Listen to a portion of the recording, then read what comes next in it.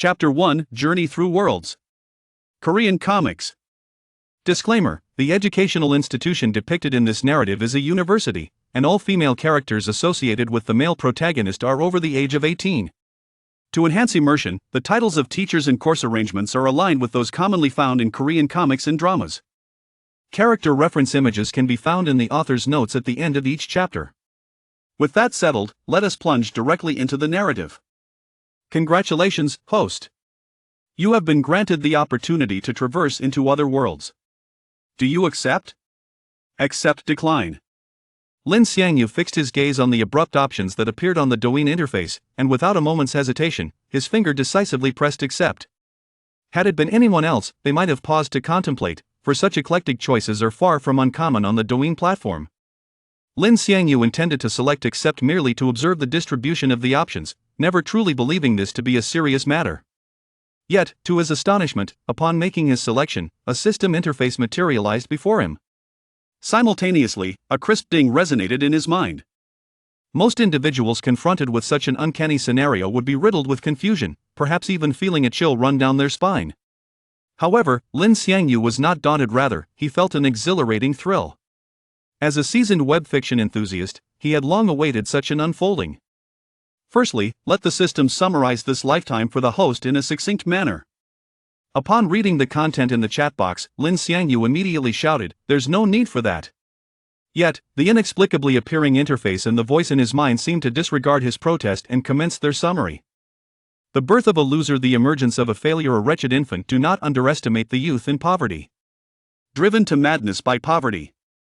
The deceased reign supreme, tears of a Tomb Raider, ashes scattered in empty coffin. These entries cascaded forth, leaving Lin Xiangyu to sigh in resignation, retorting, "Your words are rather scathing. While I understand you are not referring to me, your behavior is quite unseemly. Because I have a friend who was particularly affected by this. You need not disguise your feelings. There is no one else." Initially believing the system could not hear his muttering, Lin Xiangyu was suddenly aware that it not only could hear him but also respond immediately. Evidently, the system was intentionally toying with him. Unable to restrain his sarcasm, Lin Xiangyu remarked, "Your system is rather unprofessional, isn't it? I have undergone training. Was your elective course in insults?" The system chose not to respond further to Lin Xiangyu, instead proceeding with its duties. 1. Parallel worlds. These are realms that bear a semblance to reality yet diverge in remarkable ways. Here, historical trajectories may differ slightly, and the evolution of technology might take an entirely different path. You will have the chance to witness the rise and fall of alternate civilizations, experience a plethora of diverse human conditions, and unearth the hidden treasures nestled within countless parallel timelines. 2. Cinematic worlds. Those classic scenes that once stirred your blood and brought you to tears on the screen are now within your grasp. You can stand shoulder to shoulder with superheroes from Hollywood blockbusters or collaborate with renowned actresses from distant lands.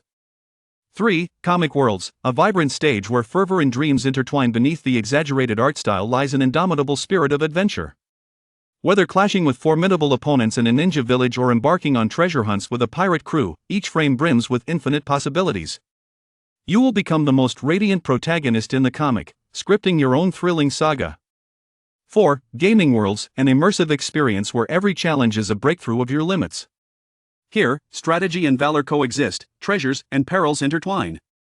You may explore freely in an open world or engage in duels with experts in an arena, evolving from a mere novice to a king of the gaming realm, unlocking the mysterious rewards hidden deep within the code.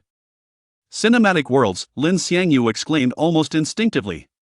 He sensed that the system was somewhat unreliable. The thought of the exaggerated scenarios and unknown dangers within the comic and gaming realms filled him with trepidation, fearing he might find himself trapped. Compared to those, the cinematic world held some semblance of reality. At least it was a three-dimensional world where he might leverage his knowledge of films to navigate successfully.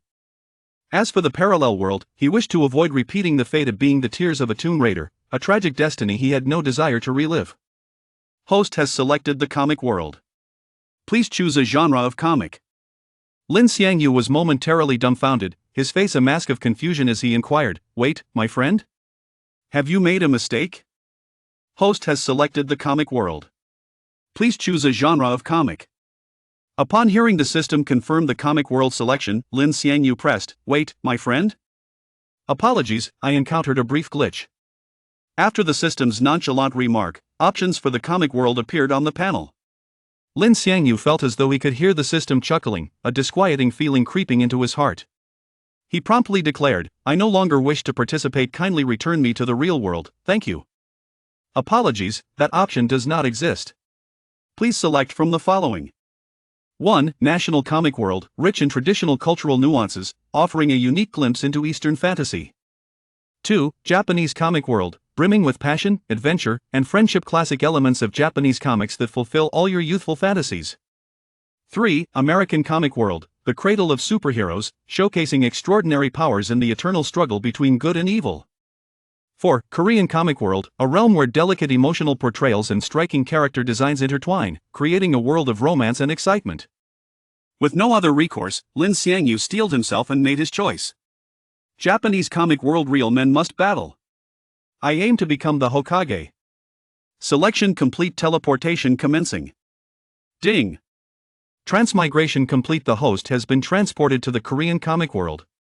Korean Comic World? I wanted to enter the Japanese Comic World. Why have you sent me to the Korean Comic World? Apologies, I encountered another glitch. You and your glitches. Transmigration complete.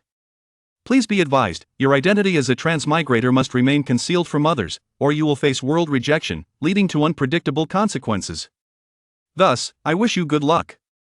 Hearing the system's insufferable announcement, Lin Xiangyu couldn't help but smile slightly, secretly pleased. I anticipated your prediction. A true man undoubtedly battles in the realm of Korean comics. Why would I choose to fight monsters instead of engaging with beautiful women? Do you take me for a fool? In this life, I shall be unbound by morality, devoid of any scruples, and live freely in the world of Korean comics. I shall sweep away morality and reclaim my true self. In the next moment, the world around Lin Xiangyu began to crystallize. He found himself lying on a bed, the room shrouded in darkness. As soon as he regained mobility, he hastily rose from the bed, eager to ascertain his appearance. After a lengthy search, he retrieved his phone to illuminate the room and switched on the lights. With no mirror in the room, Lin Xiangyu had no choice but to adjust his phone to the front camera. What greeted him was the visage of a young and handsome face, likely that of a university student, vibrant and somewhat attractive. Satisfied, Lin Xiangyu nodded in approval, but soon realized he had not acquired the original owner's memories, a wave of unease washing over him as he resolved to consult his unreliable system. System. Hey. System bro. System? No matter how Lin Xiangyu called out, the system remained unresponsive. Lin Xiangyu felt a surge of frustration. His system was clearly unlike those in typical novels and turned out to be rather troublesome. At this moment, he had lost all hope in this unreliable system. From now on, he resolved to navigate this manhwa world on his own. The first step in this endeavor was to find a restroom, as he was in urgent need. Upon exiting his room, he took just a few steps before spotting the staircase leading down. Is this the second floor? This sight reminded him of the layout of the affectionate aunt's home from a private lesson. However, the intense urge to relieve himself left him little time to ponder, and he hurried down the stairs. The living room on the first floor was brightly lit, and as soon as he arrived, he quickly located the restroom. The door was ajar, with someone inside fiddling with the handle, seemingly preparing to emerge. In his haste, Lin Xiangyu had only donned his underwear before descending. Seeing the situation, he immediately decided to take refuge in the nearby kitchen. He crouched low and scurried towards it like a thief. His heart raced like a rapid drumbeat, with a singular thought racing through his mind: hurry, he must slip inside before the person in the restroom exits. Yet fate seemed to relish in playing tricks. Just as his toes grazed the kitchen's edge, the restroom door swung open with a decisive click. Chapter 2: A Midnight Encounter in the Bedroom. In an instant, a crisp and somewhat indignant voice of a young woman pierced the air, resonating in the expansive living room. Lin Xiangyu, are you a pervert? Why are you wandering around the living room in your underwear at this hour? That voice shattered the silence, causing Lin Xiangyu to freeze, his heart racing as if gripped by an unseen hand, his breath quickening. Gritting his teeth, he slowly turned around, and the moment his gaze fell upon the figure, a flood of memories surged into his mind like a burst dam. The girl before him, with twin ponytails, was Han Yojin, the second daughter of this household. Lin Xiangyu often referred to her as his second sister, and through this, he learned of his orphan childhood, having been taken in by this family. Yet now, his memories seemed selectively filtered, with only fragments related to Han Yojin surfacing, while the rest remained devoid. Before him stood Han Yozhen, clad in a fitted athletic tank top, the snug fabric accentuating her curves perfectly. Her ultra-short sports shorts seemed deliberately designed to rest at her thighs, shamelessly revealing her long, slender legs. With each step she took, her legs exhibited a subtle undulation, bearing a unique rhythm that was neither lifelessly thin nor excessively voluptuous, but rather full and resilient, brimming with youthful vitality and life force. As she approached, an indescribable vibrancy filled the air, emanating from Han Yozhen. Lin Xiangyu found his gaze magnetically ensnared, unable to tear away even a fraction. His throat constricted involuntarily as he swallowed hard. By the shape before him, he was certain that form as emptiness was indeed accurate. This realization sent a chill down his spine. Han Yozhen, perceptive to the shift in Lin Xiangyu's gaze, flushed crimson, hastily crossing her arms over her chest to shield her sensitive areas, playfully chiding, "Lin Xiangyu, where are your eyes wandering?" "Second sister, please don't misunderstand, I was merely desperate for the restroom," Lin Xiangyu stammered, his voice trembling.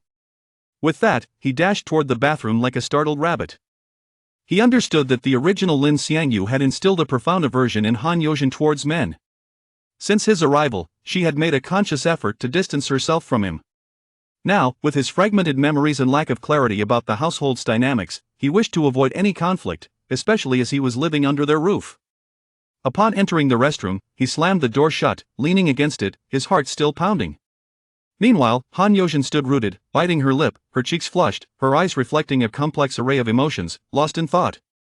When Lin Xiangyu finally emerged from the restroom, Han Yozhen had already vanished from the living room.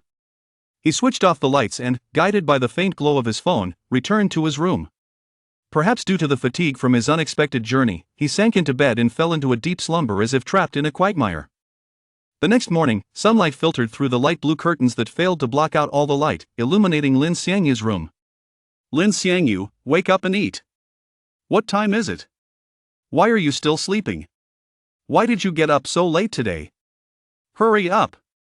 In his drowsiness, Lin Xiangyu felt something soft brushing against his face, shifting occasionally. Slowly, he opened his eyes, only to be met by the sight of a stunningly voluptuous young woman. Her tight-fitting denim shorts showcased her figure to perfection. At that moment, the girl stood on one foot at the edge of his bed, the other foot resting on his face. The instant Lin Xiangyu's gaze met hers, a torrent of memories surged into his consciousness. The young beauty before him was Pei Yilin, the family's third daughter, who was of the same age as him, her birthday being just slightly later. However, she had never regarded Lin Xiangyu as an older brother and often took delight in teasing him.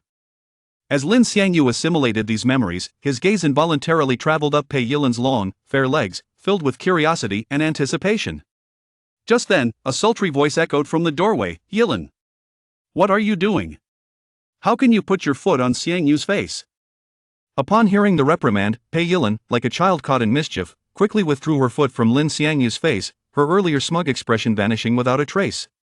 This left Lin Xiangyu feeling a twinge of disappointment. Had she shifted just a little, he could have enjoyed a more tantalizing view. Pei Yilin lowered her head, pouting slightly, reluctantly leaving the room. Lin Xiangyu raised his head and glanced towards the door, where a woman clad in a delicate silk nightgown stood. The soft, sheer fabric clung to her form, accentuating a silhouette even more alluring than Pei Yilin's.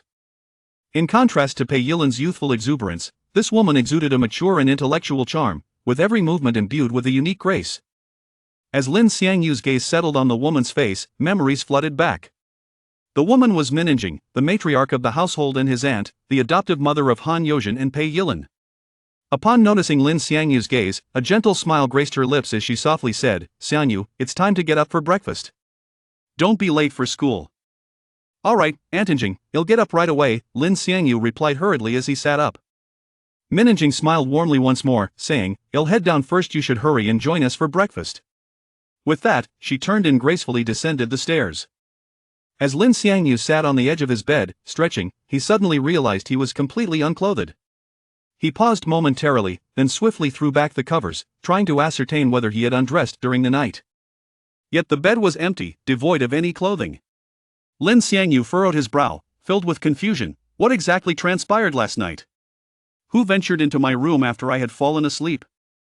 Chapter 3. The impish in the downstairs dining area had already meticulously prepared the table, arranging the steaming dishes with care. Noticing his absence, she turned her gaze towards her eldest daughter, her eyes filled with affection and trust. she said softly, perhaps you could rouse. I fear the boy may have exhausted himself last night, as he has yet to descend. Upon hearing's words, blushed faintly. Very well, mother, responded with a sweet smile. Unlike the aloof and the capricious, possessed a disposition as warm and gentle as the spring sun. This was why entrusted her with the task of summoning. Had no recollection of the previous night's events, his mind a complete blank, his head heavy with a lingering fog. His immediate concern was to find a pair of underpants. Rubbing the sleep from his eyes, he groggily made his way toward the wardrobe.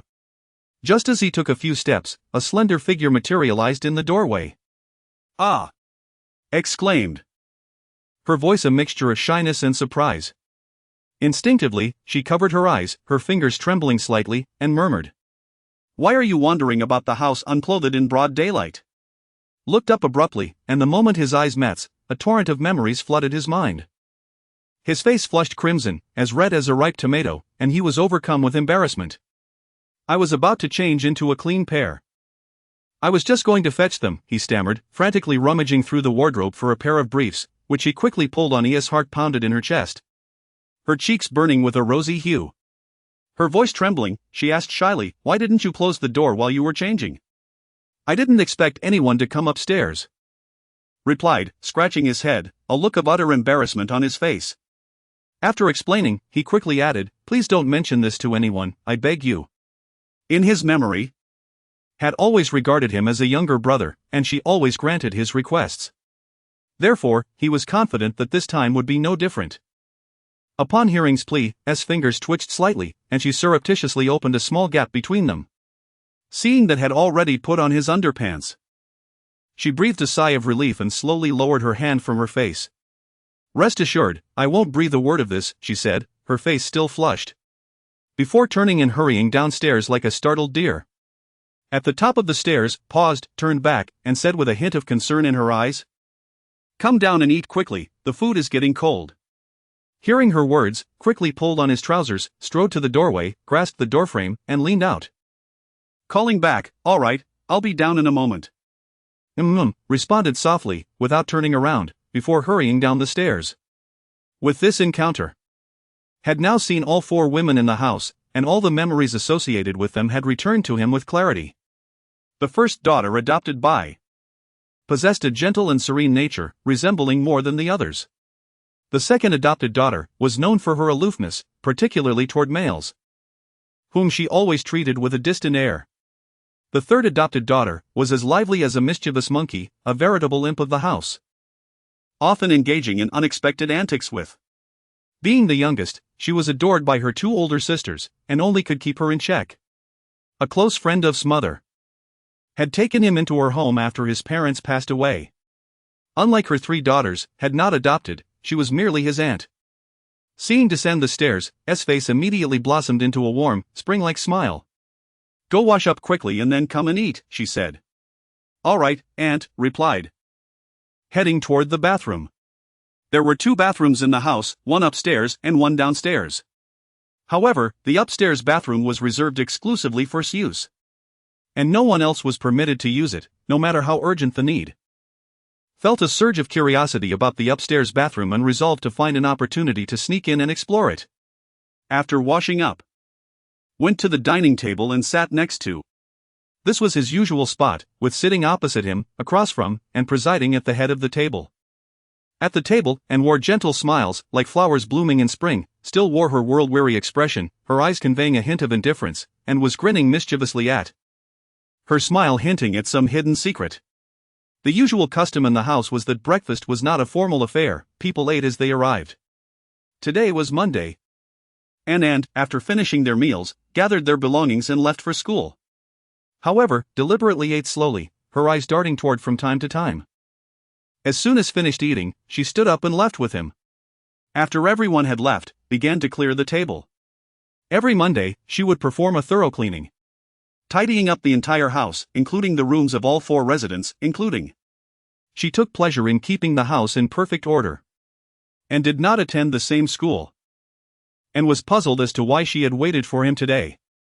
As soon as they stepped outside, suddenly darted forward, trapping against the wall with one hand. A mischievous glint sparkled in her eyes, and her lips curled into a playful smile as she said, "When I woke you up this morning, were you perhaps entertaining certain thoughts about me?" Chapter 4, The Class Flower Alone in the Classroom. How is that possible? Lin Xiangyu explained, "Yilin, you are overthinking." Fearing that Pei Yilin might uncover his identity as a time traveler, he made an effort to mimic the character he had replaced. "Is it?" Pei Yilin tilted her head, inching closer to Lin Xiangyu, her nose nearly brushing his chin. Her provocative demeanor irked Lin Xiangyu, who retorted, "Of course not. With your dreadful personality, how could I possibly be interested in you?" Upon hearing his words, Pei Yilin smirked playfully, "Not interested? If you had said that before, I would have believed you. But this morning, I witnessed something else. Come on, confess, have you been coveting my beauty for quite some time?" A mischievous smile crept across Lin Xiangyu's face as he replied, "Not for long, just since this morning. Besides, you were clearly trying to entice me earlier." Pei Yilin's expression shifted to one of disbelief, her eyes widening as she stared at Lin Xiangyu. "Did that just come out of your mouth? Are you really Lin Xiangyu? You seem different today." "What? What's different?" Lin Xiangyu was taken aback by Pei Yilin's keen intuition and felt a wave of anxiety wash over him. Pei Yilin leaned in closer, whispering in his ear, "That was the real you, wasn't he it? This version of you intrigues me greatly." With that, she playfully licked his earlobe, marking the first time she had exhibited such bold behavior towards him. Feeling the softness against his chest, Lin Xiangyu shivered involuntarily. "How big?" he asked, forming a circle with his hands. "Is it really this big?" Pei Yilin, surprised by his gesture, replied, "You truly are different today." At that moment, the sound of the front door opening broke their intimate exchange. Pei Yilin noticed Minjing coming out with a bag of trash and whispered to Lin Xiangyu, "I'll find you again tonight when we get home." After saying this, she released him and dashed to the roadside to hail a taxi. Watching her retreating figure, Lin Xiangyu mused, "Could she have been the one to remove my pants last night?" By the time Minjing emerged from the house, Pei Yilin had already departed in the taxi. Minjing, seeing Lin Xiangyu still standing by the wall, asked in surprise, "Xiangyu, why haven't you gone to school yet?" Lin Xiangyu pondered for a moment before replying, "I'm waiting for a taxi. There are hardly any cars today, there was one just now. But I let Yilin take it." After tossing the trash into the bin, Minjing advised, "You better not be late. I'm heading home now." "All right, Aunt Injing," Lin Xiangyu responded. Minjing had inherited a considerable fortune from her late parents, providing ample living expenses for Lin Xiangyu and the other girls, who never took public transportation. Yet, Lin Xiangyu recalled that he had always relied on public transit to get to school, leaving him puzzled by the difference. Nevertheless, with money at his disposal, he opted for a taxi to school. As he rode, Lin Xiangyu reflected on his current situation. First, unlike other time travelers he had read about, he had not experienced a blinding headache to access all his memories. Instead, he remembered things as they came to him.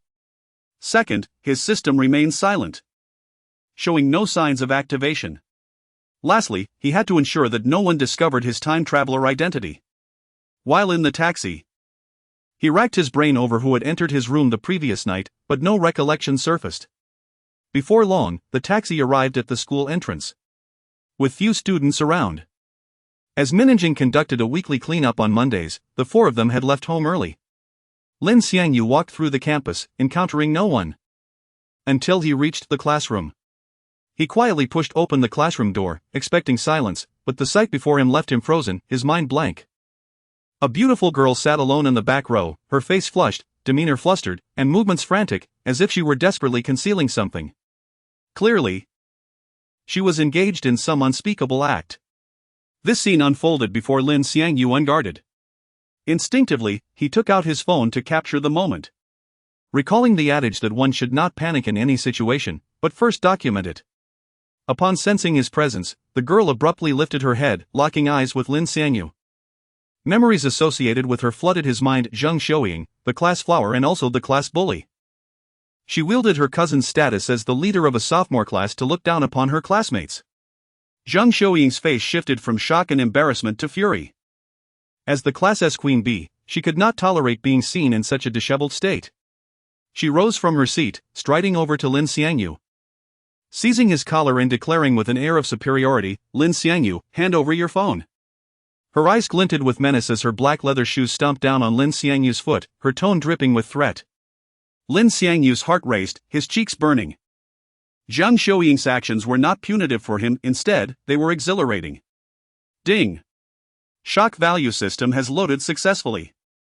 The host will gain shock value for actions that astonish others. Every 100 shock points can be exchanged for a spin on the prize wheel. The more spins, the greater the chance of winning a grand prize. A smile spread across Lin Xiangyu's face as joy surged within him. The system he had longed for had finally arrived. What are you grinning at so lewdly? I told you to hand over your phone, didn't you hear me? Don't make me repeat myself. Zhang Xiuying's anger flared as she witnessed Lin Xiangyu's smile. Gathering his composure in response to her demands, Lin Xiangyu devised a plan. Why not test the waters with Zhang Xiuying first? Resolute, he replied with a mischievous grin, "Who are you talking to? Do you think I fear you? If you continue to shout at me, I'll ensure the entire school knows about what you were just doing.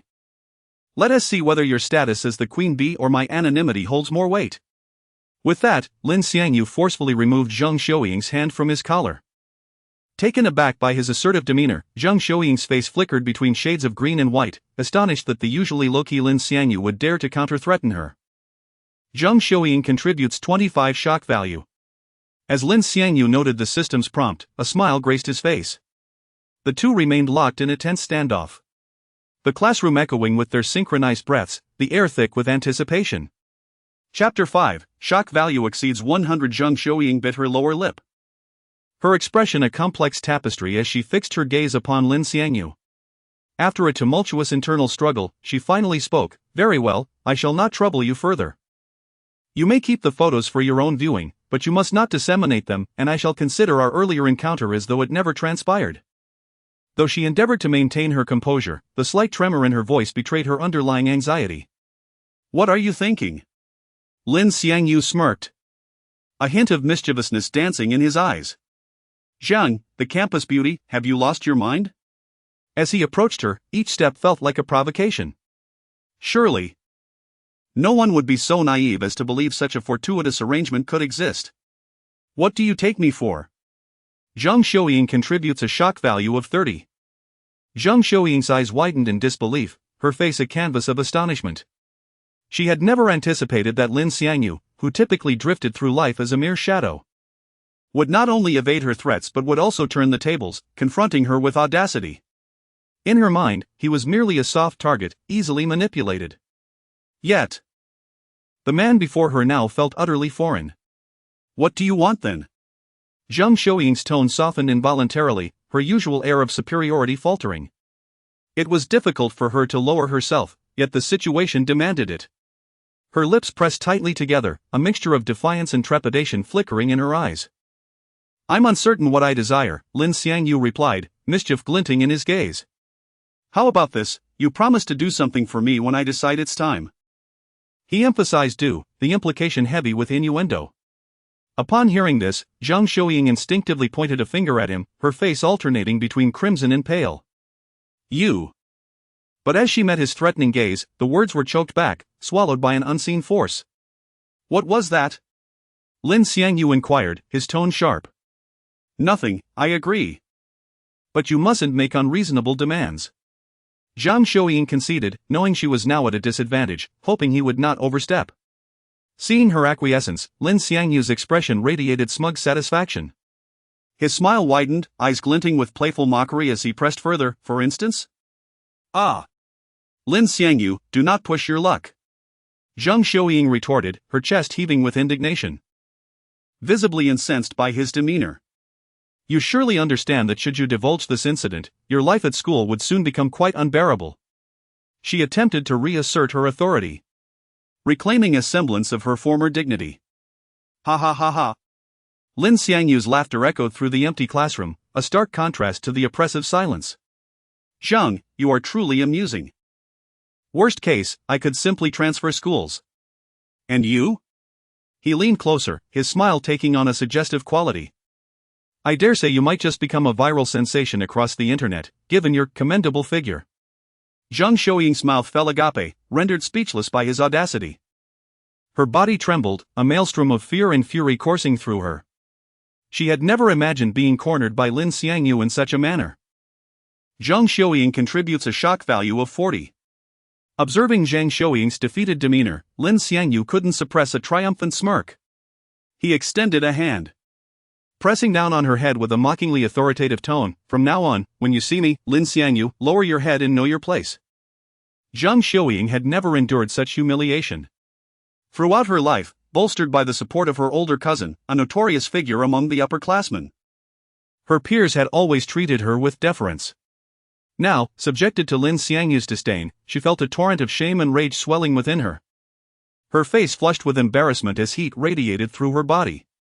Desperate to conceal her turmoil, she hastily maneuvered past him, exiting the classroom in a flurry. Ah! Such was the world of a Korean comic, thrilling indeed. Lin Xiangyu mused, a satisfied grin plastered across his face as he settled into his seat. Soon, classmates trickled into the classroom, each face sparking a cascade of memories within Lin Xiangyu's mind. Before long, the room was nearly filled. At that moment, a brash male student entered, his flamboyant hairstyle and disheveled attire exuding an unmistakable aura of delinquency. Upon spotting Lin Xiangyu, a flicker of disdain crossed his eyes as he strode directly towards him. Lin Xiangyu lifted his gaze, locking eyes with the newcomer. In that instant, a flood of memories surged forth. This student was Gu Genxue, a relentless bully in Lin Xiangyu's past, having extorted most of his living expenses. Lin Xiangyu recalled the harrowing night when the original owner of this body, overwhelmed by the relentless torment, had penned a farewell note and succumbed to despair. Gu Genxue, taken aback by Lin Xiangyu's seemingly unyielding demeanor, felt a hint of surprise flicker within him. Gu Genxue contributes a shock value of 5. He approached Lin Xiangyu's desk with an air of entitlement, plopping down with a casualness that made the desk creak in protest. Extending his hand, a haughty smirk gracing his features, he commanded, Xiangyu, hurry and hand over my allowance for this week. Though Gu Genxue's contribution to the shock value was meager, combined with Zhang Xiaoying's earlier offering, it precisely reached 100, summoning a grand prize wheel before Lin Xiangyu's eyes. A glint of excitement sparkled in his gaze as he examined the system's lottery interface. The wheel was divided into 7 distinct segments, ranging from bronze to silver, gold to diamond, and further to master and king, with an additional platinum space in the center. The bronze and silver cards dominated the wheel, while the king and master cards were mere slivers. Lin Xiangyu's silence irked Gu Genxue, who felt his authority being challenged. Anger flared within him, his features contorting as he bellowed, Lin Xiangyu, are you deaf? Do you not hear me speaking to you? His shout drew the attention of every student in the classroom. They all anticipated the familiar spectacle of Gu Genxue bullying Lin Xiangyu, a scenario they had grown all too accustomed to, their expressions indifferent as they awaited the unfolding drama. Zhang Xiaoying turned her gaze toward Lin Xiangyu's position, secretly hoping that Gu Genxue would deliver a crushing blow today, thus obscuring her own indiscretions. At that moment, interrupted by Gu Genxue, Lin Xiangyu felt an overwhelming surge of frustration, coupled with the memories of the original owner's torment. The anguish and humiliation ignited a fierce blaze within him. Rising from his seat, he embodied the wrath of a provoked lion, his eyes aflame with indignation. Gu Genxue, witnessing Lin Xiangyu's sudden rise, felt his own fury subside. Oblivious to the intensity of Lin Xiangyu's gaze, he assumed the stance was merely a prelude to Lin Xiangyu retrieving his money, a consequence of his long-standing bullying that had ingrained in him the belief that Lin Xiangyu would never dare to defy him. He purposefully instructed Lin Xiangyu to exchange currency for him weekly, purely to bask in the admiration of his classmates, a spectacle that would bring him immense satisfaction. Yet, fate had a different script in store for him, one where he would not receive money, but rather a stinging slap from Lin Xiangyu. Smack! The sound reverberated through the classroom. Lin Xiangyu's slap landed squarely on Zhu Genxi's face as he rebuked him, You dare ask me for your living expenses? Am I your father? He pointed a finger at the bewildered Zhu Genxi, his eyes filled with disdain. Address me with a softer tone henceforth, your sire is not deaf. After uttering these words, he deliberately patted Zhu Genxi's face, a gesture brimming with mockery. The students in the classroom were utterly dumbfounded by this spectacle, their mouths agape. Eyes wide, their faces etched with shock. They had never imagined that Lin Xiangyu, who had always been bullied by Zhu Genshi, would suddenly erupt in such a manner. The entire classroom seemed to be frozen in time, everyone captivated by this sudden turn of events. Chapter 6, Obtaining Rewards. Striking back, Lin Xiangyu's eyes sparkled with excitement as he issued a command deep within his consciousness. In an instant, the colossal lottery will seem to be infused with a ferocious energy, its pointer spinning with an almost imperceptible speed, leaving trails of light in its wake before finally coming to a halt in the zone designated for the golden cards. As soon as the pointer settled, countless golden cards at the center of the wheel began to flicker and shift like activated sprites. After 3 scintillating flashes, 3 golden cards emerged, neatly aligned within Lin Xiangyu's conscious vision. Please select one from the 3 cards. Golden Attribute Card, Idol. Card Effect, enhances the host's appearance. Golden Attribute Card, Model. Card Effect, improves the host's body proportions. Golden Attribute Card, Muscle King. Card Effect, increases the host's muscle strength. Lin Xiangyu's gaze darted rapidly across the 3 cards, and he marveled inwardly. Each card offered enticing rewards. Whether it was the idol card that could elevate his appearance to astonishing heights, the model card that promised to refine his body proportions, or the Muscle King card that would bolster his muscle strength, all stirred his heart. Yet, the rules lay bare before him, and he could only choose one amidst the current tense atmosphere, where possessing formidable power was paramount. As Lin Xiangyu meticulously analyzed the card contents, Zhu Genshi, who had been struck by Lin, seethed with rage, his expression contorted like an enraged beast. Meanwhile, Lin Xiangyu had completed his evaluation of the golden cards. Resolutely, he made his choice, card 3. No sooner had he spoken than the other 2 golden cards disintegrated into motes of starlight, while the Muscle King card seemed to find its destined path, soaring towards his body and merging with him in the blink of an eye. In that moment, Lin Xiangyu distinctly felt a surge of warmth coursing through his muscles, causing them to swell and tighten, each fiber seemingly infused with boundless strength. You dare strike me, you worthless fool! Zhu Genshi bellowed, his face flushed with anger, resembling a rabid dog. The students around them began to whisper amongst themselves, astonished at Lin Xiangyu's sudden audacity to retaliate against Zhu. Having unleashed his fury, Zhu, now blinded by rage, lifted his other hand, ready to slap Lin Xiangyu. However, just as his hand swung through the air, Lin Xiangyu deftly seized it mid-motion. A glint of determination flickered in Lin's eyes, with a sudden exertion of force. He pressed Zhu's fingers against the back of his own hand, twisting Zhu's arm outward with a swift motion. Empowered by the Muscle King card, Lin Xiangyu's strength was unparalleled, rendering Zhu as helpless as a fledgling chick in his grip. With minimal effort, Zhu's arm was twisted nearly a full rotation. Ah! Zhu Genshi cried out in agony, akin to a pig being slaughtered. He hastily withdrew the hand that had been clutching Lin Xiangyu's hair, desperately attempting to pry Lin's grip from his wrist. Yet, Lin's hand clamped down like a vice, unyielding despite Zhu's frantic struggles. With a disdainful snort, Lin Xiangyu raised his right hand and delivered another resounding slap to Zhu's face. The force behind the blow drew blood from the corner of Zhu's mouth, a crimson trickle trailing down his chin. But Lin had no intention of stopping, he was acutely aware upon acquiring the skill card. Lin Xiangyu exhibited no hesitation and instinctively reacted. With a sharp glint in his eyes, he abruptly turned to face Jin Zhengshi, who was still crouched on the ground, groaning in pain, and delivered a perfectly executed calf kick. The strike was precise and powerful, making direct contact with Jin Zhengshi's calf without a trace of deviation. The excruciating pain radiating from his leg caused Jin Zhengshi to lose his balance, collapsing onto his knees before Lin Xiangyu. Without granting Jin Zhengshi a moment to recuperate, Lin Xiangyu raised his leg once more, forcefully landing a kick upon Jin Zhengshi's head. This time, Lin Xiangyu held nothing back, sending Jin Zhengshi sprawling backward, rendered helpless on the ground, unable to rise for quite some time. At that moment, 2 of Zhu Genshua's henchmen charged forward with fierce intent. However, consumed by rage, Lin Xiangyu advanced boldly, mounting the corpulent form of Jin Zhengshi, entirely disregarding the approaching duo.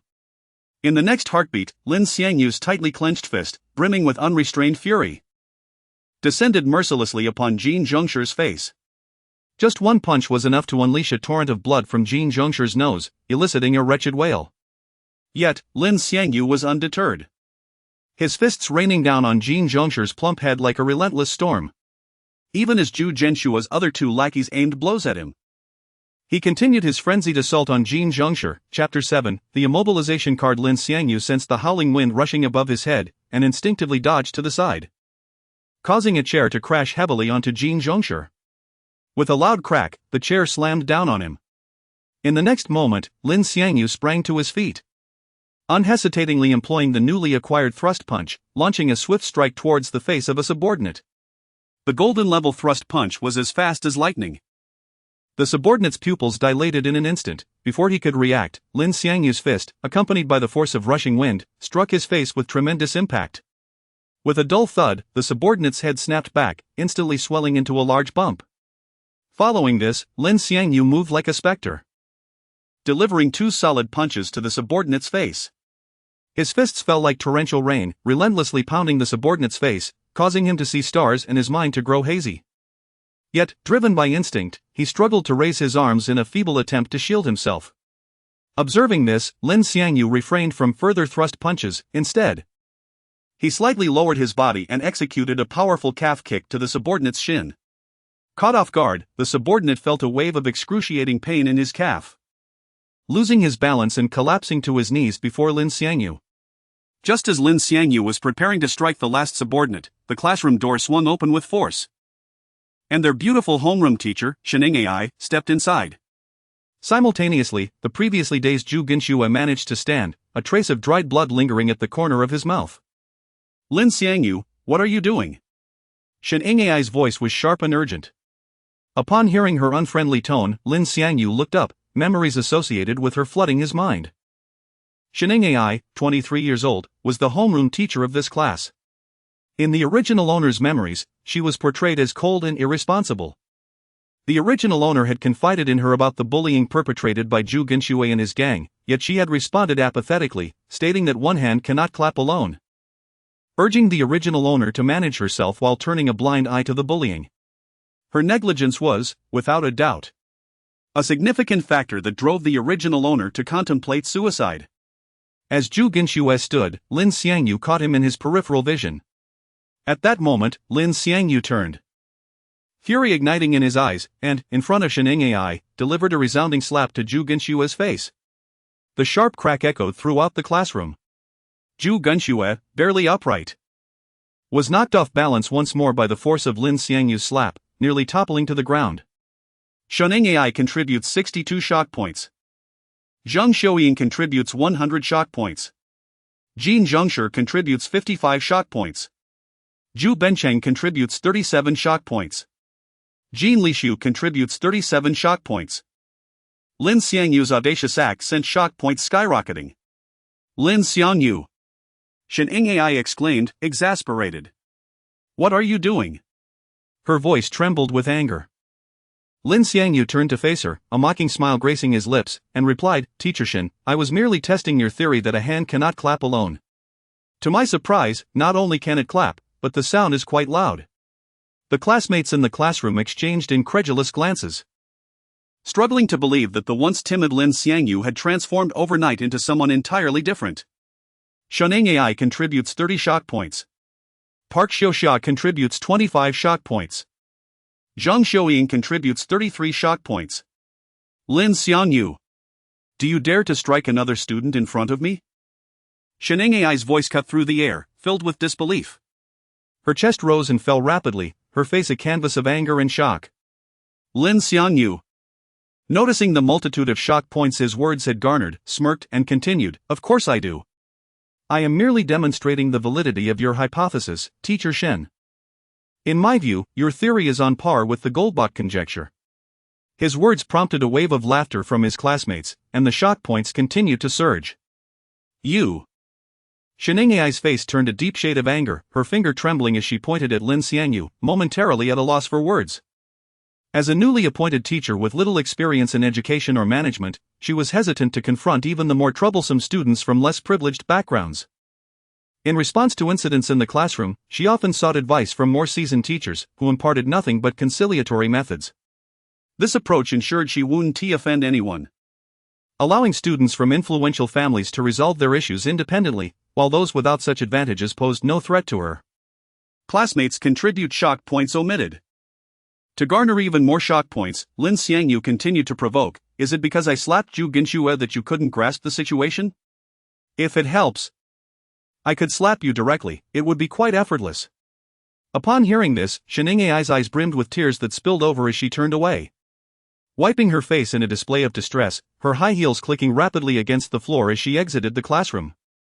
Witnessing this scene, the classmates who had initially been mere spectators regarded Lin Xiangyu with awe, as if he were a celebrity. Even the class beauty, Zhang Xiuying, stared wide-eyed in disbelief, unable to comprehend the transformation of the once timid Lin Xiangyu. As shock points continued to multiply, Lin Xiangyu began another round of draws. Golden prop card, one-time use immobilization card. Card effect, immobilizes a person, duration depending on their physical condition, lasting up to a maximum of 5 seconds.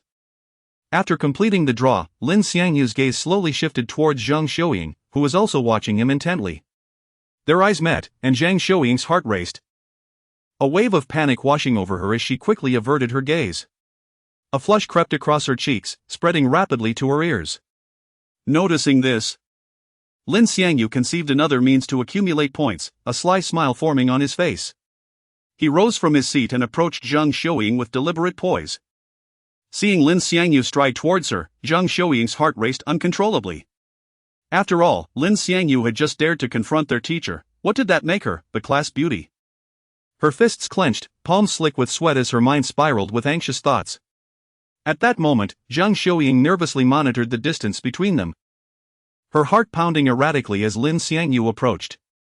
He is coming towards me, surely he doesn't intend to make me do something in front of the entire class? Chapter 8, The Bold Kiss. As Lin Xiangyu approached Zhang Xiuying's seat, her heart raced to an extreme, pounding like a rapid-fire percussion instrument. Her cheeks flushed crimson, and the warmth on her face intensified with her growing embarrassment. Lin Xiangyu seemed to casually stroll past her desk, prompting Zhang Xiuying to breathe a sigh of relief as her taut nerves began to relax. However, just as she thought the moment had passed, Lin Xiangyu suddenly pivoted, pressing his hands forcefully against her desk and leaning in swiftly towards her delicate lips. The entire classroom fell into a stunned silence, as if Lin Xiangyu had transformed into someone unrecognizable, shedding the persona of the meek target he once was. Every gaze in the room was riveted on his every move, filled with confusion and intrigue, utterly unable to decipher his intentions. Lin Xiangyu's audacious action sent Zhang Xiuying's heartbeat spiraling out of control, the rapid thumping echoing loudly in her ears.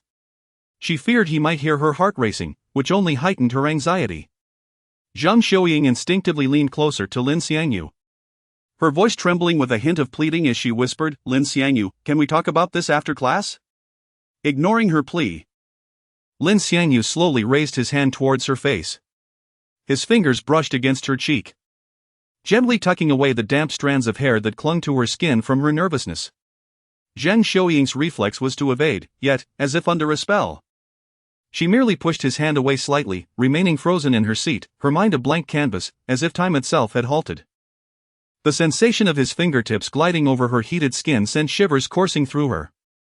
At that moment, she was utterly bewildered, unable to comprehend why she did not resist his intimate gesture in front of the entire class.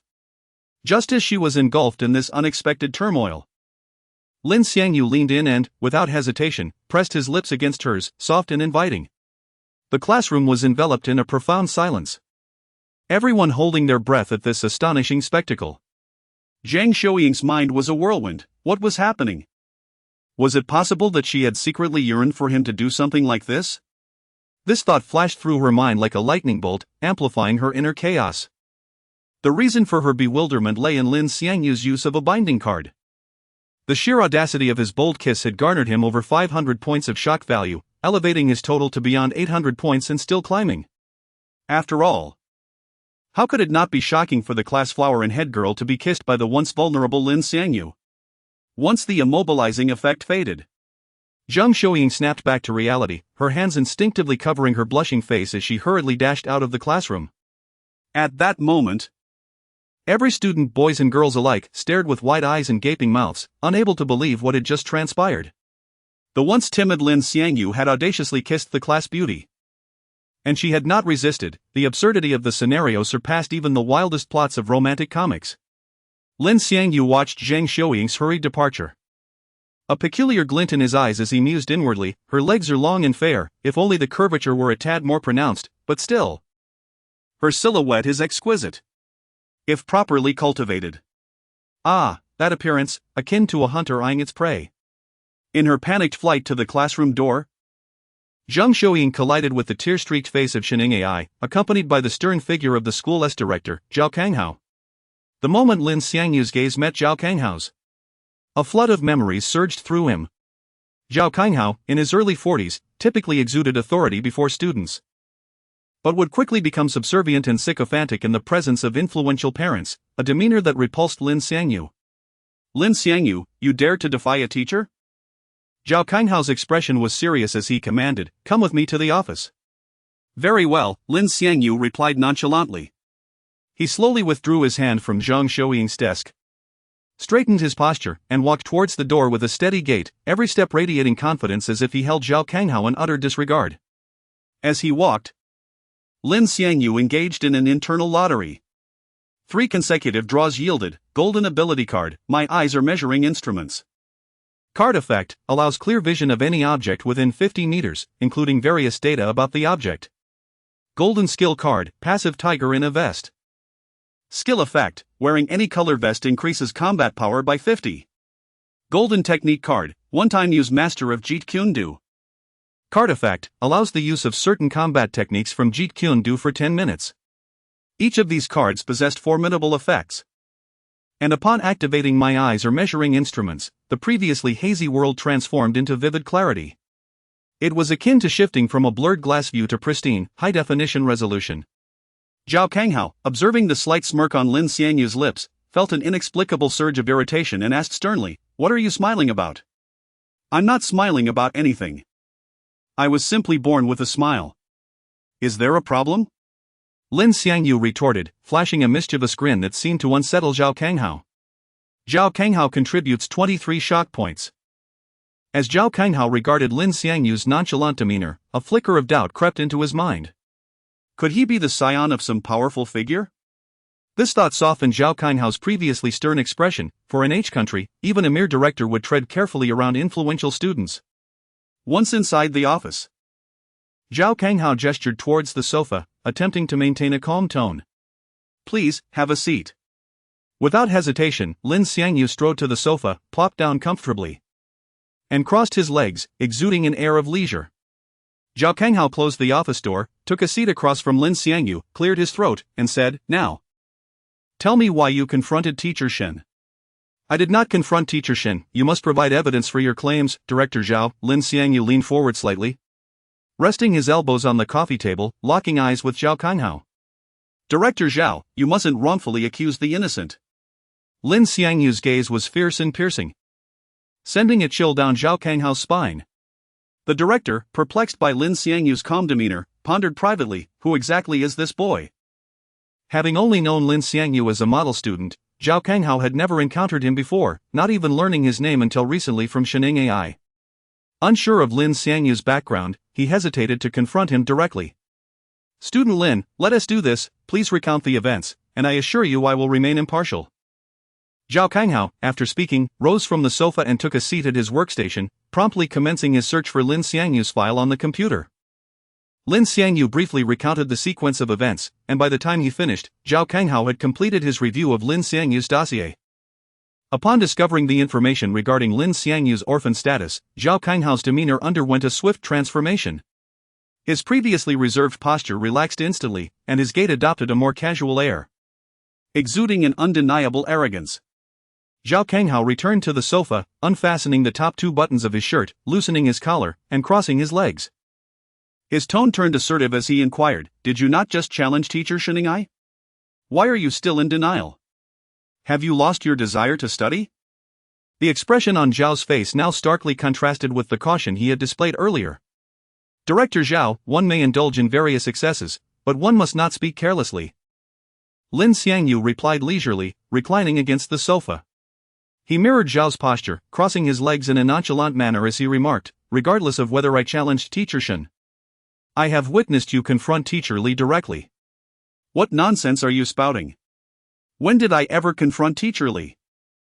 Zhao Kanghao's expression flickered with a hint of panic at Lin Xiangyu's words, yet he feigned composure in his retort. Director Zhao, it seems the affluent often forget their transgressions. Allow me to assist your memory, Lin Xiangyu said, rising from the sofa and deliberately sauntering to its rear. He struck the back of the sofa with his hand, producing a resounding clap. With a slight smirk, he looked down at Zhao Kanghao and asked, Does this jog your memory, Director Zhao? Chapter 9, Good women should not be missed, bad women should not be wasted. As Lin Xiangyu's words fell, Zhao Kanghao felt a sudden chill run down his spine. Beads of sweat instantly surfacing on his forehead, each droplet seemingly a manifestation of his inner trepidation. He instinctively swallowed, trembling as he rose from the sofa. His legs heavy as though laden with lead, moving step by step towards the office door. His hand quivered slightly, but he managed to grasp the door lock, securing the office door from the inside. After locking the door, Zhao Kanghao turned around, his face adorned with a servile smile as he hastened to Lin Xiangyu's side. He slightly hunched his back, resembling a pleading puppy, and spoke in a tone that bordered on obsequious. Student Lin, I sincerely apologize for wrongly accusing you earlier. And I hope to earn your forgiveness. Upon hearing this, Lin Xiangyu's lips curled into a slight smirk as he mockingly inquired, Am I allowed to laugh now, Director Zhao? After speaking, he fixed his gaze on Zhao Kanghao, as if eagerly awaiting his performance. Of course, Zhao Kanghao replied hurriedly, his smile growing increasingly forced, almost more grotesque than tears. Laughing doesn't violate any school rules, in fact, I quite enjoy laughing myself. No sooner had he spoken than he erupted into a dry, awkward laugh. Ha ha ha. Lin Xiangyu observed Zhao Kanghao's ludicrous demeanor, unable to contain himself, and burst into uncontrollable laughter. He. Zhao Kanghao, embarrassment washing over him, forced a smile that remained rigid upon his face, akin to a mask that could not be removed. As the laughter continued, Lin Xiangyu's expression abruptly shifted to one of seriousness, reminiscent of the stern demeanor Zhao Kanghao had displayed at the classroom door, stating, Director Zhao, I preferred your former rebellious demeanor. If there is nothing else, I shall return to class, for I am a dedicated student who loves to learn. Very well, Student Lin. I am truly sorry for interrupting your class time, Zhao Kanghao replied with an air of entitlement, his demeanor humble as if he were the one who had erred. Should any other students witness Zhao Kanghao's current state, they would undoubtedly be left agape. Realizing he could not extract much shock value from Zhao Kanghao, Lin Xiangyu lost interest in continuing their exchange. In his estimation, he would rather return to class and devise ways to enhance Zheng Xiuying's fondness for him. Zhao Kanghao, still hunched like a subservient servant, walked ahead of Lin Xiangyu. Just as he was about to unlock the office door, his hand paused mid-motion. Turning his head, he plastered a sycophantic smile and addressed Lin Xiangyu, who frowned in irritation and queried, What now? Do you have something else to say? No. Zhao Kanghao quickly waved his hands, his smile growing even brighter. Student Lin, I merely wish to inquire if you happened to capture any videos or images at that time. His voice dropped to a whisper, as if fearing the walls might overhear. Upon hearing Zhao Kanghao inquiry, Lin Xiangyu's expression turned icy. A flicker of impatience flashing in his eyes as he retorted sharply, Director Zhao, this is the last time I wish to hear you mention this matter again. The incident was merely a fleeting glance Lin Xiangyu had caught through a crack in the door, and he had fled. There had been no videos or images. However, Zhao Kanghao appeared oblivious to this, intimidated by Lin Xiangyu's imposing aura, and hastily unlocked the door, refraining from broaching the topic further, merely watching Lin Xiangyu exit his office. His eyes brimmed with resentment and bitterness, yet he dared not express it, silently seething within. As Lin Xiangyu stepped into the corridor, he recalled Zhao Kanghao's earlier demeanor and couldn't help but smile. Meanwhile, Zhao Kanghao sat on the sofa. Fury etched across his face as he furiously typed a message on his phone, each keystroke an outlet for his anger. After sending the message, a glint of malice flickered in his eyes, followed by a broad grin.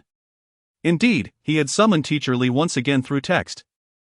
He intended to vent the frustration he had endured from Lin Xiangyu onto Teacher Li. Upon returning to the classroom, Lin Xiangyu found the door closed. The sound of teacher Shin Ai lecturing within indicating that class had commenced. He rapped on the door. Inside, teacher Shin. Momentarily halting her lesson at the sound of the knock, frowned slightly before striding in her high heels to open the door. Upon seeing Lin Xiangyu's smiling visage, her expression soured, brows furrowing, eyes wide with surprise and confusion. As Lin Xiangyu's gaze fell upon Shin Ai, her details materialized before him. Shin Ai, 23 years old. Height 172 centimeters, B80 cm, W58 cm, H86 cm, E cup. Stepping out of the classroom, she shut the door behind her and incredulously asked, "What brings you back?" Her tone mingled surprise with a hint of anger, as though questioning how he could return so easily. Just moments ago, Director Zhao had assured her he would summon Lin Xiangyu's parents and promised to handle the situation sternly, potentially leading to his expulsion. Yet here was Lin Xiangyu, back so soon and smiling, leaving her utterly astonished and perplexed. "I cannot simply wander away during class hours," Lin Xiangyu replied, meeting her gaze with a mischievous grin. "What do you think, teacher Shin?" His eyes were filled with provocation, as though challenging her. Shin Ai averted her gaze, her eyes darting away as she stammered. "Does Director Zhao know you're back in class?" "Of course, it was Director Zhao who instructed me to return," Lin Xiangyu stated, feigning innocence. "If you doubt me, I could fetch him." Upon hearing this, Shin Ai hastily pursued Lin Xiangyu, grasping his hand. "No need to trouble Director Zhao, I believe you. Please return to class." Her voice bore a note of pleading, clearly anxious that involving Zhao Kanghao might lead to complications for herself. Concerned about displeasing Zhao Kanghao, Shin Ai valued her position greatly, wary of offending even a student, let alone the director. Turning to face the flustered Shin Ai, Lin Xiangyu allowed a sly smile to creep onto his face. He gently squeezed her delicate hand, an action both ambiguous and daring, as if testing her boundaries. Shin Ai was undeniably attractive, arguably the most beautiful in the class, second only to Zhang Xiuying. Her figure was more voluptuous, and at times, she wore glasses, enhancing her allure. Lin Xiangyu's touch rendered Shin Ai's face a deep crimson, the blush swiftly spreading to her ears. Being flirted with by her student filled her with profound embarrassment. However, the proximity to the classroom made her wary. She feared their conversation might be overheard by students, resulting in unwelcome gossip that could tarnish her reputation. Thus, she resolved to remain silent, swallowing her humiliation, and proceeded back to class as if nothing had transpired. With that, she strode in her high heels towards the classroom. Her shapely legs, adorned in sheer black stockings, brushed together with each step, the staccato rhythm of her heels against the pavement resonating with an alluring cadence. From behind, Lin Xiangyu's gaze lingered on this captivating tableau, causing him to swallow hard. Lin Xiangyu's current ethos was, never let a virtuous woman slip away, and never squander a wicked one, seize the moment. Provided their beauty and figure met his standards, they were all fair game. Even if he were to conquer every woman in the school, and indeed throughout all of H country, who caught his eye, Lin Xiangyu would never be sated. To Lin Xiangyu, Shin Ai, his homeroom teacher, possessed an added allure owing to the forbidden nature of their connection, making her even more tempting than the class beauty, Zhang Xiuying. The mere thought of the potential narratives that could unfold between him and Shin Ai filled him with excitement. With this in mind, Lin Xiangyu hastened his pace to catch up. Hearing Lin Xiangyu's hurried footsteps behind her, Shin Ai instinctively turned around, her eyes reflecting a mix of fear and unease. In the instant Shin Ai pivoted, Lin Xiangyu's eyes blazed with fervor. He seized her arm with precision, pinning her against the corridor wall with undeniable force. This abrupt action flushed Shin Ai's face crimson, the blush spreading like wildfire. A medley of emotions, apprehension, shyness, and mortification surged within her, evoking a peculiar sensation and accelerating her heartbeat to a frantic pace, audible in the hushed hallway. Restrained against the wall, Shin Ai instinctively struggled, attempting to wrest her arm from Lin Xiangyu's grasp. Her slender limbs proved futile against his powerful hands. Her resistance, akin to a trapped animal, was easily subdued with each futile attempt. Realizing her efforts were in vain, Shin Ai lowered her gaze, her face burning, and spoke in a voice barely louder than a whisper, laced with trepidation, "Lin Xiangyu, what do you think you're doing? I am your teacher." Her voice conveyed helplessness and entreaty, as if begging for mercy. Upon hearing Shin Young-ae's faint plea, Lin Xiangyu felt a surge of triumph. He astutely deduced that her reluctance to persist stemmed from a fear of being overheard by the students in the classroom. Consequently, he leaned in, his warm breath caressing her neck, and murmured, "Miss Shin, I suggest you lower your voice, lest the students overhear. Wouldn't you agree?" His tone, deep and resonant, carried a subtle threat, sending a shiver down her spine. Lin Xiangyu then utilized his points to initiate another lottery draw, the pointer spinning rapidly. As it halted, a golden card materialized in his mind. Golden item card, single-use kiss card. Card effect, upon use on any female, the target will not resist being kissed for 10 seconds. Lin Xiangyu's eyes lit up with excitement and avarice upon reading the card's effect. Without hesitation, he deployed the kiss card on Shin Young-ae. Card activated. Commencing countdown. Please be mindful of the time. As the countdown commenced, Lin Xiangyu's desire became irrepressible. His gaze intensified, and he leaned in to press his lips against Shin Young-ae's tender mouth. The instant their lips met, Shin Young-ae found herself incapable of resistance, even subconsciously complying, which left her stunned. She couldn't comprehend the situation. Despite her mental urge to push Lin Xiangyu away, her body seemed to be cooperating with his actions. Shin Young-ae's eyes widened in shock and disbelief. Her mind went blank, all reason and thought dissolving into shame and confusion. During those 10 seconds, her mind raced with conflicting emotions. She felt resentment toward Lin Xiangyu's audacity, shame at her lack of resistance, and bewilderment at the inexplicable sensations aroused by his kiss. To Lin Xiangyu's surprise, even after the countdown concluded, Shin Young-ae did not pull away, allowing him to continue his advances, much to his delight. However, his reverie was cut short when Shin Young-ae finally pushed him away, albeit gently. "Lin Xiangyu, you've gone too far. How dare you treat your teacher this way?" "I'm calling your guardian immediately," Shin Young-ae declared, her voice filled with anger and authority, attempting to reclaim her dignity.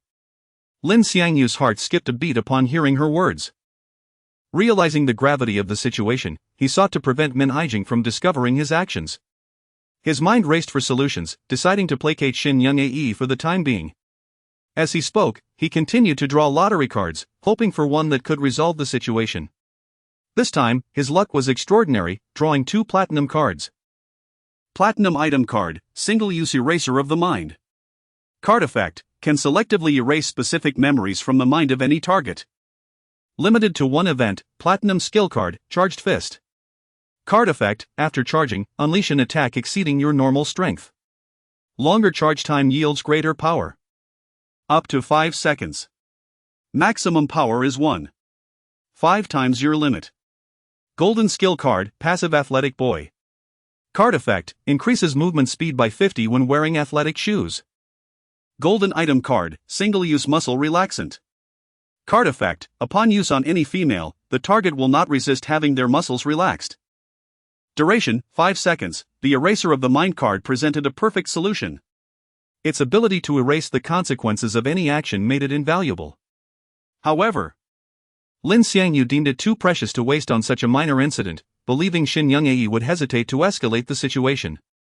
"Lin Xiangyu, come with me," Shin Young-ae said. Turning toward the stairwell, her steps hurried and disoriented, as if fleeing a place of shame. "Yes, Miss Shin," Lin Xiangyu replied, a subtle smile playing on his lips.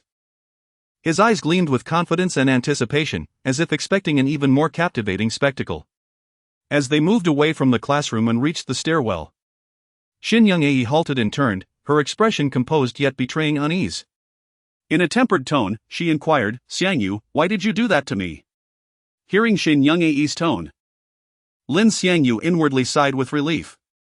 Knowing she wouldn't involve Min Haijing, he merely needed to adopt a suitable attitude. However, he was unwilling to let the opportunity pass. Emboldened by the possession of a card that could rectify the situation. "Miss Shin, are you referring to our passionate kiss?" Lin Xiangyu feigned ignorance, his face adopting an innocent demeanor, as if detached from the event. Shin Young-ae's face flushed crimson, the blush spreading to her neck. She never anticipated such words from a student. Shin Young-ae contributed 31 points of shock. As Shin Young-ae grappled with finding the right words, Lin Xiangyu's demeanor underwent a sudden transformation, becoming earnest. A hint of deep affection and remorse flickered in his eyes as he spoke. Miss Shin, I am truly sorry. I know I shouldn't have kissed you like that, but your sheer magnetism, your exquisite face, and alluring form robbed me of my senses. Lin Xiangyu's voice, now a deep and heartfelt murmur, coupled with his sincere expression, painted a picture of genuine regret. Shinning I, observing the earnestness etched upon Lin Xiangyu's face and recalling his usual shy demeanor, found herself believing his words. A maelstrom of complex emotions stirred within her. Anger and resentment mingled with a strange sense of being touched and a blush of bashfulness. She delicately brushed a stray strand of hair from her face, tucking it behind her ear, a subtle gesture imbued with feminine grace and coyness. With flushed cheeks, she then responded, Xiangyu, although you are now an adult, I, as your teacher, cannot dictate whom you choose to admire. However, I am your teacher. And you mustn't harbor such feelings for me. You should direct those affections towards girls your own age. Her tone was gentle and persuasive, akin to guiding a naive child. Miss Shin, in my eyes, no young woman can compare to you. You possess a unique charm in every gesture. With these words, Lin Xiangyu cupped Shinning Ai's face in his hands. His hands trembled slightly, his gaze burning with intense desire, as if he sought to completely consume her. With the failsafe of the mind eraser ability, Lin Xiangyu felt emboldened to act audaciously towards Shinning Ai in their private setting. Lin Xiangyu's action sent a wave of heat through Shinning Ai's face, as if she were feverish. Panic and shyness clouded her eyes as she attempted to free herself from Lin Xiangyu's grasp, yet a peculiar sense of helplessness washed over her. Chapter 11. Shinning Ai has been ensnared in the quagmire of life since her early years. From the moment she began to comprehend her surroundings, she and her parents resided in a dim, damp semi-basement. The cramped quarters, muted lighting, and the pervasive odor of mildew constituted the entirety of her childhood and adolescence. The sporadic clamor from the occupants above served as a constant reminder of her constrained and oppressive existence. This abysmal environment weighed heavily upon her heart. Yet it also sowed a seed of yearning to escape. From that moment on, she vowed to extricate herself from such a life and pursue a markedly different destiny. Upon entering school, Shinning Ai resembled a solitary warrior, fiercely dedicating herself to her studies. In the nation of H, where the college entrance examination is regarded as a pivotal turning point in one's fate, it is universally acknowledged as one of the most terrifying and ruthless assessments in the world. Students find themselves embroiled in a silent war, with the norm being a mere 3 to 4 hours of sleep each night. Beginning in elementary school, they rely heavily on copious amounts of coffee to stay alert, striving to avoid elimination in this fierce competition. In H, the adage 4 hours of sleep leads to success, 5 leads to failure hangs over the examinees like a Damoclean sword, constantly reminding them that only those who sleep less than 4 hours have a chance at entering university. Should one sleep for 5 hours, rejection from higher education institutions becomes highly probable. To keep pace with her peers, Shinning Ai routinely challenged her physical and mental limits. Countless days and nights were spent immersed in towering stacks of books, her eyes bloodshot and her body utterly fatigued, yet the fervor for a brighter future ignited within her never wavered. Ultimately, fate rewarded her relentless efforts, allowing her to gain admission to a respectable teachers' college. She maintained her fervent work ethic throughout her university years, and upon graduation, she successfully secured a position at the same institution, embarking on a new chapter of her life as an educator. For years, Shinning Ai harbored a fervent aspiration within her heart, a rebellion against her past and a vision for her future. This fixation rendered her oblivious to intimate interactions with the opposite sex during her academic years. Whenever a male student attempted to approach her, she would retreat like a startled fawn. Over time, her understanding of romantic relationships became a blank slate, devoid of experience. Thus, when Lin Xiangyu uttered a few seemingly affectionate words, it was akin to throwing a stone into a tranquil lake, sending ripples of confusion and excitement through her heart. At the moment Lin Xiangyu leaned in, poised to kiss Shinning Ai, she suddenly regained her senses and forcefully pushed him away. Her chest heaved, and her expression turned earnest as she urgently declared, "We can pretend that what just transpired never happened, but you must not engage in such behavior with me again. If others were to witness this, how could we continue at school?" Her voice quivered, a blend of trepidation for their recent intimacy and concern over potential exposure. "Teacher, I don't mind. Nothing is more important to me than you," Lin Xiangyu replied earnestly, though a hint of mischief flickered in his eyes as he spoke this falsehood. He understood that he must conceal his true intentions of mere playfulness in this moment. After all, sometimes lies act as a gentle veil, obscuring the harsh truths that often inflict the deepest wounds. But I do care. You have no idea how crucial this job is to me. Shenengai's emotions surged, her voice rising slightly. Her gaze revealed profound anxiety. This position was the culmination of years of hard work, her lifeline to escape her past. She could not afford to jeopardize it. Then let me touch you, just this once. I promise not to engage in anything that makes you feel unsafe at school again. Lin Xiangyu proposed, his eyes glistening with anticipation, his tone brazen. Shenengai was taken aback, utterly shocked by Lin Xiangyu's audacious request. With the card the eraser in my mind firmly in his grasp, he felt emboldened, exuding an air of invincibility. Upon hearing his proposition, she bit her lip, leaving a faint mark on her delicate skin, her expression torn with internal conflict as she grappled with the moral and the real. After a long pause, she seemed to come to a resolution, nodding gently, her cheeks flushing a deep crimson as she whispered, "Just this once. I hope you keep your word." Her voice, tinged with shyness and resignation, felt like an act of self-redemption. Upon hearing her response, Lin Xiangyu trembled with excitement, swallowing hard as his throat constricted. Slowly, he extended his hand. Chapter 12 After class, please come to my office. Is that all right? Shenengai softly inquired. Her face was flushed, as if it might bleed, and upon noticing Lin Xiangyu's silence, she spoke with an unmistakable hint of grievance. "Xiangyu, let's hurry back to the classroom to prevent any wild speculations from our classmates." At that moment, all she wished was to escape Lin Xiangyu's clutches and flee from this mortifying place back to the classroom. "All right, Teacher Shen," Lin Xiangyu replied, satisfaction evident in his tone. For him, the day's progress had exceeded all expectations. If things continued at this pace, Shenengai would inevitably find herself in his grasp.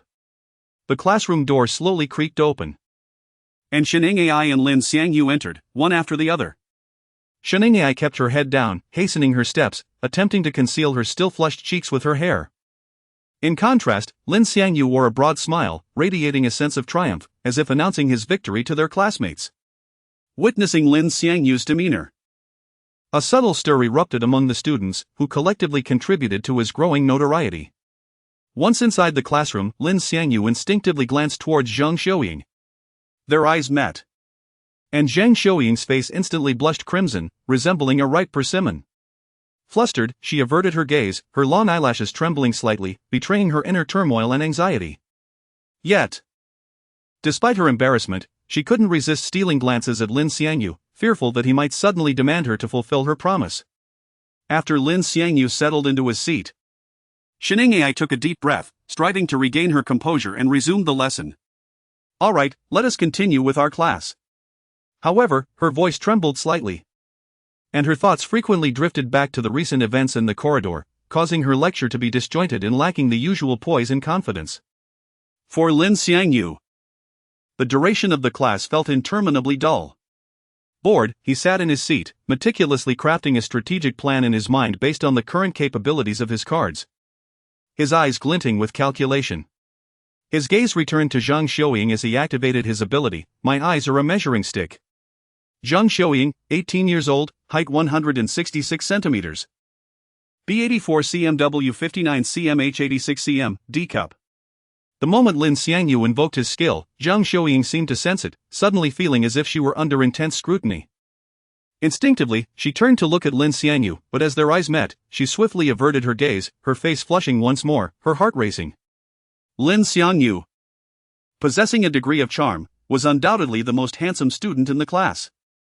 However, his previous demeanor, marked by insecurity and timidity, had obscured his attractiveness, rendering him somewhat unappealing. As the saying goes, handsomeness is a feeling, and the impact of charisma on appearance is not to be underestimated. As evidenced by the dramatic transformations of stars before and after their debut, Zhang Xiuying, upon her first glance at Lin Xiangyu today, keenly recognized a profound change in him. As if he had undergone a metamorphosis overnight, becoming even more handsome. Observing Lin Xiangyu decisively defeat Gu Zhenshua and his lackeys sparked a flicker of curiosity and interest in her towards this boy she once deemed weak. Throughout the lesson, Her gaze frequently drifted towards Lin Xiangyu, secretly watching his every move. Sheneng Ai, too, found herself unable to concentrate during the class, her mind incessantly revisiting the events that had transpired in the corridor. It was the most outrageous and indelicate experience of her 23 years of life.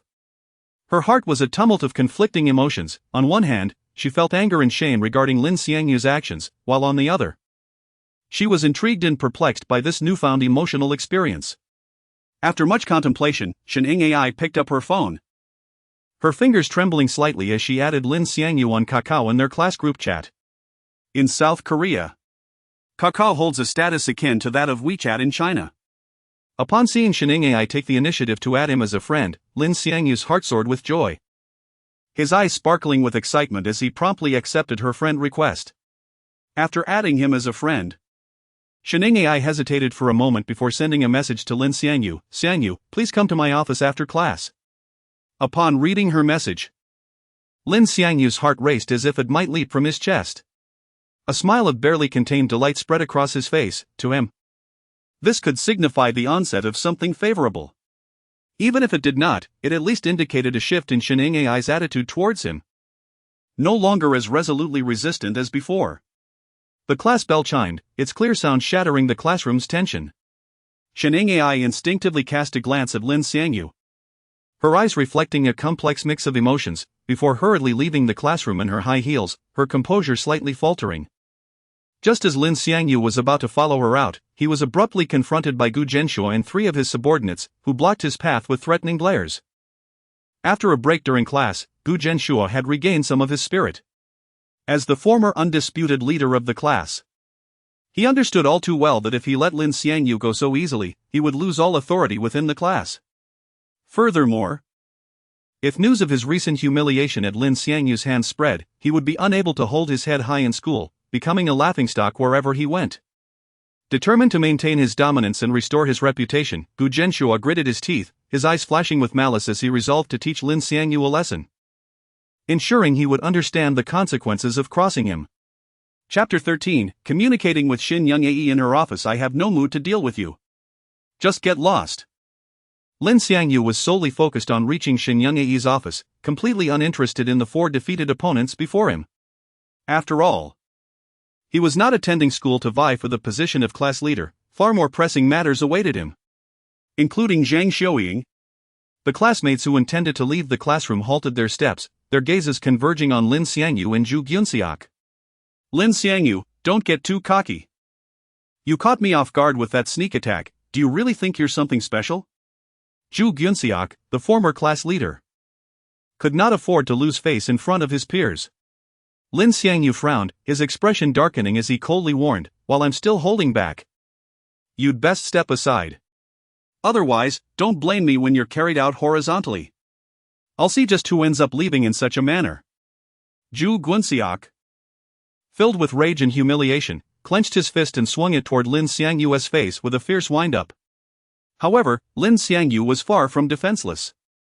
Before Zhu Gyunxiak's punch could reach him, he swiftly countered with a precise jab that struck Zhu Gyunxiak right in the eye. Lin Xiangyu understood that there was no point in reasoning with someone like Zhu Gyunxiak. Once the fight commenced, he could not afford to hold back. This was his unwavering principle in combat. Following this, Lin Xiangyu feigned a move with his right foot, gliding like a specter.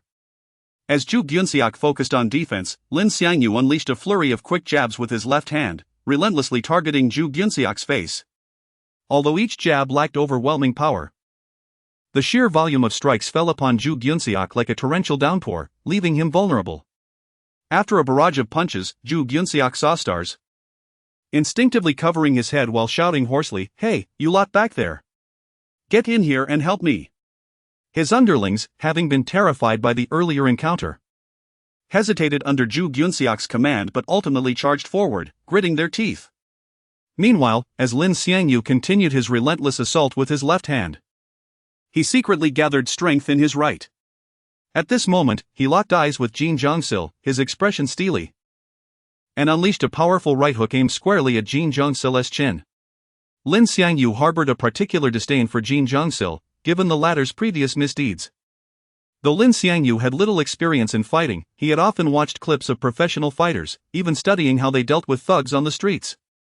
Thus, he was well acquainted with vital strike points, the chin being one of them. With a forceful punch, he sent Jin Zhongsil reeling backward, collapsing onto the ground like a lifeless fish, instantly rendered motionless. Witnessing the overweight Jin Zhongsil being felled by a single blow, the remaining two underlings turned pale with fear and fled without a second thought. At that moment, self-preservation took precedence over any allegiance to their leader.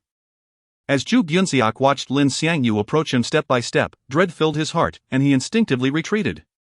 Despite his overwhelming fear, the remnants of his former pride as class leader prevented him from running away. When Lin Xiangyu reached him, Zhu Gyunxiak shut his eyes tightly, hands clutching his head, bracing for an impending beating. However, as Lin Xiangyu exited Shiningai's office, he was fortuitously spotted by Zhang Xiuying, who had just emerged from the restroom.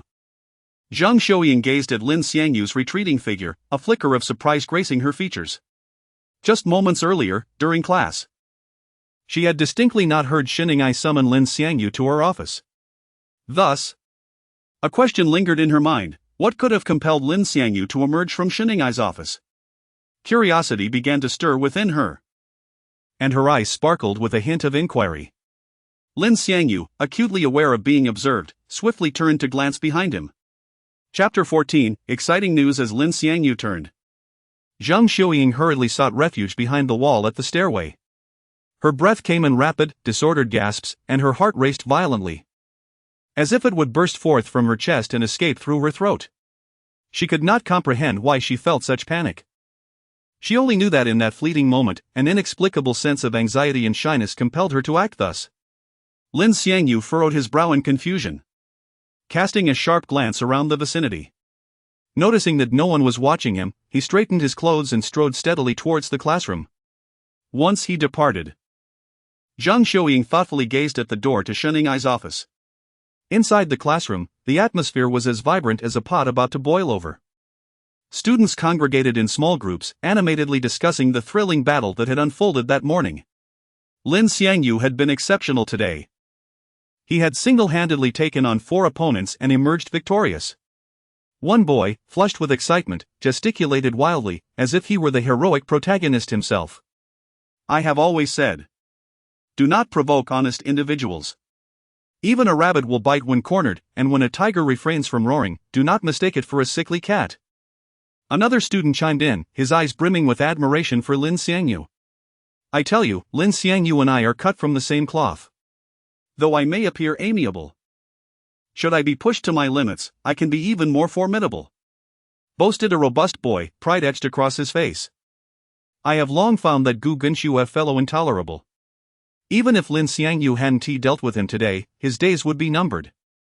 Who knows? Perhaps I shall one day act as an avenger and give him a proper thrashing, another student declared, shaking his fist in indignation.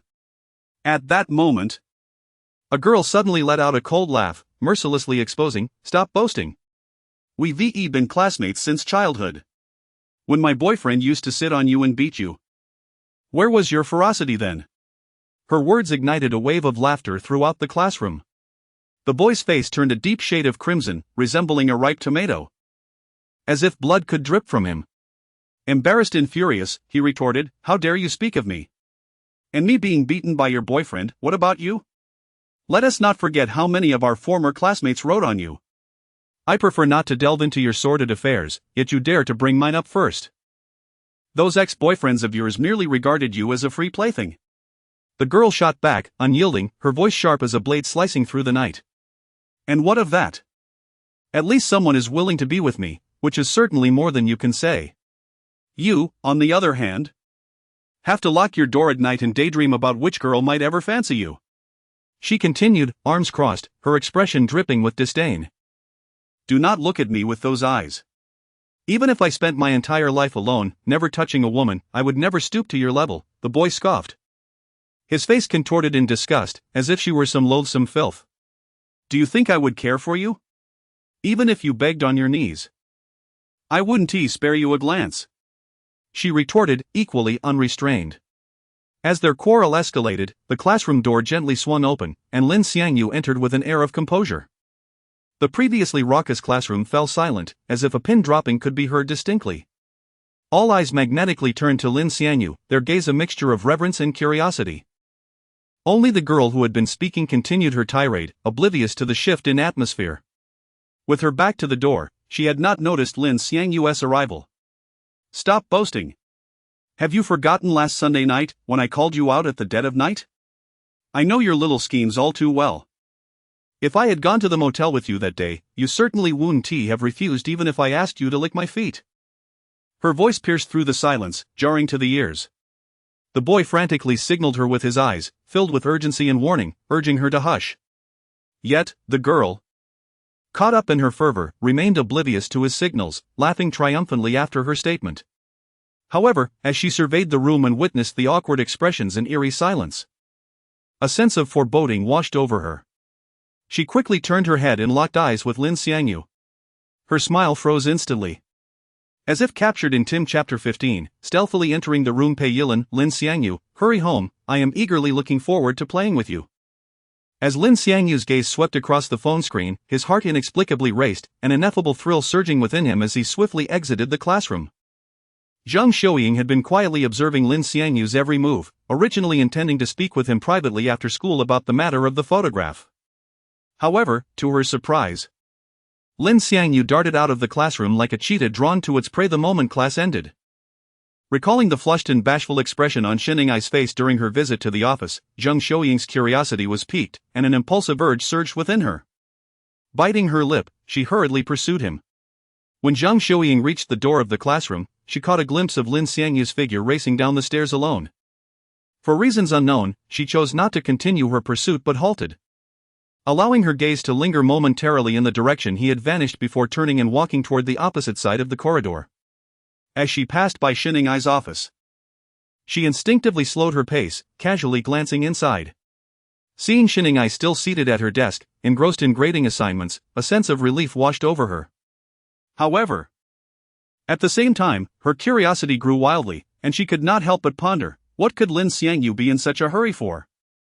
Upon returning home, Lin Xiangyu was greeted by the warm glow of lights and the familiar sense of home.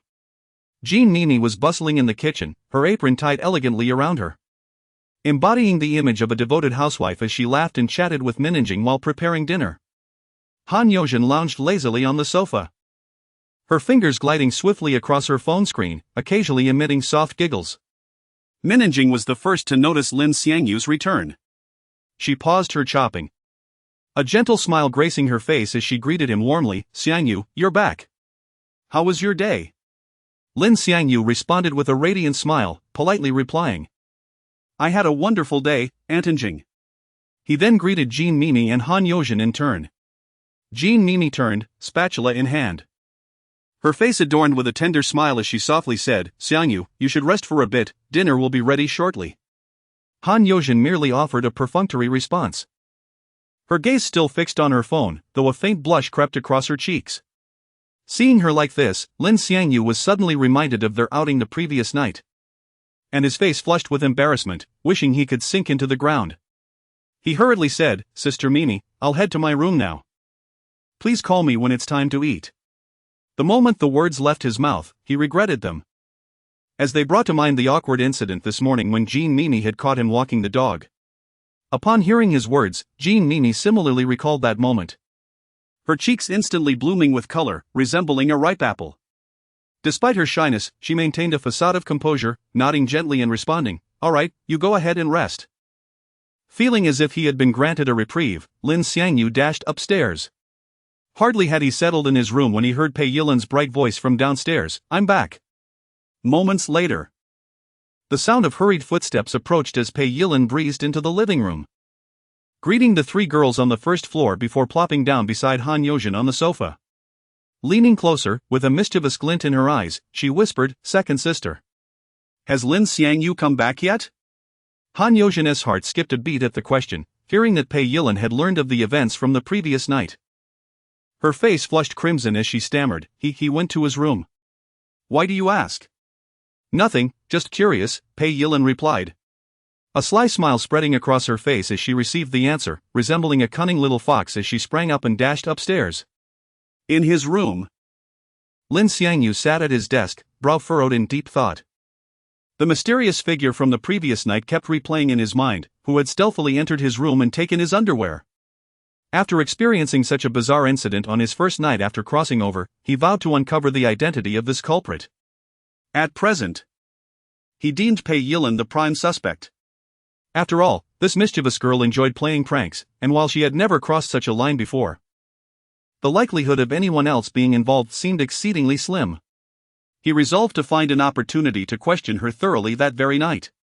As Lin Xiangyu became lost in thought, the slightly ajar door was gently pushed open by Pei Yilin. Noticing that Lin Xiangyu had not detected her presence, she quietly closed the door behind her. With a mysterious smile gracing her lips, she slipped her pale foot, tinged with a hint of blush, out of her slipper and tiptoed toward Lin Xiangyu. Chapter 16, Bold Moves. Beneath the dining table, Lin Xiangyu lay sprawled on his bed, his thoughts entangled like a chaotic web. Completely absorbed in contemplating the mysterious events of the previous night, he remained blissfully unaware of the quiet entrance of Pei Yilin behind him. Pei Yilin, tiptoeing lightly, approached Lin Xiangyu's bedside and, without warning, exclaimed, "Lin Xiangyu, you rascal, are you thinking about doing something naughty to me again?" Startled and unprepared, Lin Xiangyu nearly leaped up, his face a mask of terror as he turned to her. Frowning, he clutched his chest and scolded, "Pei Yilin, what on earth are you doing? Do you realize that scaring someone can be deadly? Why are you shouting?" "I didn't know you were such a coward," Pei Yilin retorted, her expression a mixture of surprise and indignation. Her eyes glistened with unshed tears, resembling a bullied little girl. Seeing her pitiable demeanor, Lin Xiangyu's anger dissipated in an instant. He sighed in resignation, his expression softening. Pei Yilin, perceptive as she was, seized the moment. Plopping down on the edge of the bed, her gaze fixed intently on him. With a mischievous smile, she asked, "Did you rush back today because you couldn't wait to see me?" Lin Xiangyu couldn't help but marvel at Pei Yilin's ability to shift her mood so rapidly. Although he did harbor thoughts of recruiting her, he knew this was not the right moment. The food downstairs was almost ready, and Jean Mimi could call them up at any moment. It was imperative to address the lingering questions in his mind first. "Yilin, I have something I wish to ask you," Lin Xiangyu endeavored to sound serious. "What is it?" Pei Yilin responded, her smile still lingering, tilting her head playfully. "Go ahead and ask.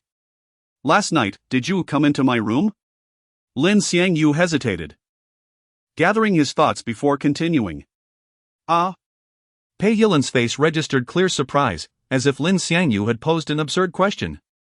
Then, with a sly grin, she quipped, "You naughty boy, if you wanted me to come over last night, you could have just said so instead of being so cryptic." As she spoke, Pei Yilin delicately traced her slender fingers along Lin Xiangyu's arm, her touch feather-light, igniting a tempest of emotions within him. Lin Xiangyu discerned from her expression and actions that she was likely not lying. This indicated that someone else had slipped into his room last night. Why the silence? Pei Yilin teased, mistaking his quietude for shyness. "What happened to that boldness you had this morning?" Unable to contain himself any longer, Lin Xiangyu seized her wrist with a grip so firm it felt as if he were trying to meld her hand into his palm. "For reasons unknown." A thought flashed through his mind, "Woman, you are playing with fire." Yet, the words remained unuttered, as he feared they would paint him as a lecherous fool. "Stop it. The aunties are downstairs," he urged, striving to maintain a semblance of calm. Contrary to his expectations, Pei Yilin grew bolder, flipping over and playfully pinning him down like a mischievous kitten. Her grin widened as she leaned closer, whispering, "So, if they weren't here, you would dare to do something with me?" At 18, brimming with youthful vigor, Lin Xiangyu found it increasingly difficult to resist her provocative allure. He instinctively wrapped his hands around her delicate waist, her softness electrifying his senses and quickening his heartbeat. Pei Yilin froze momentarily, surprised by his boldness. Just as Lin Xiangyu contemplated his next move, a voice echoed from the hallway, Jean Mimi's voice, perhaps mindful of the day's earlier events. She called out, "Xiangyu, Yilin, come downstairs for dinner." Upon hearing her call, Lin Xiangyu felt as though he'd been jolted awake. He quickly responded and, in a panic, withdrew his hands from Pei Yilan's waist, pushing her away with urgency. Pei Yilan regarded his flustered demeanor with a knowing smile, her eyes sparkling with mischief, as if saying, "Teasing you is quite entertaining." Rushing down the stairs, Lin Xiangyu inadvertently locked eyes with Han Yuzheng, who sat at the table. She, startled like a frightened rabbit, immediately lowered her gaze, prompting Lin Xiangyu to swiftly avert his own. Pei Yilan, trailing behind, observed the exchange with a subtle smirk gracing her lips. Unlike breakfast, where everyone began eating as soon as they sat down, dinner required all to be present before they could start. As Lin Xiangyu focused on his meal, attempting to forget the awkward incident that had just transpired, he suddenly felt a smooth, delicate foot gently pressing against his leg. A jolt of surprise shot through him as he instinctively glanced up, only to find Pei Yilan looking at him with a teasing glint in her eyes, brimming with mischief. His heart raced, disbelief etched across his face as he grappled with the audacity of her actions, bold and suggestive. Even in the presence of Aunt Minjing and the other two girls. Lin Xiangyu's face flushed with heat, a sensation he found perplexingly unbearable. In a flurry of panic, he reached beneath the table with his left hand, grasping Pei Yilan's foot tightly, as if it were a lifeline, desperate for her to cease this blushingly provocative behavior. His palm slick with sweat, breath quickening, Lin Xiangyu's eyes darted nervously around the table, fearful of being discovered in this clandestine exchange. Just then, Han Yuzheng, feeling the weight of embarrassment, decided she'd had enough of the uncomfortable atmosphere and abruptly stood up, declaring, "I'm done eating." With that, she turned to head upstairs. Aunt Minjing, noticing Han Yuzheng's unfinished meal, inquired with concern, "Yuzheng, why did you eat so little today?" "I'm just not very hungry," Han Yuzheng replied. Her excuse rehearsed yet faltering under the pressure of the moment. In her fluster, her elbow accidentally nudged her chopsticks, sending them clattering to the floor. The unexpected noise heightened the already palpable tension, leaving Han Yuzheng feeling as if a storm cloud loomed overhead, her embarrassment peaking. Her face burned crimson, akin to a ripened tomato, as she hurriedly dragged her chair aside and crouched down to retrieve the fallen chopsticks, her movements frantic and hasty, wishing she could vanish into thin air. Meanwhile, Minjing, out of concern, bent down to assist Han Yuzheng in retrieving the dropped chopsticks. The atmosphere at the dining table grew increasingly awkward, thick with an almost suffocating tension. Chapter 17, Pei Yilan's scheme. At the very moment Han Yuzheng yanked the chair away, Lin Xiangyu instinctively released Pei Yilan's foot, his movements as swift as if he were evading an imminent explosion. Pei Yilan, like a well-trained agent, deftly retracted her foot with an ease that betrayed no sign of the recent tension, as though nothing had transpired at all. Lin Xiangyu's eyes widened in astonishment, fixated on Han Yuzheng's every action, scarcely daring to breathe. Internally, he felt as though a small deer were frantically leaping within him, his anxiety reaching a fever pitch. Fortunately, after meticulous observation, he became entirely convinced that Han Yuzheng remained oblivious to the heart-pounding, face-flushing scene that had just unfolded beneath the table, allowing him to exhale a silent sigh of relief. Flustered, Han Yuzheng hastily retrieved the dropped chopsticks and placed them on the table with a sharp clap. Then darted upstairs like a startled rabbit, her retreating figure eloquently narrating a tale of profound embarrassment and awkwardness. Lin Xiangyu watched her vanish, his heart, which had been lodged in his throat, gradually settled, as if he were released from a taut bowstring. He inhaled deeply, poised to resume his meal. But as he inadvertently glanced up, he found himself ensnared by Minjing's gaze. Minjing regarded him with a stillness that hinted at an inscrutable depth, causing Lin Xiangyu's previously relaxed nerves to tighten once more. Having not moved her chair, she had been privy to the under-the-table happenings before Han Yuzheng. Lin Xiangyu was left uncertain whether Minjing had witnessed the intensely ambiguous encounter, the thought crashing down upon him like a heavy hammer. His heart raced incessantly, each heartbeat accompanied by waves of acute tension and unease. Beads of perspiration formed on his palms, and cold sweat drenched his back, leaving him feeling as though he were sitting on pins and needles, desperate to find an excuse to escape the weighty scrutiny. Fortunately, Minjing's stare was fleeting, and she soon shifted her gaze away. Lin Xiangyu felt as if he had been granted a reprieve, his appetite returning as he hastily consumed the remainder of his meal. Rising abruptly, his voice quivered with nervousness as he declared, "I'm done eating." He mirrored Han Yuzheng's hurried departure, racing upstairs, his footsteps frantic as if pursued by some lurking menace. Although the house boasted 2 bathrooms, the upstairs one was exclusively Minjing's. leaving the four young adults to share the one downstairs. This arrangement inevitably led to a nightly bathing rotation, determined by age. Jean Nimi, the eldest, took the first slot from 8 to 8:30 p.m. Han Yozhen followed, bathing from 8:30 to 9 o'clock p.m. Lin Xiangyu was next, from 9 to 9:30 p.m., and lastly, Pei Yilin claimed the time after 9:30 p.m. While Lin Xiangyu was still grappling with the awkwardness of the dinner scene, time slipped away, swiftly ushering in his turn to bathe. He took a deep breath, striving to compose himself as he gathered his change of clothes and exited his room, making his way to the downstairs bathroom. Meanwhile, Pei Yilin, having left a crack in the door, perked up at the sound of Lin Xiangyu descending the stairs. She leapt from her bed, a mysterious smile curving her lips, her eyes sparkling with mischievous intrigue, as if she were plotting something delightful. Chapter 18, cornered by Antinjing in the room for Lin Xiangyu. Half an hour was more than sufficient for a shower. After all, boys don't need too long to shower, unless they have some particular thoughts while doing so. Lin Xiangyu strode into the bathroom, impatiently shedding his clothes, hanging them haphazardly on the towel rack, his movements as eager as if he were breaking free from some constraint. He then turned on the showerhead, and the warm water cascaded down as he hummed a cheerful tune, relishing this brief respite. Before long, Lin Xiangyu finished his shower, returning to his room radiating a refreshing aura. He quietly closed the door, darted to the bed, and collapsed onto it with a soft thud, reaching for his phone that lay nearby. Once he had his phone in hand, he resumed watching the movie commentary he had been engrossed in before his shower, immersing himself in the world of Xiaoshui, Xiaomei, and Dapio. Just as Lin Xiangyu was thoroughly engrossed, a lithe figure suddenly pounced on him with ghostly swiftness. Startled, his heart constricted, and his hand trembled, causing him to drop his phone to the side as he looked at the person before him. Sure enough, it was the youngest member of the household, the female imp, Pei Yilin.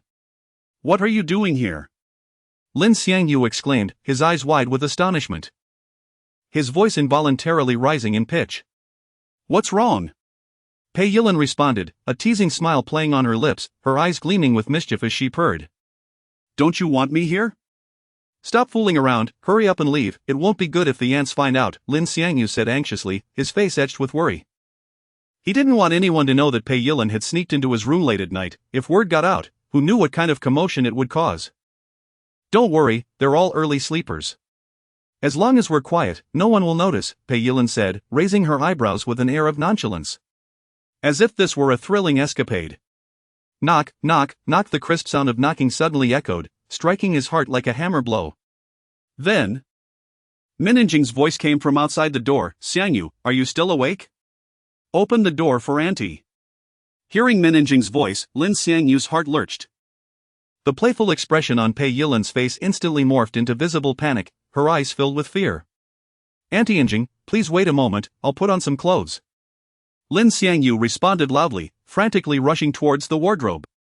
After opening the closet door, he pointed inside, urgently gesturing for Pei Yilin to hide. Pei Yilin was also flustered, hastily jumping off the bed like a frightened rabbit, and quickly darting into the closet.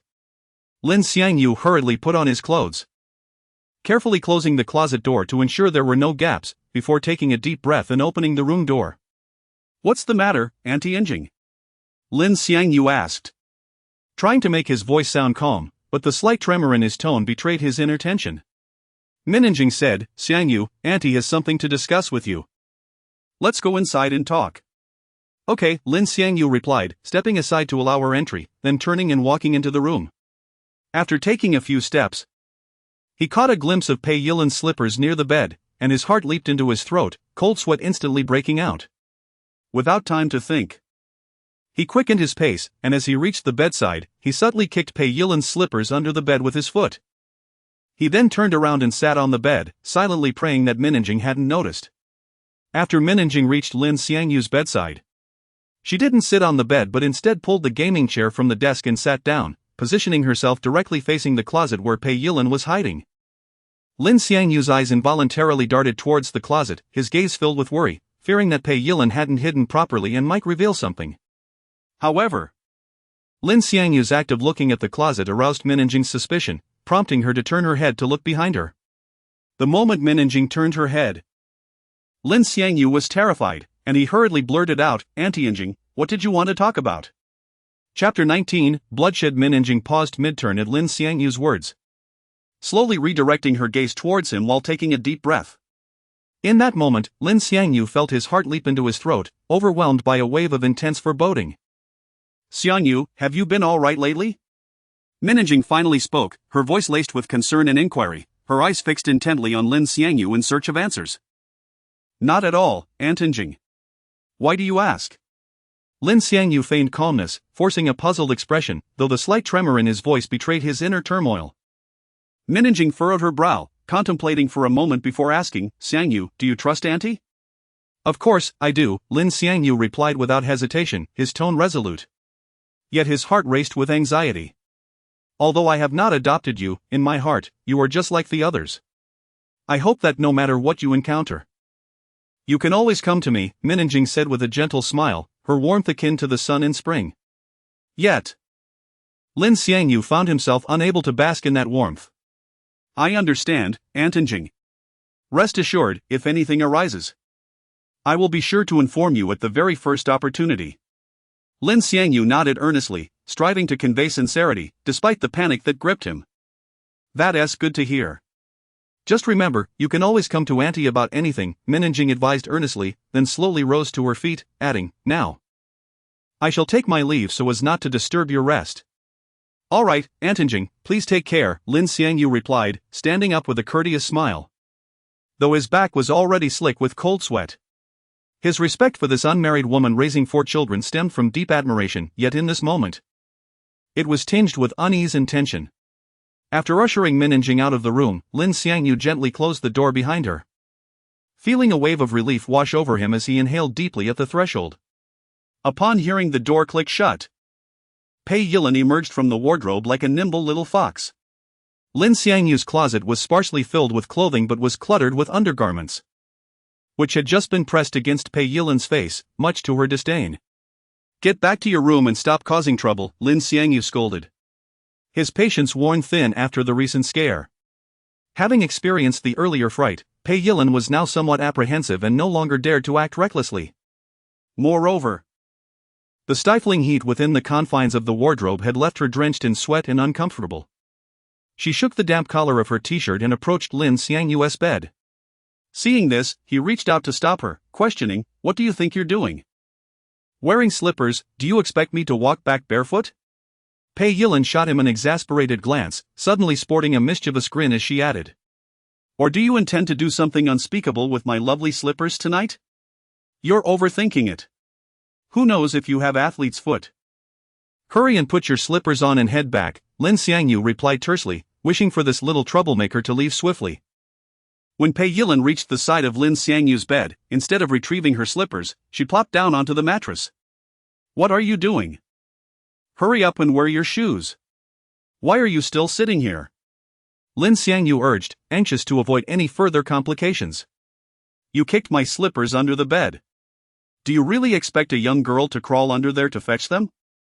Pei Yilin blinked at him, adding, "What if I crawl in and you take advantage of me from behind?" Sighing in exasperation, Lin Xiangyu crouched down to retrieve Pei Yilin's slippers. Just as he reached for them, he felt a sharp smack against his rear. "Pei Yilin! What on earth?" he exclaimed, his voice low and strained with anger at the sudden assault. "That's what you get for implying I have athlete's foot," she retorted, lifting her foot to kick him again. Feeling insulted, Lin Xiangyu's temper flared, and he emerged from under the bed with her slippers in hand. Instead of fear, Pei Yilin wore a triumphant expression, taunting him, "Are you planning to hit me?" "Absolutely," Lin Xiangyu declared, seizing Pei Yilin and pushing her onto the bed, striking her with her own slippers. "Pei Yilin, is this what you like?" Pei Yilin's startled scream echoed through the room, shaking Lin Xiangyu from his momentary clarity. Fearful of Chapter 20, Blood Debt, Blood Repayment. Having just closed the door, Lin Xiangyu found himself enveloped in a state of bewilderment upon reading the system notification. What had transpired? How could Sister Yozhen suddenly contribute such a staggering amount of shock value?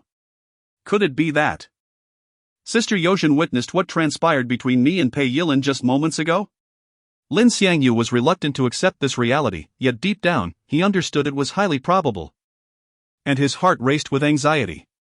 In contrast to Lin Xiangyu's turmoil, Pei Yilin, the other participant in the earlier event, remained blissfully unaware that her audacious actions had been observed by Han Yozhen. She hummed a cheerful tune as she skipped back to her room, opened the wardrobe, and casually pulled out a change of clothes, her face aglow with a radiant smile. Joyfully, she exited the room, eager to indulge in a refreshing shower downstairs. Meanwhile, hidden away in her room, Han Yozhen cautiously cracked the door open just enough to peek outside. As her gaze fell upon Pei Yilin's short-sleeved white t-shirt, a wave of confusion washed over her, and her mind began to wander. What exactly were Yilin and Lin Xiangyu doing just now? The following morning, before the sunlight fully graced the room, Lin Xiangyu rose early from his slumber.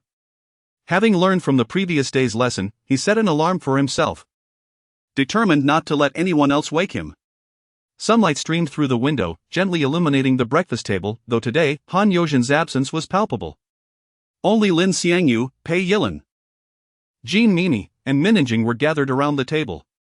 As Pei Yilin gently stirred the porridge in her bowl with a spoon, her bright eyes darted around with curiosity. Suddenly, she seemed to make a discovery, tilting her head slightly as she chirped, "Has Sister Air not gotten up yet? Usually, she rises earlier than I do." Lin Xiangyu shared her puzzlement but remained silent due to his guilty conscience. Minanjing, who had been quietly arranging the utensils on the table, lifted her head upon hearing Pei Yilin's inquiry. A gentle smile adorned her face, yet a hint of barely perceptible concern lingered in her eyes.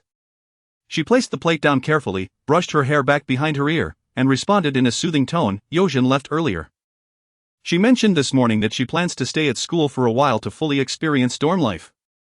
Though surprised by this sudden decision, Minanjing chose to support her daughter's wishes, wondering if she would adapt well to the change. Upon hearing the news of Han Yozhen's intention to stay at school, Lin Xiangyu, who had just raised his cup to drink, abruptly froze, his eyes widening in astonishment before he set down the cup and cleared his throat to mask his surprise. He understood that Han Yozhen's choice was undoubtedly related to what she had witnessed the previous night.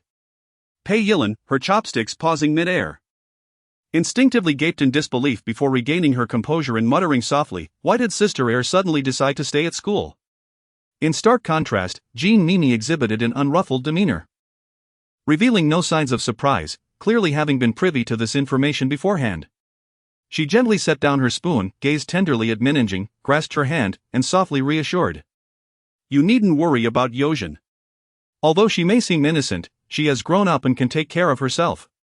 Minanjing nodded in agreement, placing her other hand over Jean Mimi's, though a trace of unease still lingered in her eyes. Sensing the somber mood caused by Han Yozhen's decision, the others tacitly refrained from further discussion on the matter, lowering their heads to eat in silence, the only sounds heard being the gentle clinking of utensils.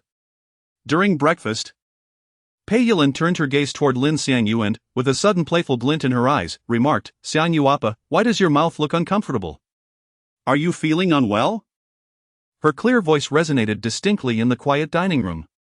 Upon hearing her words, both Minanjing and Jean Mimi immediately directed their attention to Lin Xiangyu. With 3 pairs of eyes fixed upon him, Lin Xiangyu felt his cheeks flush. Although Minanjing remained silent, her concerned gaze seemed to inquire after his well-being. Hastily, he set down his chopsticks and stammered, "It's nothing serious, just a minor mouth ulcer." "Should I take you to the hospital?" Minanjing asked, her expression filled with worry. Lin Xiangyu quickly waved his hand, replying, "No, it's not severe, just a small ulcer. It'll heal in a couple of days without any fuss." "How did you manage to get an ulcer?" Pei Yilin interjected, a mischievous smile playing on her lips. At her remark, Lin Xiangyu, Minanjing, and Jean Mimi simultaneously lowered their heads to eat, each lost in their own thoughts. Lin Xiangyu felt a surge of irritation toward Pei Yilin's antics, silently chastising her, "Do you not understand what happened to my mouth?" After a moment, Pei Yilin elegantly wiped her mouth with a napkin and playfully declared, "I finished eating. You all can take your time." With that, she stood up and briskly made her way to the door. Observing this, Lin Xiangyu quickly shoveled a few bites of rice into his mouth and announced, "I'm done too, I'm off to school." He then rose and hurried out. Minanjing and Jean Mimi exchanged glances, seemingly attuned to each other's thoughts, and without a word, both returned to their meals, the atmosphere subtly charged with unspoken tension. Lin Xiangyu had only been in this household for a little over a day, yet it had already become a nexus of unvoiced concerns. The house they resided in was a standalone structure, and as Lin Xiangyu pursued Pei Yilin outside, he found her waiting at the street corner. Hand raised to hail a passing taxi. He approached her and firmly grasped her arm, his expression grave as he admonished, "Pei Yilin, you have gone too far. Please refrain from engaging in such bizarre antics in front of Aunt Injing. Do you have any idea how embarrassing that is? Furthermore," he began to address the events of the previous night, but before he could finish, Pei Yilin forcefully shook off his hand, her face contorted with anger as she retorted. "I went too far. Have you considered your own actions? You nearly left a bruise on my arm, and I have yet to settle the score with you." As her agitation crescendoed, her chest heaved, and her eyes sparkled with indignation. After a brief pause, she continued, "Lin Xiangyu, don't think I fear you. Whatever game you want to play, I will play right along." With that, she hailed a passing taxi, opened the door, shot him a defiant middle finger, and swiftly jumped inside, slamming the door shut with a resounding thud. Left standing in place, Lin Xiangyu's face flushed crimson with rage. His fists clenched tightly as he felt his anger surge. Watching the taxi recede into the distance, he vowed silently, "Pei Yilin, I shall ensure that you pay for your transgressions. Since you were the first to draw blood after my arrival, I shall be the first to make you bleed." Chapter 21, The class flower approaches uninvited. In the corridor leading to the classroom, Lin Xiangyu encountered his homeroom teacher, Xiningai, unexpectedly. In the fleeting moment their eyes met. Xiningai blushed as if struck by lightning, quickly averting her gaze, as though attempting to hide from something. Immediately, she quickened her pace, hurriedly heading toward the classroom for this lesson, the sound of her high heels striking the ground echoing in a flurry. Lin Xiangyu watched her retreating figure, shaking his head slightly and letting out a soft sigh. He understood that matters of the heart could not be rushed. It was essential to grant Xiningai ample time to come to terms with her feelings. Forcing the issue would only yield counterproductive results. As Lin Xiangyu stepped into the classroom, the previously boisterous atmosphere, resembling that of a bustling marketplace, fell silent, as if someone had pressed the pause button. The students' gazes converged upon him, as if he were a mysterious character who had suddenly intruded upon their scene. Zhang Xiuying, seated at her desk, looked up and upon seeing Lin Xiangyu enter, her small face turned crimson, akin to a ripe apple, red enough to seemingly drip blood. During the class, Zhang Xiuying's thoughts were entirely detached from the teacher's lecture, her eyes frequently darting toward Lin Xiangyu's seat. At that moment, Lin Xiangyu, having risen early that day, was resting his head on the desk, blissfully unaware of the glances Zhang Xiuying was casting in his direction. Since the previous morning, Zhang Xiuying had been preoccupied with thoughts of a certain incident, rendering her incapable of focusing on anything, as if her spirit had vacated her body. Finally, she resolved that enduring prolonged discomfort was worse than a brief confrontation. And immediately after class, she approached Lin Xiangyu, who was still asleep at his desk. The other students witnessed this scene, their eyes widening in astonishment.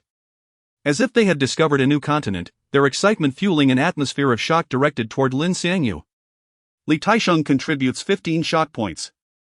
Han Zixing contributes 21 shock points. Triple X contributes XX shock points. Meanwhile, Lin Xiangyu remained oblivious to the commotion surrounding him. Zhang Xiuying stood before him, gazing at his peacefully slumbering form, momentarily at a loss. A wave of anxiety washed over her. She feared that any misstep might provoke Lin Xiangyu into posting her picture online. However, the collective gaze of her classmates, akin to searchlights, rendered her too bashful to retreat. After a tumultuous internal struggle, she finally summoned the courage to extend a finger and gently poke Lin Xiangyu's arm, her gesture resembling that of a timid rabbit testing the waters. Lin Xiangyu felt the poke and slowly roused from his slumber, rubbing his bleary eyes. The scene before him gradually came into focus, and he was met by Zhang Xiuying standing before him. Surprised, he furrowed his brow and looked at her, inquiring, "Is there something you need? Lin Xiangyu, could you step outside with me?" Zhang Xiuying stammered, her voice barely a whisper, filled with shyness and trepidation. Ever since she had seen Lin Xiangyu the previous morning, she sensed a shift. He no longer appeared as the timid figure he once was, but rather emanated an aura of strength that made him seem formidable. Upon hearing Zhang Xiuying's request, the classmates were left in stunned silence, their jaws nearly dropping to the floor in disbelief. Zhang Xianna contributes 35 shock points. Han Lianyan contributes 43 shock points. Triple X contributes XX shock points. Observing the rapidly accumulating shock points, Lin Xiangyu's lips curled into a slight, peculiar smile. He leisurely stood up and remarked, "Zhang, the class flower, we aren't that familiar." "Are we? If you have something to say, you can do so here." Zhang Xiuying contributes 100 shock points. Zhang Xiuying, upon hearing Lin Xiangyu's words, felt as though she had been struck by a spell, frozen in place. She had anticipated the possibility of Lin Xiangyu's abrupt response but still secretly hoped for a favorable outcome. Not only Zhang Xiuying but also the other students were equally astonished by Lin Xiangyu's demeanor, having witnessed him previously as the class's punching bag, subjected to relentless bullying. The ingrained perceptions of him among the students were not easily altered. Li Taisheng contributes 55 shock points. Han Zixing contributes 72 shock points. Zhang Xianna contributes 63 shock points. Han Lianyan contributes 53 shock points.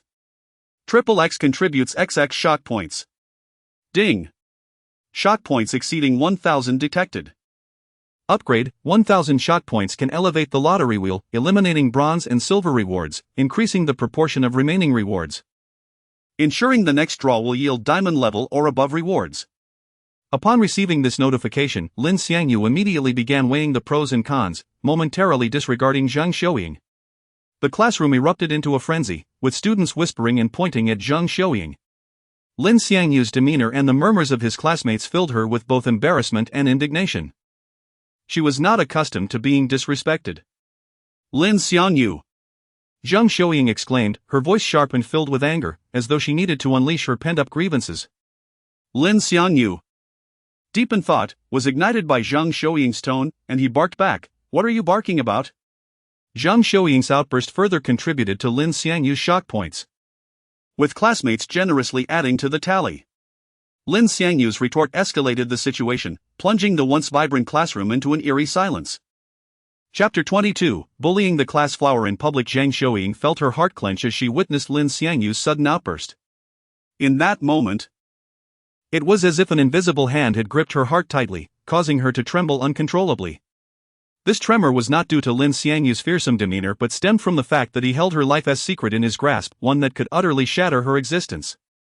If that secret were to leak, her standing in school would be obliterated, and her very will to continue living would become uncertain. This overwhelming dread washed over her like a tidal wave, engulfing her entirely. Lin Xiangyu observed the silent Zhang Xiuying, who was biting her lip. With a glint of amusement in his eyes, he provocatively inquired, "What's the matter? Are you dissatisfied?" Zhang Xiuying's face flushed crimson. At that moment, she could hardly pay attention to the piercing gazes of her classmates, which felt like spotlights upon her. Lowering her head, she murmured in a voice so faint it resembled a mosquito's buzz, "I'm sorry, I was wrong." Her unexpected apology left her onlookers astounded, their jaws nearly dropping to the floor. They had anticipated a fierce confrontation between Zhang Xiuying and Lin Xiangyu following his insults. After all, she had a well-known cousin in a higher grade looking out for her. To them, Zhang Xiuying epitomized fearlessness. Even the former class leader, Zhu Binxue, dared not provoke her. Despite Lin Xiangyu showcasing impressive fighting skills the previous day, the adage held true: a fierce tiger cannot withstand a pack of wolves. They believed that with a mere command from Zhang Xiuying's cousin, a group of upperclassmen could easily overpower Lin Xiangyu. However, none could have predicted that Zhang Xiuying would suddenly apologize. This turn of events allowed Lin Xiangyu to bask in the astonishment of his classmates, their reactions serving as his accolades. Yet, for Lin Xiangyu, this was merely the beginning.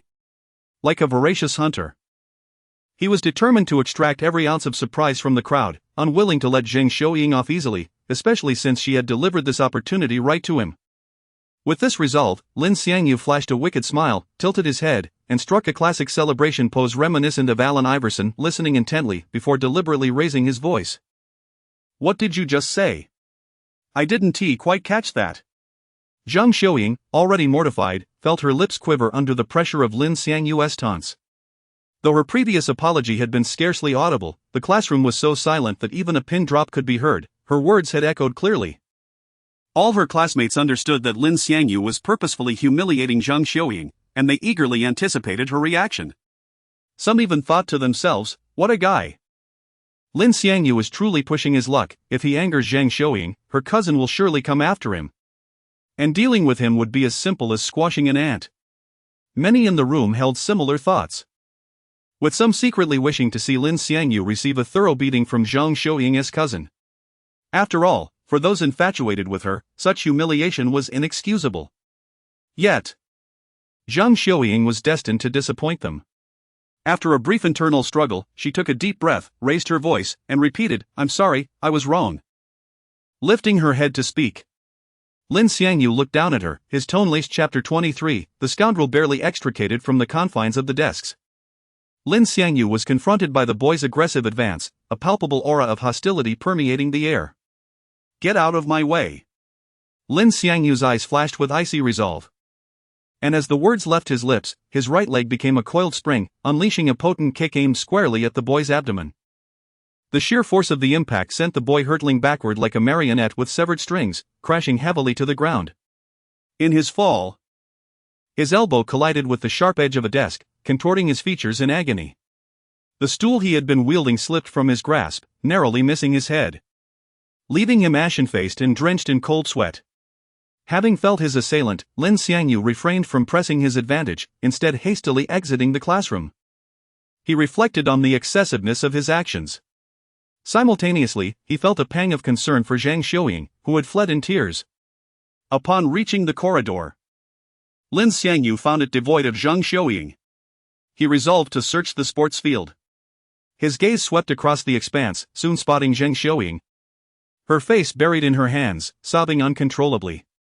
Standing beside her was her cousin, Zhang Taijun, a known ruffian in his second year of university. "Xiuying, don't cry.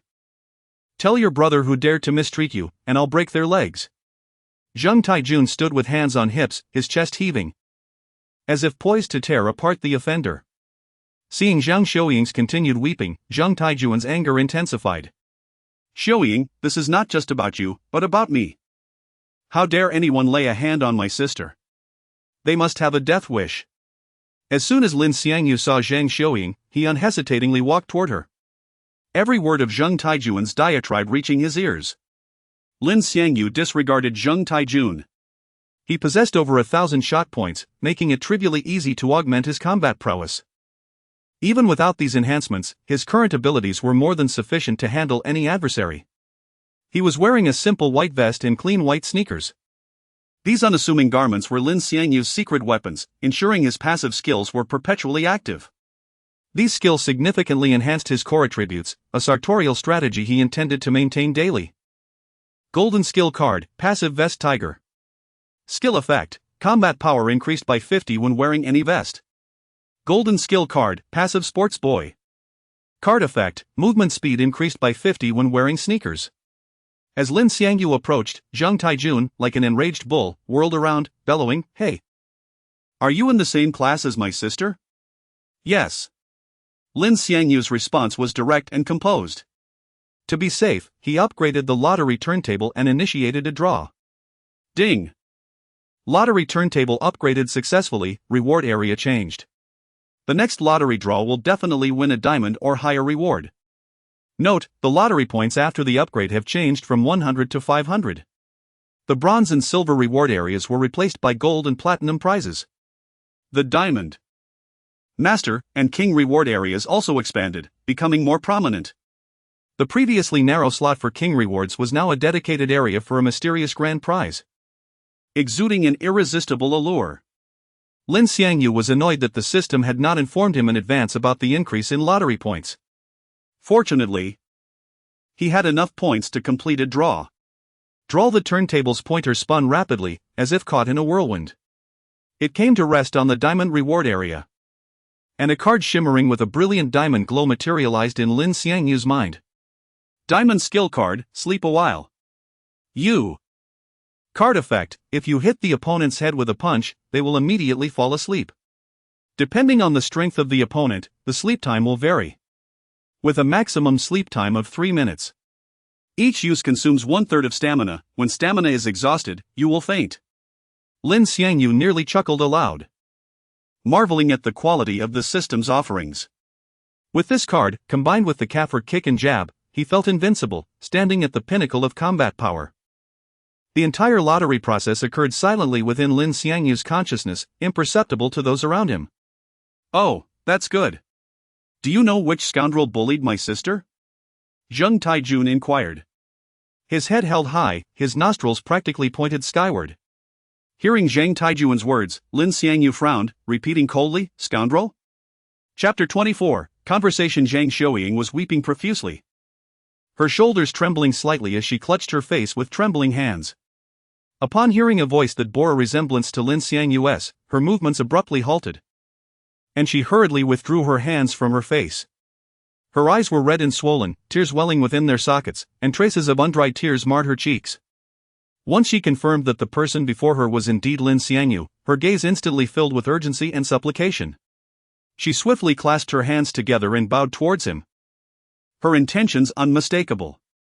Brother, you must not speak to my classmate in such a manner. Fearing a confrontation between the two, Zheng Xiuying spoke first, her voice trembling with emotion. Her tone was both urgent and resolute, her anxious eyes darting between Zheng Taijun and Lin Xiangyu.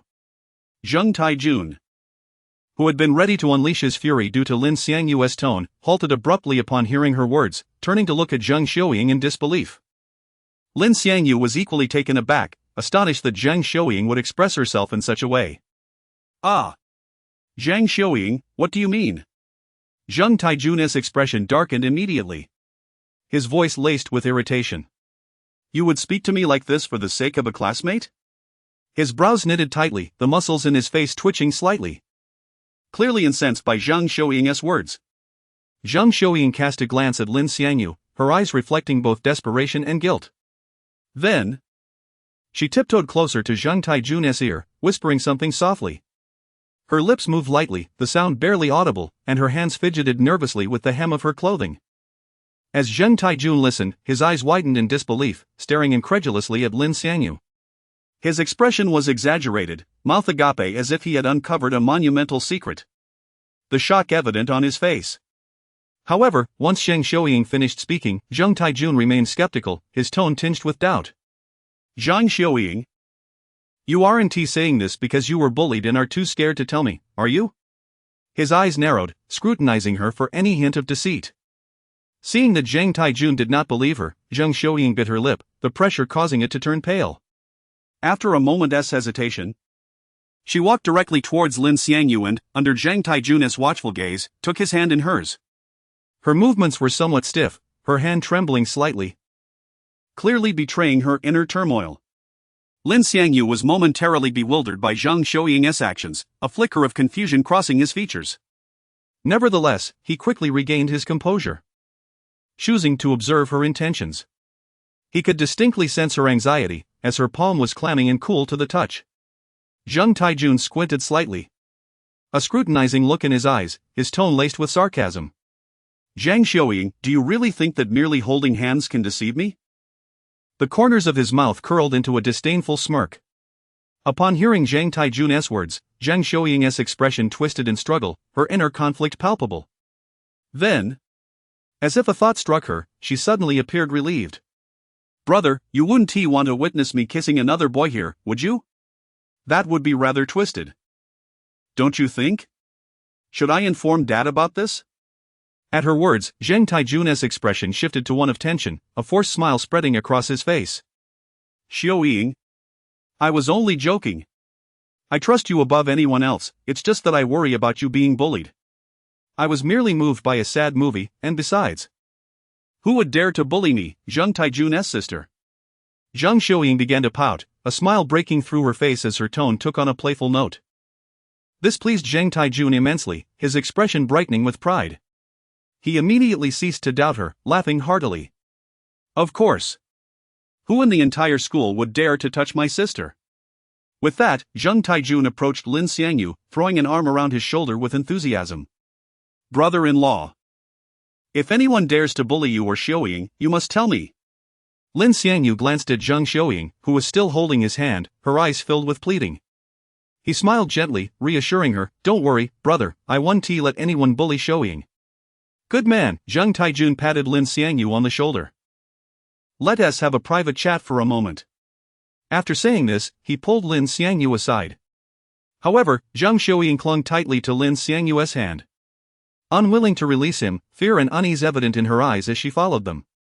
Understanding her trepidation, Lin Xiangyu halted, gently patting her hand with his other one. It's all right, Xiuying.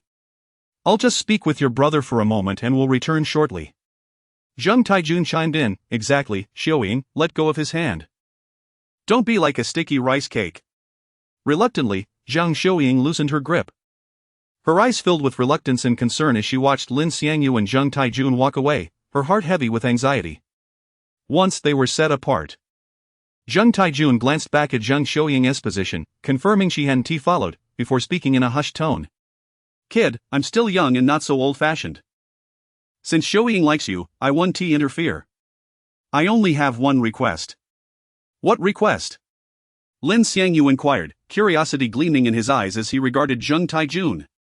It's just Zheng Taijun rarely displayed such a conflicted expression, embarrassment flickering in his gaze as he lowered his voice. When you and Xiuying during that time. You must wear protection, understand? Lin Xiangyu was taken aback that Zheng Taijun would broach such a topic. Although he recognized that the matter with Zheng Xiuying was inevitable. He had never considered the need for protection. Noticing Lin Xiangyu's silence, Zheng Taijun continued, we're all men, I know what you're thinking. If you truly dislike wearing it, then don't. Just make sure you don't get Xiuying pregnant. I trust you know what to do, right? I understand what to do, don't worry, brother, Lin Xiangyu replied with a smile, though a hint of mischief glinted in his eyes. Hearing Lin Xiangyu's response, Zheng Taijun clapped him on the shoulder, both sharing a laugh. They remained oblivious to the fact that Zhang Xiuying had somehow positioned herself behind them. After Lin Xiangyu and Zheng Taijun finished laughing, they turned around contentedly, only to be met with Zhang Xiuying's face, flushed with shame and indignation. Zheng Taijun was thunderstruck. His smile instantly frozen on his face, so embarrassed that he wished he could disappear into the ground. To discuss with another man what he should do with his own sister and be overheard by her was the most mortifying moment of his life. His toes could dig out a luxurious villa on the ground. I just remembered I have something to do, I'll leave first, brother-in-law. Zheng Taijun threw down these words, ran away, and disappeared from the playground in the blink of an eye. After leaving the playground, Zheng Taijun was immediately blocked by a tall boy. After Zheng Taijun left, Lin Xiangyu and Zhang Xiuying's sight instantly quieted down, and an ambiguous atmosphere spread rapidly between them like vines. They stared at each other, not knowing what to say, and could only remain in awkward silence, the atmosphere tense to the point of suffocation. Ahem. After a long while, Lin Xiangyu cleared his throat, breaking the silence. But as soon as he opened his mouth, he was swallowed by silence again, and he didn't know how to continue the topic. Just as Lin Xiangyu was hesitating about what to say, Zhang Xiuying took a deep breath, as if she had made a great determination, and said, Lin Xiangyu, have you decided what you want me to do? Of course, Lin Xiangyu had already planned it. But he knew in his heart that Zhang Xiuying would definitely hesitate when he said it. Seeing that Lin Xiangyu didn't speak, Zhang Xiuying became anxious and said with a blushing face, no matter what you ask me to do, I will do it, please, if those photos aren't deleted. I won't be able to live. Hearing this, Lin Xiangyu was overjoyed. He leaned close to Zhang Xiuying's ear and whispered his thoughts. When Zhang Xiuying heard this, she bit her lower lip with her teeth, and her already flushed face instantly became scalding hot, as if it could drip blood. Her hands unconsciously tugged at the corners of her clothes, and her nails were about to embed themselves in her palms. After a fierce ideological struggle, she took a deep breath, mustered her courage, and spoke, her voice small but firm, no, I can't agree to this, I'm still a virgin. Lin Xiangyu's face instantly darkened. He frowned, a trace of displeasure flashed in his eyes, and he deliberately raised his voice, saying with some annoyance, didn't you say you would agree to anything I asked you to do? What, are you planning to keep this steamed bun to sell for money? As he spoke, he took a step forward, exuding a sense of oppression. Zhang Xiuying was slightly shaken by Lin Xiangyu's aura, but she still straightened her back, looked at Lin Xiangyu with a firm gaze, and replied loudly, no, I want to save it for my boyfriend. I promise you everything else besides this. Her voice trembled slightly, but it was also filled with unquestionable determination. Seeing this, Lin Xiangyu knew that it would be useless to be tough. So he had to suppress the dissatisfaction in his heart and choose to compromise. His eyes flickered, and he leaned close to Zhang Xiuying again, whispering a few words in her ear. His voice was low and ambiguous, and the warm breath sprayed on Zhang Xiuying's neck, causing her body to tremble slightly. After speaking, Lin Xiangyu straightened up and stared at Zhang Xiuying, his eyes full of anticipation, and asked, "How about it? Can you do it?" Zhang Xiuying's head was lowered even more, and her heart was once again in turmoil. After hesitating for a long time, she slowly raised her hand, tucked the strands of hair that had fallen beside her cheek behind her ear, and nodded gently. That shy appearance was like a flower blooming in the spring, making people unable to help but be moved. Receiving an affirmative answer, Lin Xiangyu was so excited that the blood in his whole body was boiling. He was absent-minded all day, looking forward to the moment school ended. Even Xiningai's class became dull, of course. This was also related to the fact that he had promised Xiningai to maintain a normal teacher-student relationship with her at school. Finally, school was over. According to the plan, Lin Xiangyu stayed in the classroom, while Zhang Xiuying followed the crowd to leave first, and then came back when there was no one in the classroom. The students in the class left one after another. Lin Xiangyu called Minjing and said that he had something to do at school and would be back later, so she didn't have to wait for him to eat. Minjing didn't ask much and simply told him a few words before hanging up the phone.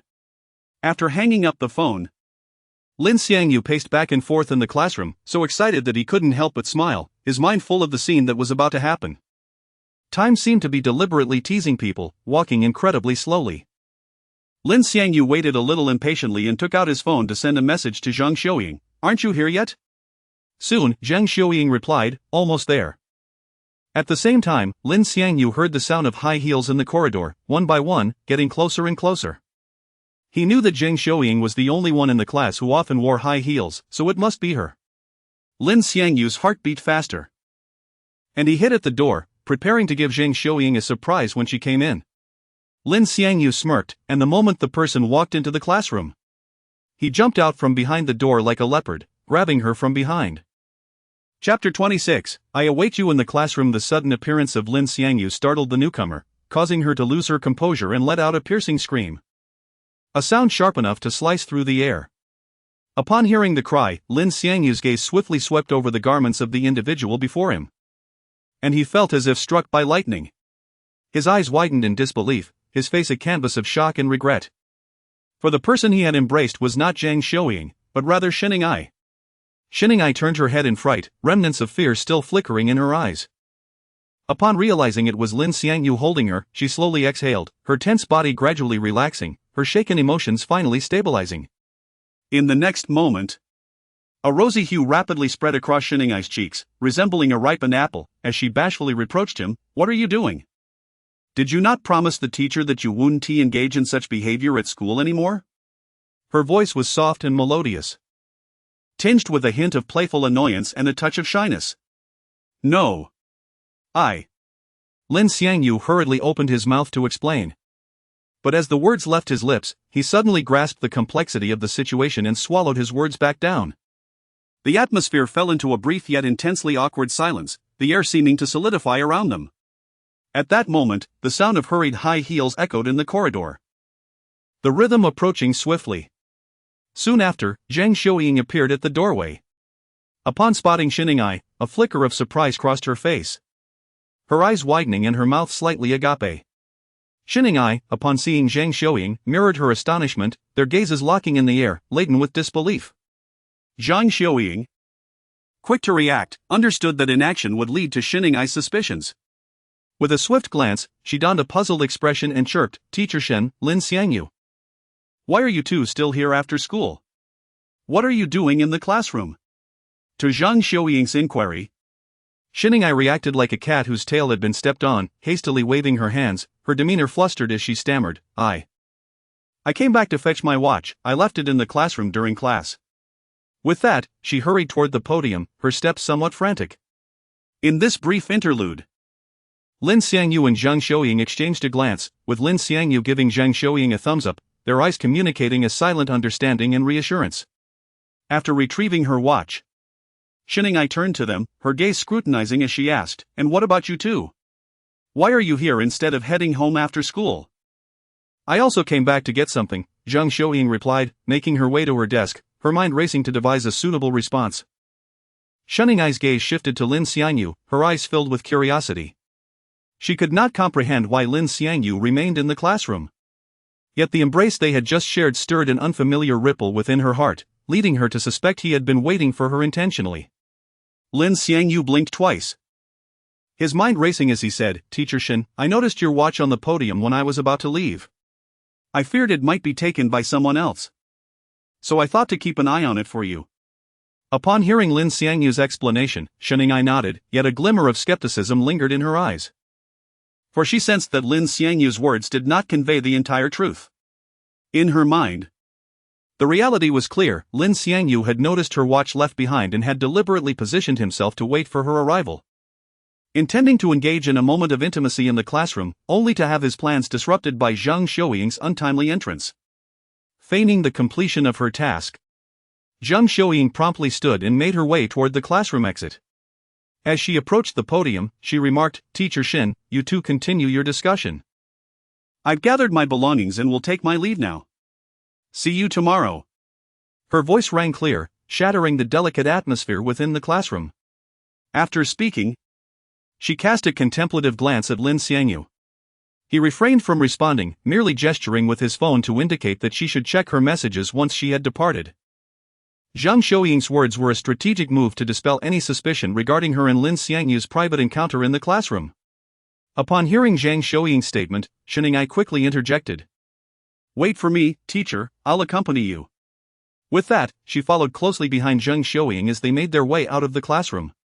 As they passed Lin Xiangyu's position, Xiangyu cast him a lingering glance, her eyes seemingly expressing dissatisfaction and grievance, as she said, "Lin, I truly appreciate your help with my watch. If there is nothing else, you should head home early." "Ah, alright," Lin Xiangyu replied, watching their departing figures. Once they exited the classroom, he swiftly took out his phone and sent Zhang Xiuying a message, "If you return, I shall await you in the classroom." At this moment, Lin Xiangyu's yearning reached its zenith, akin to a blazing inferno. Chapter 27, an additional session. Lin Xiangyu sat in the classroom, his fingers drumming absently on the desk, his gaze occasionally drifting toward the door, eagerly anticipating the appearance of Zhang Xiuying. Just as impatience began to set in, his phone chimed a message from Zhang Xiuying. "I might not be able to return to the classroom. Teacher Shin is taking me home and conducting a home visit." Winky face, Lin Xiangyu's brow furrowed instantly. Disappointment etched across his face. Before he could fully process the news, his phone vibrated twice more. "Let us reschedule, shall we? Rest assured, I will not renege on what I promised you." Though a sense of reluctance gnawed at him, Lin Xiangyu clenched his teeth, knowing that today's plans had undoubtedly been thwarted. He quickly typed on the screen, "Alright, let us reschedule, but if we do, it must include an additional session." After sending the message, he glanced out the window, just in time to see Xiangyu and Zhang Xiuying walking out of the school gate together. Moments later, Zhang Xiuying replied, "Alright, we can add another session, but only 2 in total, it cannot exceed that. Do not treat me as a mere outlet for your desires." Lin Xiangyu read her message, snorted in disdain, and shoved his phone into his pocket, choosing to ignore her words as he stood up and left the classroom. Exiting the school gates, he hailed a taxi and climbed in. Upon arriving home, he found his family gathered around the dining table, enjoying a meal. The warm, golden light illuminated the table, and the aroma of the dishes filled the air. Had they resolved matters so swiftly? Minanjing looked up, a gentle smile gracing her face as she softly inquired. Lin Xiangyu forced a smile and nodded, taking a seat at the table. At that moment, Pei Yilin shot him a sidelong glance, a mocking smirk playing on her lips as she sarcastically remarked, "Didn't someone say they wouldn't be home for dinner tonight? I thought we could enjoy a peaceful meal, but here you are, back in the middle of it, how unfortunate." Her sharp voice sliced through the previously harmonious dining atmosphere like a knife. "Yilin, how can you speak to your brother like that?" Minanjing's expression darkened instantly. Her tone stern as she reprimanded, "Apologize to your brother at once. Xiangyu Ji is so magnanimous, he wouldn't hold it against me, would you?" Pei Yilin's face wore a cunning expression, her eyes narrowing with mischief as she taunted, "Right, Xiangyu ji?" Seeing Pei Yilin show no remorse, Minjing stood abruptly. Her hands pressed against the table as she raised her voice. "Pei Yilin, apologize to your brother this instant. I will not repeat myself." "Why would I apologize if he doesn't want it?" Pei Yilin countered defiantly, her eyes wide and fixed on Lin Xiangyu. "Do you think I owe you an apology?" A fire ignited within Lin Xiangyu, but he understood Pei Yilin's temperament well enough to know that insisting on an apology might lead to further complications. He quickly waved his hand, saying, "No need." In his heart, he regarded Pei Yilin as a volatile powder keg better left undisturbed. At that moment, he thought to himself, Pei Yilin is akin to a rabid dog in need of taming. Sooner or later, she will receive her comeuppance. Seeing Lin Xiangyu relent, Pei Yilin's expression morphed into one of triumph, her chin raised defiantly as she declared, "I knew Xiangyu Ji wouldn't stoop to my level, right? Pei Yilin, apologize to your brother immediately, or I will not hesitate to repeat myself." Minjing's voice rose an octave, reverberating throughout the room.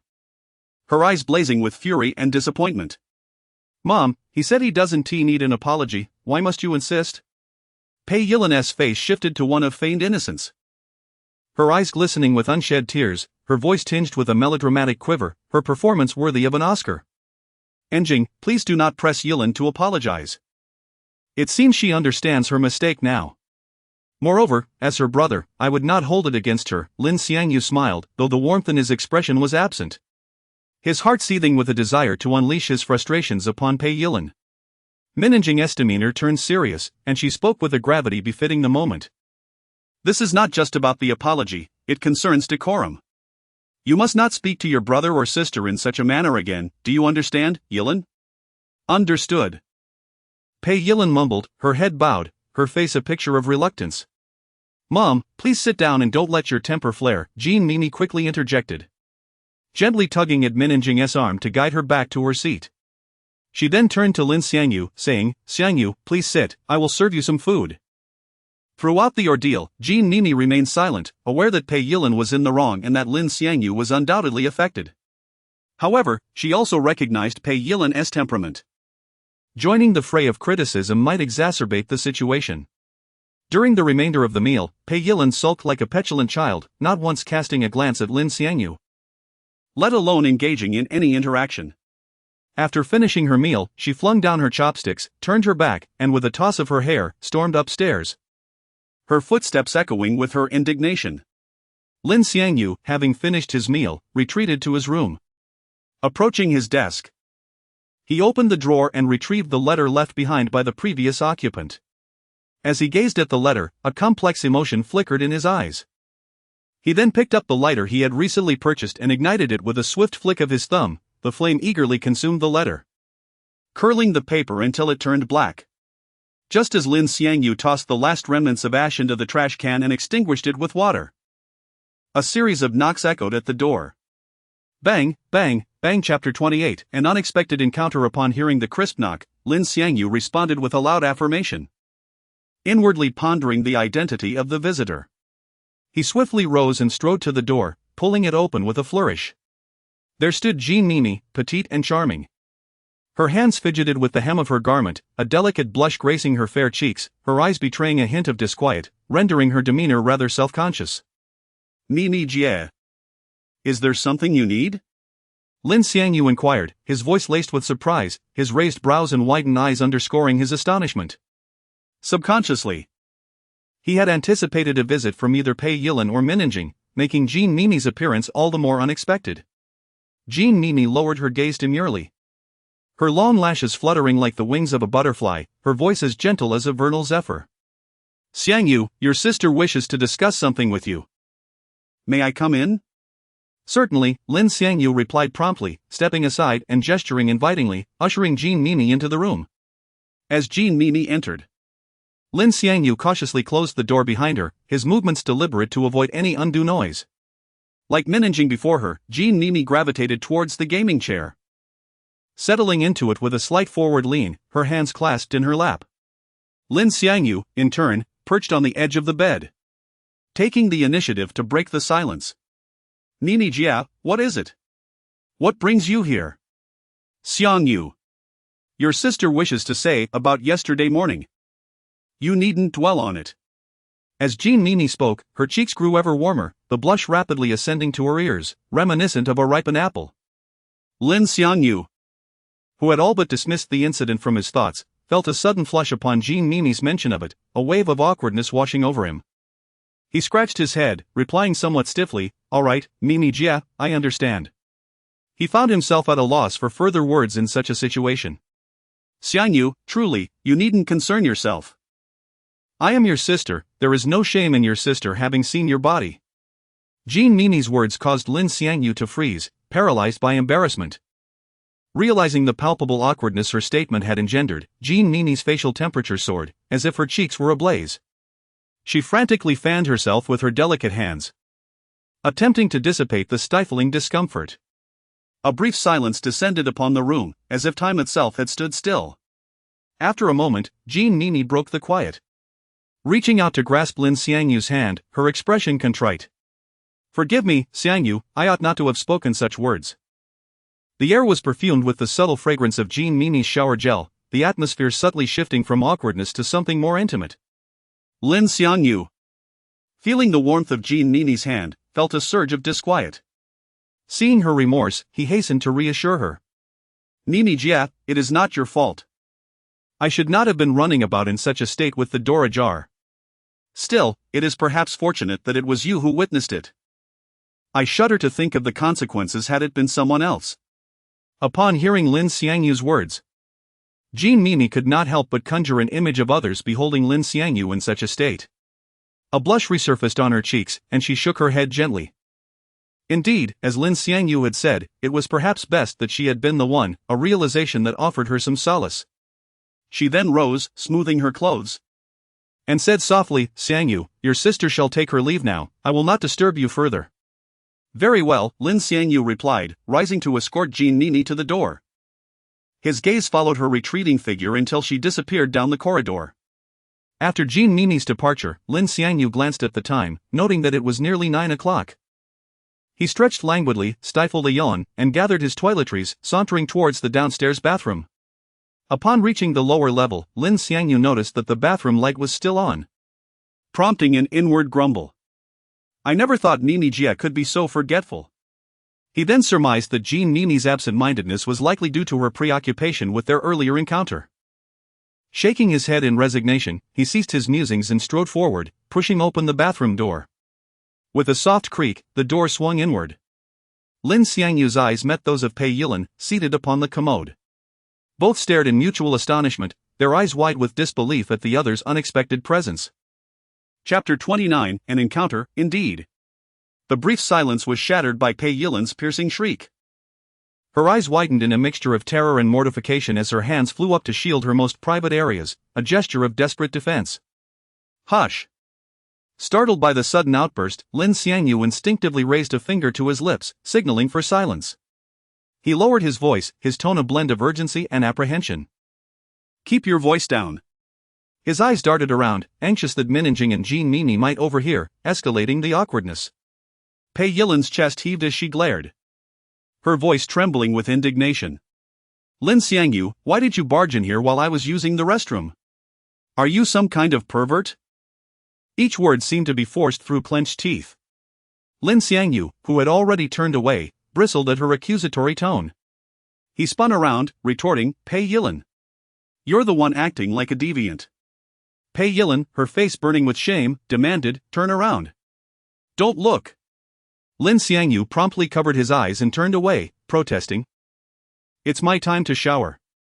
"Why are you in here using the toilet? Were you trying to give me a show?" Pei Yilin was incandescent with rage. Her face flushed crimson. She grabbed a wad of toilet paper and hurled it at Lin Xiangyu with all her might. "You scoundrel! Stop pretending." The paper arced through the air and landed squarely on Lin Xiangyu's head. Pei Yilin trembled with mortification. "It's my shower time." "Second sister is at school. We always move it up half an hour. It's always been this way." The impact of the toilet paper only fueled Lin Xiangyu's fury. Yet, upon reflection, He conceded that Pei Yilin was right, it was their family's routine. He bit back his retort, his mind racing for a counter-argument. A moment later, his eyes lit up. Then why didn't you lock the door? I was in a hurry, so. Pei Yilin began, then stopped short, her anger reigniting. It's my time. Why should you care if I lock the door? Does that give you the right to barge in here while I'm using the toilet? Well. Lin Xiangyu stammered. We're both at fault here. Let's just drop it, okay? He held his breath, awaiting her response. Pei Yilin stamped her foot, her voice laced with exasperation. Just get out. How am I supposed to use the restroom with you here? Relief washed over Lin Xiangyu. He bolted from the bathroom. Pei Yilin wasn't being gracious. Her urgency stemmed from a pressing need to avoid any embarrassing sounds. She needed him gone, and quickly. Lin Xiangyu retreated to his room, tossed his clothes on the bed, and collapsed onto it. His mind replayed the events. After an indeterminate amount of time, a knock echoed at his door. Coming! Lin Xiangyu called out, slipping on his shoes. He opened the door to find Pei Yilin standing there. Assuming she was there to continue their argument, he pulled her inside, whispering, whatever it is, let's talk inside. No need. I'm done showering. It's your turn, Pei Yilin mumbled, her cheeks flushed with a delicate blush, a stark contrast to her usual aggressive demeanor. Without another word, she retreated to her room. Lin Xiangyu was dumbfounded. He stood in the doorway, watching her go, utterly perplexed. Still, peace was preferable to conflict. The next morning at breakfast, Pei Yilin was uncharacteristically subdued, quietly eating her meal. Jean Mimi seemed to have put the birdwalking incident behind her, engaging in conversation with everyone. Minjing continued to shower Lin Xiangyu with her usual warmth and gentle smiles. Apart from Han Yozhin's decision to live at school because of him, everything in the household seemed to be improving. As Lin Xiangyu entered the classroom, Zhang Xiuying appeared before him with the agility of a deer. Her eyes filled with a mixture of anxiety and anticipation. Lin Xiangyu, could I speak with you outside? I need to talk to you privately. Unlike the previous day, Lin Xiangyu didn't hesitate. Firstly, their agreement was still in place. Secondly, the other students were no longer surprised by Zhang Xiuying's overtures, they had seemingly accepted their close relationship. Zhang Xiuying led Lin Xiangyu to a secluded corner where their breathing was the only sound. Her hands twisted nervously in her skirt, and she spoke hesitantly, about that. After thinking about it all night, I think we should postpone it until the weekend. Her voice was barely a whisper. All right, Lin Xiangyu replied without hesitation. His voice calm and steady. Ha! Zhang Xiuying looked up, her eyes wide with surprise. Zhang Xiuying contributed 59 shot points. Zhang Xiuying had spent the previous night agonizing over the situation, imagining countless ways Lin Xiangyu might make things difficult. She had considered even the worst-case scenarios. But she had never anticipated his easy agreement. She was both relieved and bewildered. After the incident in the classroom, Lin Xiangyu was unwilling to take such a risk again. If they were caught, he could be blackmailed or even expelled. He didn't want to endanger Zhang Xiuying. However, he wasn't about to let the opportunity pass without extracting some benefit. After collecting Zhang Xiuying's shock points, Lin Xiangyu smirked and said, "Don't get too excited. I can agree. But since we're postponing it for so long, you'll have to pay me some interest, won't you?" "What do you want?" Zhang Xiuying asked, her arms crossed defensively, her body trembling slightly. "Go on a date with me," Lin Xiangyu replied softly, gazing at her. Chapter 30, Good Things Come in Pairs. What did you say? Zhang Xiuying appeared not to have heard Lin Xiangyu's previous words clearly. Yet, the shock value she contributed betrayed her true feelings. Observing her reaction, Lin Xiangyu inhaled deeply. The playful smile that once adorned his face vanished, replaced by a serious demeanor. His gaze fixed intently upon Zhang Xiuying as he asserted, "Zhang Xiuying, will you go on a date with me?" Upon hearing Lin Xiangyu's repetition, Zhang Xiuying's cheeks flushed crimson, as if scorched by flames. Her head bowed nearly to her chest. Her voice barely audible, she stammered, "All right?" As soon as the words left her lips, she shyly averted her gaze from Lin Xiangyu. Her hands hastily covering her cheeks as she hurriedly made her way towards the classroom, her retreat both awkward and endearing. Lin Xiangyu watched her departing figure, a smile involuntarily spreading across his lips, secretly marveling at her unexpected charm. They agreed upon a weekend rendezvous, and Zhang Xiuying, seemingly placing her complete trust in Lin Xiangyu, readily entrusted him with the decision of their meeting place. A myriad of emotions swirled within her. She could hardly fathom that her very first date would unfold under such peculiar and slightly embarrassing circumstances. The subsequent days passed like a calm lake, everything proceeding in an orderly fashion. Time flew, and before long, Friday arrived. Lin Xiangyu had been quite busy, meticulously selecting various date spots. With the generous pocket money provided by Minjing, he had an extensive range of options. After finalizing a few locations, he sent the detailed information via KakaoTalk for Zhang Xiuying to choose from. As this was her inaugural date, Lin Xiangyu genuinely hoped to bring her joy and create cherished memories. Zhang Xiuying gazed at the plethora of choices on her phone screen, her eyes filled with both anxiety and anticipation. Ultimately, she selected the amusement park. In contrast to the conventional couples venues like cinemas, she believed the amusement park, brimming with laughter and joy, would be far more entertaining and conducive to creating happy recollections. She certainly did not wish for a dull movie to tarnish her first romantic outing. Unbeknownst to her, Zhang Xiuying discovered an inexplicable fondness for Lin Xiangyu blossoming within her. She could not precisely articulate the reason, perhaps it was because he was the first boy to treat her with such a unique demeanor, unlike previous suitors who had idolized her. However, this burgeoning affection made her feel embarrassed, even somewhat cheap, akin to someone with a tendency for self-deprecation. The mere thought of it prompted her to shake her head, attempting to dispel these notions from her mind. Having chosen the venue, Lin Xiangyu prepared to confirm the time of their date with Zhang Xiuying. As before, he relinquished the decision-making power to her, for any day would suffice. He had no prior commitments that weekend. Zhang Xiuying, far from perceiving Lin Xiangyu as indecisive due to his deference, instead admired his consideration for her, unwittingly elevating her feelings for him further. "What time do you think you can wake up tomorrow morning?" "I'd like to go early," she sent, her cheeks flushed with shyness and her fingers trembling slightly. Upon reading her message, Lin Xiangyu's lips curled into an involuntary smile. His long fingers swiftly tapping a reply, "Latte World opens at 10 a.m., so let us meet at 9 for breakfast before we begin our fun." Zhang Xiuying simply responded with an affirmative okay. This seemingly trivial word resonated like a pebble cast into a tranquil pond, sending ripples of excitement through her heart. Once their date was confirmed, Lin Xiangyu felt buoyant throughout the day, a smile perpetually gracing his face as if the world around him had transformed into a paradise. In contrast, Zhang Xiuying remained enveloped in shyness. The mere thought of their impending date sent her cheeks aflame. After school, with a heart full of trepidation, Zhang Xiuying approached Lin Xiangyu's desk, her voice soft as a gentle spring breeze, "See you tomorrow." Immediately after speaking, she turned and dashed away, her retreat embodying the essence of youthful shyness and fluster. As they witnessed the once proud class beauty now appearing so bashful, even those classmates who had long accepted Zhang Xiuying and Lin Xiangyu's budding romance felt a deep sense of astonishment.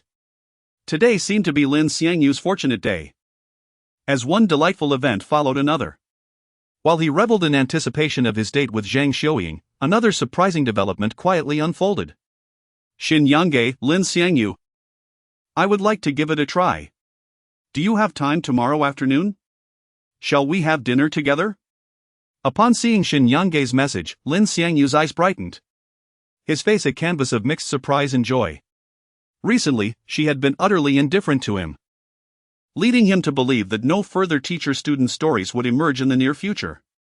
Yet, unexpectedly, happiness arrived so suddenly. Xin Yange's prompt decision was a delightful twist, filling Lin Xiangyu with anticipation and excitement. Chapter 31, The Appointment. Upon receiving the message, Lin Xiangyu exhibited no hesitation and promptly replied to Shunning Ai. "Of course I have time, Teacher Shen. Whenever you summon me, I shall always be available. In my eyes, nothing holds greater significance than you." His words brimmed with enthusiasm and urgency, as if Shunning Ai were the sole focal point of his existence. In her office, Shunning Ai sat poised at her desk, her brow furrowed, fingers mechanically twirling a pen, her gaze seemingly glued to the screen of her phone, filled with fervor and concentration. When Lin Xiangyu's message flashed before her eyes, the tension in her furrowed brow appeared to be smoothed by invisible hands, followed by a radiant smile blossoming on her face. After all, who could resist the joy of such candid and ardent compliments from the opposite sex? Then let us meet tomorrow at 7 p.m. Also, Xiangyu. Please refrain from calling me teacher in private. I find that title uncomfortable and it instills a sense of guilt within me. After sending her reply, Shiningai's slender, fair fingers trembled slightly.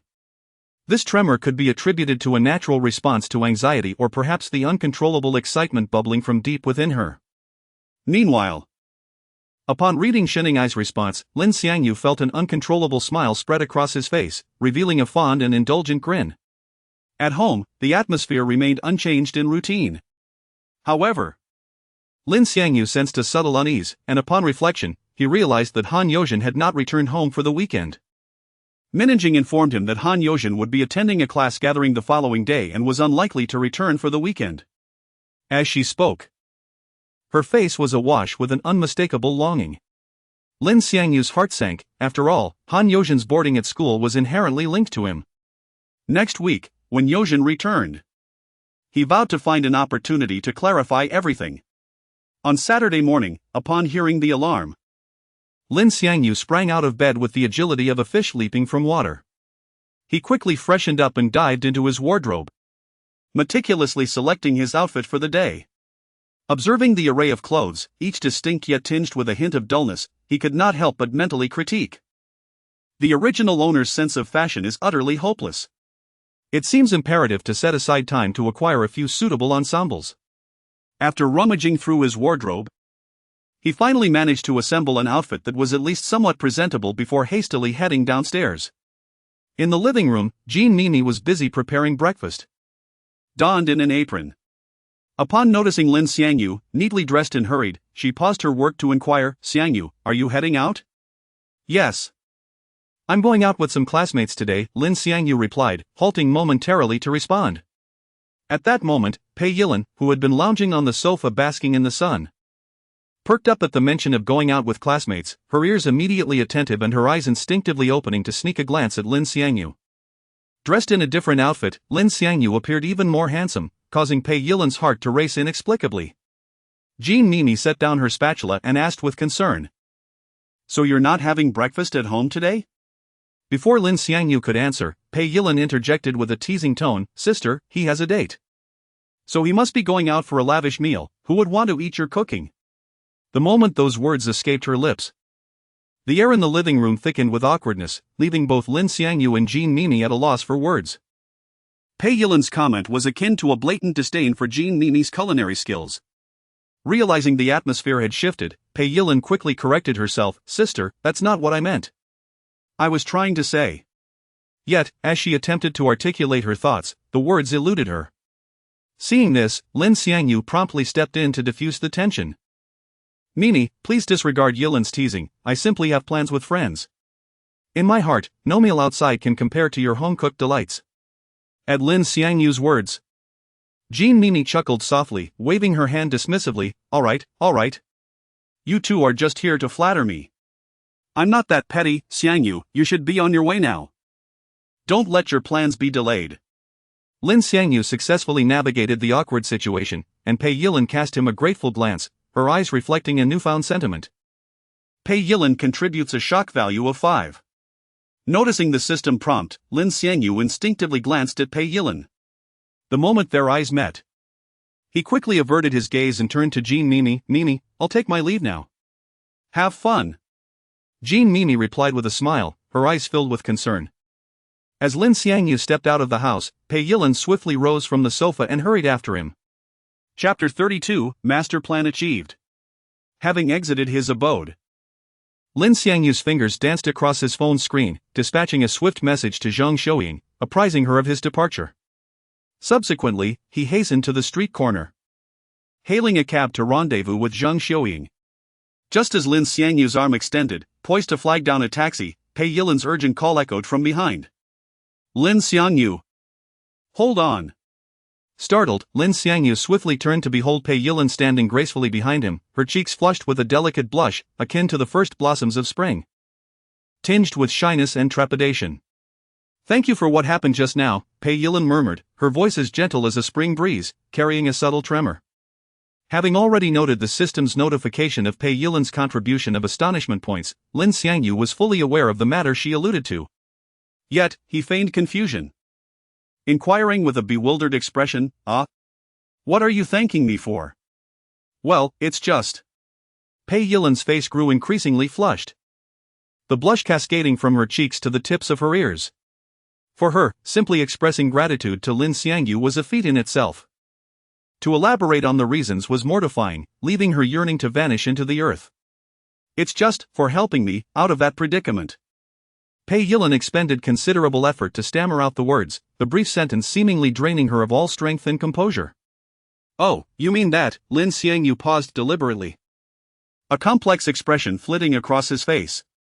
Actually, I hadn't intended to assist you, but upon witnessing your distressed state, my body acted independently.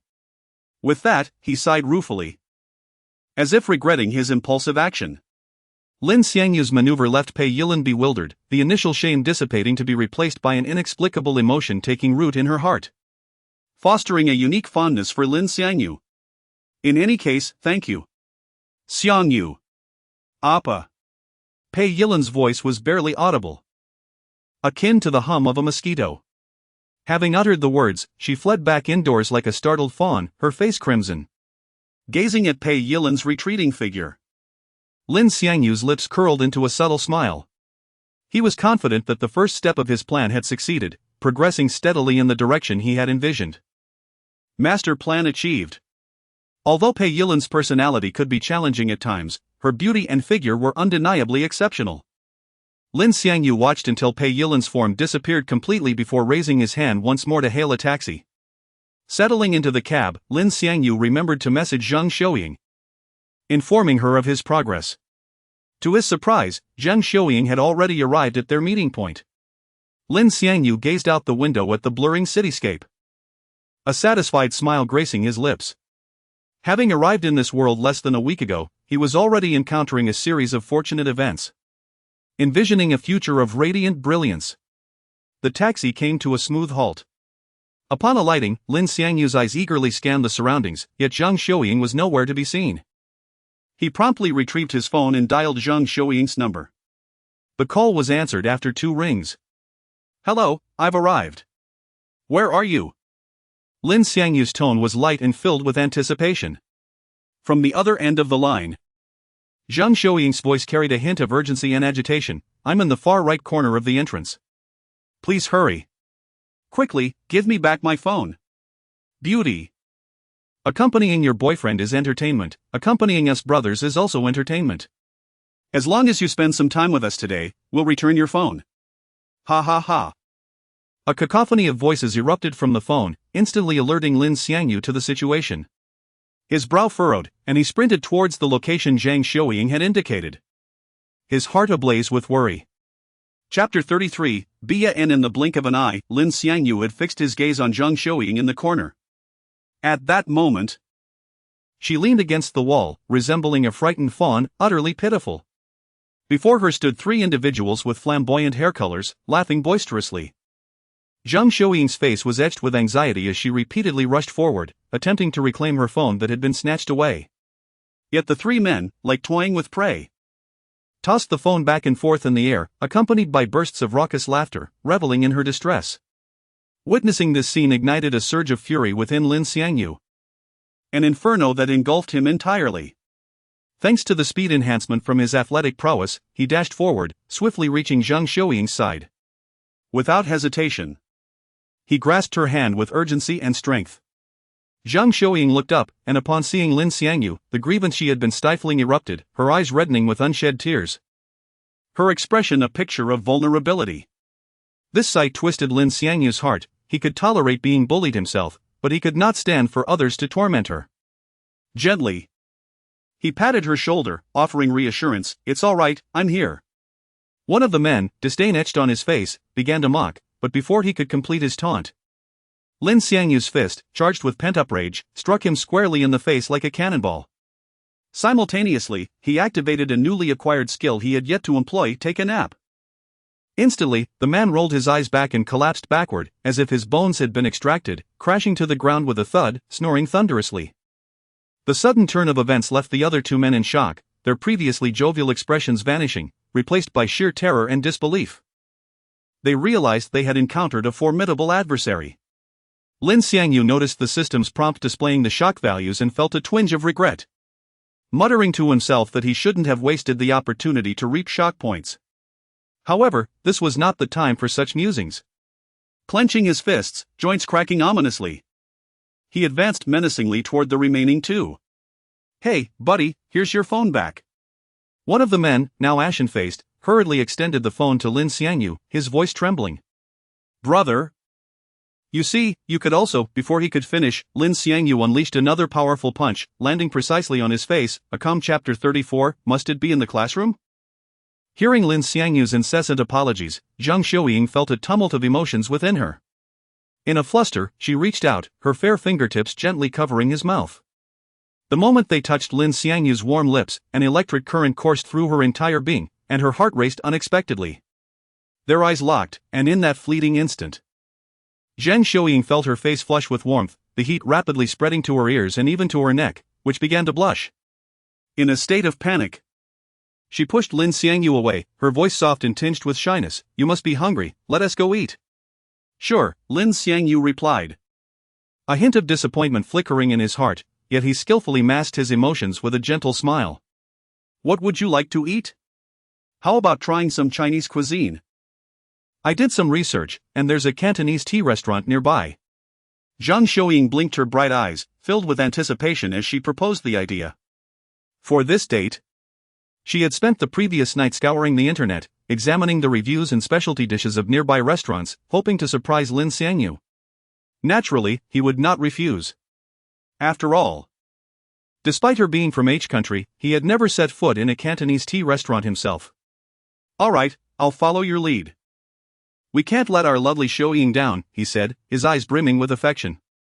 He understood the effort Zhang Xiuying had put into this date, and her thoughtfulness deeply moved him. In the past, the boys Zhang Xiuying interacted with were either intimidated by her or shamelessly fawning. In high school, there was a particularly fervent admirer who had even gone so far as to secretly pick up her torn stockings from a trash can and lick them. This horrifying episode left her with a lingering fear of discarding items carelessly. Whenever she recalled that incident, a shiver ran down her spine. It was precisely because of this that Lin Xiangyu's sincere and respectful demeanor felt so distinctive. As soon as Lin Xiangyu and Zhang Xiuying left, the two individuals lying on the ground quickly got up. In truth, they had awakened long ago but had feigned sleep, intimidated by Lin Xiangyu's prowess. Once upright, they hurriedly assisted the battered Jin Chengjun, who could barely stand. Following this ordeal, Jin Chengjun profoundly understood the adage that one can never awaken a person feigning sleep, let alone two. Filled with regret, he silently vowed never to associate with these unreliable individuals again. This embarrassment was monumental, and if word got out, how could he show his face at school? Inside the dim sum tea restaurant, Zhang Xiuying stared at the densely packed menu filled with unfamiliar dish names. Momentarily at a loss, she wanted to ask the waiter for recommendations but feared revealing her ignorance of Chinese cuisine in front of Lin Xiangyu. Nervously biting her lower lip, her fingers gently glided over the menu, attempting to find a semblance of familiarity among the bizarre names. Lin Xiangyu, perceiving her discomfort at a glance, turned to the waiter and said, "Crystal shrimp dumplings, crispy rice rolls, fresh shrimp siu mai, and roast duck." As he ordered, he kept a watchful eye on Zhang Xiuying's expression, relieved to see her relax slightly. After placing the order, he put down the menu and softly asked Zhang Xiuying, "Xiuying, would you like to add anything else?" Zhang Xiuying also set down the menu and responded with a sweet smile, "This is enough, don't overeat. We'll have plenty of snacks waiting for us inside." The thought of enjoying various treats with Lin Xiangyu at the amusement park filled her heart with a sweet ripple, and her smile grew even brighter. This was Lin Xiangyu's first time tasting such delicacies. While he could not ascertain their authenticity, the flavors were indeed astonishing, offering more novelty and delight compared to the common Korean dishes.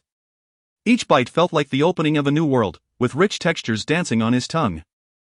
Zhang Xiuying savored the food with great enthusiasm, her affection for Chinese cuisine evident.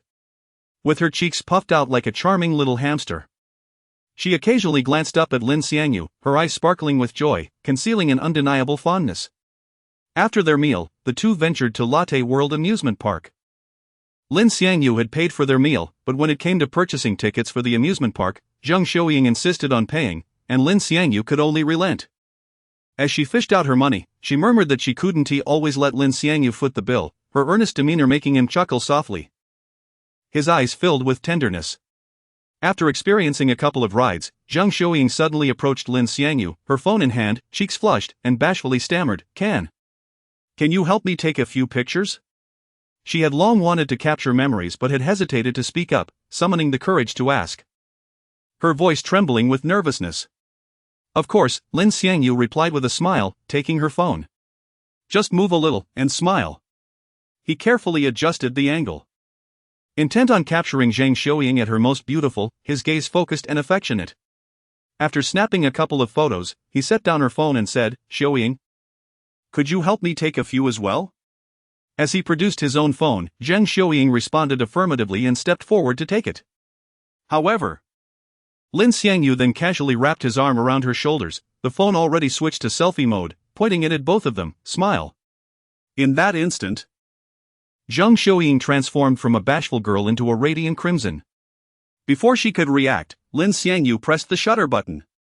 Hey! What are you doing? You didn't even say you were going to take a picture. Delete it! Flustered and anxious, she hurriedly covered her face with her hands. Despite her embarrassment and annoyance, there was a flicker of happiness in her heart, a complex emotion that left her at a loss, her fingers nervously tugging at the hem of her clothing. Don't you want to take a picture with me? Lin Xiangyu feigned disappointment, lowering his gaze. If you don't like it, then just delete it. With that, he handed the phone to Zhang Xiuying, his eyes glimmering with a hint of mischievous anticipation. No, that's not it. I just wasn't ready yet. Zhang Xiuying replied in a voice barely above a whisper. Blushing, she slightly turned, resting her head on Lin Xiangyu's shoulder, raising the phone to frame both of them. In that moment, her heart raced like a tiny rabbit, pounding fiercely, and her cheeks felt ablaze, while Lin Xiangyu's warmth enveloped her, bringing both shyness and reassurance.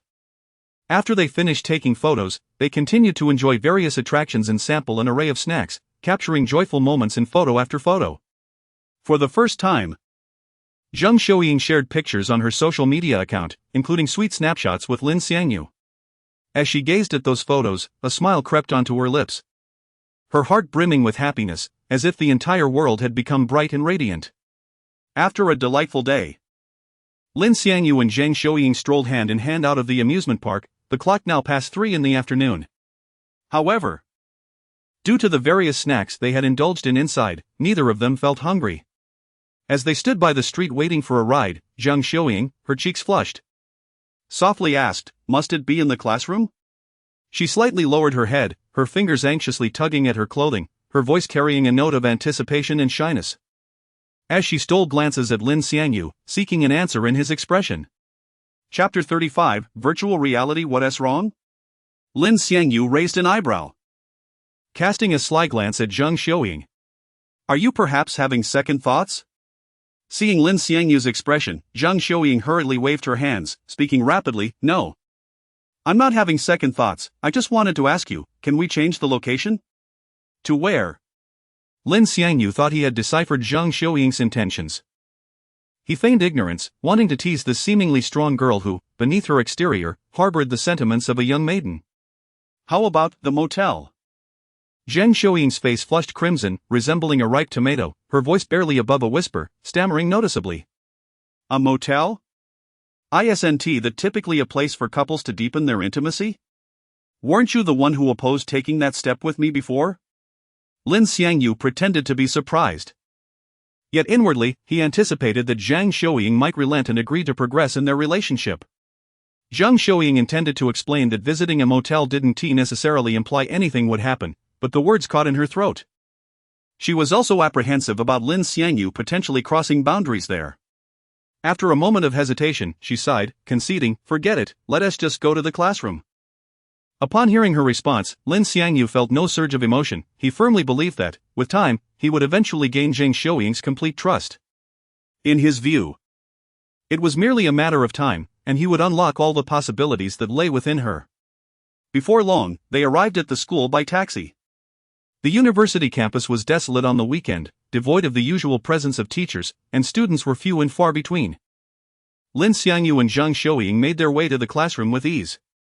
Having learned from their previous experience, Lin Xiangyu swiftly turned and locked the classroom door behind them. The sound of the lock clicking sent a jolt of tension through Zhang Xiuying. An apprehensive wave washed over her. The atmosphere in the classroom became palpably charged. Zhang Xiuying felt her cheeks burn, her heart raced wildly in her chest, and her breath quickened. This tension was neither the ordinary awkwardness nor the sickly sweet ambiguity. It was something more profound.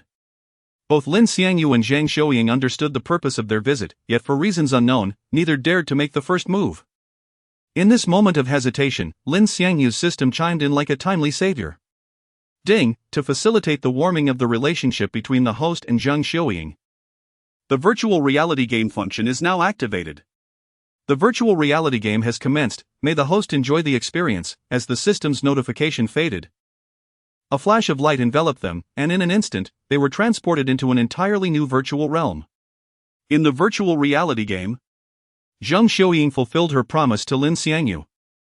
Completion progress, 1-2, I sincerely apologize for the reduction of 1087 characters, I can only rely on the reader's imaginations.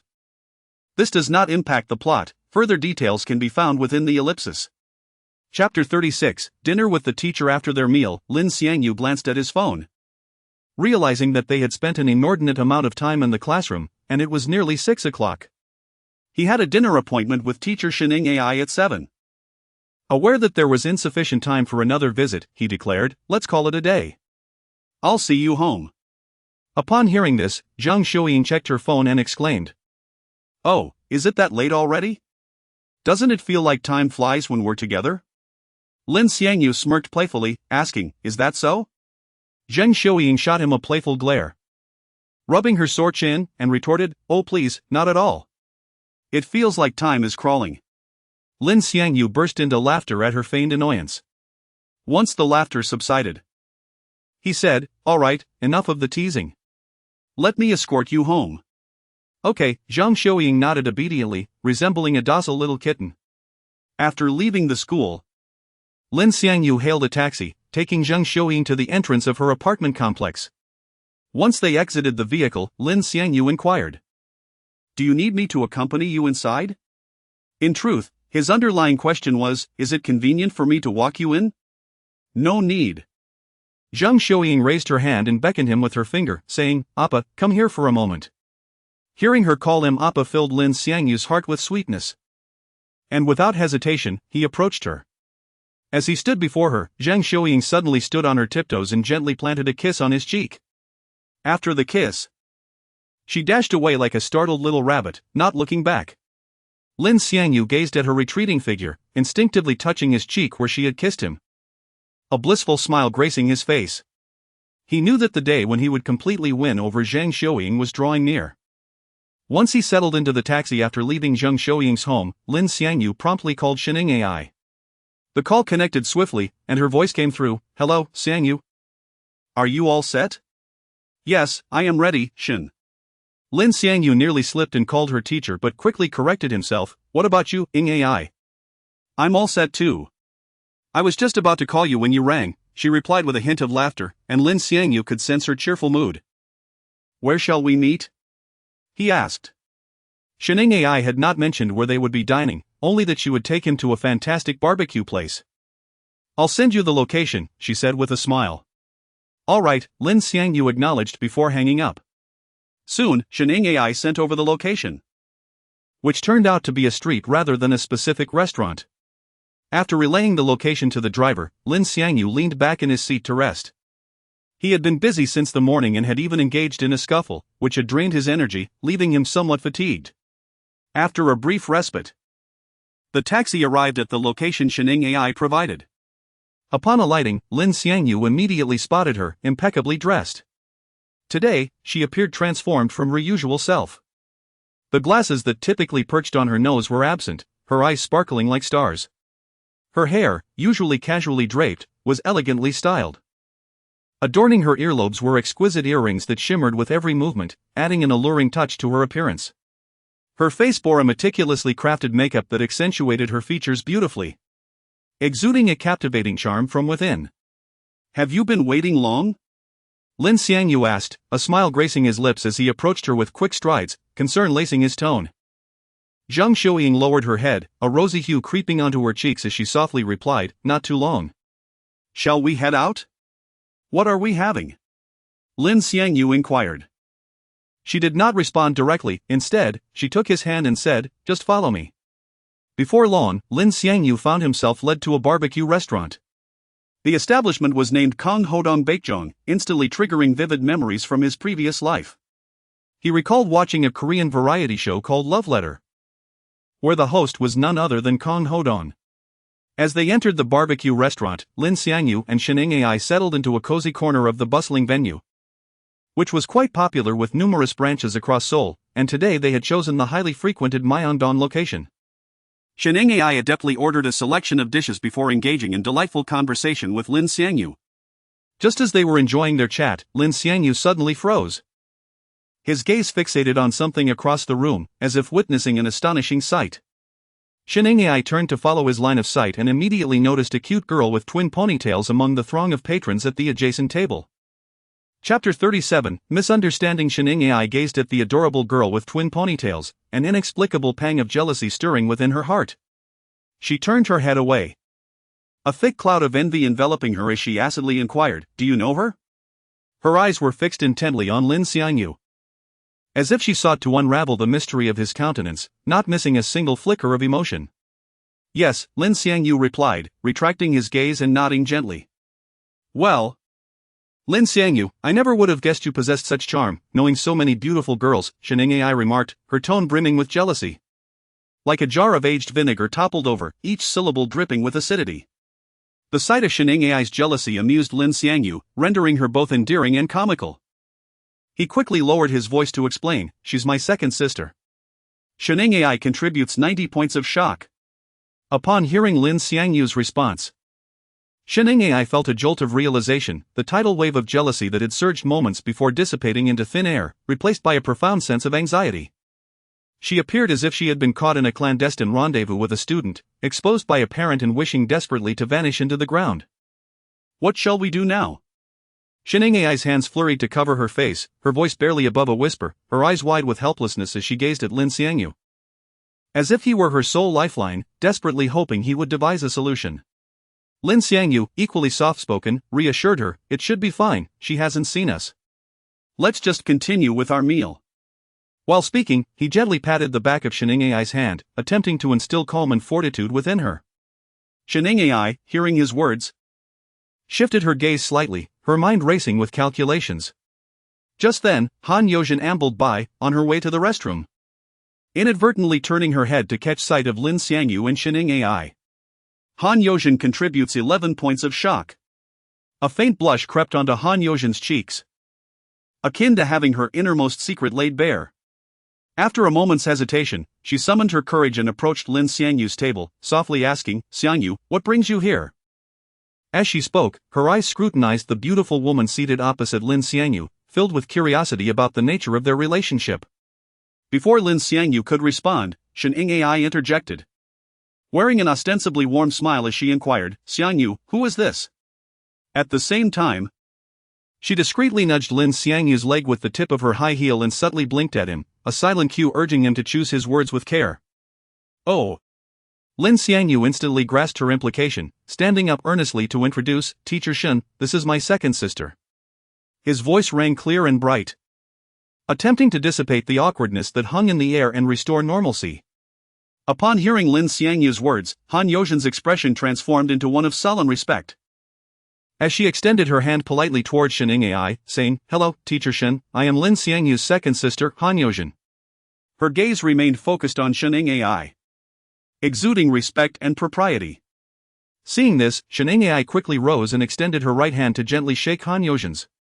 However, due to her overwhelming nervousness, her palm was already slick with sweat, the warmth and moisture betraying her inner turmoil, fearing her secret romance would be uncovered by this very person. After a brief handshake, Ai withdrew her hand hastily, repeating, "Hello, hello." At that moment, Han Yojin seemed to sense something amiss. The weekend outing between a female teacher and a male student, especially with the teacher so meticulously dressed, bore an unusual air. "Xiangyu, what is going on between you and Teacher Shen?" Han Yojin asked, her brow furrowing slightly in confusion. Her gaze darting between Lin Xiangyu and Ai, eager to unravel the mystery, her suspicions deepening with each passing second. Lin Xiangyu was caught off guard by the question. Unsure how to respond, his face flushing with embarrassment as he opened his mouth, yet no words emerged, resembling a fish out of water, floundering helplessly. Noticing his discomfort, Ai quickly interjected, maintaining her smile and speaking in a calm tone, "It's like this, Xiangyu approached me privately, expressing that he has been troubled by some matters lately. During this weekend break, I intended to have a chat with him." Her voice was steady, striving to convince Han Yojin of her explanation while attempting to mask her own anxiety. "Oh, I see," Han Yojin nodded thoughtfully. However, at that moment, she suddenly recalled the scene from that night on the staircase, linking it to Ai's remark about Xiangyu feeling troubled. As the saying goes, family disgrace should not be aired. Han Yojin's heart tightened at the thought that Lin Xiangyu might confide in Ai regarding his issues with Pei Yilin.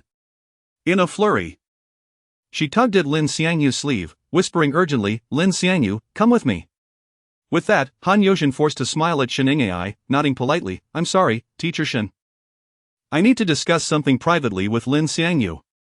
"All right," Ai replied with a smile, though a sense of unease crept into her heart. Fearing the situation might spiral out of control, Han Yojin led Lin Xiangyu to a secluded corner near the entrance, hesitating momentarily before speaking with a grave expression, "Xiangyu, you must not disclose family matters to outsiders. If there is anything you feel uncomfortable discussing with mom or eldest sister, you can confide in me." Her seriousness reflected her worry for their family's affairs, fearful that Lin Xiangyu might impulsively reveal something he should not. Lin Xiangyu, bewildered, failed to comprehend the deeper implications of Han Yojin's words. After pondering for a moment, he inquired, "Yojin, did you misunderstand something?" Chapter 38. The drugging. Han Yojin lifted her head, her gaze fixed intently on Lin Xiangyu's eyes, and the two held each other's stare for a considerable time. Eventually, with a serious expression, Han Yojin stated, "In any case, you must not speak of family matters to outsiders." She had hesitated for a long while in her mind but ultimately decided against revealing what she had witnessed on the staircase that night. The image lingered like a thorn, piercing her heart. She longed to voice it but found herself at a loss for words. "You truly misunderstand me." "I have no intention of discussing our family affairs with Teacher Shen," Lin Xiangyu quickly explained, his eyes brimming with sincerity, attempting to convince Han Yojin of his honesty. Upon hearing this, Han Yojin fell into a brief silence. Just as she was about to speak again, Ai pushed open the shop door and walked briskly towards them. Han Yojin spotted Ai immediately, and the words that had been on the tip of her tongue were swallowed back. Lin Xiangyu sensed Han Yojin's unwavering gaze directed behind him and instinctively turned to look. At that moment, Han Yojin inquired, "Teacher Shen, what brings you here?" "Oh, I came to let you know that I have an urgent matter to attend to and must leave. I've already settled the bill for the barbecue. You two can enjoy it," Ai said, her face adorned with a smile that, while seemingly calm, concealed her inner turmoil and unease. Although Lin Xiangyu and Han Yojin had only been out for a short while, Ai felt as though she were sitting on pins and needles. Unable to relax in the shop, fearing that Han Yojin might sense the peculiar bond between her and Lin Xiangyu. "Teacher, are you leaving?"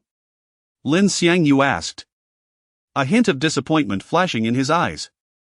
Ai feigned nonchalance, "Yes, I have some matters to attend to. If you have anything to discuss, you can talk to your sister first. We can catch up next time. Teacher Shun, then." Lin Xiangyu glanced at Han Yojin, feeling helpless as he said, "Take care." His voice carried a touch of reluctance, his gaze lingering on Ai. "All right, then I shall take my leave. Goodbye, Lin Xiangyu. Goodbye, Yojin." Ai waved to the two with a smile tinged with regret. Lin Xiangyu hurriedly waved back, "Goodbye, Teacher Shen. Please take care." Han Yojin raised her hand politely in farewell. Ai said nothing further and turned to walk along the street. Lin Xiangyu watched her departing figure, a wave of profound reluctance washing over him, his eyes filled with longing. At that moment, a classmate who had come with Han Yojin exited the shop in search of her. A girl of slightly above average appearance, not particularly striking, stumbled slightly as she approached Lin Xiangyu and Han Yojin, saying, "Yojin, what are you doing here? Everyone is waiting for you. Those annoying boys refuse to drink now that you're not around." She spoke, punctuating her words with a hiccup, her cheeks flushed. Noticing Han Yojin's unusual expression, she followed Han Yojin's gaze and looked at Lin Xiangyu standing nearby. Clearly a bit tipsy, the girl had just walked past Lin Xiangyu without realizing he was there. "Wow! So handsome," she exclaimed, her eyes widening in surprise upon seeing Lin Xiangyu. "Is this handsome guy your boyfriend, Yojin? He's so good-looking." The girl inquired curiously, her tipsiness evident in her gaze. Han Yojin's face instantly turned crimson, akin to a ripe tomato, as she hurriedly clarified, "Xiuhui, don't say that, he is my brother." Upon hearing Han Yojin's response, Li Xiuhui's eyes lit up, and she quickly approached Lin Xiangyu, holding her phone. "Yojin's brother, could you give me your number?" Her eyes sparkled with anticipation and a hint of drunken boldness. Seeing this, Han Yojin swiftly reached out to stop Li Xiuhui, saying, "Let us head back quickly. We shouldn't keep them waiting." As she spoke, Han Yojin cast an apologetic glance towards Lin Xiangyu. Reluctantly, Li Xiuhui was pulled away by Han Yojin, her gaze lingering on Lin Xiangyu as they departed. Once Han Yojin and Li Xiuhui re-entered the shop, Lin Xiangyu immediately took out his phone and sent a message to Xining'ai, "Ing'ai, where have you gone? I'll come find you." His emotions were conflicted as he stared at the phone screen, his fingers trembling slightly. He did not wish to squander this rare opportunity. Yet he feared that Xining'ai might reject any future private meetings due to the events of the day, leaving him filled with anxiety.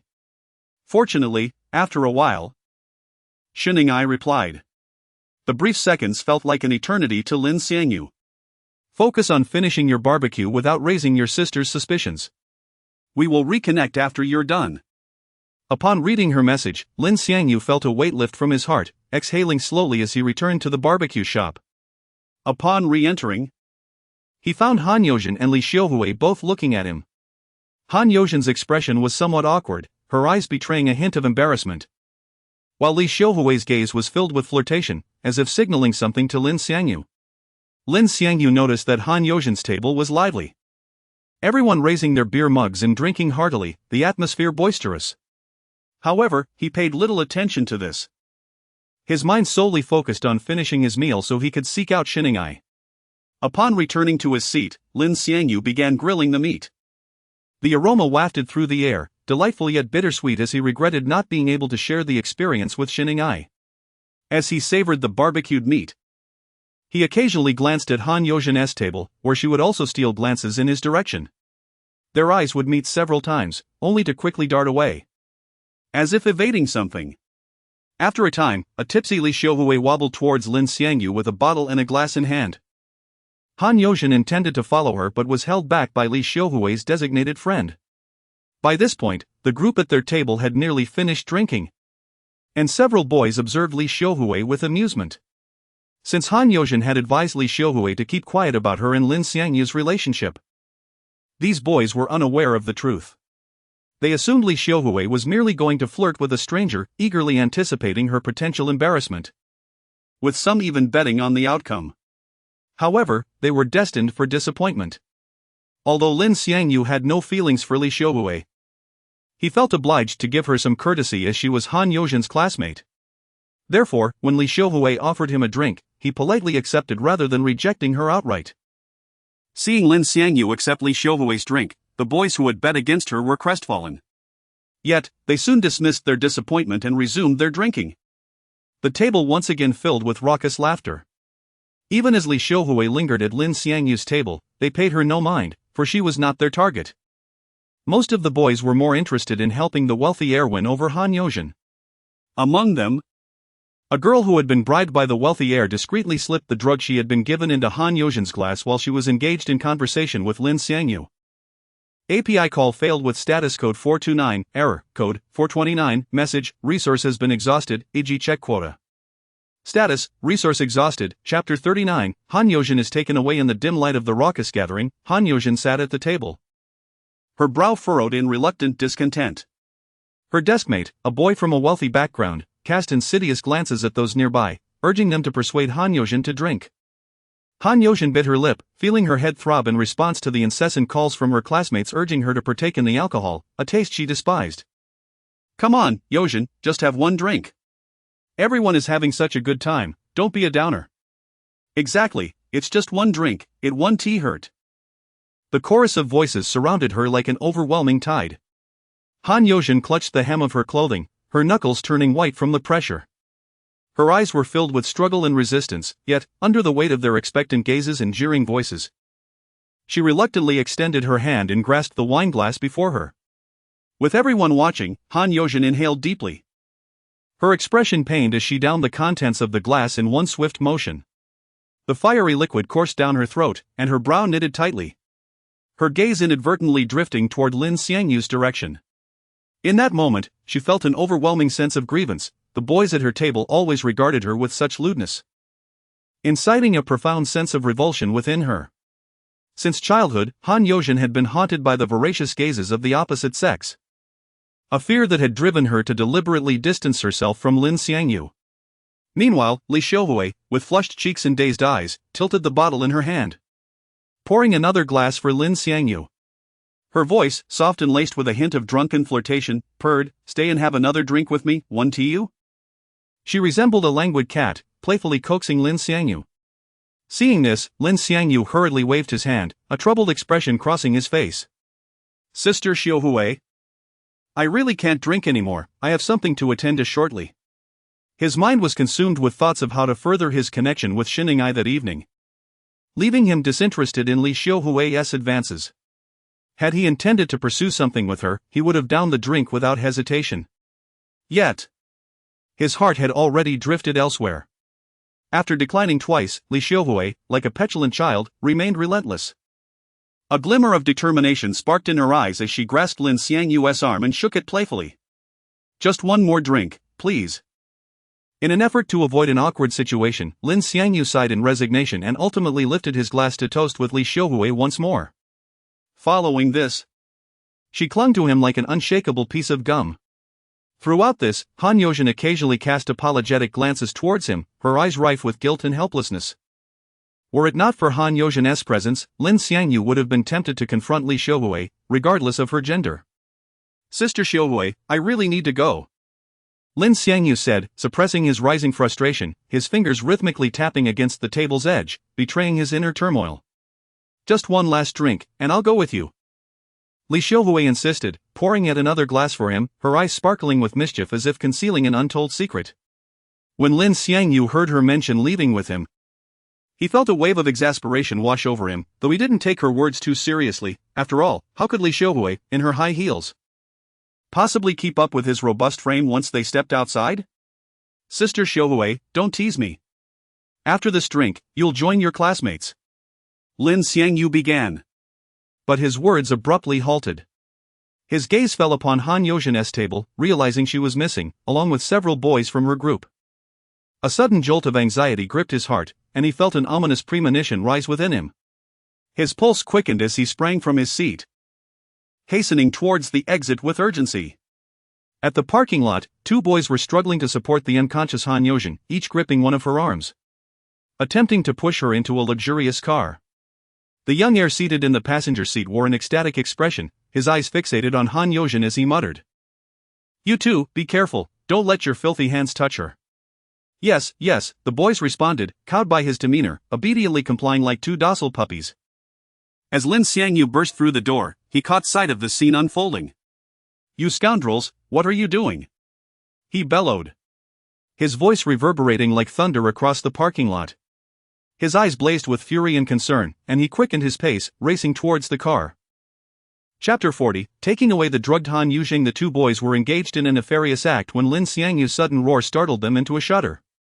Seizing the moment, Lin Xiangyu dashed to their side without a moment's hesitation, raising his leg to deliver a powerful kick to one of the boys. The inebriated youth, already swaying from the effects of alcohol, was sent sprawling backward, landing heavily on the ground. The other boy, upon witnessing Lin Xiangyu's furious expression, turned pale with fear and immediately released Han Yojing's arm, as if it were a scalding hot potato. Lin Xiangyu, quick on his feet, rushed forward to steady the nearly fallen Han Yuzheng.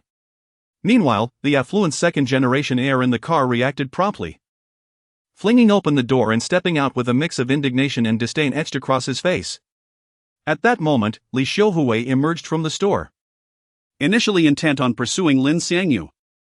Upon witnessing the chaos unfolding before the luxury vehicle, her intoxication dissipated significantly, her eyes widening in alarm as she hurried over. Seeing Li Xiaohui approach, Lin Xiangyu unhesitatingly entrusted Han Yuzheng to her care, saying, "Sister Xiaohui, please look after my sister. I must deal with these brutes." His voice was deep and forceful, his eyes ablaze with anger. The boy who had just been kicked down by Lin Xiangyu managed to regain his footing, and the three boys aligned themselves against Lin Xiangyu in a confrontational stance. The second-generation heir, accustomed to his arrogance and bolstered by his companions, dismissed Lin Xiangyu with a glare, barking orders, "Each of you will receive 2 million won for thoroughly beating this brat. Any consequences will fall on me." For a student, 2 million won was no trivial sum. The other two boys' eyes gleamed with greed at the heir's words, as if they had been injected with a stimulant, and they charged at Lin Xiangyu. Just in time. Lin Xiangyu's heart surged with fury as he prepared to retaliate. With a swift motion, he unleashed a right hook that sliced through the air, striking the leading boy squarely on the head. The force of the blow sent the boy reeling backward, his skull colliding with the car door with a resounding thud. Before the second boy could react, Lin Xiangyu executed a precise kick that sent him crashing to the ground. Putting every ounce of strength into the strike, Lin Xiangyu watched as the boy clutched his injured calf, howling in agony. Deeds of Chapter 41, The Pleasure Motel. The middle-aged driver glanced through the rearview mirror at Han Yozhen, who was unconscious in the back seat, and inquired, "Young man, where are you headed?" Upon hearing the driver's question, Lin Xiangyu was momentarily taken aback, his mind blank, pondering, indeed, where to? His gaze settled on Han Yozhen. Furrowing his brow, he thought, given Yozhen's current state, I certainly cannot take her home. If Aunt Anjing sees her like this, she would surely be overwhelmed with worry. Noticing Lin Xiangyu's silence, the middle-aged driver presumed he was inexperienced and suggested, "Young man, I know of a nearby motel with a pleasant atmosphere and reasonable prices. Would you like to go there?" After a moment of hesitation, Lin Xiangyu glanced again at Han Yozhen, whose cheeks were flushed from intoxication, appearing adorably vulnerable. Ultimately, he nodded and replied, "All right, let's south go to the place you mentioned." "Great."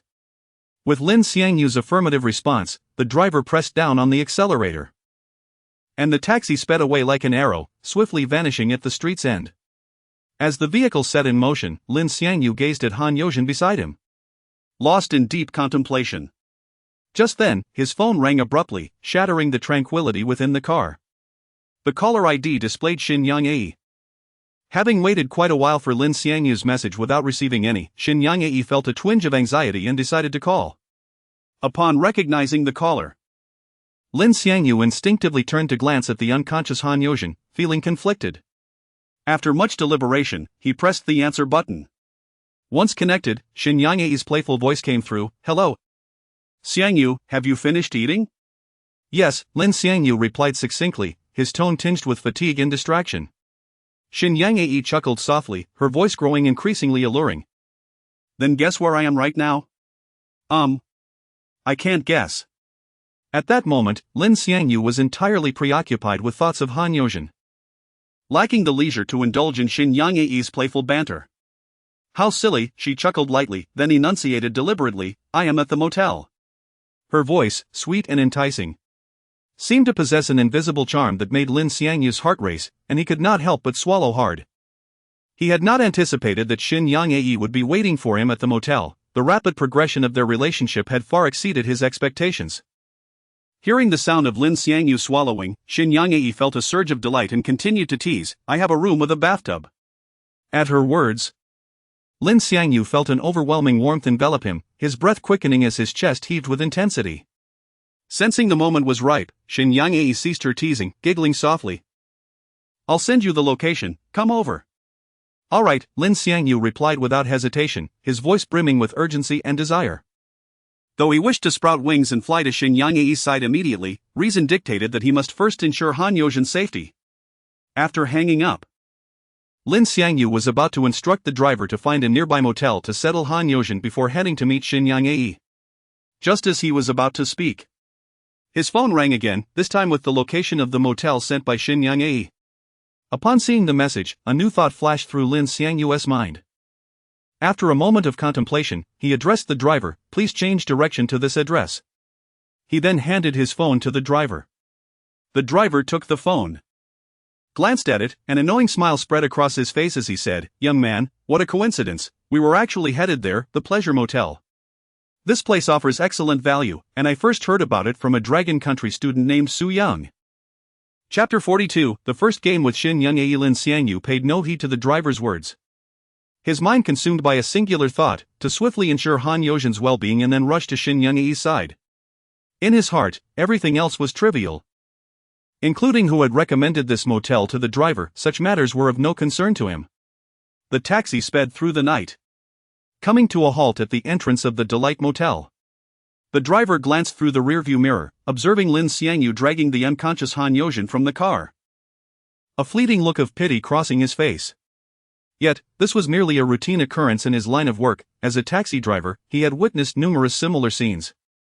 Nevertheless, Han Yozhen's adorably delicate appearance stirred a twinge of sympathy in him. As Lin Xiangyu supported Han Yozhen towards the motel's entrance, the middle-aged driver pressed the accelerator.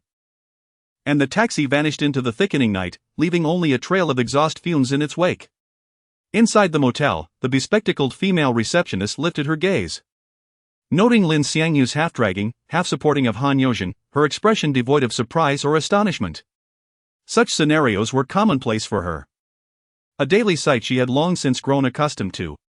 Lin Xiangyu retrieved his identification and presented it to the receptionist, succinctly requesting a room. She accepted the ID. Following protocol, inquiring about Han Yozhen's identification. "She will leave shortly, not staying here," Lin Xiangyu replied, unaware of Han Yozhen's ID's whereabouts. Resorting to the only excuse that came to mind, the receptionist responded with a soft "oh," and proceeded with the check-in process, adhering to the established procedures without delving too deeply into unnecessary complications. After completing the payment, Lin Xiangyu took the room card from the receptionist and, with caution, assisted Han Yozhen into the elevator. The elevator ascended slowly, and upon reaching their floor, Lin Xiangyu guided Han Yozhen down the long corridor in search of their room. It took little time for him to locate it. He swiped the card, ushered Han Yozhen inside, and gently closed the door with his foot. Once Han Yozhen was settled on the bed, Lin Xiangyu collapsed into the adjacent chair, wiping the beads of sweat from his forehead. Though Han Yozhen was not heavy, assisting an unconscious individual proved to be a formidable challenge. Driven by a peculiar sentiment towards Han Yozhen, Lin Xiangyu endeavored to avoid any inappropriate contact, maneuvering carefully and expending considerable effort. After a brief respite, Lin Xiangyu inhaled deeply, rising slowly. His mind was now filled with visions of Xin Yang's alluring figure, his desire to reach her room intensifying. However, just as he turned to leave, his gaze inadvertently fell upon Han Yozhen's feet, still clad in shoes. A thought struck him: sleeping in shoes would surely be uncomfortable. Being a person of meticulous consideration, he decided to remove Han Yozhen's shoes before departing. Fortunately, she wore lace-up shoes, making the task relatively straightforward. He knelt gently, deftly untying the laces and cautiously slipping the shoes off her feet. The moment her feet were revealed, Lin Xiangyu's gaze faltered. After a moment, he released her feet, averting his eyes, and stood to compose himself. Just before exiting, he couldn't resist glancing back at the peacefully sleeping Han Yozhen, then turned and made his way toward Xin Yang's room. He had to admit that despite Han Yozhen's innocent charm, she possessed a captivating beauty that he found irresistible. At that moment, the ambient sounds from the surrounding rooms began to crescendo, and it would be disingenuous to claim he held no thoughts of Han Yozhen. Yet, his intrinsic integrity forbade him from pursuing her in such a base manner. Lin Xiangyu gently closed the door behind him, taking a deep breath to steady his emotions as he strode toward the elevator. Upon reaching Xin Yang's door, his heart raced in anticipation. This was a pivotal moment in his journey, akin to the onset of a significant battle. He knocked softly on the door, and as the sound echoed, he heard the hurried click of high heels from within. Despite the surrounding clamor, Xin Yang's footsteps were unmistakable, their urgent rhythm seemingly narrating her anticipation. The door creaked open, revealing the long-awaited figure of Shin Young-ae. The instant their eyes met, a profound understanding passed between them, and without a moment's hesitation, they embraced in a passionate kiss. Lin Xiangyu instinctively closed the door behind them. Chapter 43. Returning to Han Yozhin's room after concluding the virtual game, Xining-ai lay flat on the bed, taking a moment to gather her thoughts before gradually turning her head towards Lin Xiangyu. A gentle smile adorned her face, her gaze tenderly fixed upon him, reminiscent of the warm sunlight in spring, radiant and comforting. Lin Xiangyu, sensing her attention, slowly shifted his gaze in her direction.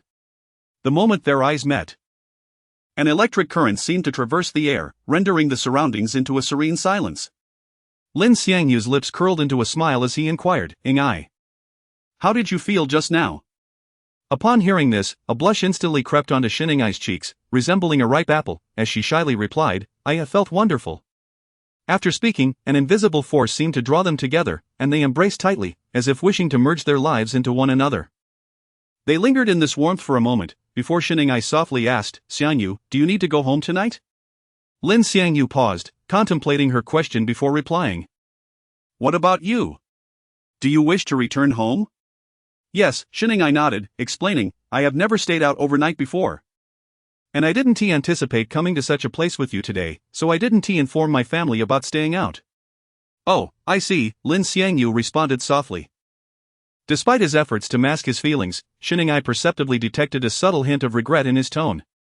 She reached out to gently caress his face, speaking tenderly, "Xiangyu, we have a long future ahead of us, there is no need to rush."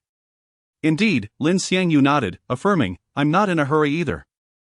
I didn't inform my family that I wouldn't be returning tonight." Xining-ai glanced at the time on her phone. "It's already past 11, she remarked, rising to lean against the headboard, her eyes reflecting a hint of reluctance. "All right," Lin Xiangyu replied, sitting up as well. Their eyes met once more, and in the next instant, they couldn't help but embrace again, sharing a passionate kiss. After a while, Xining-ai grasped Lin Xiangyu's hand and softly said, "We should leave. Next time, I'll ensure you have your fill." "Okay," Lin Xiangyu sighed lightly, a touch of disappointment evident as he withdrew his hand. After dressing, he kindly accompanied Xining-ai to the front desk to check out. The female receptionist took the room card from Xining-ai's hand and was about to process the checkout when she inadvertently lifted her gaze, locking eyes with Lin Xiangyu. Her eyes widened in disbelief as she stared at him, struggling to comprehend the situation. The receptionist was filled with curiosity. She distinctly recalled seeing Lin Xiangyu arrive with Han Yozhin, yet here he was, checking out with another woman. Despite her extensive experience at the motel, this bizarre scenario left her astounded. Nevertheless, maintaining her professional demeanor, she suppressed her curiosity after a few glances and refrained from staring any longer. Lin Xiangyu felt increasingly uneasy under the receptionist's gaze, his face flushing with embarrassment. Xining-ai, unaware of the reason, assumed the receptionist was captivated by Lin Xiangyu's handsome appearance. After successfully checking out, Lin Xiangyu and Xining-ai left the motel hand in hand, sweetness enveloping them. Upon reaching the street, Lin Xiangyu raised his hand to hail a taxi, gentlemanly opening the car door and carefully assisting Xining-ai inside. Once she was settled, she rolled down the window and waved at Lin Xiangyu, her eyes filled with affection. He reciprocated the gesture, bidding her farewell as the taxi drove away. After watching the taxi disappear, he glanced at his phone, realizing it was already past midnight. Concerned, he thought to check on Han Yozhin to ensure she was alright before heading home, worried about any potential mishaps. He recalled seeing online that excessive consumption of certain substances could pose life-threatening risks, and he couldn't leave Han Yozhin unattended in this situation. When the female receptionist saw Lin Xiangyu return, her eyes widened once more in surprise as she stared at him. Lin Xiangyu, understanding he was misunderstood, felt at a loss for explanation. Mustering his courage, he approached the front desk and awkwardly said, "Hello, I accidentally locked the room card for 306 inside the room. Could I please have another one?" The receptionist stared at him intently for a couple of seconds before calmly responding, "Certainly." After receiving the new room card, Lin Xiangyu hurriedly departed from the front desk, feeling like a thief in a hurry, and took the elevator to the third floor.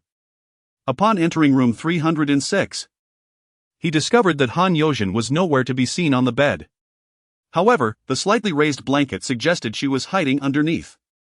Concerned for her safety, Lin Xiangyu hesitated briefly but ultimately decided to uncover the blanket to check on her condition.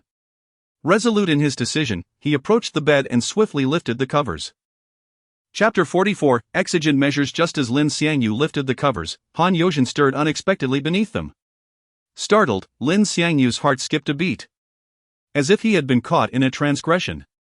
His gaze fixated on Han Yozhen, observing her furrowed brow, tightly shut eyes, and the pain sounds emanating from her lips as her body convulsed toward the edge of the bed. Lin Xiangyu's heart leaped into his throat, his breath becoming shallow and rapid.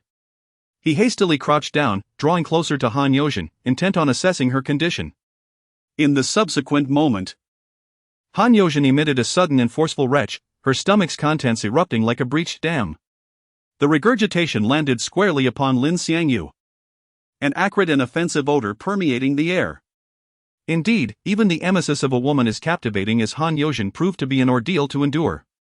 Lin Xiangyu, overwhelmed by the abrupt event, felt a wave of nausea, his throat constricting as he fought the urge to join her. However, upon hearing Han Yozhen's distressed moans, he suppressed his discomfort and gently began to pat her back in support.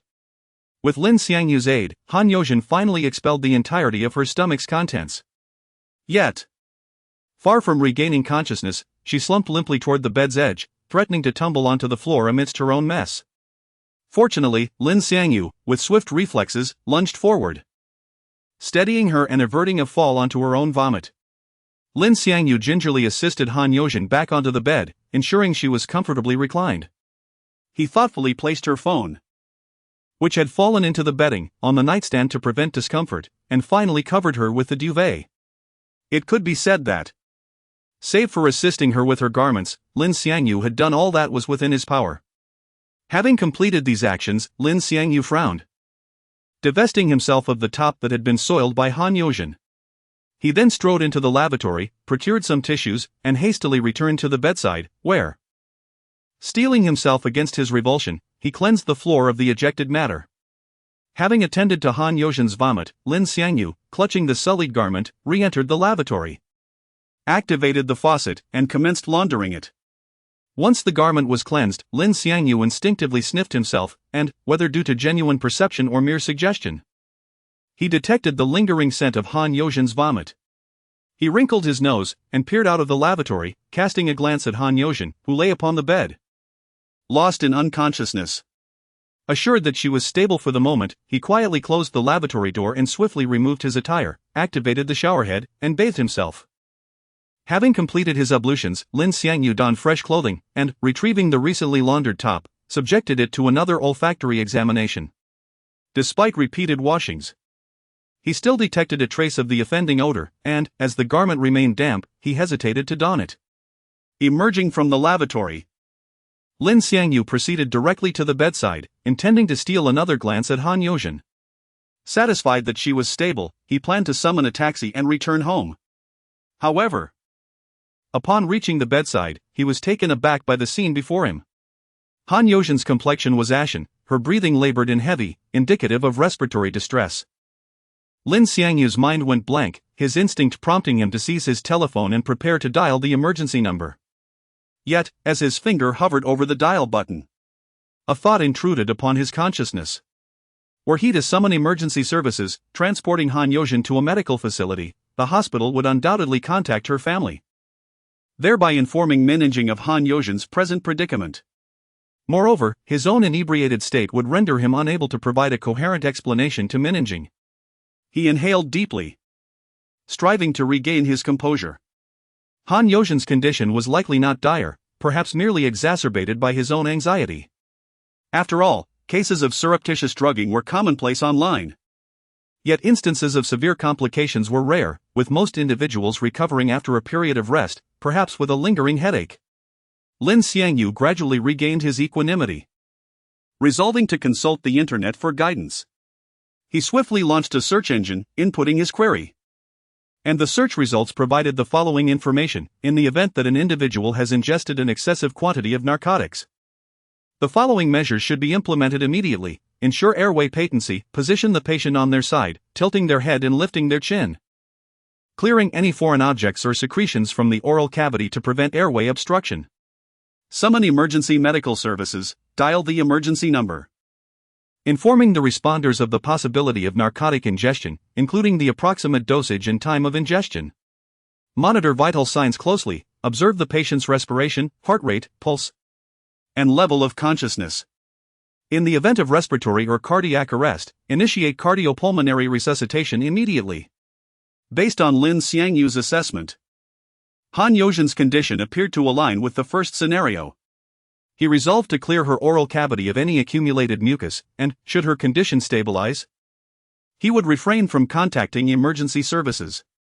Having made his decision, Lin Xiangyu gingerly turned Han Youzhen's head toward himself, gently lifting her chin, preparing to cleanse her oral cavity of any foreign matter or secretions. Upon gently parting her lips, he observed viscous secretions and residual vomit. However, Lin Xiangyu encountered a dilemma, as he had never performed such a task and was uncertain of the proper procedure. He anxiously surveyed the surroundings, his gaze darting about the room in search of a suitable implement. Yet, his search proved fruitless. Ultimately, Lin Xiangyu steeled himself, resolving to employ his own hand to cleanse Han Youzhen's mouth. He reasoned that, having recently bathed, his hand should be sufficiently clean.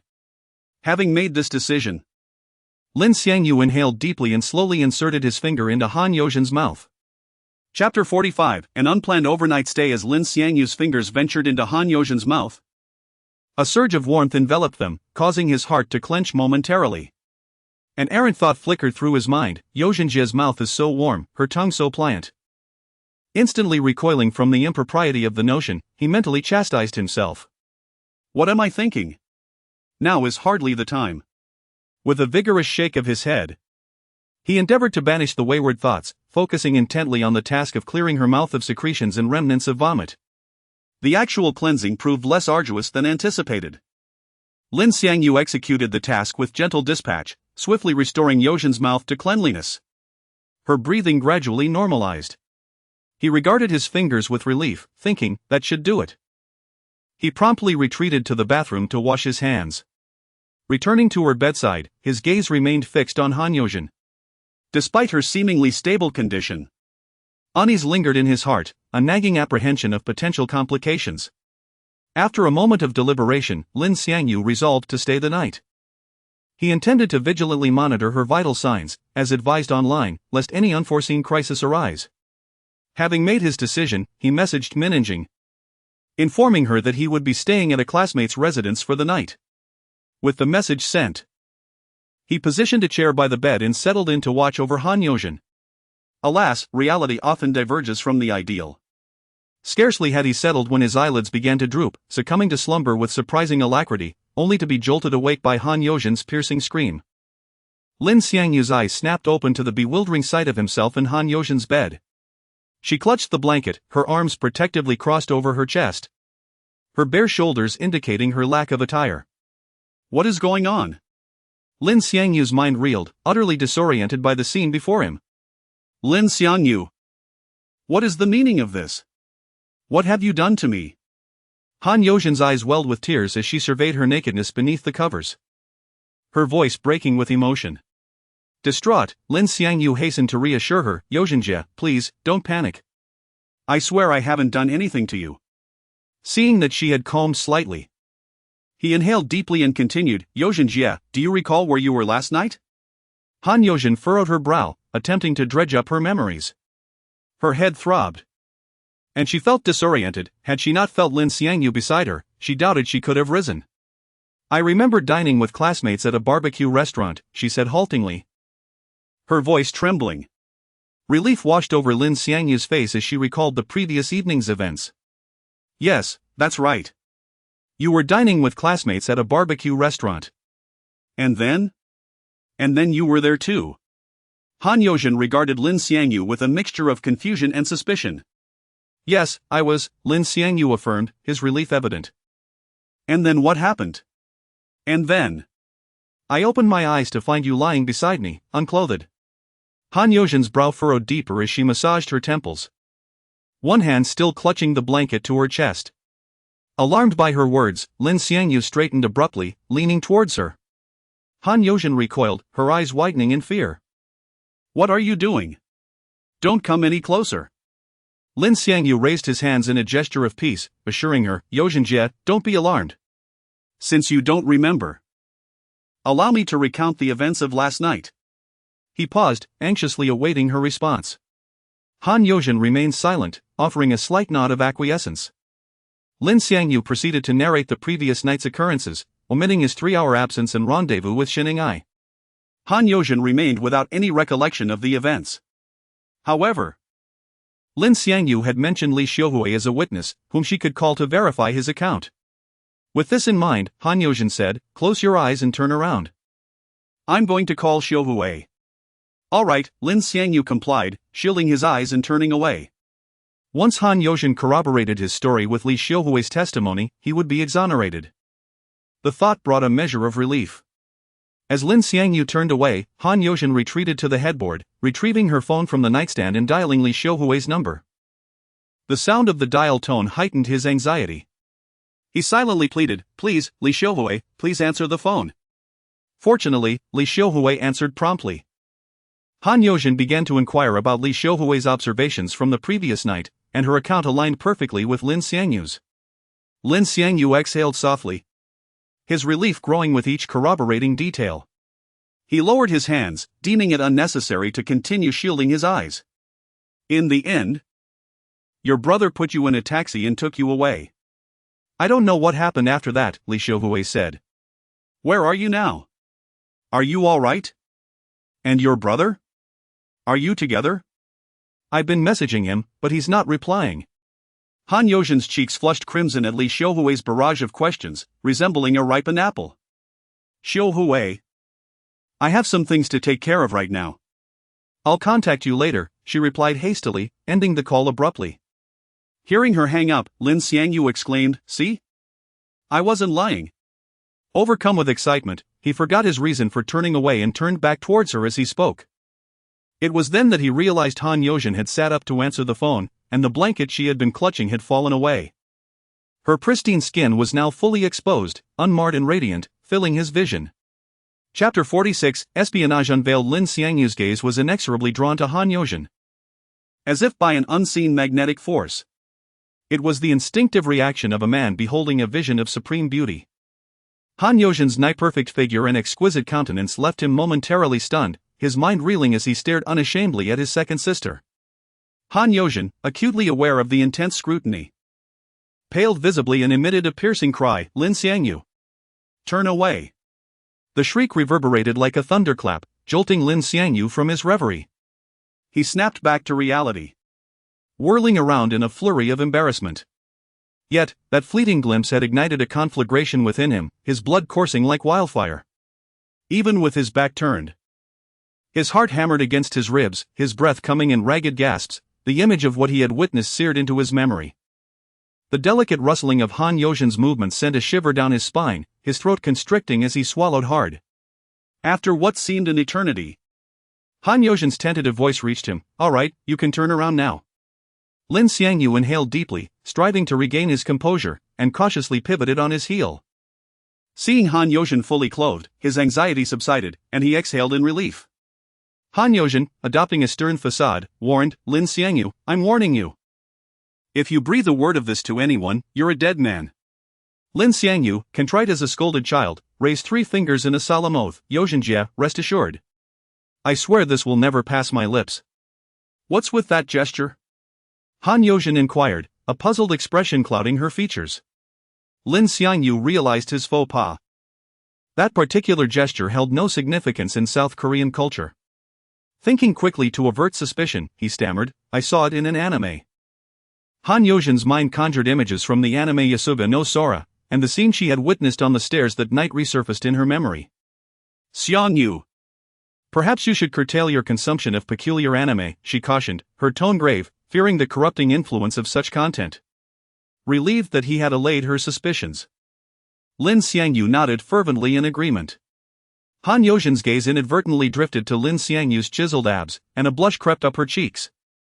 She spun around abruptly, turning her back to him, and said, put on a shirt, don't stand around half naked. In their earlier state of agitation, neither had noticed Lin Xiangyu's bare torso. "Oh, right," Lin Xiangyu responded, heading toward the bathroom, where he had hung his freshly laundered shirt to dry the previous day. As Lin Xiangyu donned his shirt, Han Yozhen knelt on the bed, facing the wall.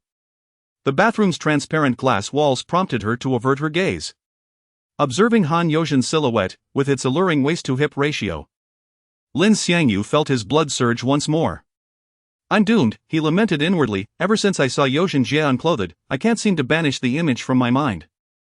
Hearing Lin Xiangyu emerge, Han Yozhen cautiously glanced over her shoulder, ensuring he was fully clothed before turning around completely. They stood face to face. Yet each was lost in their own thoughts, neither daring to meet the other's eyes. The silence in the room was palpable, as if time itself had ground to a halt.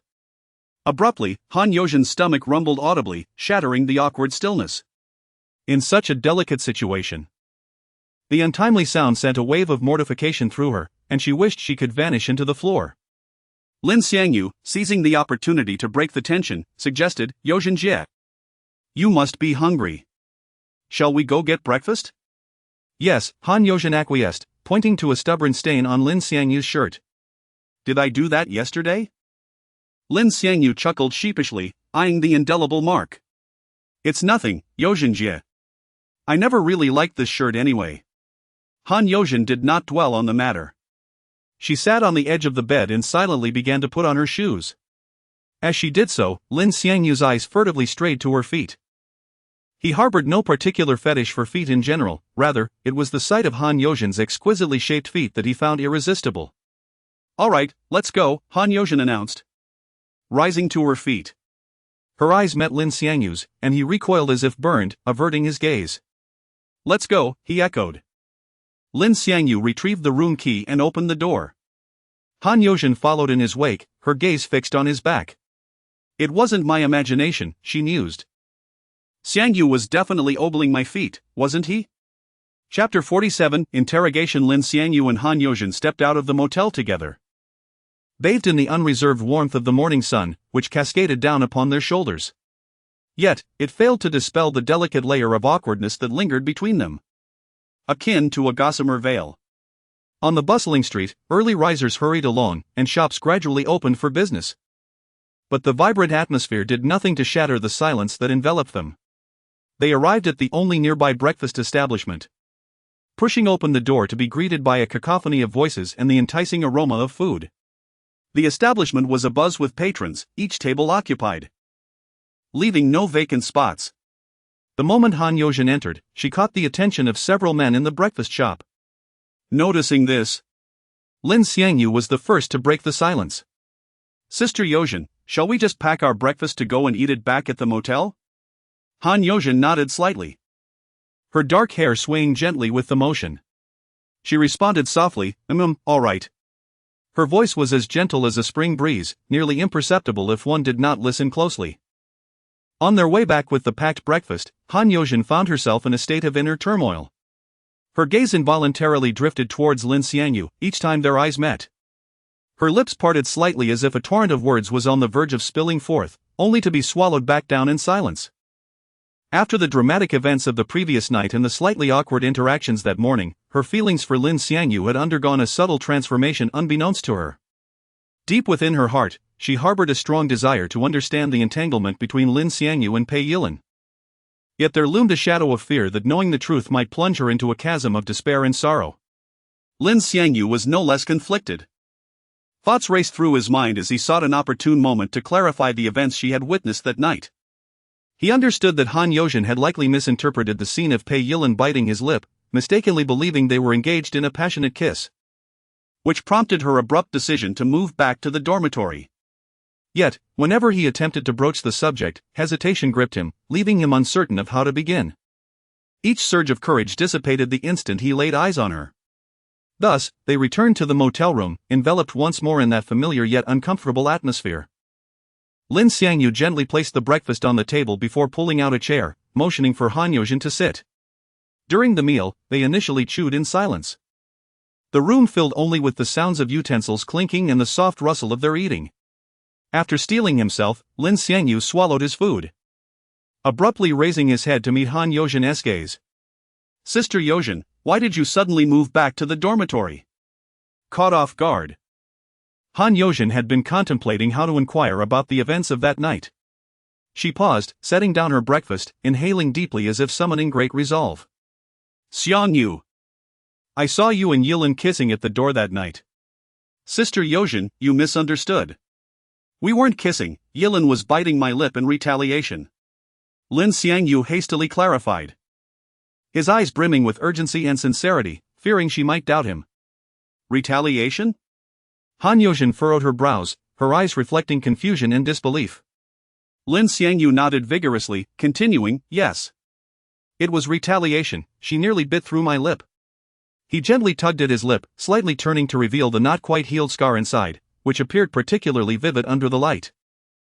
Upon seeing the scar, Han Yozhin felt an inexplicable urge to reach out and touch it. The moment their skin made contact, an electric shock coursed through them, causing both to freeze, the atmosphere in the room shifting to one of palpable intimacy, as the air thickened around them. Realizing what had transpired, Han Yozhin quickly retracted her hand, her cheeks flushing crimson. Does it still hurt? She asked in a flustered tone. It doesn't hurt anymore. Lin Xiangyu replied with a smile that bore a hint of affection and tenderness. Then, with a serious and resolute expression, he looked into Han Yozhin's eyes and said, Sister Yozhin, please move back in with me. His invitation was no longer merely a response to his previous guilt. Following the events of last night and this morning, a profound yearning had taken root within him, a desire to see her every day. Under the hopeful gaze of Lin Xiangyu, Han Yozhin's cheeks turned a deeper shade of red, and a sweet smile graced her lips as she nodded gently. Upon witnessing her agreement to return home, Lin Xiangyu's eyes sparkled with joy.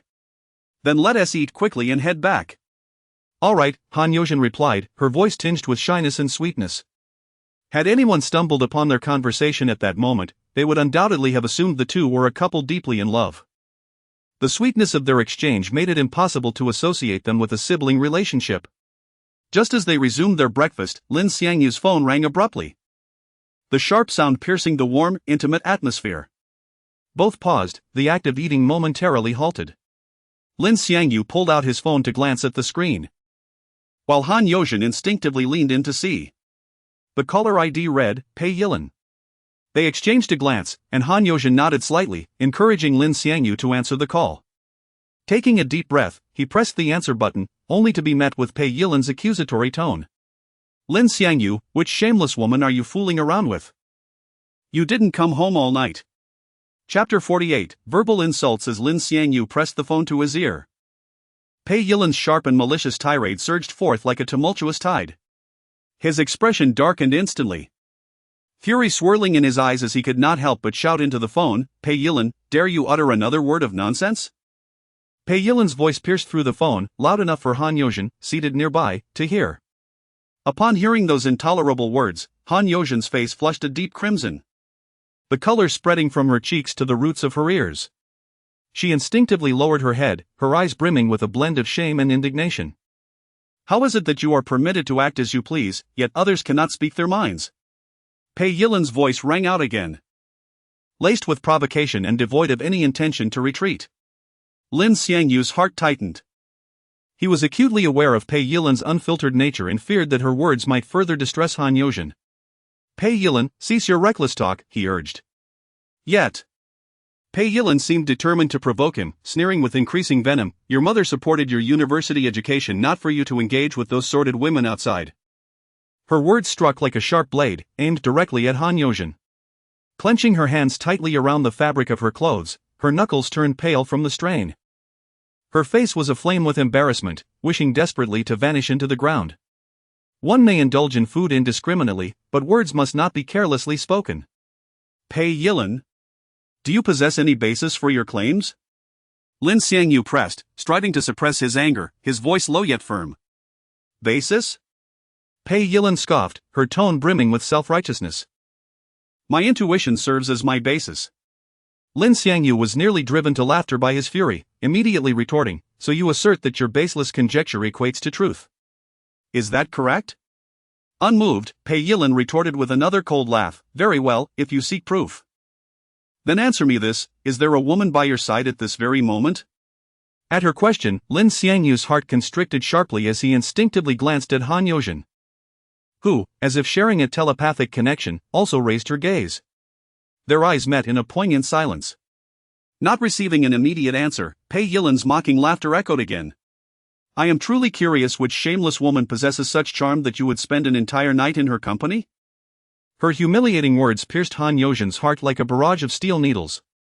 Biting her lower lip so hard it turned white, her eyes glistened with unshed tears, struggling to hold them back. Seeing her distress, Lin Xiangyu realized that the situation could only worsen if it continued. Taking a deep breath to compose himself, he declared into the phone, "Whom I choose to be with is none of your concern, alright? I will associate with whomever I desire. And you have no say in the matter."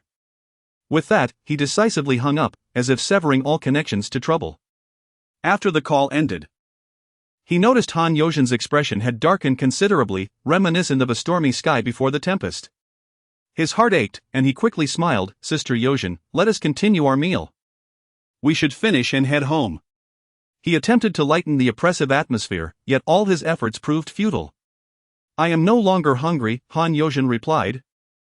Her face devoid of expression, her voice tinged with unmistakable disappointment and grievance. At that moment, a tempest raged within her. Not solely from Pei Yilan's venomous insults but also from her burgeoning suspicion that Pei Yilan might harbor feelings for Lin Xiangyu. Why else would she be so concerned about his late nights? The more she pondered, the more she realized that Pei Yilan's earlier aggression towards Lin Xiangyu may not have stemmed from vengeance but rather from a place of affection. Some individuals, with their convoluted personalities, struggle to express their feelings in a healthy manner and instead provoke conflict to maintain a connection. As these thoughts swirled in her mind, a pang of bitterness arose, akin to tasting an unripe fruit. Why was it that both she and her sister were infatuated with the same man? This tangled web of emotions left her feeling profoundly tormented and lost. Noticing Han Yozhen's despondency, Lin Xiangyu softly suggested, "I, too, am satiated, let us return home."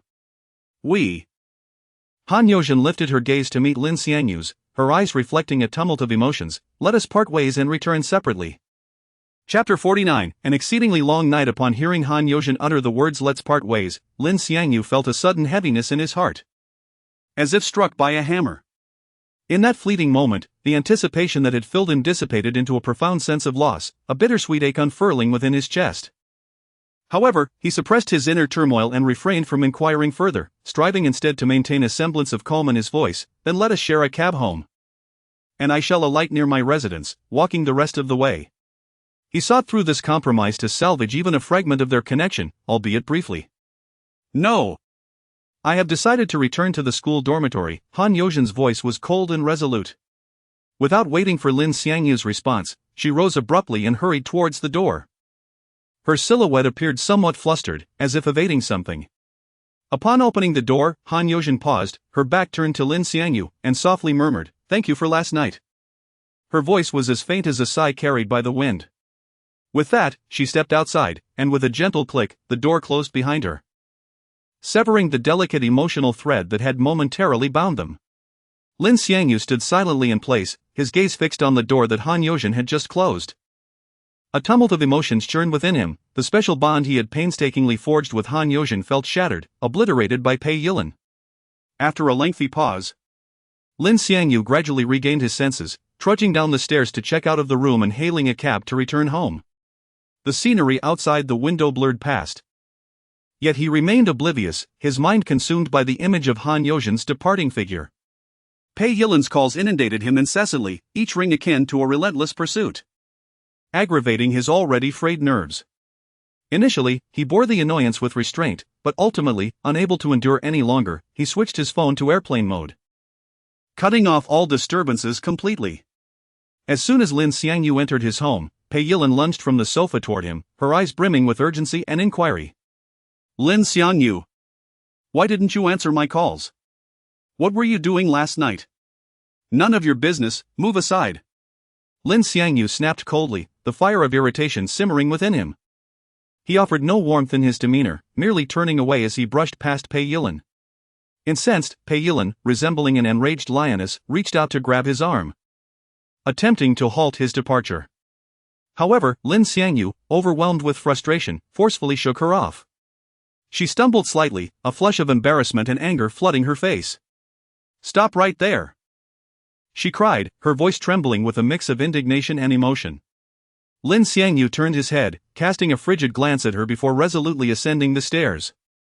Distracted and agitated, he had no desire to engage with Pei Yilin. Refraining from striking her was already a considerable restraint. Witnessing Lin Xiangyu's unwavering resolve, Pei Yilin sensed that her previous behavior had crossed a line, stirring a flicker of unease within her. Thus, she chose not to pursue him further. Silently watching as he ascended the staircase, Lin Xiangyu's spirits plummeted due to the matter concerning Han Yozhen. He confined himself to his room for the entirety of the day, scarcely venturing outside. During mealtimes, his countenance remained grim, offering Pei Yilin no semblance of warmth, each glance imbued with detachment and indifference. Pei Yilin approached Lin Xiangyu's door several times, summoning the courage to apologize, yet her obstinate pride acted as an invisible shackle, ultimately dissuading her. After lingering at the threshold for an extended period, she turned away, hoping silently that Lin Xiangyu would soon calm down. Meanwhile, Zhang Xiuying and Xiningai refrained from contacting Lin Xiangyu, each harboring their own thoughts, unwilling to appear overly eager, thus desiring to maintain a semblance of reserve. Similarly, Lin Xiangyu, preoccupied with thoughts of Han Yozhen, did not reach out to them. Upon returning to school, Han Yozhen felt as though her soul had been lost. Her gaze was vacant as she walked, lacking interest in any activity, often drifting off, and meals tasted like mere husks. This marked the first instance in her life of such disconnection, leaving her feeling unfamiliar and helpless, yet powerless to escape. As night deepened, enveloping the world in silence, Han Yozhen tossed and turned in her single dormitory bed, struggling to find sleep. Her movements were slow, yet tinged with anxiety, as she tightly cocooned herself in her blankets. Resembling a frightened snail retreating into its shell, seeking a sliver of safety. Outside, the moonlight bathed her face in a soft silver glow, filtering gently through the curtain's minuscule gaps.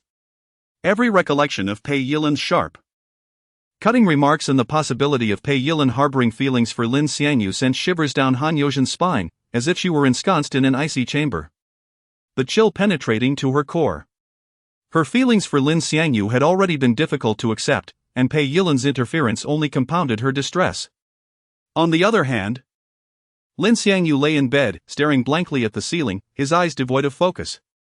The room was eerily quiet, save for the relentless ticking of the wall clock, each tick resonating like a hammer striking his heart. Images of Han Yozhen flickered through his mind, alternating between their moments at the motel and her resolute departure earlier that day. He turned over, burying his face in his pillow, attempting to cast off the tumult of thoughts, yet Han Yozhen's visage grew increasingly vivid. For both Lin Xiangyu and Han Yozhen, every minute and second of this night stretched interminably. Chapter 50, please begin your performance. On the following morning, as the faint light of dawn gently seeped through the cracks of the window, it illuminated Lin Xiangyu's room. Having just slipped into the realm of dreams, Lin Xiangyu was abruptly yanked back to consciousness by the shrill, piercing sound of the alarm clock. His eyelids felt heavy with fatigue, and his head throbbed as though burdened by 1,000 pounds, yet he mustered the strength to sit up in bed. Ever since that incident the previous Monday, Lin Xiangyu had silently vowed never to allow anyone else to rouse him from slumber again. During breakfast, Pei Yilin sat across the table, her gaze furtively darting towards Lin Xiangyu. Every subtle movement she made was keenly observed by him. However, the flames of anger still smoldered within Lin Xiangyu. He had no intention of easily forgiving Pei Yilin for her actions the day before. He continued to eat in silence, deliberately ignoring her glances. After finishing breakfast, Lin Xiangyu slung his backpack over his shoulder and departed for school without a backward glance. Arriving early, he found the campus eerily deserted, reminiscent of the scene from the previous Monday. He walked with a somewhat heavy step towards the classroom, memories of the enchanting scene he had witnessed last week floating in his mind. A faint smile crept onto his lips as he pondered whether he would be fortunate enough to witness such a spectacle again today. With hopeful anticipation, Lin Xiangyu reached the classroom door. Expecting to find an empty room, he was taken aback when he pushed the door open and spotted a familiar figure, Zhang Xiuying. Upon seeing the astonishment etched on Lin Xiangyu's face, she couldn't help but smile sweetly, her lips curling into a delightful grin as she softly remarked, "What's this? It seems you didn't expect to find me here?" Indeed, he hadn't. Lin Xiangyu replied candidly, his tone laced with lingering surprise. He then took a seat in front of Zhang Xiuying, turning to her with a mischievous smile, teasingly asking, "Did I arrive early or late today?" His eyes sparkled with amusement, seemingly intent on playfully provoking her. Zhang Xiuying blushed instantly at his question, her cheeks turning as red as a ripe apple. She feigned annoyance, saying, "What do you mean by early or late? I don't understand what you're talking about." Her voice was playful yet tinged with shyness, her gaze instinctively evading his. "Oh?" Lin Xiangyu feigned surprise, then chuckled, "I just thought of something." "What is it?" Zhang Xiuying inquired with curiosity, her eyes gleaming with expectation. Clearing his throat, Lin Xiangyu solemnly declared, "Please begin your performance." Unable to hold back, he burst into laughter.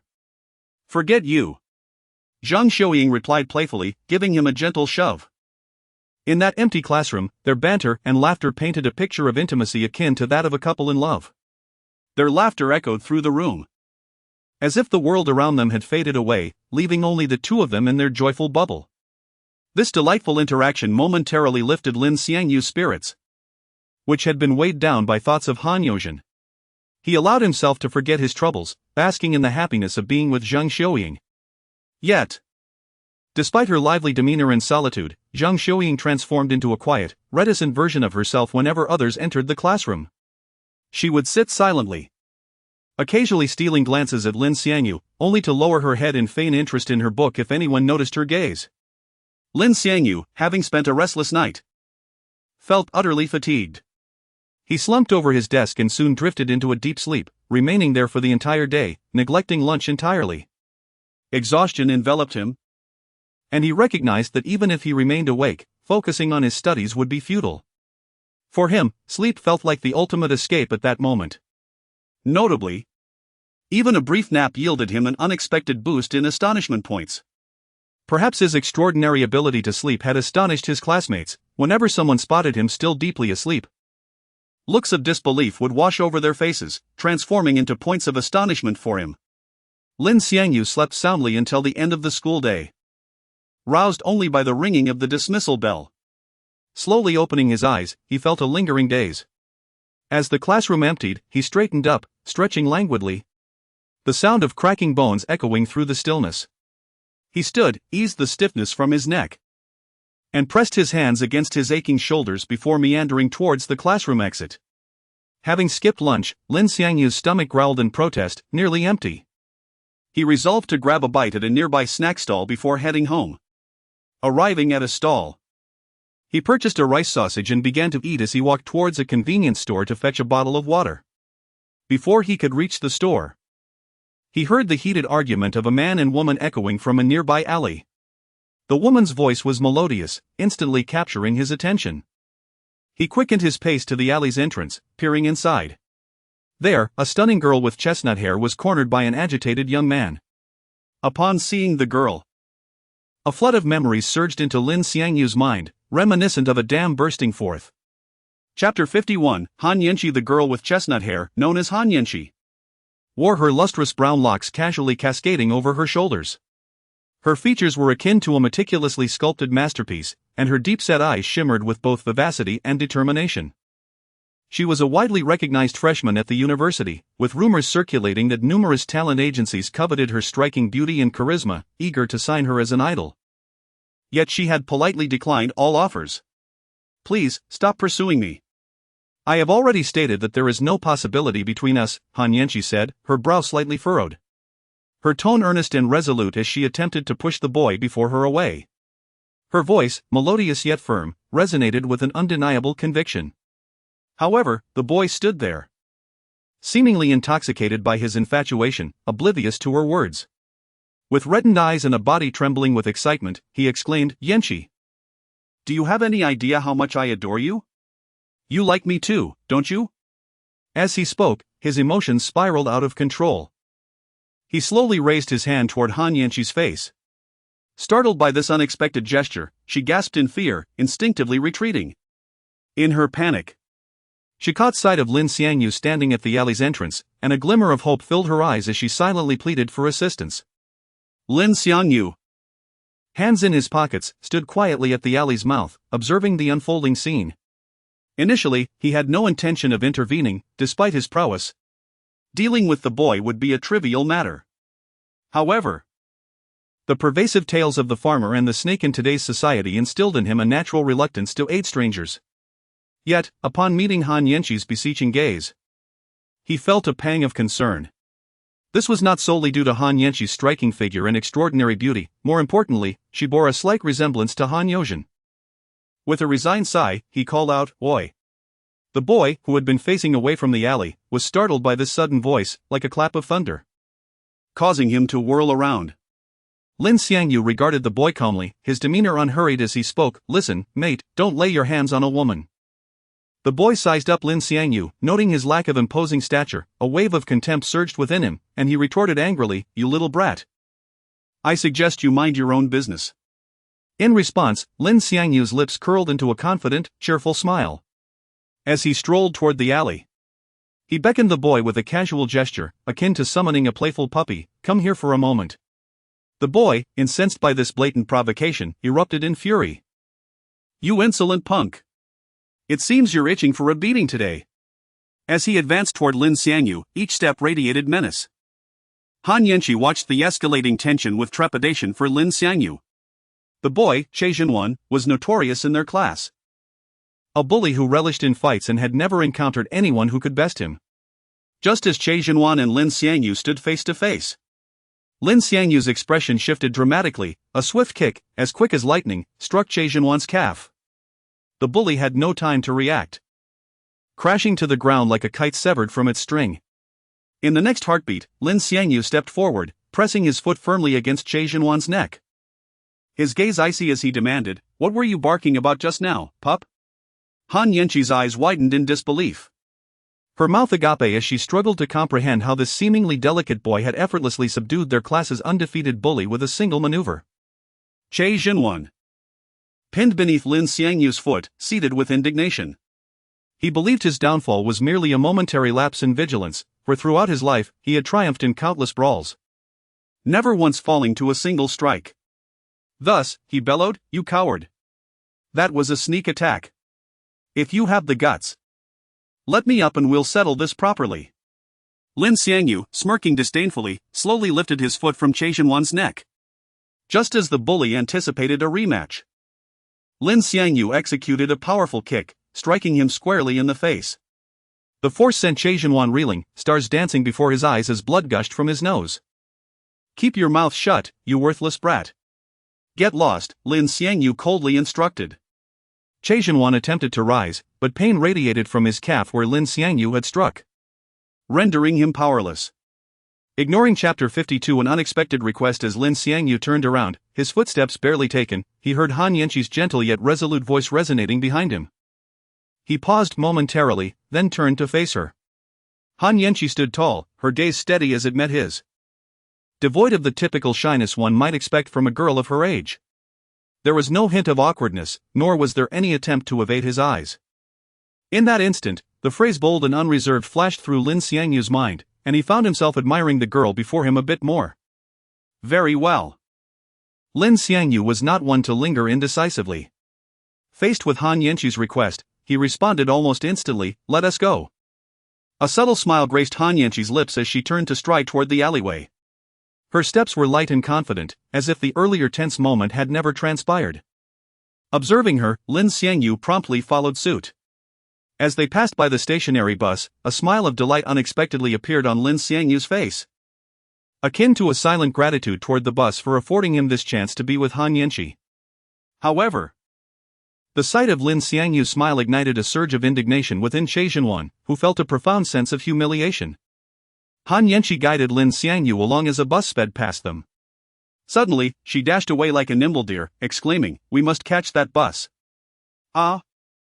Lin Xiangyu was momentarily taken aback by her words, but he quickly joined her in the sprint, disregarding any hesitation. Fortunately, they were not far from the bus stop, and after a brief exertion, they managed to board just before the doors closed. As the bus doors opened slowly, Han Yanqi was the first to step aboard. Instead of moving deeper into the bus, she turned back to him, her eyes reflecting a hint of concern, and asked, "Do you have a T-Money card?" The T-Money card is the most prevalent transportation card in South Korea, widely used in places like Seoul for buses, subways, taxis, and even small purchases at convenience stores. Lin Xiangyu did possess one, but having relied on taxis lately, he had forgotten to bring it along today. Before he could respond, Han Yanqi, perceptive as she was, swiped her card, covering his fare as well. Lin Xiangyu observed her actions in silence, choosing to follow her lead onto the bus without protest. Although the bus was not overly crowded, all the seats were occupied, leaving them to stand within the aisle. They gravitated toward the entrance, with Lin Xiangyu instinctively positioning himself behind Han Yanqi, protecting her like a faithful knight, vigilant against any encroachment from those around them. As the bus jostled along the road, their bodies occasionally brushed against one another, evoking a sense of bashfulness, a soft blush creeping onto their cheeks. Their eyes met briefly, only to dart away, enveloping the air in a subtle, ambiguous tension. After an indeterminate number of stops, the bus gradually arrived at their destination, the doors opening with a gentle hiss. Han Yanqi turned to Lin Xiangyu and softly instructed, "Let us disembark here." Once off the bus, Han Yanqi hailed a taxi from the roadside.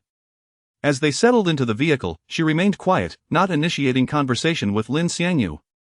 In response, he maintained his silence, as he was not the type to impose warmth upon indifference. He was unwilling to be a mere admirer from one side, he sought a mutual connection. Thus, they sat in silence, the scenery outside zipping past, the only curiosity lingering in Lin Xiangyu's mind being why they had opted for a taxi after taking the bus. However, he chose to keep this inquiry to himself, burying it deep within. Before long, the taxi came to a halt at the entrance of Han Yanqi's residential complex. Lin Xiangyu looked up to behold an imposing gate, surrounded by lush greenery, the environment exuding elegance. Realizing that Han Yanqi resided in the affluent district of Xiaoqiu, he was taken aback, especially after having taken the bus together moments earlier.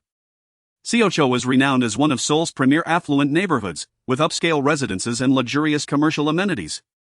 After disembarking, Lin Xiangyu turned to leave. "You should head inside. I'll be on my way." His tone was calm yet courteous. As he prepared to call a taxi to return home, Han Yanqi remained stationary, gazing into his eyes, and asked, "Could you tell me your name?" "Lin Xiangyu," he replied, slightly taken aback. Han Yanqi nodded gently, taking a deep breath as she summoned her courage to ask, "Lin Xiangyu, would you consider being my boyfriend?" The moment those words escaped her lips, Lin Xiangyu's eyes widened in astonishment, his expression one of disbelief. He had never anticipated such a bold proposition from Han Yanqi. Chapter 53, Ms. Han-ah? Lin Xiangyu's eyes widened, his face etched with disbelief, his mouth slightly agape, as if to say, "Did I hear correctly?" He was utterly stunned by Han Yanqi's sudden declaration. Han Yanqi, noticing Lin Xiangyu's shocked expression, had a delicate blush creep across her fair cheeks, akin to the hues of the evening sky. She gently bit her lower lip and repeated softly, "Would you consent to be my boyfriend? Are you suggesting you desire me to be your boyfriend?" Lin Xiangyu, still somewhat incredulous, inquired again. "Not desire, but request," Han Yanqi corrected, her face flushed, lowering her head slightly, her voice barely audible, yet laced with a hint of resolve. Lin Xiangyu, appearing utterly perplexed, furrowed his brow and asked, "Is there a distinction?" "Indeed. I request you to feign being my boyfriend, and I shall compensate you," Han Yanqi elucidated, raising her head, her gaze fixed on Lin Xiangyu. Lin Xiangyu was no simpleton. Han Yanqi's explanation immediately illuminated the situation. Considering the events of the day, he surmised that numerous individuals, akin to Che Jinwan, were relentlessly pursuing Han Yanqi, prompting her to devise the ruse of employing him as a fictitious boyfriend to deter them. Currently, Lin Xiangyu possessed no income source, relying entirely on Min Yingjing's financial support for his education and livelihood. In contemporary society, graduation often equated to unemployment, and he could not perpetually depend on Min Yingjing. The prospect of earning funds from Han Yanqi, a wealthy heiress, to serve as his entrepreneurial seed capital, was exceedingly appealing. With this in mind, Lin Xiangyu's eyes brightened, and he inquired directly, "What remuneration are you offering?" "Each month," Han Yanxi, gazing at Lin Xiangyu, delicately placed her slender finger on her chin, deliberating, before stating. A base salary of 1 million won, with an additional 500,000 won for each instance you assist me in handling a matter. Upon hearing Han Yanxi's terms, Lin Xiangyu swiftly calculated in his mind. A base salary of 1 million won, approximately equivalent to 5,000 RMB. Coupled with 500,000 won, approximately equivalent to 2,500 RMB, for each handled matter. Merely handling 2 additional matters per month would equate to a monthly salary of 10,000 RMB. 10 additional matters would yield 5 million won, and with the base salary, his monthly income would soar to 30,000 RMB. What if he handled 30 matters? 60? 100? The more labor, the greater the reward, a veritable path to prosperity. Seeing Lin Xiangyu's silence, Han Yanxi, presuming he found the offer insufficient, hastily added. I shall augment the base salary by another million. Would that be acceptable? Lin Xiangyu's eyes gleamed instantaneously, and he nearly leaped with excitement, exclaiming, I find it entirely acceptable. I am prepared to commence employment immediately. His tone conveyed a fear that Han Yanxi might recant, his smile nearly splitting his face. If you deem it acceptable. Allow me to delineate the stipulations, Han Yanxi stated, observing Lin Xiangyu's elation, a subtle smile gracing her lips. Certainly, Ms. Han, Lin Xiangyu responded, his smile irrepressible, his heart brimming with joy. Han Yanxi articulated, firstly, under no circumstances shall you disclose the nature of our employment arrangement. Assuredly, Ms. Han, Lin Xiangyu replied without hesitation. His response as swift as a contestant in a quiz competition. Observing Lin Xiangyu's prompt agreement, Han Yanxi continued, henceforth, in all settings, you shall address me solely as Yanxi. Assuredly. Yanxi, Lin Xiangyu nearly blurted out Ms. Han once more, catching himself just in time, offering an awkward smile. Han Yanxi proceeded, then. Await me at the entrance of my classroom during the interlude of the first lesson tomorrow. I shall announce our relationship. Upon hearing this, the smile vanished from Lin Xiangyu's face, replaced by an expression of hesitation. As a prominent figure on campus, Han Yanxi's declaration of a relationship would undoubtedly create a sensation throughout the school, inevitably reaching Xinning and Zhang Xiuying. Although neither Xinning nor Zhang Xiuying had explicitly stated it, Lin Xiangyu was cognizant that they both regarded him as their boyfriend. The delicate rapport he had cultivated with them would be jeopardized if they learned of his public announcement with Han Yanxi, and the ramifications were dire. Observing Lin Xiangyu's protracted hesitation, Han Yanxi's once relaxed brow furrowed slightly, and she inquired softly, Is it inconvenient for you? Lin Xiangyu, casting his gaze upon Han Yanxi, sighed in resignation. Chapter 54, The Master Card Against the Heavens. While women hold their significance, in Lin Xiangyu's heart, wealth reigns supreme, this is an irrefutable truth. He had long silently vowed never to be shackled by any woman in this lifetime. His ambition soared high, he sought not merely a solitary tree, but an entire lush forest. To nurture such a grand expanse, a robust financial foundation is imperative. The only regret lingering in his mind was that he had yet to fully possess Zhang Xiuying. In this life, he aspired to be a rogue. Of course, Yanhui. Lin Xiangyu replied almost instinctively, his eyes shimmering with determination and anticipation for the prosperous future ahead, as if he could already envision stacks of currency beckoning him. Upon hearing his response, Han Yanhui maintained a calm demeanor, yet her tone bore an undeniable authority as she continued. There is one final stipulation, you must be on call at all times. Whenever I require your presence, regardless of the hour, you are to come immediately. Rest assured. Even if you summon me at midnight, I shall arrive promptly, Lin Xiangyu assured, his heart brimming with joy, secretly contemplating, what a joke.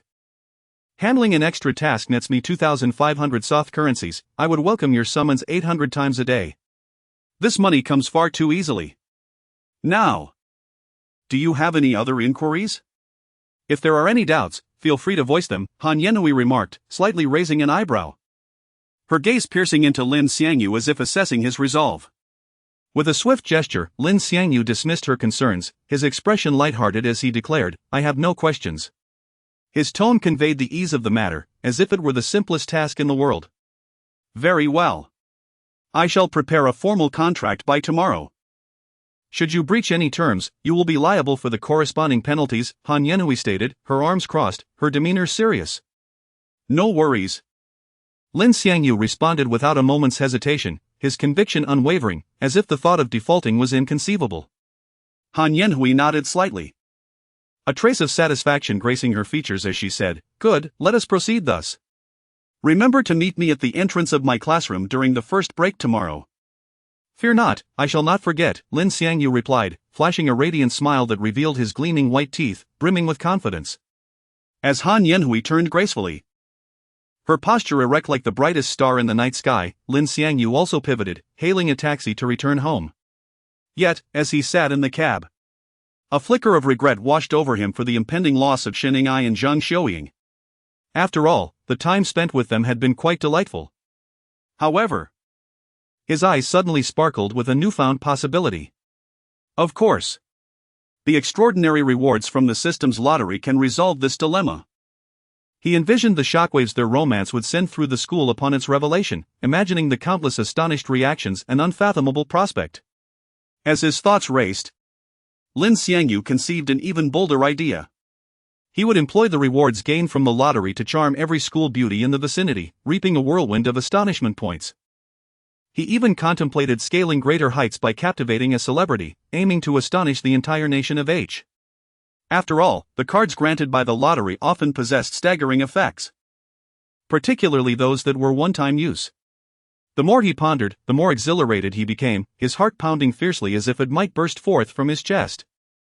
Unable to contain his excitement any longer, he resolved to use his current points for another draw. Upon issuing the command, a magnificent golden will materialize deep within his consciousness. The pointer spun with the frenetic speed of an unseen whirlwind, emitting a whooshing sound that was almost imperceptible to the eye.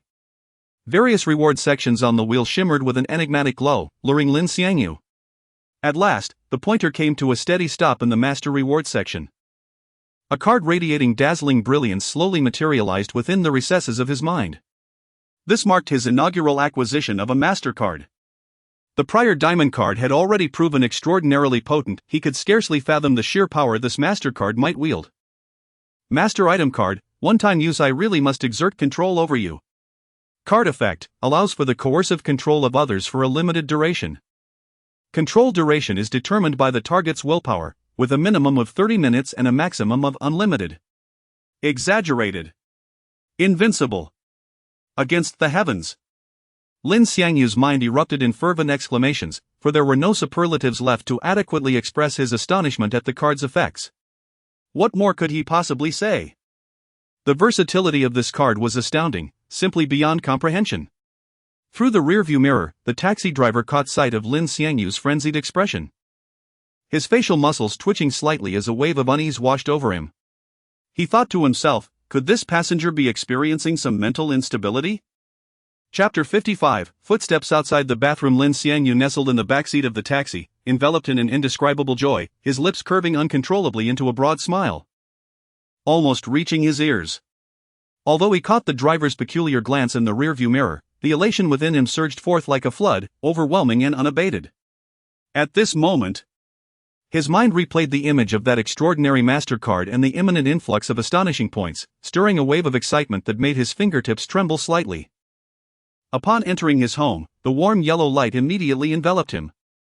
Minjing greeted him with a radiant smile, her voice as gentle as a spring breeze. "Xiangyu is back. Dinner is ready." Her smile was filled with concern, wrapping him in a comforting warmth. Sitting on the sofa, Pei Yilin lifted her head slowly, as if drawn by an invisible thread. Her gaze briefly lingered on Lin Xiangyu's face, her eyes reflecting a hint of curiosity, a complex expression flitting across her features.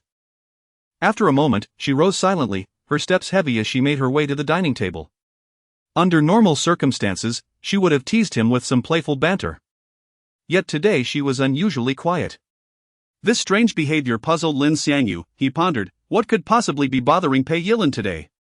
After dinner, Lin Xiangyu returned to his room. The familiar scent of his space washed over him, bringing a sense of relaxation. Just as he settled down, his phone chimed cheerfully, a message from Zhang Xiuying. Upon seeing the words "What are you up to" on the screen, a myriad of emotions flooded him. He was acutely aware that he would soon be publicly announcing his relationship with Han Yanqi, a revelation that would undoubtedly be a heavy blow to Zhang Xiuying. The thought of her potential sadness weighed heavily on his heart, leaving him unsettled. Despite his resolve to remain unbound by morality or emotion in this lifetime, he found it impossible to be entirely callous. Being a bad man was evidently not as easy as one might imagine. Memories of the moments spent with Zhang Xiuying danced in his mind. His fingers hovered over the screen for a long time, hesitating before he finally typed out a reply. Just finished dinner, back in my room. What about you? Zhang Xiuying seemed to be waiting by her phone, responding swiftly, I finished dinner a while ago, I'm in my room too. Lin Xiangyu stared at the screen, deliberating for a moment before replying with a simple "oh." He was not intentionally dismissive. The thought of the upcoming announcement with Han Yanqi pressed heavily on his mind, leaving him at a loss for what to discuss with Zhang Xiuying.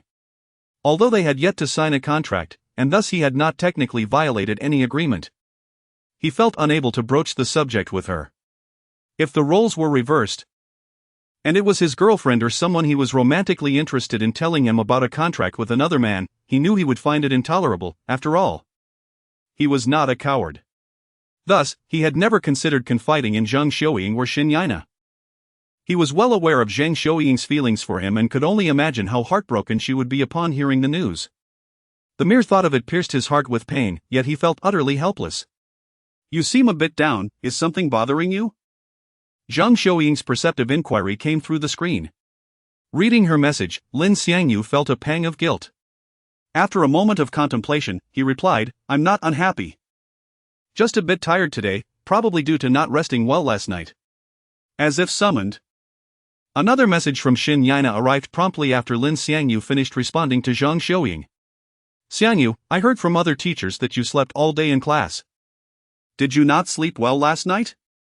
Seeing her message, Lin Xiangyu sighed helplessly and replied, yeah, I had insomnia last night. He understood that Xinyina cared deeply for him, but at that moment, he felt emotionally drained and unsure of how to navigate these feelings. Soon, another message from Xinyina popped up, are you missing me? Followed closely by, since last Saturday didn't tea satisfy you, let us go on another date this Saturday. Let us relax properly, okay? Her words brimmed with anticipation and enthusiasm, yet as Lin Xiangyu gazed at the messages, her sweet smile flashed in his mind. The thought of the forthcoming announcement cast a shadow over their potential date, leading him to respond simply, sure, we'll talk about it then. His reply felt perfunctory. And even he could sense his lack of engagement, but he simply lacked the emotional energy to deal with further romantic entanglements.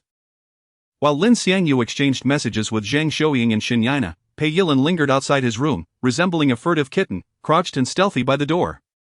Her hands clutched her clothing tightly, knuckles pale with tension, as she wrestled with the desire to apologize to Lin Xiangyu for her previous behavior. Yet her pride held her back. After much inner turmoil, she finally summoned her courage, slowly reaching for the doorknob to Lin Xiangyu's room. With a creak, the door refused to budge, instead emitting a loud noise that echoed sharply in the still corridor. Since the day Pei Yilin had intruded upon his space, Lin Xiangyu had formed the habit of locking his door upon returning.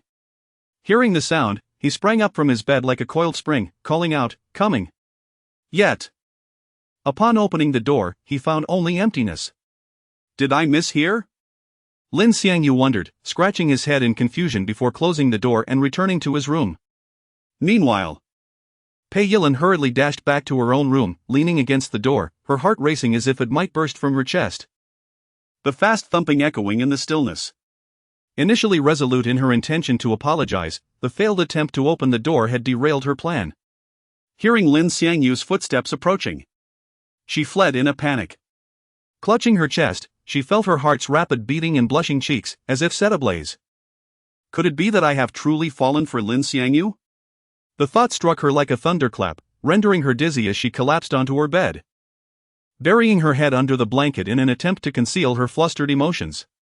Yet her heart continued to race uncontrollably. That night, Pei Yilin's thoughts were tumultuous.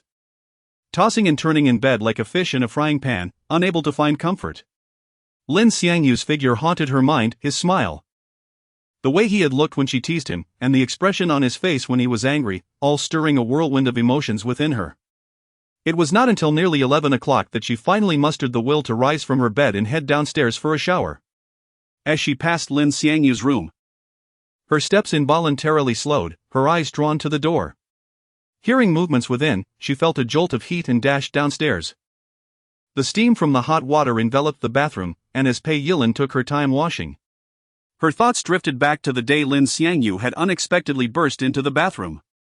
Her cheeks flushed with warmth, and she found herself secretly yearning for that moment to repeat. This notion filled her with both shyness and exhilaration, and amidst the mist, her gaze became dreamy and intricate. As she rinsed her body, she grappled with her feelings for Lin Xiangyu. Was it genuine affection or merely a fleeting impulse? She herself could not discern.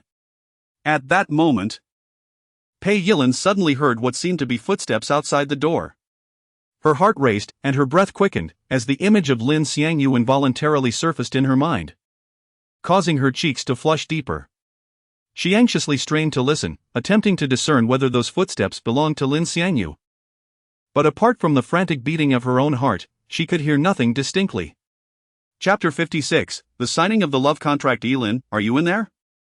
The gentle voice of Jean Mei floated in from outside the bathroom, laced with a hint of concern. Pei Yilin was lost in her thoughts, eagerly anticipating the moment Lin Xiangyu would push open the door. However, the sudden sound of Jean Mei's voice jolted her, dousing her excitement like a bucket of cold water, leaving her filled with disappointment. She sighed softly, adjusting the shower's flow.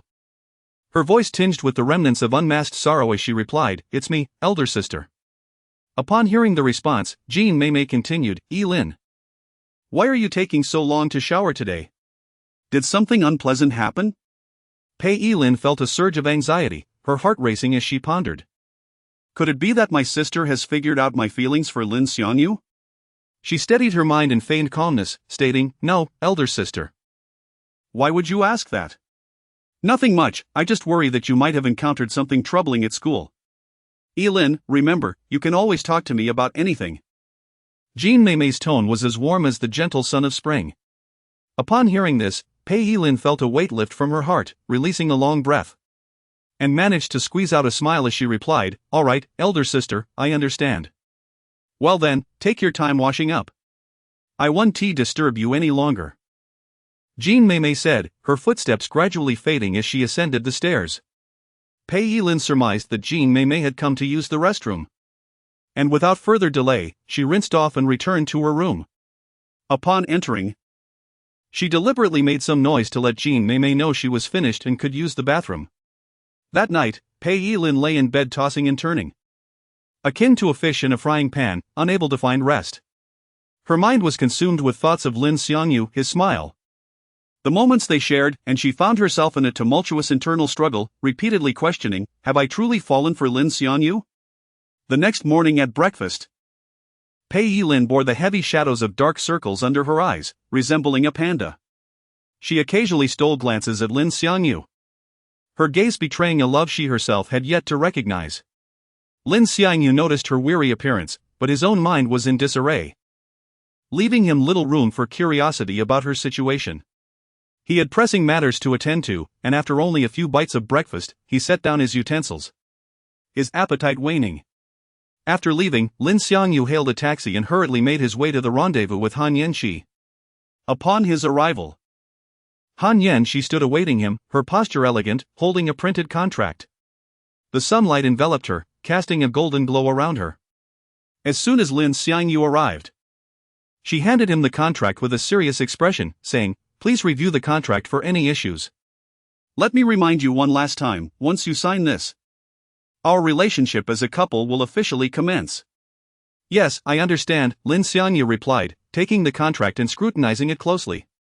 The contract was straightforward, with the breach clauses clearly outlined. 1. On the first class break of the day the contract is signed, announce the nature of our relationship in Han Yanxi's classroom.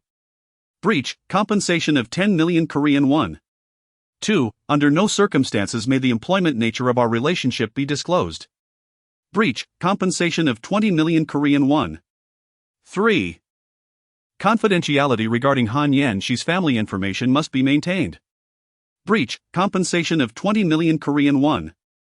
4. Regardless of the situation, Han Yanxi must be addressed as Yanxi. Breach, compensation of 10 million Korean won. 5. Availability is mandatory, 3 times a week. If Han Yanxi requires Lin Xiangyu's presence, he must arrive immediately. Without prior notice, he must arrive within 1.5 hours during the day. And at night, the two will negotiate. After 3 breaches, Lin Xiangyu will decide whether to accept. 6. For each request made by Han Yanxi, Lin Xiangyu will receive an additional payment of 500,000 Korean won. Breach, compensation of 10 million Korean won. The love contract takes effect upon signing and lasts for 1 semester. Should either party wish to terminate the contract, mutual consent is required. A unilateral termination incurs a penalty of 100 million Korean won, approximately 500,000 RMB. Lin Xiangyu was satisfied with the stipulation limiting the availability to 3 times a week. As he had previously contemplated that if Han Yanxi were to constantly call upon him, he would inevitably breach the contract. The penalty amounts were considerable, equating to a single breach nullifying all prior efforts. Nevertheless, without a moment's hesitation, Lin Xiangyu signed the document. He had no intention of breaching the agreement. Being the boyfriend of a campus beauty while earning money was an opportunity too good to pass. Even if it meant incurring costs, there would undoubtedly be a multitude of eager candidates. Furthermore, this arrangement was not solely about financial gain, it also promised a wealth of astonishment. The contract was duplicated, with both parties retaining a copy, and Han Yanxi captured a photograph of the contract on her phone. Subsequently, they boarded the same bus they had taken the previous day, heading towards school. As Lin Xiangyu arrived at the classroom, the bell was about to ring. The students inside had been engaged in lively chatter, but upon his entrance, a hush fell over the room, eyes instinctively drifting towards Zhang Xiuing. The class had largely accepted that Lin Xiangyu and Zhang Xiuing shared a special relationship. Under the gaze of her peers, Zhang Xiuing's cheeks flushed with a radiant blush, a stark contrast to her usual shy demeanor, her face now alight with happiness. Seeing Zhang Xiuing in such a state stirred a complex mix of emotions within Lin Xiangyu, akin to a pot overflowing with various flavors. As soon as the first class concluded, Zhang Xiuing eagerly approached Lin Xiangyu's seat. After much contemplation over the past few days, she had resolved to formally initiate their relationship. At that moment, she intended to ask Lin Xiangyu in front of everyone if he would be her boyfriend. However, Lin Xiangyu, in a rush, headed for the door. Noticing his haste, Zhang Xiuing called out, "Xiangyu, wait a moment, I have something to discuss with you." Hearing her voice, Lin Xiangyu paused and turned to face her. Chapter 57, Harvesting the Shock Value of the Entire School. Xiuing, I have something urgent to attend to. Whatever it is, it can wait until I return. Lin Xiangyu's voice was both hurried and resolute as he spoke, immediately striding out of the classroom without a backward glance. This left Zhang Xiuing frozen in place, her smile abruptly vanishing, her eyes filled with disappointment and confusion, as the gazes of her classmates bore down on her, making her feel as though she were being pricked by 1,000 needles. Meanwhile, in another classroom, Han Yanxi anxiously awaited Lin Xiangyu's arrival. She sat at her desk, her fingers unconsciously tapping lightly on the surface, occasionally glancing towards the door, her eyes brimming with anticipation.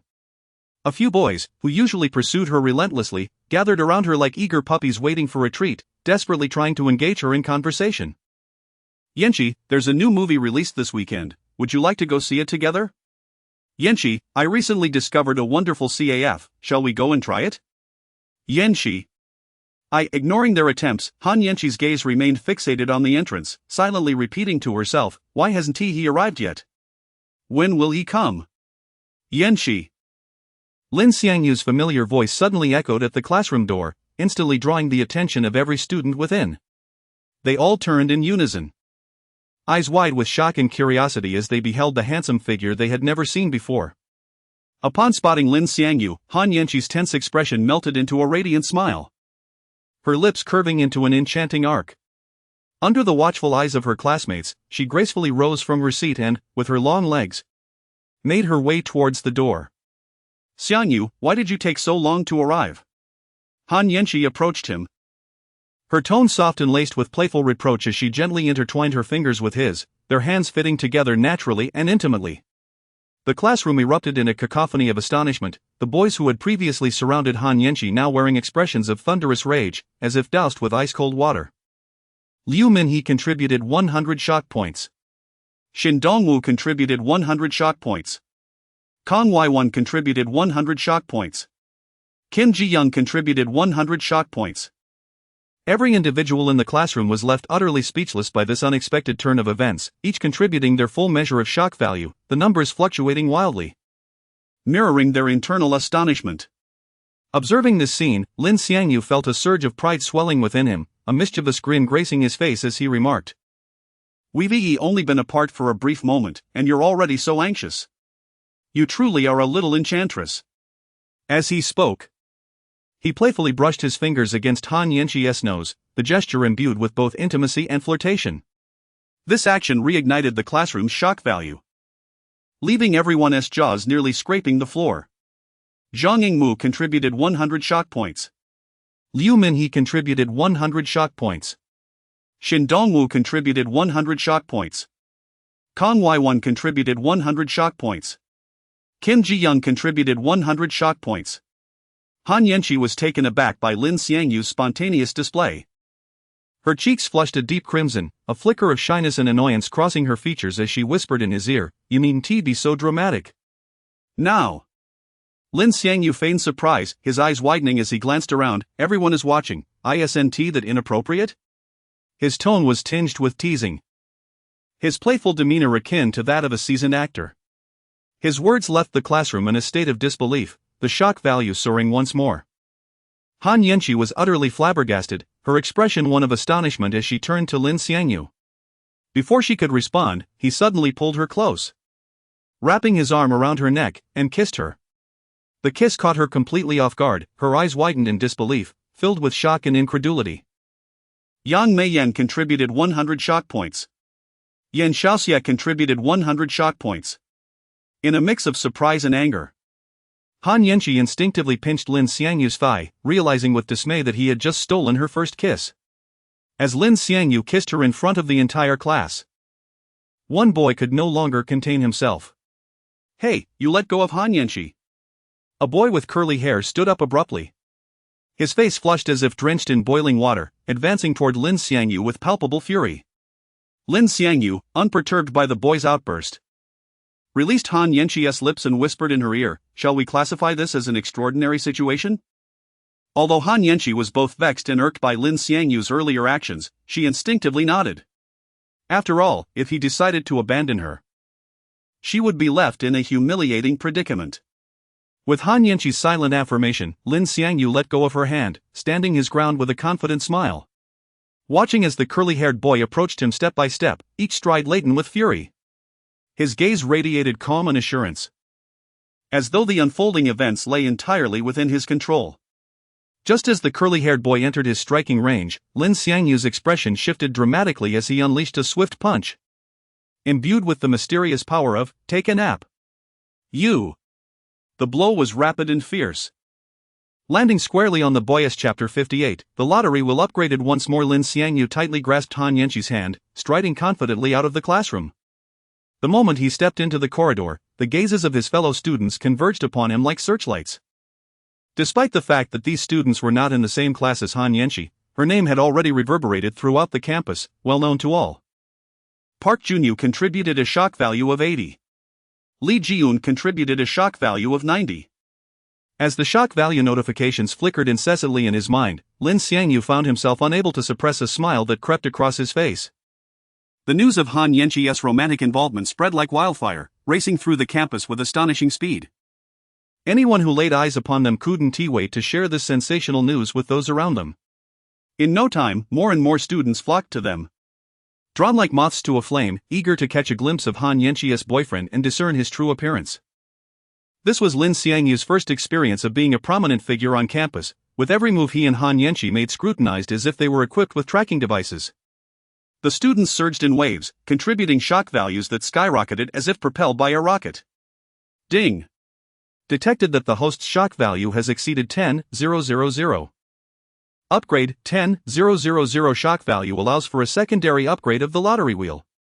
The upgraded wheel will eliminate gold and platinum rewards, increasing the proportion of remaining rewards, ensuring that the next draw will yield a 100% chance of obtaining a king level or higher reward. Additionally, 3 gold attribute cards will be gifted: Idol, Model, Muscle King. Upgrade it immediately. Upon reading the system notification, Lin Xiangyu's eyes sparkled like the most brilliant stars in the night sky, and without hesitation, he chose to upgrade the lottery wheel. After witnessing the extraordinary power of the MasterCard, Lin Xiangyu had lost all interest in cards below diamond level, especially with the system so generously offering 3 foundational attribute cards this time. As Lin Xiangyu issued the command, the previously mysterious lottery wheel became even more radiant, dazzling in its brilliance. 2 beams of light, 1 golden and 1 silver, shot forth like lightning. In an instant, the original areas for gold and platinum rewards vanished, leaving only 4 sections: Diamond, Master, King, and Mysterious. The Diamond area boldly occupied 75 of the wheel, the Master area comprised 20, the King area held a mere 4. And the Mysterious area, a diminutive one, exuded an enigmatic allure that captivated Lin Xiangyu's attention. At that moment, he was filled with insatiable curiosity regarding the Mysterious area. If the MasterCard was already unimaginably powerful, what level of might could a card with a probability of being drawn only 1/20th of that of the MasterCard possess? The thought was almost too staggering to fathom. The points required for a single draw have increased to 3,000 points. Lin Xiangyu had anticipated the rise in points required for the lottery, as this was not the first occurrence of such a situation, and thus he took it in stride. Just as he was flushed with excitement over the lottery wheel's upgrade, Zheng Taijun arrived on the scene, initially intending merely to witness the commotion. However, upon spotting Lin Xiangyu holding hands with Han Yanqi, his eyes widened in disbelief, and he pushed through the crowd to approach Lin Xiangyu directly. Simultaneously, Zhang Xiuying, having heard the news, rushed towards Lin Xiangyu and Han Yanqi with an expression filled with urgency and incredulity. At that moment, Lin Xiangyu, still immersed in the thrill of accumulating shock value, remained blissfully unaware of the unfolding events.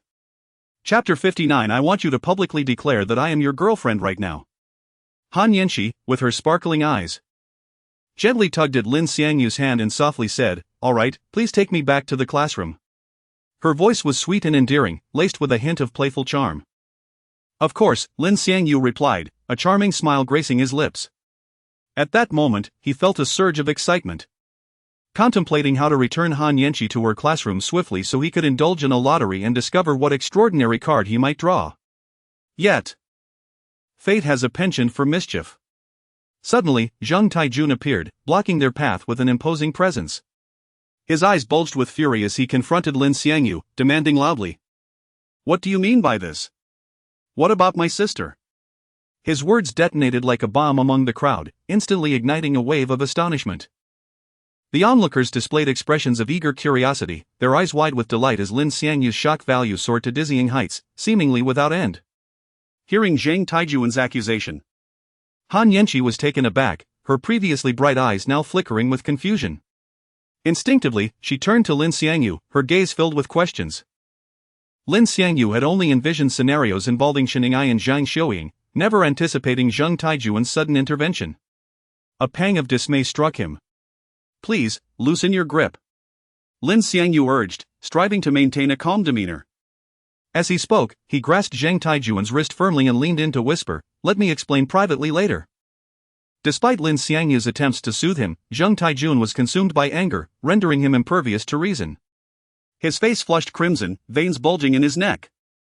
He sought to drag Lin Xiangyu before Zhang Xiuying, demanding a public explanation.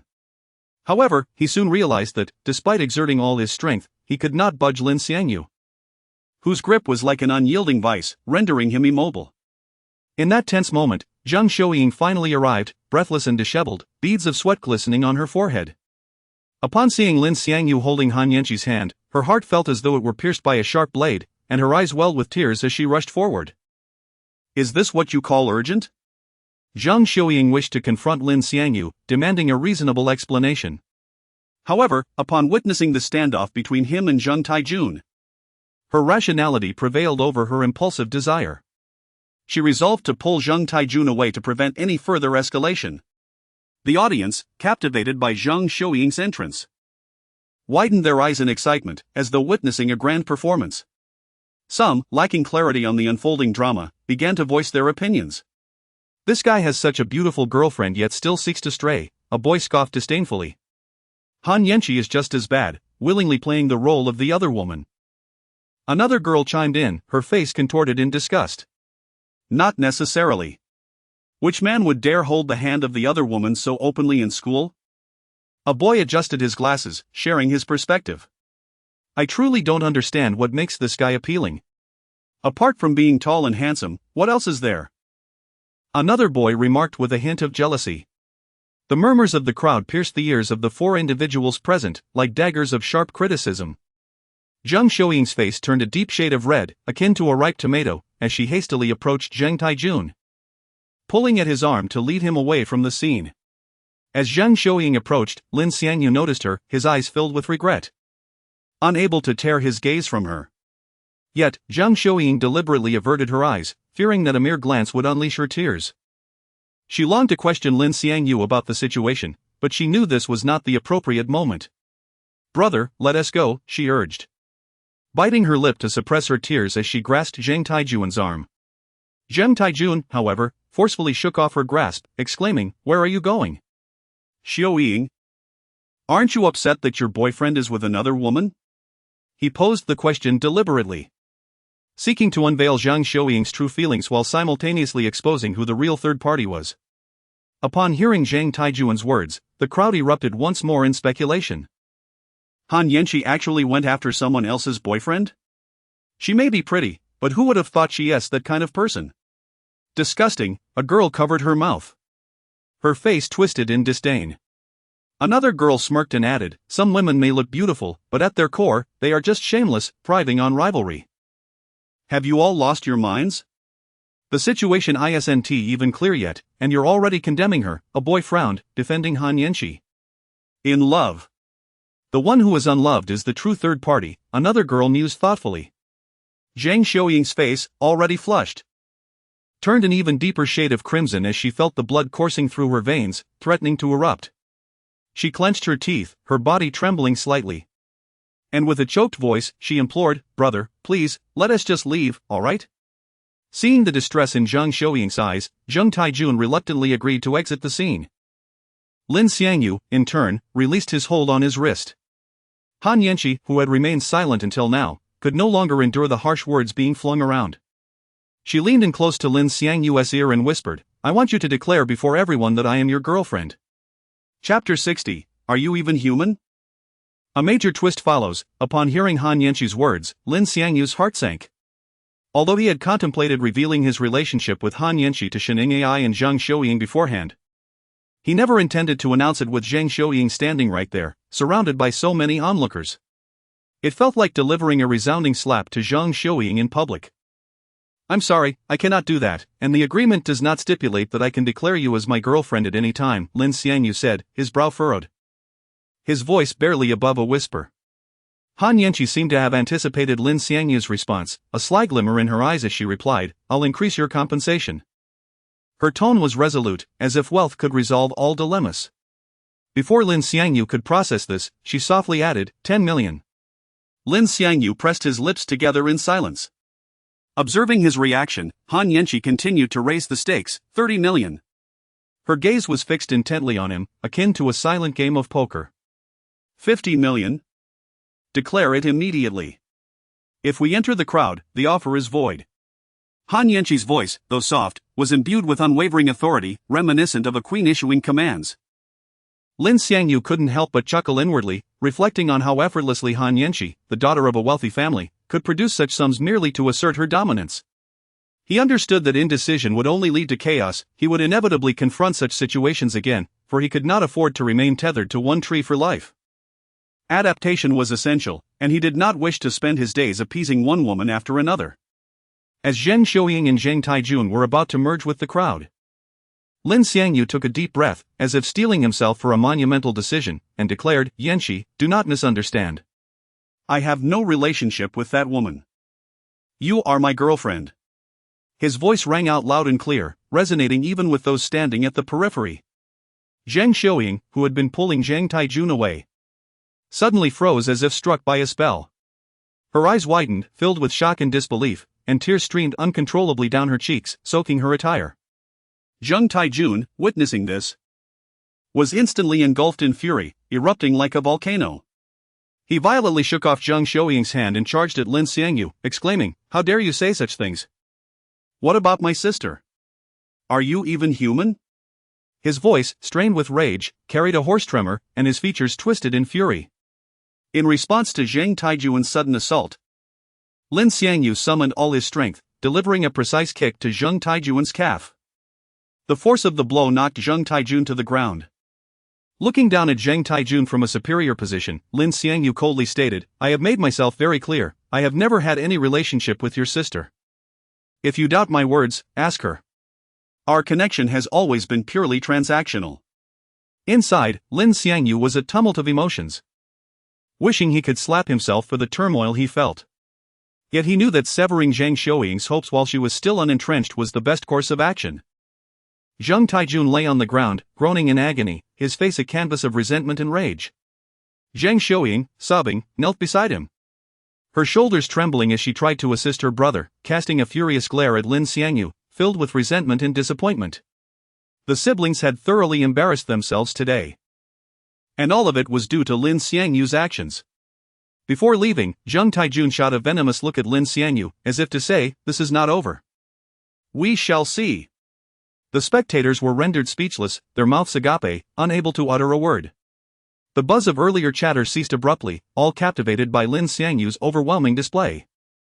Zhang Taijun was notorious for his ferocity in school, yet he crumbled before Lin Xiangyu, whose formidable prowess silenced even the most boisterous onlookers, who now feared attracting trouble. Lin Xiangyu, in turmoil, could not shake the image of Zhang Xiaoying's despairing gaze from his mind. Despite the rising shock value around him, he felt no joy. His mood mirrored the suddenly overcast sky, heavy with gloom. After escorting Han Yanqi to her classroom, Lin Xiangyu trudged back to his own class with a burdened gait. On his way, he received a notification of Han Yanqi's transfer of funds. The notification flickered on his phone screen, yet it could not dispel the shadows clouding his heart. Inside the classroom, a buzz of discussion surrounded the recent events. However, upon Lin Xiangyu's entrance, silence fell instantly, all eyes fixated on him, filled with curiosity and awe. Scanning the room, Lin Xiangyu noticed Zhang Xiaoying was absent, a wave of foreboding washing over him.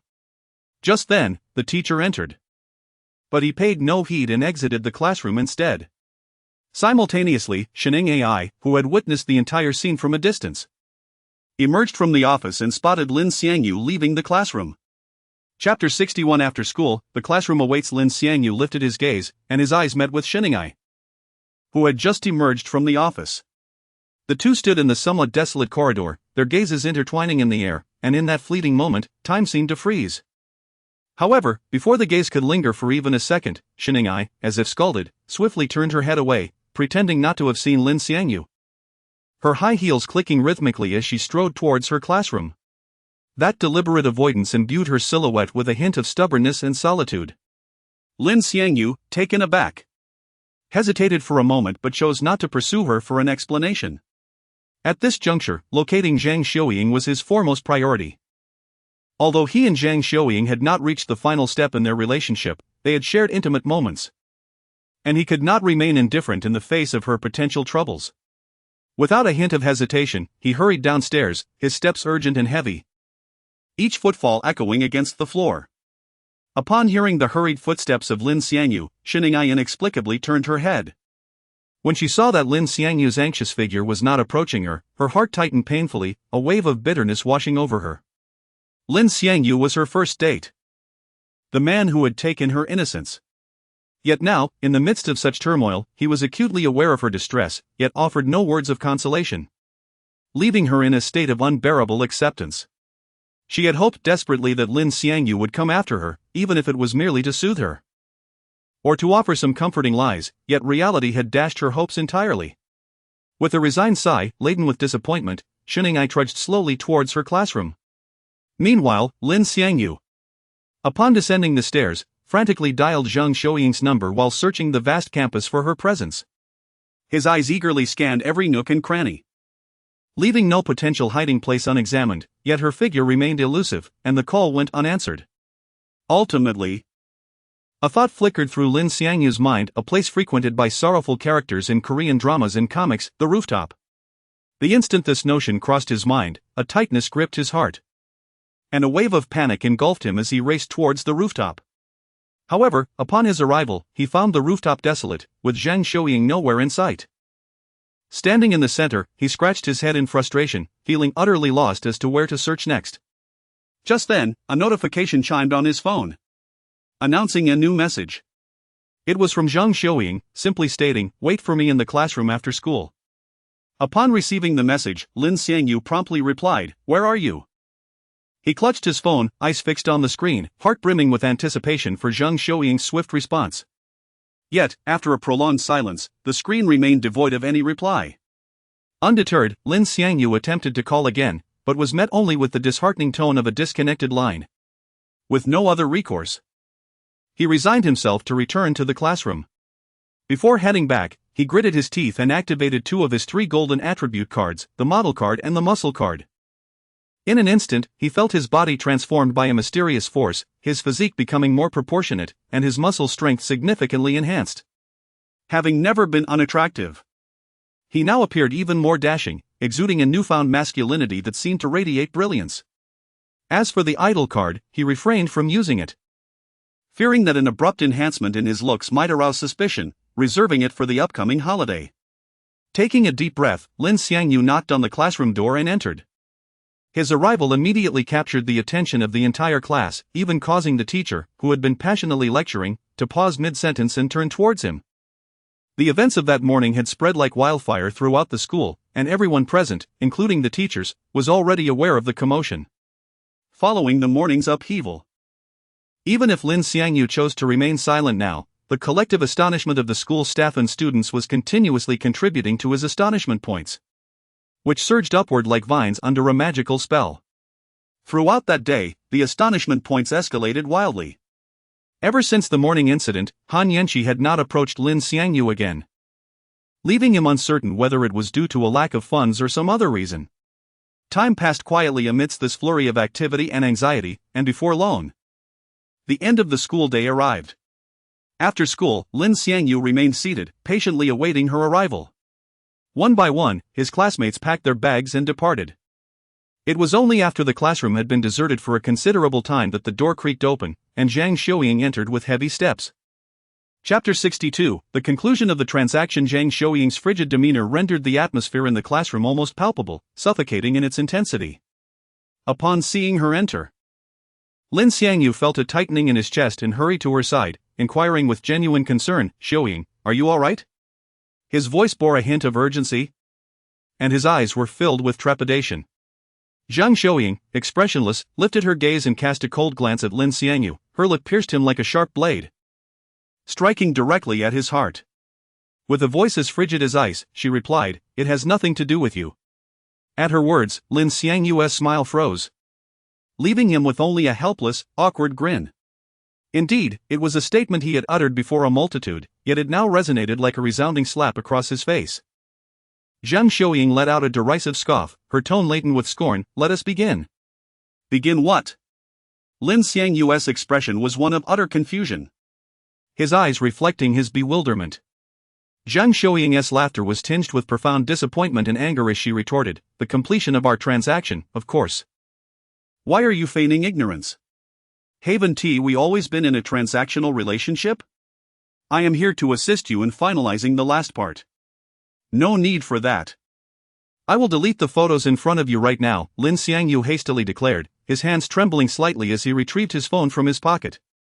With determination, he accessed the album and decisively eliminated the images before Zhang Xiuying's gaze. After the deletion, a sigh of relief escaped Lin Xiangyu's lips as he stated, "It's done. Our transaction has concluded, and you need not do anything further. I do not require your pity, I do not wish to owe you anything." Zhang Xiuying trembled with rage, her eyes reddening as her voice involuntarily rose in pitch. "You truly needn't, you owe me nothing. That instance was merely an extra. And it does not count." Lin Xiangyu observed Zhang Xiuying's stubbornness with a heavy heart, bemused that even after deleting the photos, she remained so resolute. Suddenly, her eyes betrayed her stoicism, tears welling as she choked on her words. "Lin Xiangyu, I do not wish to be indebted to you. I implore you, let us end this relationship completely." "Very well. Faced with Zhang Xiuying's sincerity, Lin Xiangyu acquiesced to her plea. He understood that she was profoundly hurt. And only by severing this bond could she truly embark on a new chapter of her life. Virtual reality game initiated. Alright, Lin Xiangyu, from this day forth, we share not even a transactional relationship. Farewell. With that, Zhang Xiuying strode out of the classroom without a backward glance, her silhouette resolute and solitary, as though she intended to leave all past memories behind. Lin Xiangyu remained silent throughout, only instinctively humming softly when Zhang Xiuying savored a yogurt-filled treat. After she had departed, he inhaled deeply, refraining from pursuing her. He recognized that to refrain from intrusion was the most dignified conclusion to their relationship. Should he continue to sacrifice other choices out of concern for a woman as heartache, he would likely remain a mere sycophant for the remainder of his days. He resolved to adapt swiftly to this new reality, having chosen to cultivate an entire forest. He could not halt the nurturing of other trees for the sake of a single flower. Silently tidying up the remnants of the encounter, he exited the classroom. In the adjoining classroom, a bespectacled girl had been observing the entire scene through a crack in the door. Once Lin Xiangyu had departed, she cautiously stepped out. Chapter 63, Shining AI's initiative invitation. Half an hour prior, Li Yizhen, the lithe class monitor of Lin Xiangyu's class, was sauntering along the corridor. Having misplaced her dormitory key in the classroom, she intended to retrieve it. As she hastened back to the classroom, a faint murmur emanated from behind the closed door. Upon recognizing the voices of Lin Xiangyu and Zhang Xiuying, Li Yizhen's eyes gleamed with sudden interest, her curiosity burgeoning like wildfire. Instead of directly opening the classroom door, she discreetly concealed herself outside, straining her ears to savor this first-hand tidbit. As she listened, Li Yizhen's eyes widened, her expression shifting from initial curiosity to astonishment. She realized that the events unfolding within the classroom were far more explosive than she had imagined. Her heart rate accelerated, and her breathing became shallow. After a moment's hesitation, she cautiously extended her hand, creating a minuscule crack in the door, and furtively recorded a video of Lin Xiangyu and Zhang Xiuying with her phone. Subsequently, she retreated to the opposite classroom before Zhang Xiuying emerged. After retrieving her dormitory key, Li Yizhen did not immediately depart from the secret-laden classroom. Instead, as if an explorer who had unearthed a treasure, she brazenly occupied Lin Xiangyu's seat, her eyes gleaming as she meticulously scrutinized the newly recorded video frame by frame. As time elapsed, a full half-hour passed before Li Yizhen slowly rose, a complex expression etched upon her face. She sighed, seemingly experiencing a tinge of remorse for her actions within the classroom. However, this regret was as fleeting as a summer thunderstorm, soon dissipating into oblivion. Back in her dormitory, Li Yizhen, finding her roommates absent, impulsively replayed the surreptitiously recorded video. As she watched, a peculiar smile crept across her face, as if some thought had struck her. Concurrently, Lin Xiangyu, having returned to his room after dinner, had composed himself and prepared to initiate the lottery draw. Currently, his system account boasted over 7,000 shock points. His painstakingly accumulated wealth, sufficient for 2 lottery draws. Lin Xiangyu issued the command mentally, and instantly, the pointer on the lottery turntable spun rapidly, blurring into a dizzying spectacle.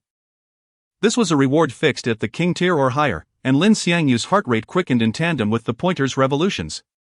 However, he did not harbor excessive expectations for the grand prize, having played numerous card drawing games and understanding the underlying mechanics, which typically yielded only the guaranteed minimum reward.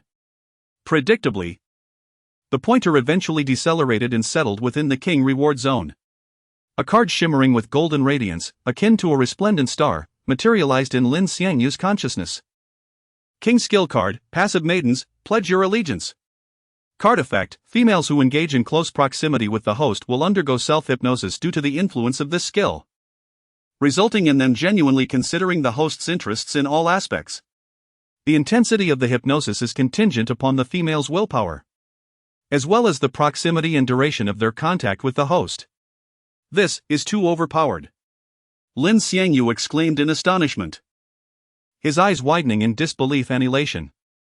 This is tantamount to possessing a succubus buff. Lin Xiangyu felt a surge of fervor coursing through him.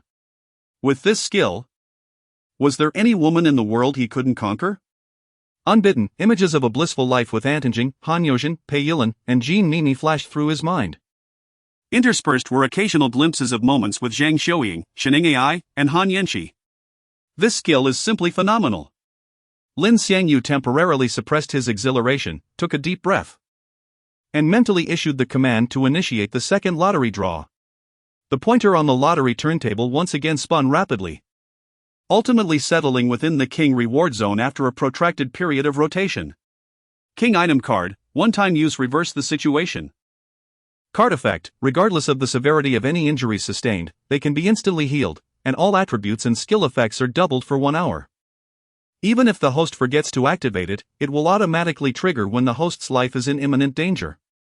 Lin Xiangyu felt a surge of adrenaline coursing through his veins. With this item card, he essentially possessed an extra life. He envisioned himself averting crises in the future, leveraging this card to turn the tide. Since publicly acknowledging his relationship with Han Yanqi, Zhang Xiuying and Shening AI had ceased communication with Lin Xiangyu. Whenever Lin Xiangyu's gaze met theirs, he invariably felt a twinge of awkwardness. However, one was a former kindred spirit, and the other a former mentor. Avoiding them was easier said than done. As for Zhang Taijun, he did not aggressively seek retribution, leaving it uncertain whether he was secretly amassing strength or had simply swallowed his pride, abandoning any notion of revenge. Following that day, Han Yanqi seemed to vanish into thin air, disappearing from Lin Xiangyu's life. Nor did any individuals who might have sought trouble on her behalf materialize, suggesting that the demonstration of power had indeed served its purpose. The days passed uneventfully, and before long, it was Friday. Before dismissal, Lin Xiangyu's phone abruptly chimed, disrupting his otherwise tranquil thoughts. He casually picked up his phone, unlocked the screen, and found Shening AI's message resting serenely in the chat box. Akin to a pebble dropped into a tranquil lake, creating ripples. Xiangyu, would you be available to chat after school? Lin Xiangyu's gaze lingered on these words, and countless conjectures flashed through his mind. Without dwelling on them, his fingers rapidly tapped on the screen, providing a response. Of course. Almost instantaneously, Shening AI's message reappeared. Each word clear and resolute, as if conveying an undeniable conviction. Very well, I shall await you in the office after school. Lin Xiangyu inhaled deeply, composed his slightly agitated emotions, and swiftly replied, Okay. After pressing the send button, Lin Xiangyu had a premonition that this concise exchange might mark another turning point in his life. Having replied to the message, Lin Xiangyu instinctively glanced at Zhang Xiuying, who was seated beside him. In recent days, Zhang Xiuying's behavior had been somewhat aberrant. She had inexplicably grown close to Liaisian, with whom she had not previously been familiar. Lin Xiangyu had repeatedly witnessed them engaging in intimate conversations in private, their figures inseparable.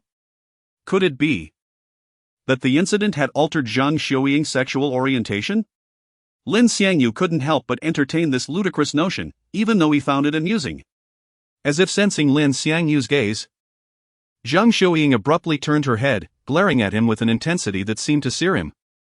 Lin Xiangyu wryly smiled. Since that day, whenever Zhang Xiuying noticed Lin Xiangyu observing her, she would openly express her emotions. However, this also indicated that she had not genuinely relinquished the relationship. The dismissal bell abruptly rang, its sound particularly jarring in the quiet classroom. Lin Xiangyu did not immediately rise, intending to wait until all the students had departed before leaving. After all, if he were seen heading to Shening AI's office after school, it might give rise to gossip. It is often said that a lack of enthusiasm after school indicates a troubling mindset, and this assertion holds a grain of truth. Most students in the classroom appear as though they have been propelled by an invisible force, swiftly vanishing the moment the bell rings, leaving behind only a sparse few. Among these remaining souls are Lin Xiangyu, Zhang Xiuying, Liaisian, and another classmate who was tidying up their belongings in preparation for departure. Liaisian cast a glance towards Lin Xiangyu's position, observing his steadfast demeanor, seemingly uninterested in departing. With that, she rose from her seat and strode towards the classroom door with a light-hearted gait. As she passed by Zhang Xiuying's desk, she subtly tilted her head, conveying a significant glance that Zhang Xiuying could not ignore. After a brief moment of hesitation, Zhang Xiuying, biting her lip, decided to follow suit. Lin Xiangyu, acutely aware of the peculiar undercurrents, chose not to pursue them further. Firstly, he had an appointment awaiting him in Sheningai's office. Secondly, he wished to refrain from encroaching upon Zhang Xiuying's life any more than necessary. Having made his choice, he believed it best to allow matters to settle into tranquility. Before long, the classroom lay deserted, and the hallways were nearly empty. Lin Xiangyu finally rose from his seat and made his way towards Sheningai's office. However, just as he stepped out of the classroom, he spotted Li Yizhen and Zhang Xiuying stealthily peering into each classroom along the corridor, eventually entering one. A sudden unease gripped Lin Xiangyu, and he felt a surge of foreboding. He was about to quietly follow them when, at that moment, Shening'ai opened the office door. And they found themselves face to face. Shening'ai glanced around, noting the absence of other students in the hallway, and softly beckoned Lin Xiangyu, "Come in." "All right," he replied quietly, yet his gaze lingered with concern towards the classroom where the girls had disappeared, and the sense of unease within him intensified. Chapter 64. For instance, Zhang Xiuying? Shening'ai keenly perceived Lin Xiangyu's gaze frequently darting towards something behind her. Instinctively, she turned her head to follow his line of sight, only to find the space behind her empty, devoid of any irregularities. With her curiosity piqued, she turned back and inquired, "What are you looking at?" "Nothing." "Let us go inside," Lin Xiangyu replied, his voice slightly strained, as if concealing something. As he spoke, he withdrew his contemplative gaze. Shening'ai chose not to pursue the matter further, gently pushing open the office door and gracefully stepping inside. Before entering the office, Lin Xiangyu's eyes, almost involuntarily, glanced once more towards the classroom, where a tangle of confusion and concern coiled within him like creeping vines. Upon entering the office, he softly closed the door behind him, the faint click resonating with clarity in the serene space. Meanwhile, Shening'ai, already seated in her office chair, extended her fair fingers towards the chair opposite her desk. Her voice soft and inviting, "Xiangyu, please come and sit." "All right." Lin Xiangyu accepted without hesitation and strode directly to take a seat across from Shening'ai. Perhaps due to a long-standing reverence for her role as a teacher, he subconsciously believed that Shening'ai's emotional resilience far surpassed that of Zhang Xiuying. While it is true that Shening'ai's psychological fortitude was indeed greater than Zhang Xiuying's, this was not solely attributable to her status as a teacher, rather, it stemmed from the starkly different life experiences and environments that shaped their characters and psyches. As soon as he settled into his chair, Shening'ai broke the brief silence. Leaning slightly forward with her gaze fixed intently on Lin Xiangyu, asking, "Xiangyu, are you truly dating Han Yanqi?" Upon hearing her question, Lin Xiangyu's heart jolted, as if it had skipped a beat. He did not respond immediately but countered with a query of his own, "Teacher Shin, why do you ask? We agreed not to call me Teacher Shin in private, didn't we?" Shening'ai adeptly redirected the conversation to the matter of address, a hint of playful reproach glimmering in her eyes. Lin Xiangyu, feeling a twinge of embarrassment, smiled awkwardly, akin to a child caught in a misdeed, and replied, "I thought." "Thought what?" Shening'ai pressed, her eyes brimming with curiosity. Lin Xiangyu shook his head with a wry smile and replied, "I thought our relationship had come to an end. Finished and ready to slip away?" Shening'ai's gaze bore into Lin Xiangyu's, as if attempting to see through him, her tone imbued with an undeniable assertiveness. Lin Xiangyu felt a flush of embarrassment. He opened his mouth, yet found himself at a loss for words. At that moment, Shening'ai unexpectedly reached out, placing her hand gently atop his. The warmth of her fingertips transcended the barrier of skin, carrying with it a peculiar significance. Looking straight at Lin Xiangyu, she spoke with a tenderness that was nonetheless resolute. "Regardless of whether you are truly with Han Yanqi, I wish to continue being with you. Will you reject me?" As her words lingered in the air, Shening'ai gazed at Lin Xiangyu with anticipation, the intensity in her eyes rendering him unable to meet her gaze. "Of course, I would not refuse," Lin Xiangyu blurted out, his voice resolute. Upon hearing his affirmation, a subtle smile graced Shening'ai's lips, her expression rich with meaning as her eyes remained fixed on Lin Xiangyu. "You and Han Yanqi are merely pretending to be in a relationship, aren't you?" "Ai, why do you say that?" Lin Xiangyu's eyes reflected his bewilderment, curious about the source of her conjecture. Seemingly enlightened by his response, Shening'ai's expression shifted to one of realization.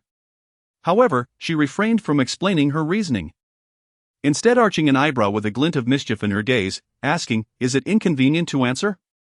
Then allow me to pose another question. Have you and Han Yanqi Been intimate? No. Lin Xiangyu replied without hesitation, his tone clear and unambiguous. This question did not encroach upon his innermost boundaries. Thus he bore no psychological burden in replying.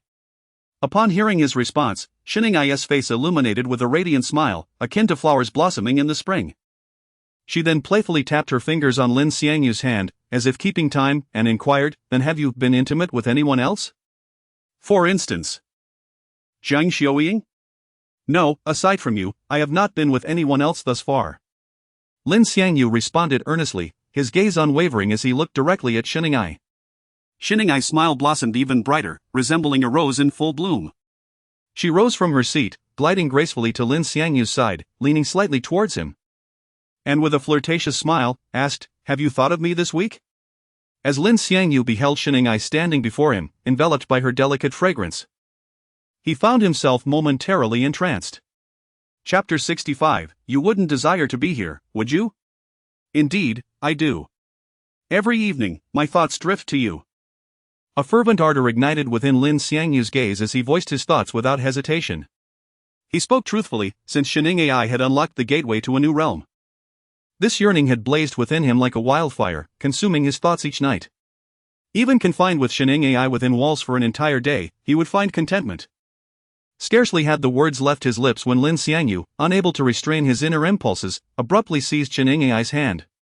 With a gasp, Xiningai found herself involuntarily seated upon his lap. A blush, akin to the hues of a twilight sky, suffused her cheeks, and her eyes, tinged with playful reproach, met his. She gently pressed down on Lin Xiangyu's wandering hands, chiding, "You wouldn't desire to be here, would you? And what if I do?" Lin Xiangyu's voice was a husky whisper, laden with desire. He wrested his hands from Xininai's grasp, intent on pressing his advances, as if to unleash the pent-up longing of recent times. Seeing this, Xiningai swiftly rose, turning to face him, one hand lightly caressing the nape of his neck. Her gaze was tender yet resolute as she declared, "Not here.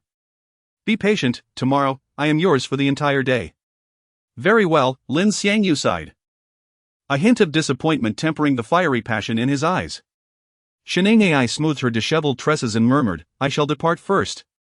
Allow a moment before you follow, lest we be seen together." "Understood," Lin Xiangyu nodded faintly, his gaze lingering on Xininai's retreating figure. 9 o'clock tomorrow morning, at the Joy Motel, Xiningai announced, her hips swaying gracefully as she navigated the office in her heels. Pausing at the threshold, she turned back, adding, "Oh, and remember to lock the office door when you leave. Farewell." With that, Xiningai vanished through the doorway, leaving Lin Xiangyu alone. Beyond the classroom's confines, a flicker of disquiet flickered in Xininai's eyes. Initially, she had not intended to yield to Lin Xiangyu so readily, yet inexplicably, after a brief exchange, she sensed an innocence in his actions. Moreover, lingering longer would surely lead her to capitulate to his audacious desires. In her wake, Lin Xiangyu sank into his chair. His departure delayed. Firstly, to avert unwelcome attention from being seen with Xiningai, secondly, his present state demanded respite to quell the tempest within. Presently, Lin Xiangyu rose, inhaled deeply, and ventured forth. He secured the office door behind him, testing the handle before stepping into the corridor. A gentle breeze caressed his face, stirring thoughts of Li Yizhen escorting Zhang Xiaoying into that classroom. Surely, after all this time, they had departed. Despite his musings, an unseen force propelled him towards the classroom. Yet, midway, he halted, deeming it prudent to proceed no further. In such stillness, voices within would surely carry. With a self-deprecating smile, Lin Xiangyu dismissed his concerns and turned to leave. But in that instant, Zhang Xiaoying's voice pierced the air. "No, anything but that. I can concede to anything else." "But not this," she implored, her tone resolute yet laced with a poignant plea that shattered Lin Xiangyu's composure. He sensed something amiss. Li Yizhen, ever the model student, and Zhang Xiaoying, the class's stalwart leader, would never converse in such tones. Suspecting a third presence in Zhang Xiaoying's distress, a surge of concern propelled him forward. Within the classroom, Li Yizhen presented her phone to Zhang Xiaoying, the images causing her face to drain of color. Terror flooded her eyes, and her body trembled as she instinctively reached for the device. Li Yizhen, a sardonic smile playing on her lips, swiftly withdrew the phone, taunting, "What's the point? Even if you seize it, I have backups." How endearingly naive. "Class monitor, I cannot do it." "I beg you, cease your coercion," Zhang Xiuying pleaded. Tears welling in her eyes, her vulnerability eliciting sympathy. Li Yizhen, furrowing her brow, retorted impatiently, "You need only lure Lin Xiangyu to the motel. Nothing more. What's so impossible about that? It costs you nothing." At that moment, Lin Xiangyu burst through the door without hesitation. The resounding crash echoed through the empty classroom. He beheld Zhang Xiuying in tears and Li Yizhen gesticulating wildly before her. Both turned towards the intrusion. Seeing Zhang Xiuying distressed, Lin Xiangyu's ire ignited. Li Yizhen, unnerved by his approach, cowered behind Zhang Xiuying, trembling. Lin Xiangyu halted before Zhang Xiuying, demanding, "Li Yizhen, what have you done to Xiuying?" His voice, like a resounding bell, reverberated through the room, exuding authority. Overwhelmed by Lin Xiangyu's fury, Li Yizhen paled, her lips quivering, speechless, seeking refuge behind Zhang Xiuying like a frightened turtle. "Li Yizhen, I demand an answer," Lin Xiangyu declared, moving to confront her. Li Yizhen, recovering, nudged Zhang Xiuying, urging her to impede Lin Xiangyu. Zhang Xiuying steeled herself, blocking his path. Her gaze icy, her voice glacial, "This is none of your concern." Lin Xiangyu froze, momentarily stunned. "I know not why you fear Li Yizhen, but whatever troubles you, confide in me. I will resolve it all." Hearing this, Zhang Xiuying's heart warmed, a fleeting tenderness crossing her features. Li Yizhen, sensing this, nudged her again, urging her to dismiss Lin Xiangyu. Zhang Xiuying bit her lip and repeated coldly, "Spare your insincerity. Just leave." Her voice, though frigid, betrayed her inner turmoil. For reasons unknown, she felt a twinge of guilt towards Lin Xiangyu. Unheeding, Lin Xiangyu turned, offering a wry smile, and departed. Though loath to see another mistreat a woman he had touched, he would not force his affections where they were not welcomed. Upon witnessing Lin Xiangyu exiting the classroom, Li Yizhen finally exhaled a sigh of relief. The fear etched upon her face dissipating instantaneously, giving way to an assertive demeanor. She approached Zhang Xiuying once more, issuing threats as if she had completely forgotten that it was Zhang Xiuying who had shielded her from Lin Xiangyu's wrath moments earlier. After a prolonged period of intimidation, Zhang Xiuying remained unyielding. Li Yizhen, with a determined flair, produced her phone and declared, "Do you believe I will upload your video online right now? Allowing your family to witness just how adeptly their precious daughter consumes her meals?" With that, she began tapping on her phone's screen. Zhang Xiuying, upon seeing Li Yizhen manipulate her device, was immediately struck with panic, her eyes widening in terror. She implored, "Please, don't post it, I. What?" Li Yizhen's face broke into a triumphant smile, her fingers pausing their dance on the screen. Chapter 66, the invitation from Zhang Xiuying. Upon hearing Zhang Xiuying's acquiescence, Li Yizhen's lips curled into an expression of supreme satisfaction. "I shall await your good news," she proclaimed, her voice imbued with arrogance and anticipation. With a buoyant stride, she sauntered past Zhang Xiuying, her demeanor exuding an air of triumph. After taking a few steps, she appeared to suddenly recollect something. Abruptly halting and returning to Zhang Xiuying's side, she extended her hand, gently patting Zhang Xiuying's shoulder. Leaning in to whisper in her ear with a tone so low it bore an unmistakable threat, "Make sure to inform me, and do not keep me waiting too long, I am not a patient person." Zhang Xiuying, her face marred by tears, nodded helplessly, her sobs resonating with despair and injustice, echoing through the empty classroom. Upon returning home, Lin Xiangyu found his thoughts persistently drifting back to Zhang Xiuying. After dining and retreating to his room, he found himself languidly sprawled on his bed, idly scrolling through his phone when a message from Xinning suddenly popped up. "Hey, darling, what are you up to?" Seeing Xinning affectionate address caused Lin Xiangyu's lips to involuntarily curve upward, and he marveled inwardly at how the once shy and reserved teacher Xin had transformed into someone so bold and familiar after just one intimate encounter. Recalling her alluring presence in the office earlier that day, he felt a sudden surge of confusion. His fingers glided across the screen as he replied, "Just hanging out."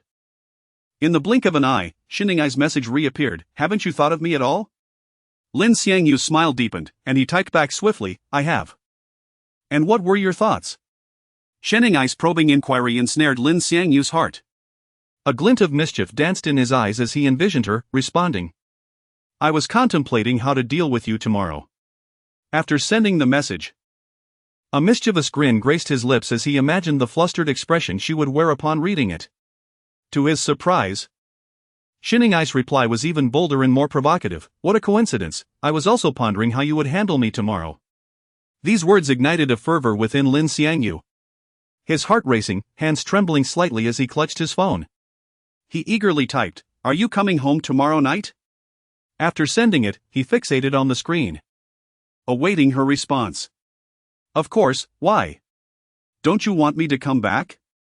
Feeling a tinge of disappointment, Lin Xiangyu hastily replied, Indeed, it feels like time is insufficient. Can't you skip coming back? Let us meet earlier tomorrow, a whole day should suffice for you to keep busy, right? Her message conjured vivid images of their time together, prompting a smile to grace Lin Xiangyu's lips as he prepared to respond that a single day would hardly be enough. His fingers hovering above the screen. Just then, a new notification drew his attention. Upon seeing Zhang Xiuying, he opened the message, which read, Are you free tomorrow night? His fingers flew over the screen. Whenever you seek me, I am always available. After sending the message, he anxiously awaited Zhang Xiuying's reply. Soon. Her response arrived, Would you be able to come to the motel tomorrow night? Lin Xiangyu leapt from the sofa, mouth agape in disbelief. Grappling with the bewildering turn of events, how could she, who had been so indifferent earlier, now invite him to the motel? Despite his confusion, he quickly typed back. Of course. As soon as he dispatched the message, Zhang Xiuying's reply came in rapid succession, I will confirm the motel and send you the location and room number. Without a second thought, he typed back, Let me handle the booking. To his astonishment, Zhang Xiuying replied almost instantly, No need. At that moment, another message from Sheningai chimed in, Why aren't you responding? Are you upset with me? If you'd like, I could tell my parents a little fib and stay out tonight. Upon reading Sheningai's message, Lin Xiangyu hastily replied, Perhaps you shouldn't. I wouldn't want you to deceive your uncle and aunt on my account. Meanwhile, clad in a thin nightgown and leaning against her headboard, Sheningai felt a warm sensation envelop her heart as she read Lin Xiangyu's message, a wave of sweet happiness washing over her. She smiled gently, her lips curving in joy, as she sent him the motel details, Pleasure Motel, room 306. Upon receiving the room information, Lin Xiangyu felt a flush of embarrassment. It was the same room he had previously booked for Han Yozhen. Just then, his phone chimed again, and Zhang Xiuying sent her motel details. Chapter 67, Family Meeting. Lin Xiangyu fixated on his phone screen, discerning that Zhang Xiuying had sent an image, rendering the content unreachable at a glance. His heart tightened momentarily, filled with trepidation as he hurriedly clicked to unveil it. What met his eyes was the phrase Room 609 at Love Hotel. Upon reading this line, Lin Xiangyu's taut nerves unwound instantly, and he exhaled deeply, silently grateful that Zhang Xiuying and Sheningai had not coincidentally booked the same hotel, averting potential chaos. After responding to both women, Lin Xiangyu rose and approached the mirror, a recent online purchase. Standing before it, he scrutinized his reflection, when an idea flickered in his mind, utilizing that golden idol card. As the image of the card faded from his consciousness, a wondrous transformation quietly unfolded. His facial contours appeared to be gently sculpted by invisible yet exquisitely deft hands, not through drastic alterations, but through subtle refinements in the minutiae. The spacing between his brows and eyes became perfectly proportioned, seemingly calculated to enhance the depth and allure of his gaze. The smoothness of his face improved significantly, with softer, more natural lines that exuded unique beauty at every turn. His hair thickened, lending him a youthful charm, his nose grew more pronounced, adding dimension to his visage. And his skin became fair and smooth, reminiscent of a freshly cracked egg, unmarred by any blemish. Transformed, Lin Xiangyu radiated a refreshing allure, surpassing his previous handsomeness by several notches, and this charm was innate, starkly contrasting with the artificial beauty of mass-produced heartthrobs. Gazing at his reflection, his lips involuntarily curled upwards, his eyes glimmering with surprise and pride. He struck handsome poses and examined himself from various angles, unable to satiate his admiration. Just as Lin Xiangyu reveled in his newfound charm, a sudden knock echoed through the room. The abrupt sound startled him, causing him to flinch. Although he harbored no guilty secrets, the intensity of his focus made even the slightest noise jarring. Taking a deep breath to calm his racing heart, he called out, "Coming," and swiftly made his way to the door. Upon opening it, he found Jean Nini standing there. Jean Nini contributes 100 points of shock. The moment Jean Nini laid eyes on Lin Xiangyu, her eyes widened in astonishment, her expression a canvas of disbelief as she stammered, "Xiangyu. Mom wants to hold a family meeting tonight, and she asked me to come get you." Lin Xiangyu replied, "All right, I'll be down shortly." Hearing this, Jean Nini turned and descended the stairs first. Lin Xiangyu closed his room door and followed her. As they made their way, Jean Nini couldn't resist glancing back at Lin Xiangyu several times, each instance deepening her blush, leading her to hasten her pace down the staircase. Entering the dining room, he caught the attention of Pei Yilin, whose reaction was even more exaggerated than Jean Nini's. Pei Yilin contributes 100 points of shock.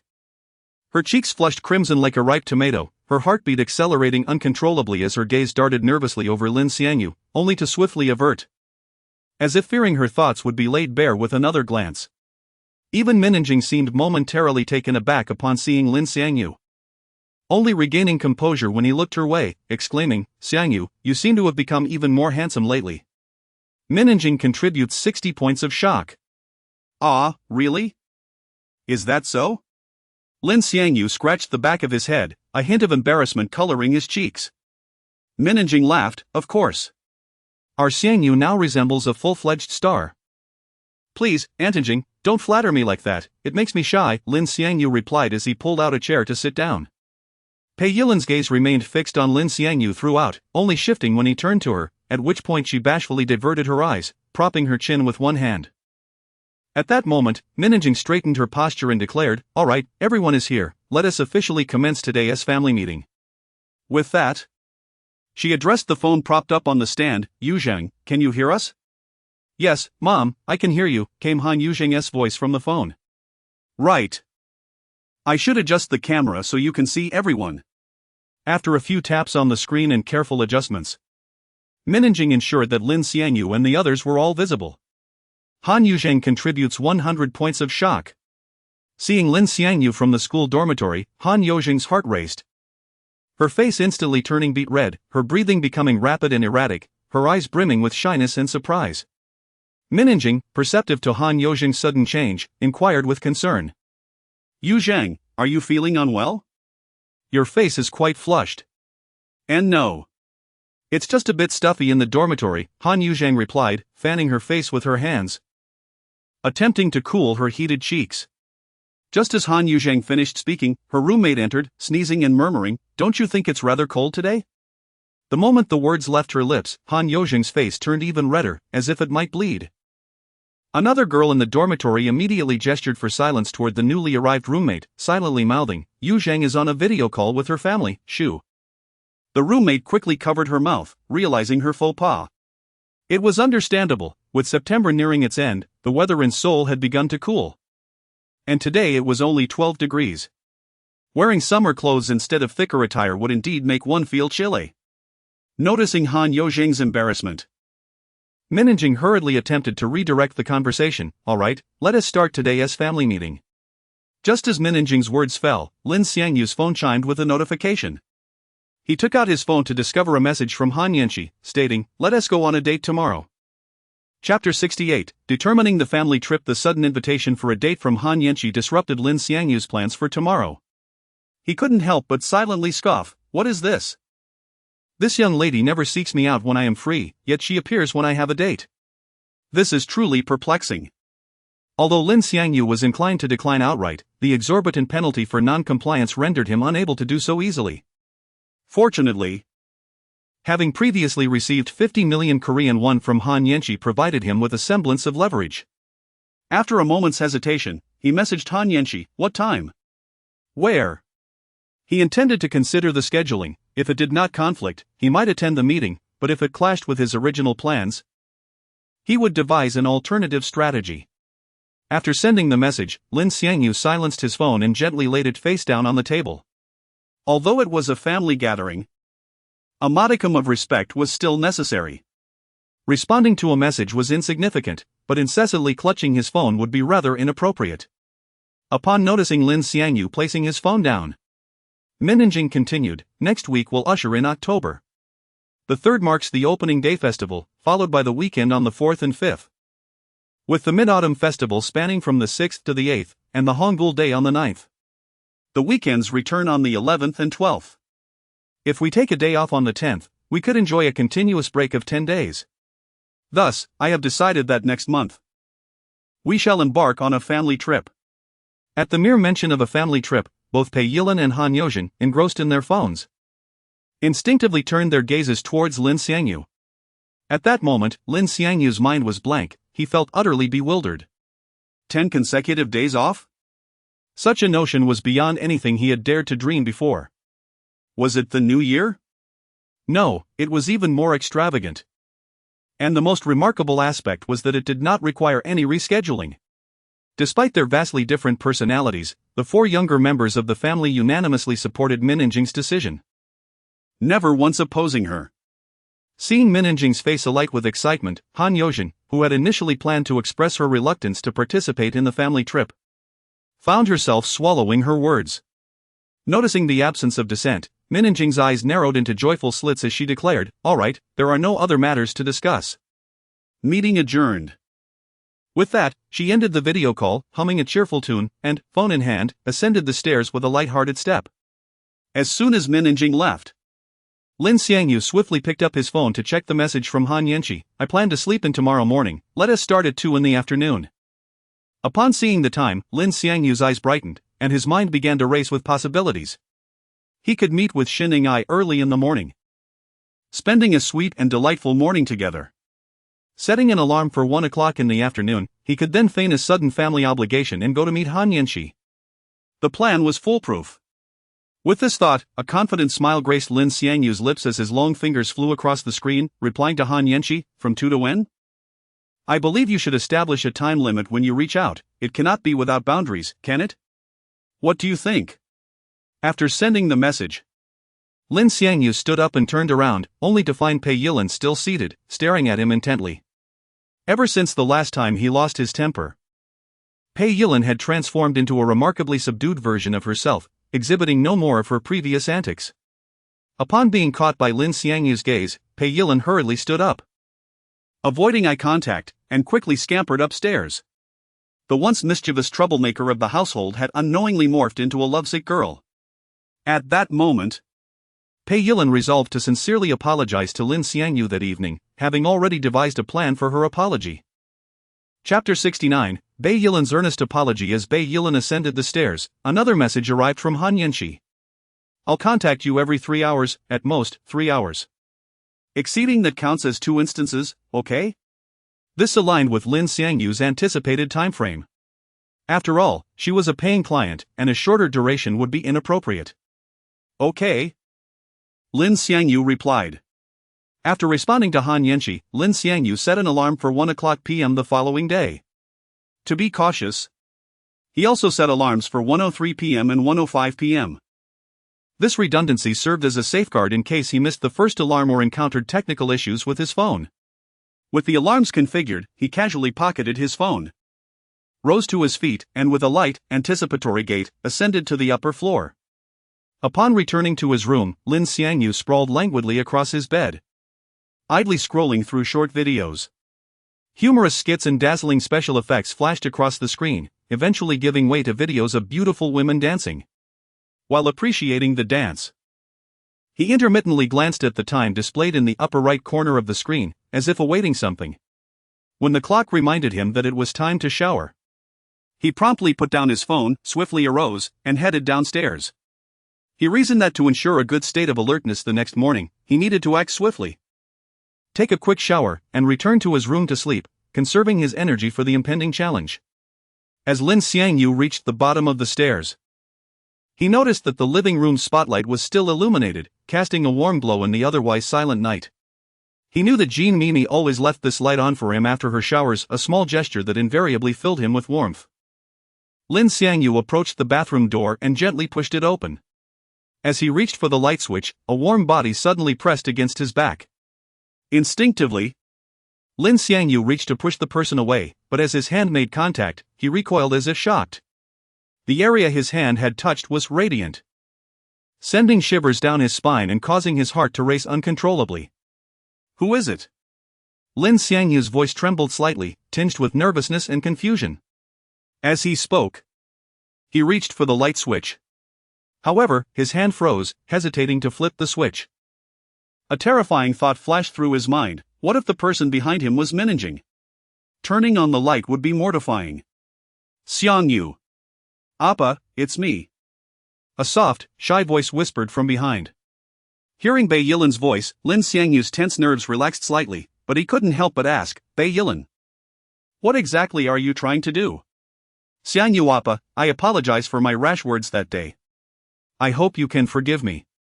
Bei Yilan's voice was sincere, with a hint of barely perceptible anticipation. First, let go of me, and also. Lin Xiangyu's voice lowered to a near whisper, keep your voice down. He was worried that others in the house would hear them, leading to a messy situation.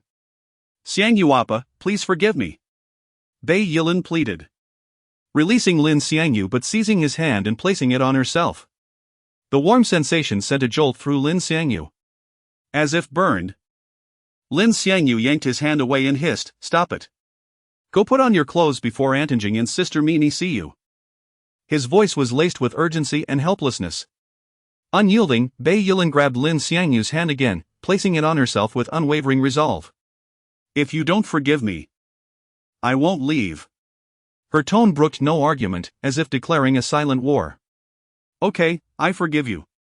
Lin Xiangyu pulled his hand away, inwardly lamenting his situation. While he had always considered Bei Yilan a future prospect, he dared not engage in such activities at home. No. Like a stubborn child, Bei Yilan seized Lin Xiangyu's hand once more, guiding it toward herself. You don't really forgive me. If you don't forgive me, I'll stay here all night and drag Mom and Sister over here in the morning.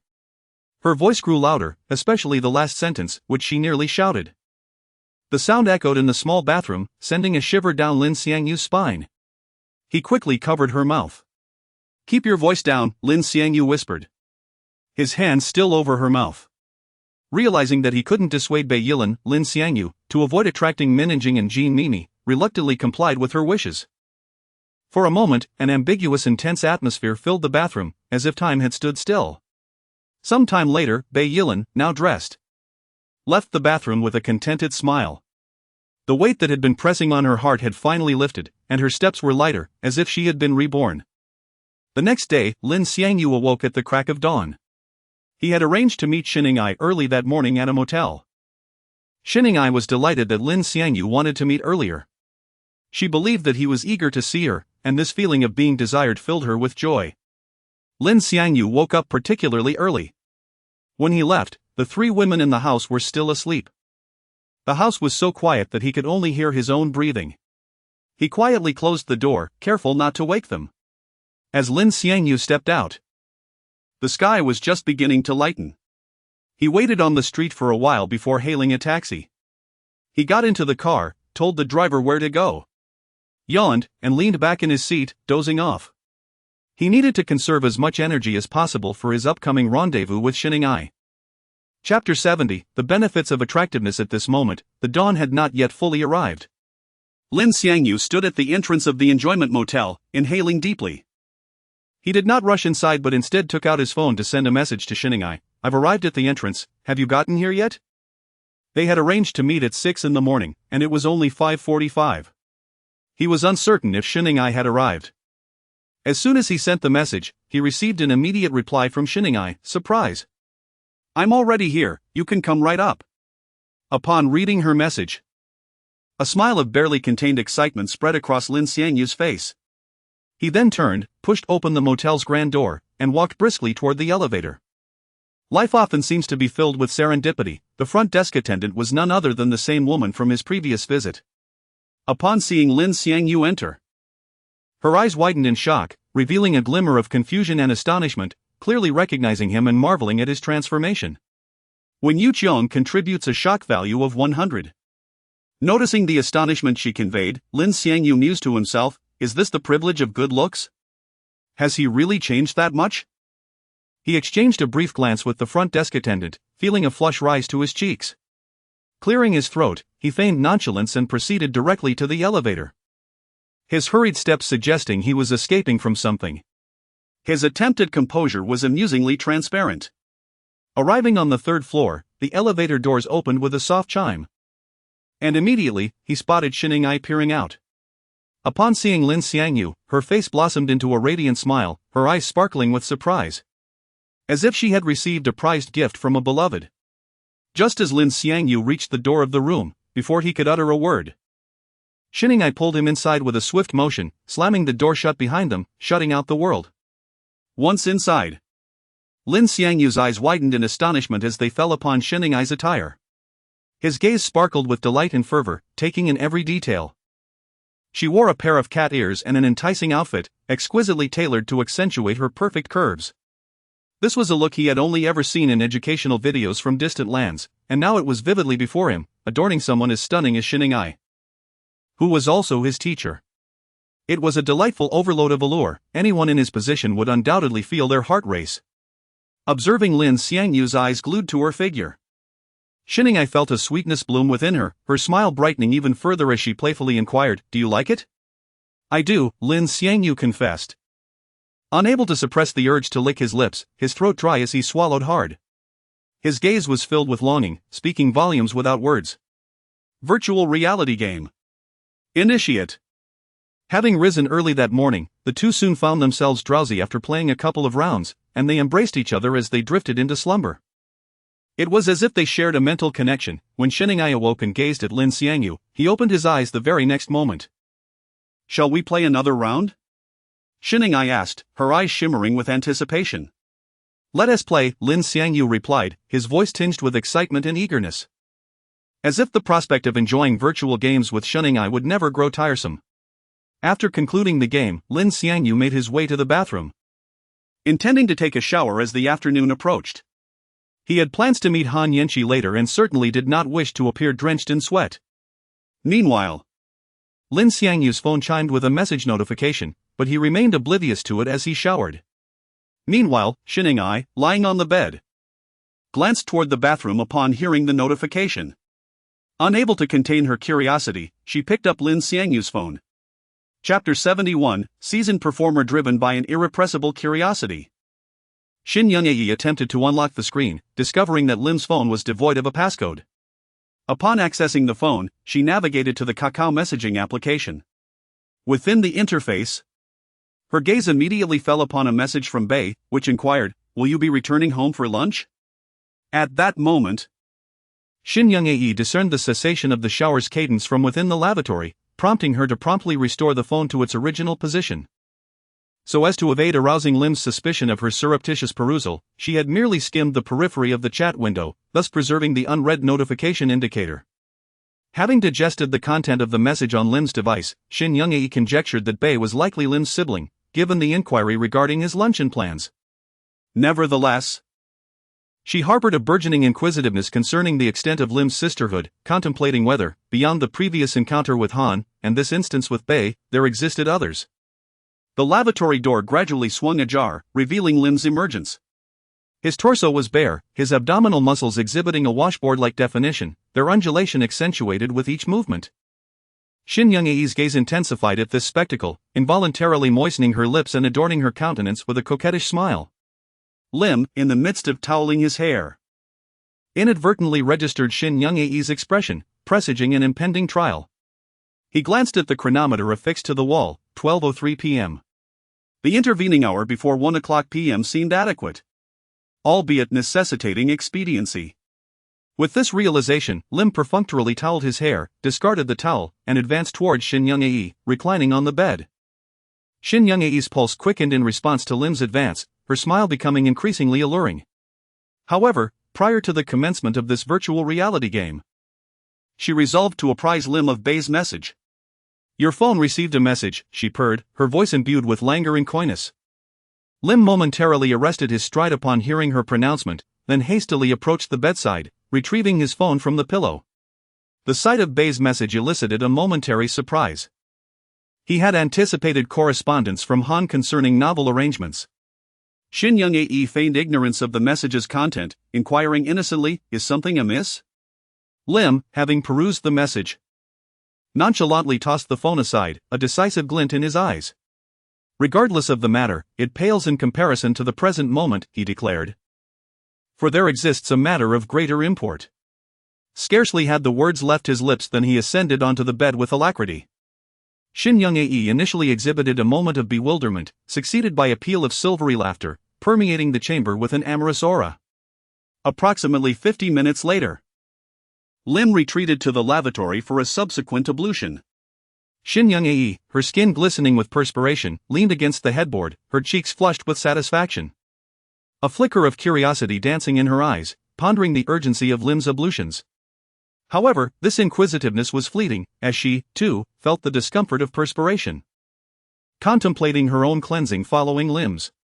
Shortly thereafter, Lim re-emerged from the lavatory, his hair still damp. Shin Young-ae, observing his return, rose to her feet, announcing, "I shall cleanse myself as well." "Very well," Lim responded, while toweling his hair. As Shin Young-ae entered the lavatory, the door scarcely closed before Lim seized his phone. Observing the chronometer's indication of imminent departure, he manually deactivated all alarms, then amplified the ringer's audibility. After deliberately allowing the ringer to resonate twice, he feigned a telephone conversation. Raising the device to his ear and uttering, "Hello?" After a pause, he continued, "Ah," concluding with, "Very well, I shall return forthwith." Within the lavatory, Shin Young-ae, positioned beneath the showerhead, instinctively attenuated the water pressure upon hearing Lim's phone. She strained to discern the external discourse. Upon overhearing Lim's utterances, she experienced a pang of anxiety. Hastily terminating the shower and projecting her head from the lavatory, inquiring anxiously, "Has something transpired?" "Nothing of consequence, I must return home," Lim asserted, tightly clutching his phone. Striving to maintain a demeanor of composure. The more nonchalant Lim appeared, the more Shin Young-ae perceived the gravity of the situation. However, respecting Lim's reticence, she refrained from pressing him, replying simply, "Very well, hasten your return."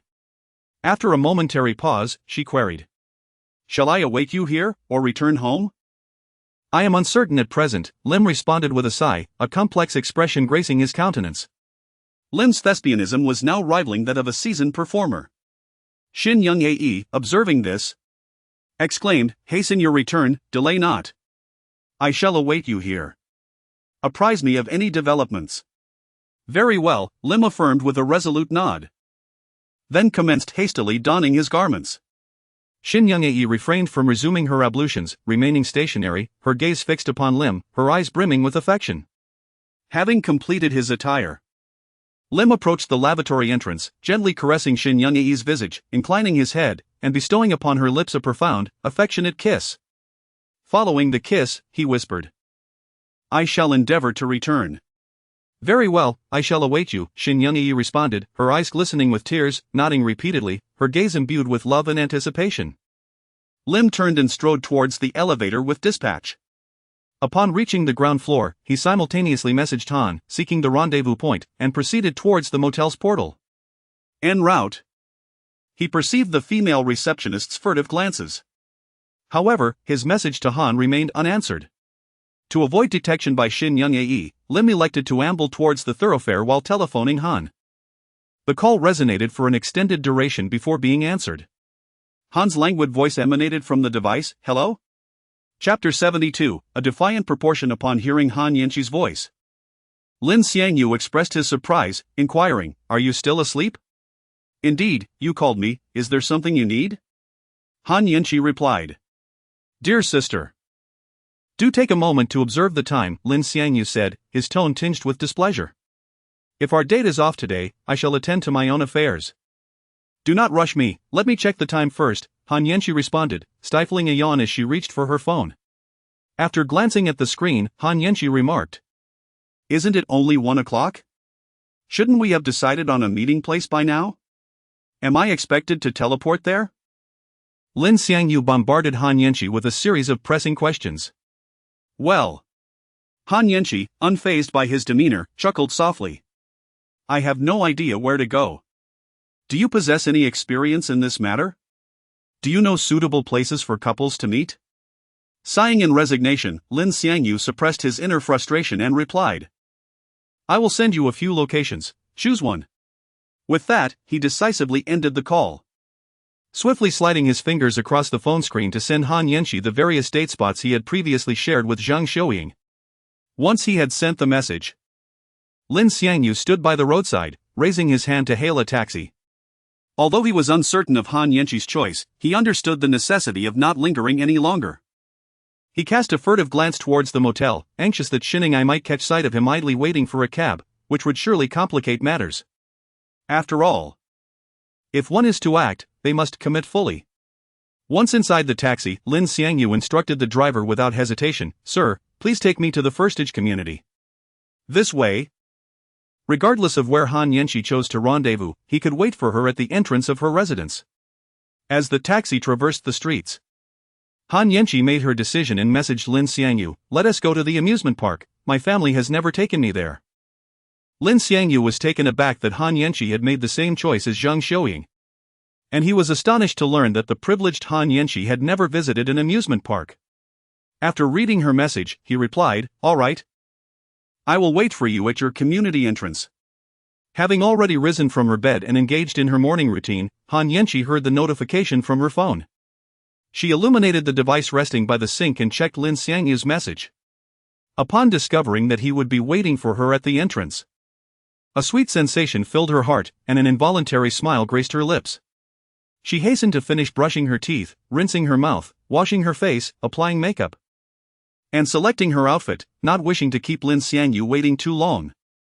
Upon arriving at the community entrance, Lin Xiangyu did not rush Han Yanxi. Instead, he leaned against a large tree, contemplating his upcoming date with Zhang Xiuying. He was uncertain of Zhang Xiuying's intentions for their meeting that evening, as she had not messaged him since sharing the location of the motel the previous night. After having caused her embarrassment in public previously, he felt a lingering guilt whenever he faced her. He pondered whether he should purchase a small gift, perhaps a bouquet of flowers, as an apology. While lost in thought, an enchanting female voice interrupted his reverie. Have you been waiting long? Lin Xiangyu looked up to see a beautifully adorned Han Yanxi, shyly standing beside him. It was at that moment he truly recognized the astonishing proportions of her figure. Chapter 73, a further excursion. Gazing upon Han Yanxi before him, Lin Xiangyu mused inwardly about the striking resemblance she bore to Yozhen. Han Yanxi, feeling the intensity of Lin Xiangyu's gaze, blushed subtly, a mixture of shyness and elation coloring her cheeks. She cleared her throat gently, attempting to draw him back to the present. Hearing her subtle cue, Lin Xiangyu's thoughts realigned, and he offered a gentle smile. I haven't been waiting long, I just arrived a moment ago. Though aware of the white lie, she appreciated the sentiment. His words were a shield against any potential guilt she might harbor for tardiness. Shall we proceed, then, my dear? Han Yanxi playfully winked, extending her hand towards him. Such an invitation was, of course, impossible for Lin Xiangyu to decline. He clasped her hand, a subtle tremor coursing through them both at the point of contact. How shall we travel? Lin Xiangyu inquired, assuming that a resident of such an upscale locale would undoubtedly have a chauffeur at her beck and call. Taxi or bus, the choice is yours, Han Yanxi replied matter-of-factly. Lin Xiangyu was taken aback. Could it be that a resident of a multi-million-dollar apartment complex was relegated to public transportation for her outings? This defied his expectations. He surmised that perhaps she wished to keep their rendezvous discreet. Do you not possess a motor car? He ventured. No, I am not adept at driving, she responded nonchalantly, without a hint of hesitation or unease. Her candor sparked a realization within Lin Xiangyu, perhaps she was a victim of familial gender bias and had been deliberately deprived. However, he dared not voice such a sensitive notion. He knew the silent suffering of neglected children all too well, and his gaze softened with empathy. Yet, something felt amiss. The sum of money she had bestowed upon him was more than sufficient to purchase a vehicle. Moreover, her flippant attitude toward the sum of 50 million suggested she was not financially constrained. Choosing to abandon the conundrum, Lin Xiangyu suggested, let us hail a taxi, then. Agreed. Han Yanqi chirped, seizing his hand and leading him toward the roadside. They secured a cab, which whisked them away to Lotte World Amusement Park. As soon as the vehicle came to a halt, Lin Xiangyu alighted, leaving Han Yanqi to settle the fare. Due to their contractual arrangement, he subconsciously treated their relationship as a transaction, struggling to engage as a conventional couple would. After paying the driver, Han Yanqi emerged from the taxi, her face radiant as she approached Lin Xiangyu, who stood patiently by the curb. She linked her arm affectionately through his. Lin Xiangyu procured their tickets, and they entered the park. Han Yanqi underwent a remarkable transformation, morphing into an innocent, wide-eyed girl eager to experience every ride and savor every treat. She marveled at the ubiquitous snacks as if she had never encountered them before. Her fascination with the cotton candy and the hot dog stand was truly endearing. Observing her vivacious spirit and boundless curiosity, Lin Xiangyu struggled to reconcile this persona with the assertive woman who had cornered him and humiliated Zheng Xiuying. As Lin Xiangyu indulged Han Yanqi's whims, Zheng Xiuying sat in her room, her eyes glued to her phone screen. Has the matter been arranged? Read the message from Li Yizhen. Zheng Xiuying furrowed her brow, biting her lip as she typed a reply. The arrangements have been made. Meanwhile, in her own dormitory, Han Yozhen was inexplicably restless, her thoughts repeatedly drawn to Lin Xiangyu. Time slipped away, and 3 hours evaporated in an instant. Han Yanqi was still immersed in the joyous atmosphere of the amusement park, reluctant to leave. However, the shrill ring of her phone alarm shattered the spell. Ever mindful of punctuality, she had set it for 5 o'clock, unwilling to take advantage of Lin Xiangyu's time. With a delicate turn, Han Yanqi gazed at Lin Xiangyu, a hint of anticipation in her eyes. Lin Xiangyu, our time is up.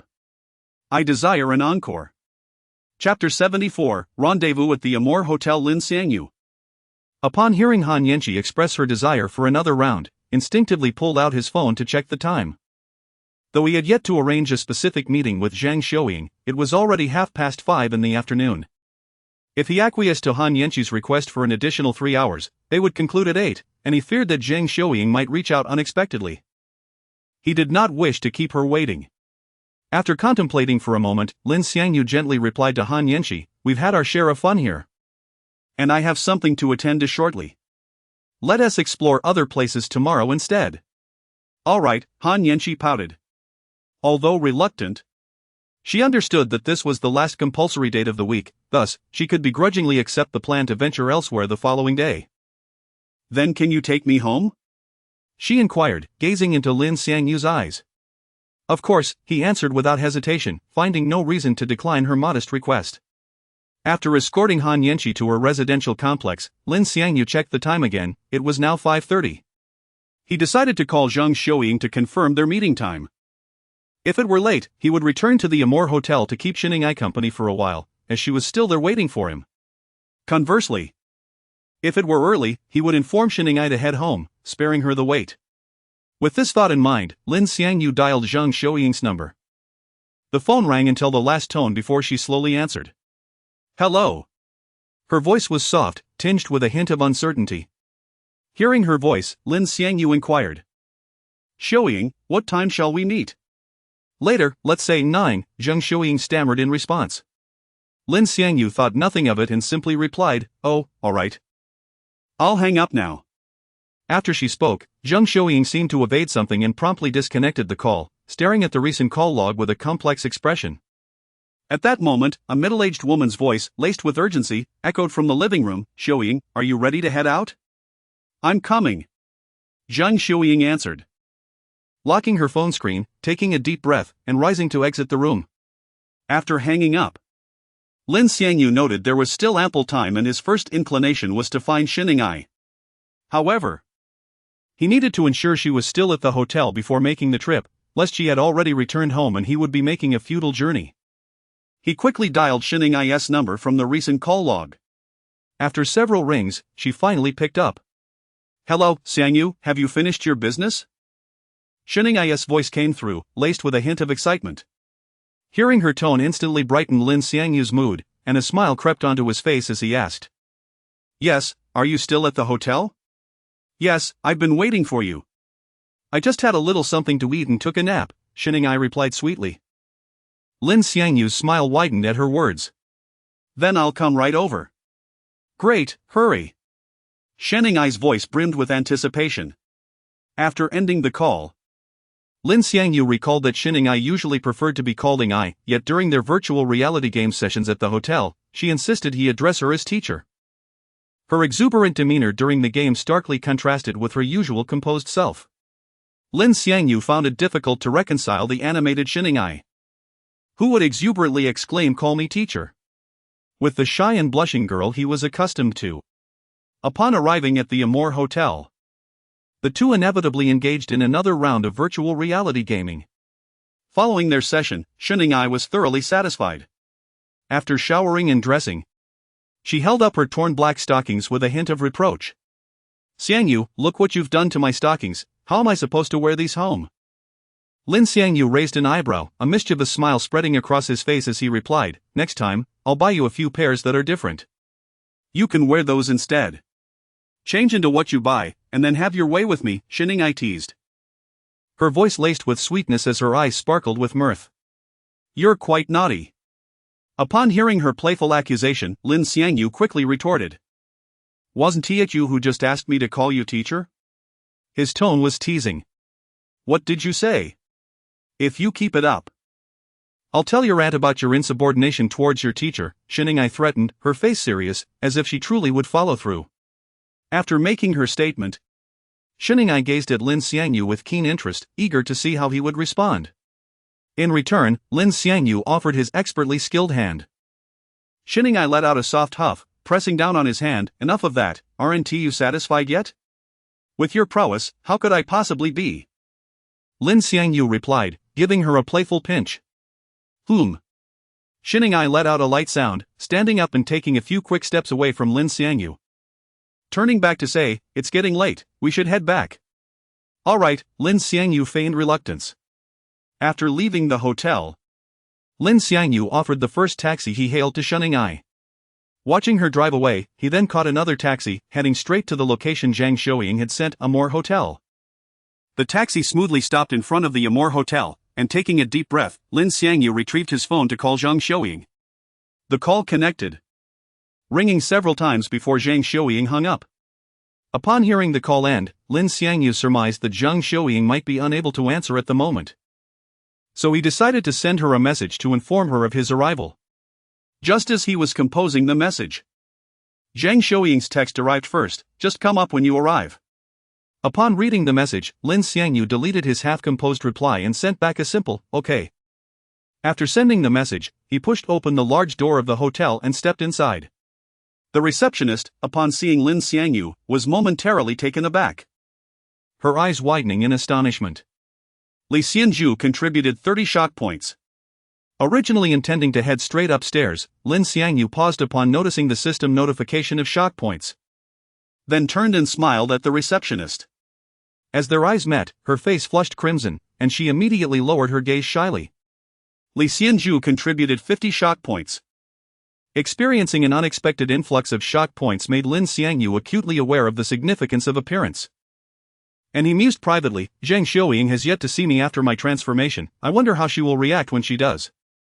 With this thought, Lin Xiangyu nodded slightly to the receptionist and swiftly made his way to the elevator, pressing the button for the upper floors.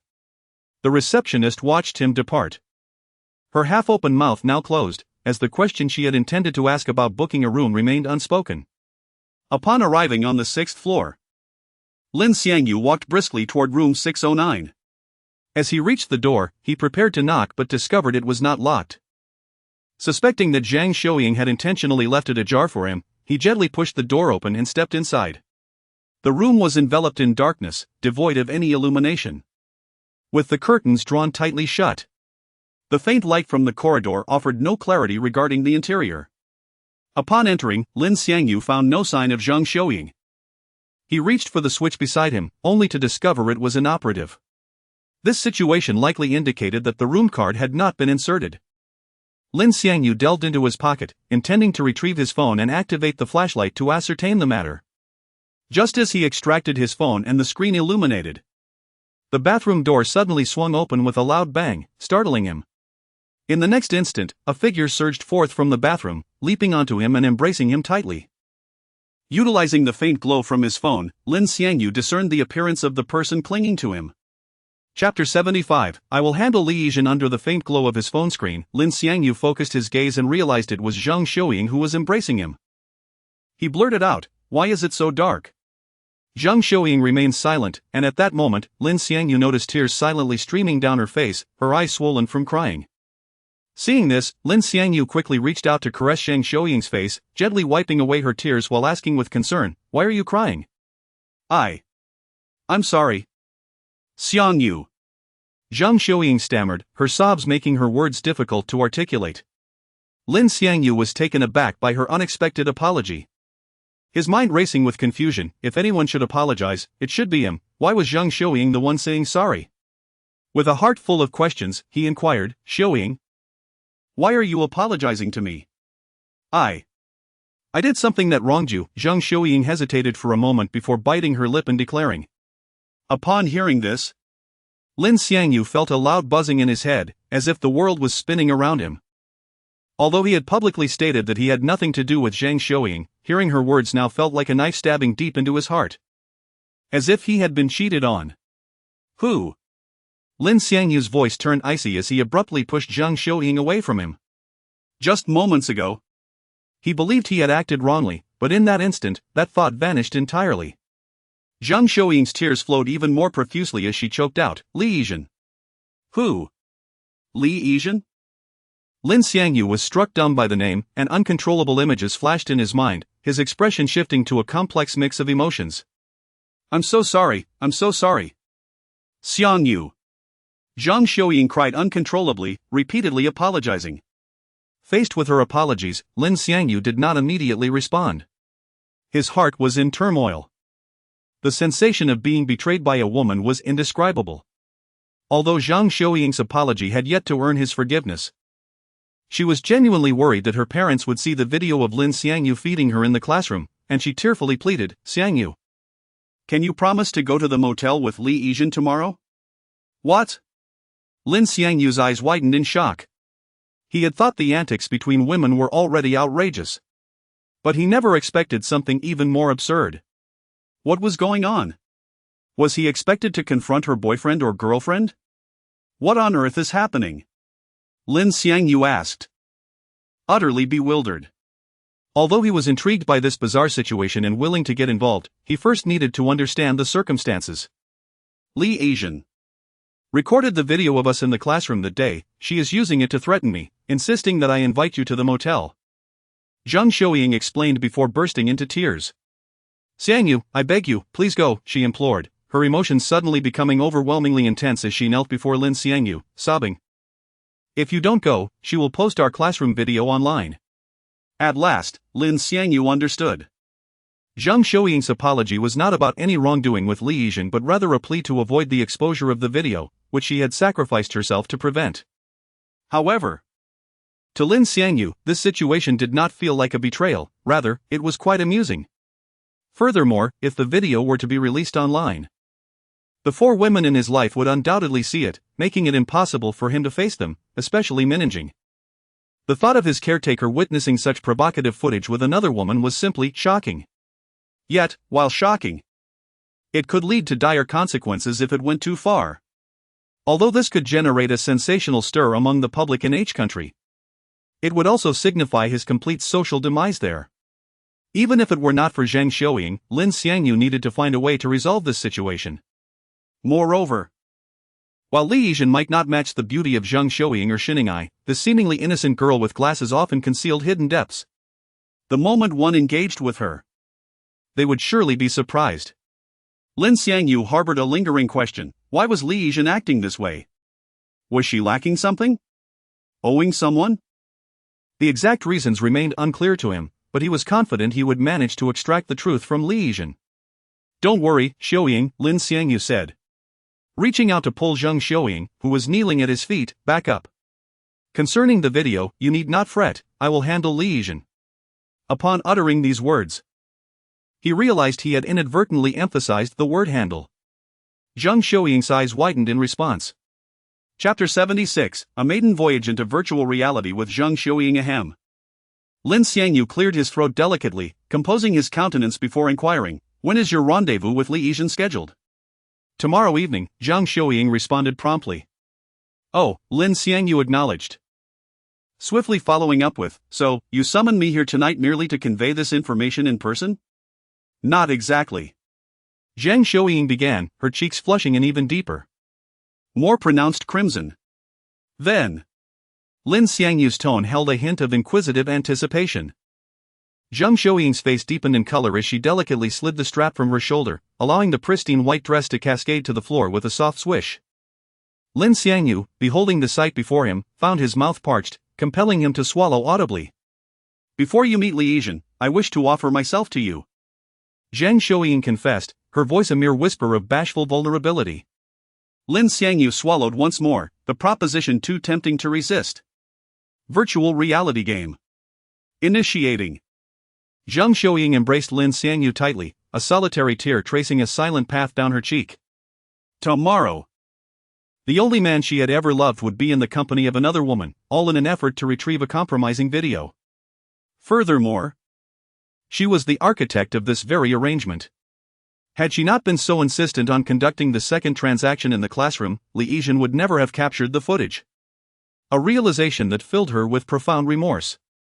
With tears welling in her eyes, Zhang Xiuying gazed upon Lin Xiangyu, who was now intimately entwined with her, and made a silent vow, "Whatever you ask of me from this day forward, I shall not refuse. Whatever you do, I shall accept." Lin Xiangyu inhaled deeply before lifting his gaze to meet Zhang Xiuying's. Noticing the glistening tears in her eyes, he immediately inquired, "Did I cause you pain just now?" Zhang Xiuying, hearing the concern in Lin Xiangyu's voice, initially shook her head, then nodded, before finally closing her eyes and shaking her head vigorously. Tears streamed down her temples. Lin Xiangyu raised his arm, gently wiping away her tears, his voice tender and laced with contrition. "I'm sorry. It's my fault for being too." Before Lin Xiangyu could complete his apology, Zhang Xiuying silenced him with a touch to his lips, saying, "It's not your fault, Xiangyu. Remember this, no matter what you do to me in the future, I will never blame you." Zhang Xiuying's face flushed a deeper shade of crimson as she continued. "As long as it pleases you, I am willing to do anything." Lin Xiangyu was deeply moved and elated. After all, he possessed a wealth of knowledge in this particular domain, knowledge he was eager to explore and exchange with Zhang Xiuying. His knowledge was a bit jumbled. Now he could put it into practice with Zhang Xiuying, to organize the previously chaotic knowledge. No, to categorize it. Or perhaps classify it. Never mind the classification, it was something along those lines. Zhang Xiuying, observing the gleam in Lin Xiangyu's eyes, exclaimed in astonishment, "Again? But we just..." The rest of her sentence was lost as Lin Xiangyu swept her back into the fray of the virtual reality game. This time, Zhang Xiuying abandoned her initial reticence. From the outset, she wholeheartedly cooperated with Lin Xiangyu in their virtual endeavors, acquiescing even when he suggested employing a previously untouched utensil. At that moment, her mind was consumed by a single desire, to bring Lin Xiangyu unadulterated joy. Chapter 77, The truth revealed to Zhang Xiuying. It was not until the sun rose the following morning that Lin Xiangyu and Zhang Xiuying embraced in slumber. Zhang Xiuying's stamina was far inferior to Lin Xiangyu's. Had it not been for her unwavering willpower, she might have collapsed like a lifeless fish. With her formidable determination, she managed to remain engaged in various collaborations with Lin Xiangyu until the very last moment of their struggle. The pair slept soundly until the afternoon, only to be roused by the sudden ringing of Lin Xiangyu's mobile phone.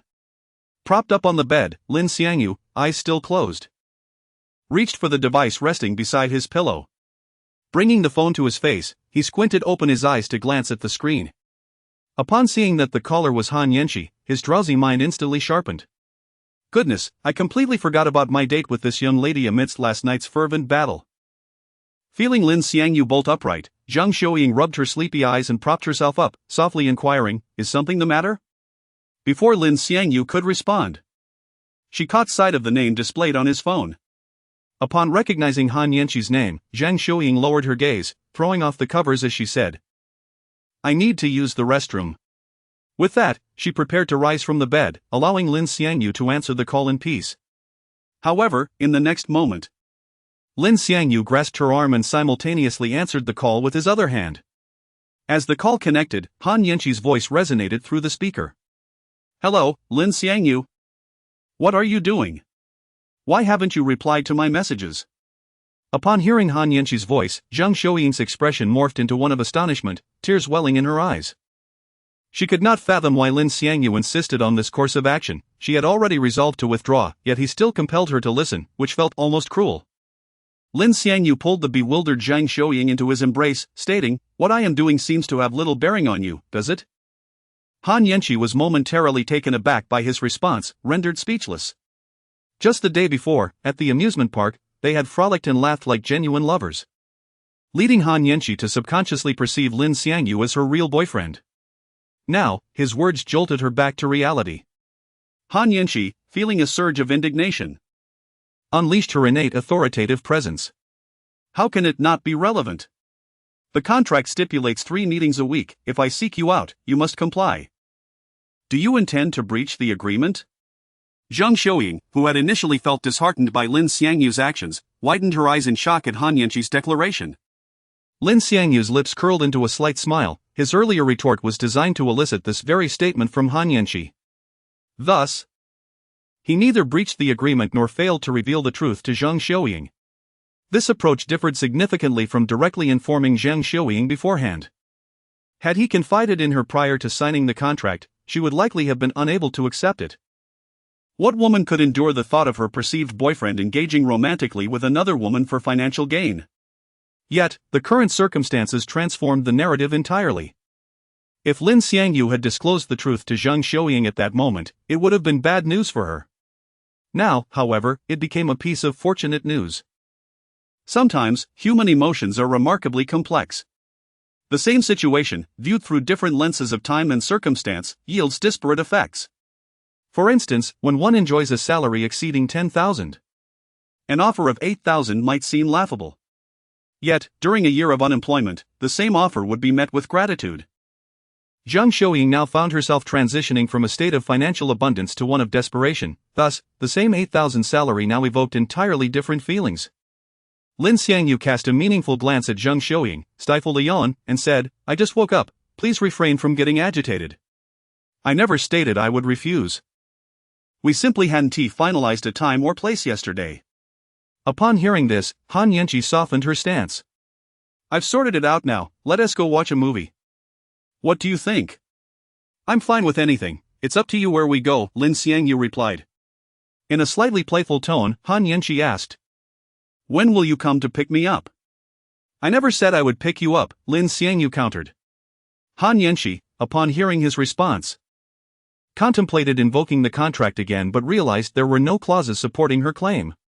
Fine. "I'll check what good movies are playing right now and message you after I buy the tickets," she replied, her voice tinged with displeasure. With that, she abruptly ended the call. After hanging up, Han Yanqi, feeling annoyed, tossed her phone onto the bed, intending to mutter a few words about Lin Xiangyu. However, as the words lingered on her lips, she found herself momentarily at a loss. What is happening?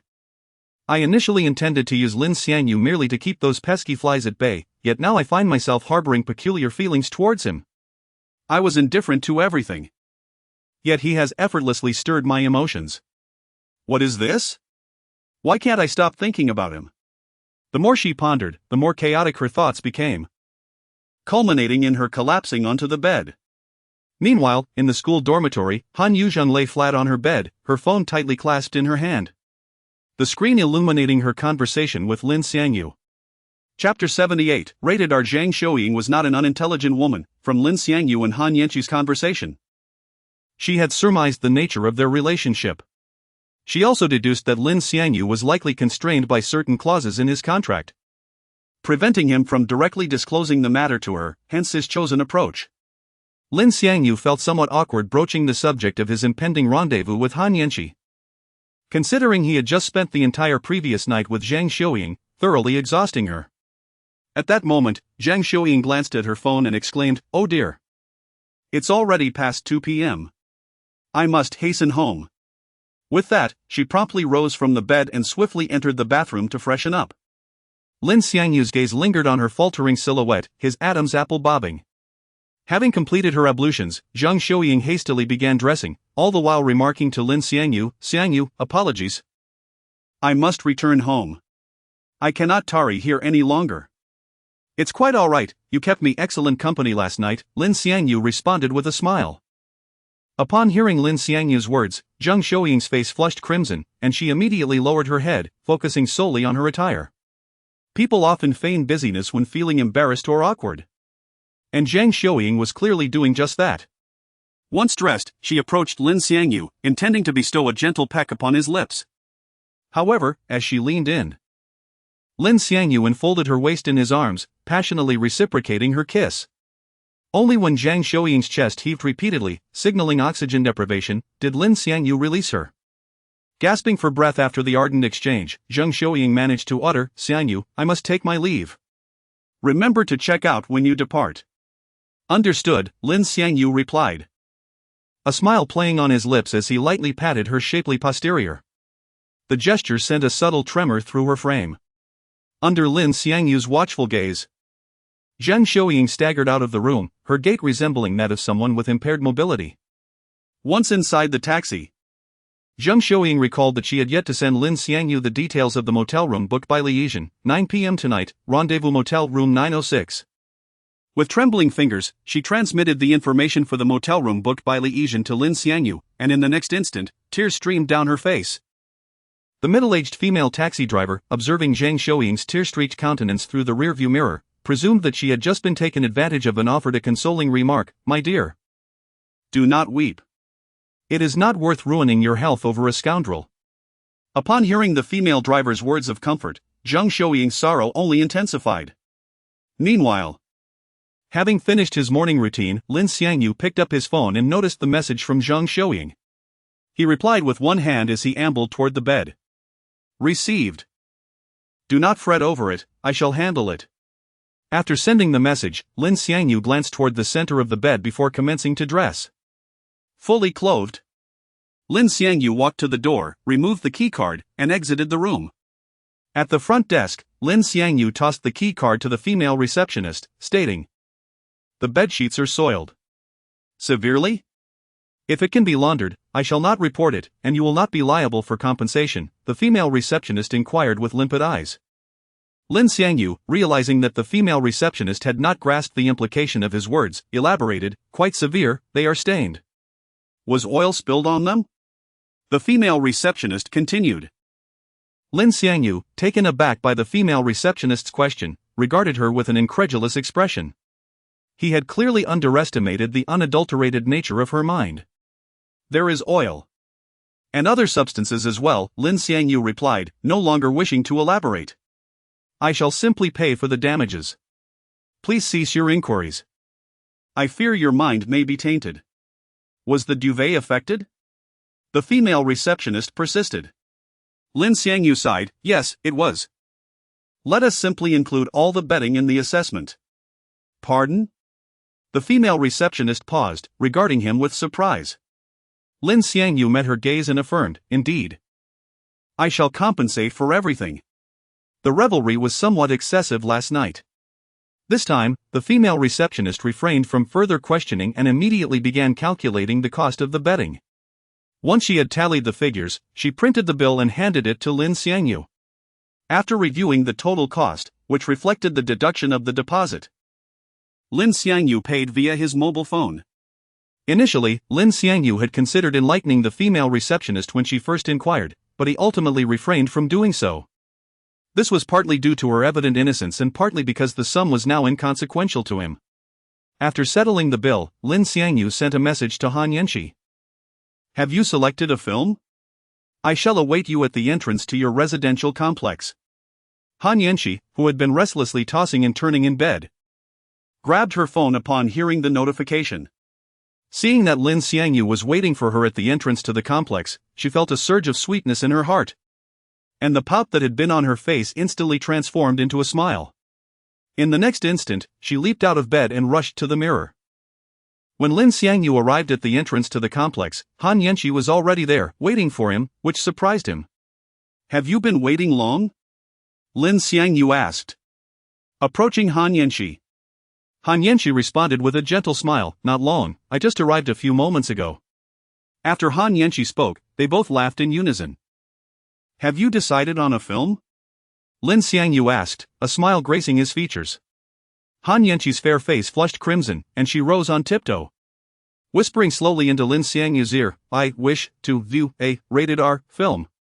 Chapter 79, A Cinema Without Seats. Lin Xiangyu felt the warm breath from Han Yanqi's lips. Moistened his somewhat chapped lips, his throat bobbing as he swallowed. Seeing Lin Xiangyu's reaction, Han Yanqi chuckled with satisfaction, proclaiming, just kidding, you big lecher.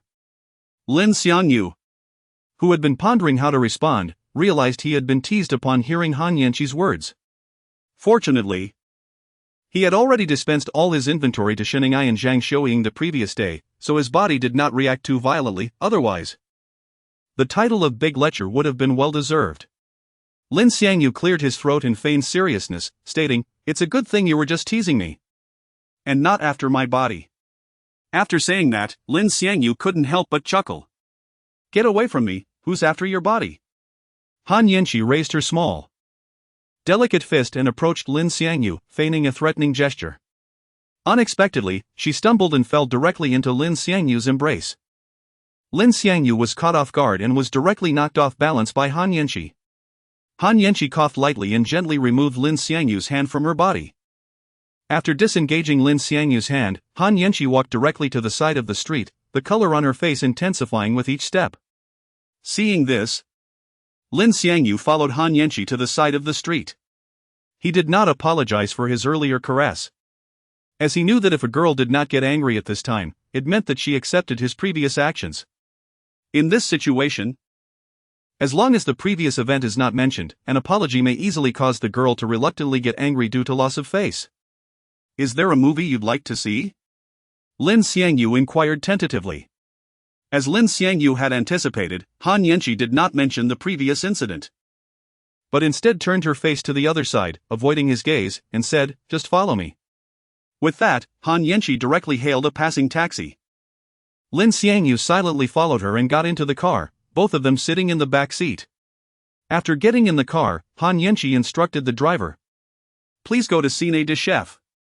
Lin Xiangyu did not know what this place Han Yanqi was talking about was. He looked at Han Yanqi with some surprise and asked, didn't you say we were going to see a movie? Why are we going to a restaurant instead? Never mind, I've already made a reservation, just follow me. Han Yanqi replied. Lin Xiangyu didn't press further after hearing this. Going to a restaurant was even better, as he was already hungry. His last meal was the breakfast he had ordered before going to bed this morning. It is worth mentioning that, in order to wait for that breakfast to be delivered, he and Zhang Xiuying played another game, and halfway through the game, the delivery arrived.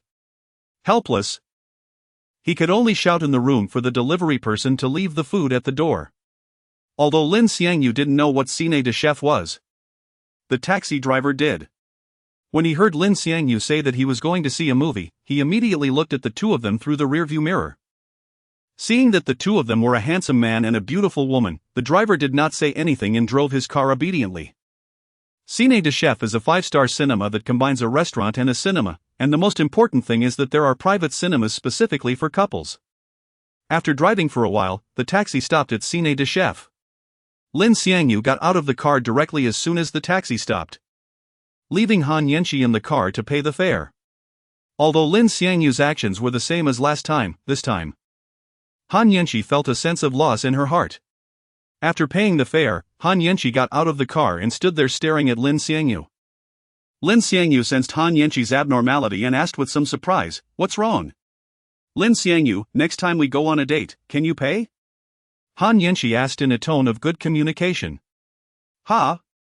Lin Xiangyu was surprised that Han Yanqi would make such a request and was surprised for the first time. Don't get me wrong, I don't want to take advantage of you. I will reimburse you for all the expenses afterwards. After Han Yanqi explained, she asked tentatively, can you? Sure. Lin Xiangyu agreed without hesitation. This kind of thing has no impact on him, and even in other jobs, there are situations where he needs to pay first and then be reimbursed. Seeing Lin Xiangyu agree, Han Yanqi immediately pulled him and walked towards Cine de Chef. After entering Cine de Chef, Han Yanqi showed the staff her online ticket voucher. After seeing the ticket voucher, the staff took Lin Xiangyu and Han Yanqi through a special passage to the front of the cinema box.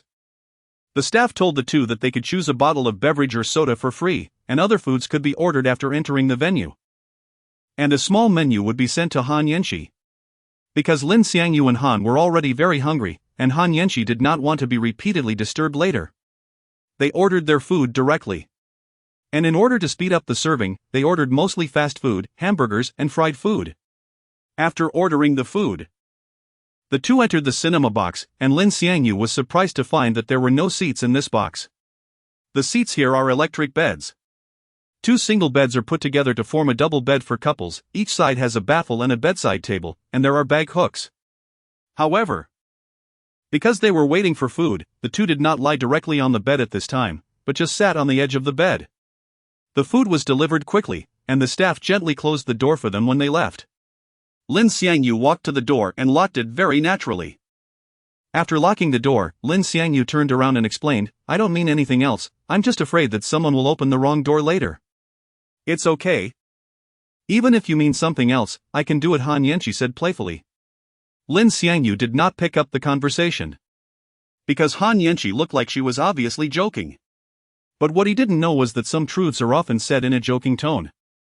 Seeing that Lin Xiangyu didn't pick up the conversation, Han Yanqi stood up and said, "Let's put the 2 beds together, okay?" Chapter 80, the first game with Han Yanqi. Upon hearing Han Yanqi's words, Lin Xiangyu instinctively swallowed hard. This time, he chose to disregard whether she was jesting, responding directly, "Sure, you go ahead and set it up." With a smile, Han Yanqi stepped aside, making space for him. "All right," Lin Xiangyu replied, and began his task. In a short span, he managed to push the 2 beds together and arrange the small table beside them. Once these tasks were completed, they sat together on the edge of the bed to enjoy their meal. After finishing their food, they reclined on the bed, watching a romantic film displayed on the large screen. Do not misconstrue, it was not of the provocative variety, but rather one of those heartfelt, melodramatic tales. Although the film was undoubtedly poignant, Lin Xiangyu's attention was far removed from the screen, and it was evident that Han Yanqi shared the same sentiment. They both feigned engrossment in the movie, their thoughts entirely elsewhere, acutely aware of each other's breathing patterns, which inevitably influenced their own. As a scene depicting a kiss between the lead characters unfolded, Han Yanqi could no longer suppress her impulses. With a swift motion, she turned and pinned Lin Xiangyu beneath her. Their gazes locked, breaths quickened, and they surrendered to a passionate kiss. In that moment, an odd thought flickered through Lin Xiangyu's mind. Could Han Yanqi's action stem from a desire to avoid payment? It reminded him of a joke he had once heard. However, lost in the fervor, he paid little heed, rolling over to pin her beneath him instead. Their lips parted momentarily, and Han Yanqi gasped for breath, her chest heaving from the intensity of their kiss. Leaning closer, Lin Xiangyu whispered in her ear, "Is this all right?" Han Yanqi wrapped her arms around his neck, responding through her actions. The next instant, the system detected their mutual affection and initiated a virtual reality game to facilitate their connection. The game they embarked upon was called Drum Master. After the game concluded, Han Yanqi covered her face, too shy to meet Lin Xiangyu's gaze. He leaned against her shoulder. Panting heavily, the game had drained much of his energy. Of course, the primary reason was that he had scarcely paused for rest from the previous day. Apart from eating and sleeping. Seeing Lin Xiangyu in such a state, Han Yanqi embraced him tightly. After resting for a while in the private room, they began to dress in preparation for departure, as their time in the room was nearing its end. "Lin Xiangyu, I want to play another round. Is that all right?" Han Yanqi said, rubbing her stomach. As Lin Xiangyu opened the door to the room, he turned to her, replying, "Let's discuss it next week. I'm feeling a bit fatigued today." Fatigue was but one aspect. More importantly, he had expended considerable energy over the past couple of days and feared that further exertion might lead to an unfortunate collapse. Upon exiting the Cine de Chef restaurant, Lin Xiangyu escorted Han Yanqi to the curb, hailing a taxi for her.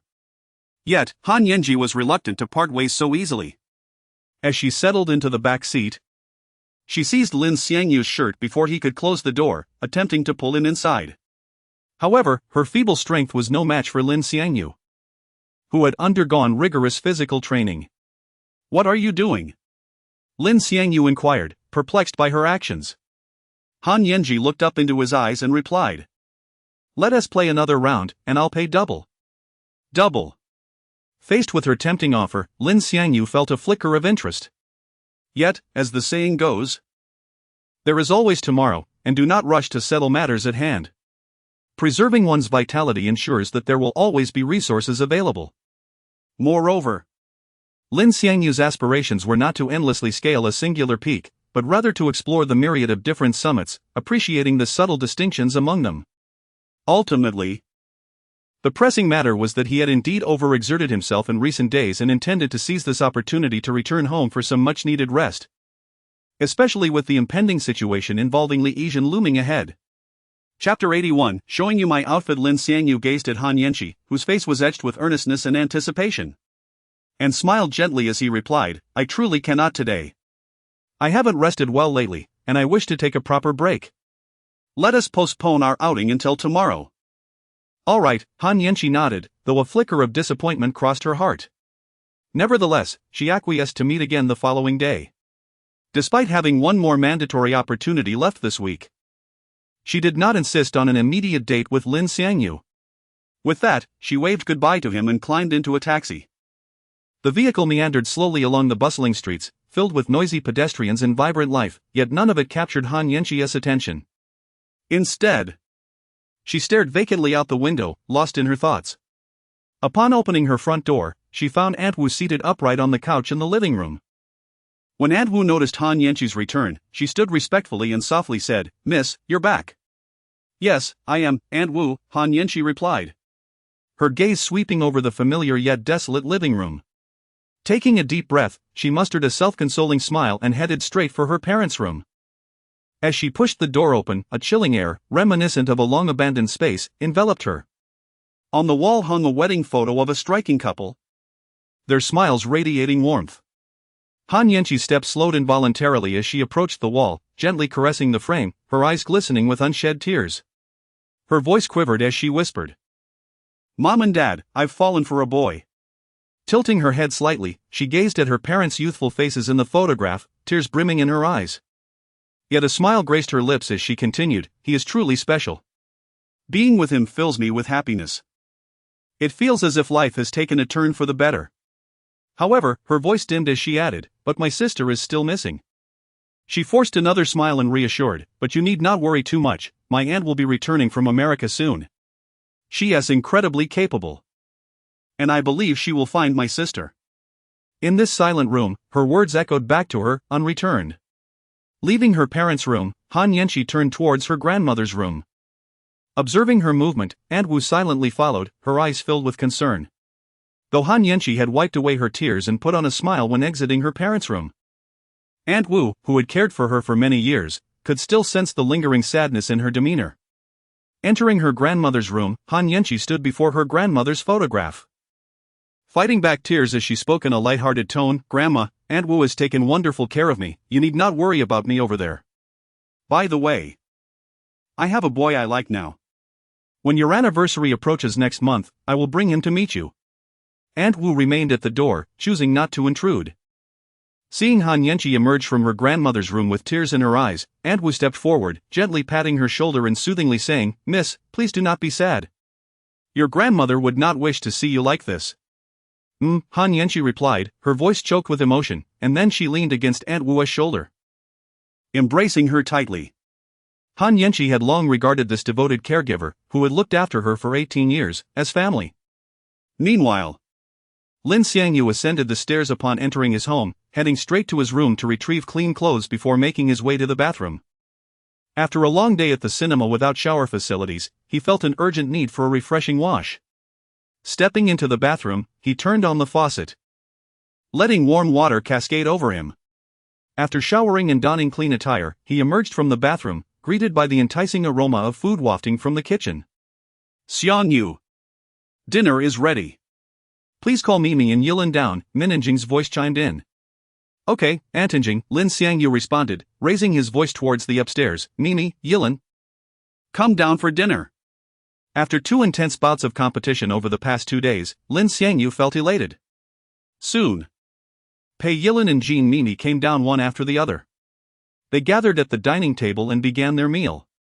During dinner, Minanjing's eyes sparkled with excitement as she announced, "For our family trip, we will be going to the seaside in Jeju Island.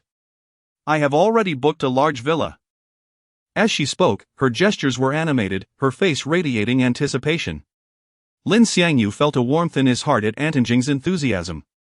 To his surprise, Pei Yilin, who usually showed little interest in trips, inquired about travel details with a newfound enthusiasm today. Lin Xiangyu couldn't help but feel puzzled by this unusual display from Pei Yilin. After finishing dinner, he returned to his room. The events of the past days had drained him, and he intended to take a short nap to replenish his energy for the night's adventures. Just as he lay down, a knock echoed through the door. "Coming!" Lin Xiangyu called out, rising to open the door. To his surprise, Pei Yilin stood at the threshold, clutching 2 swimsuits. Her head was lowered, cheeks tinged with a faint blush, and she nervously tugged at the hem of her clothes. "Xiangyu, I have something I need your help with. May I come in?"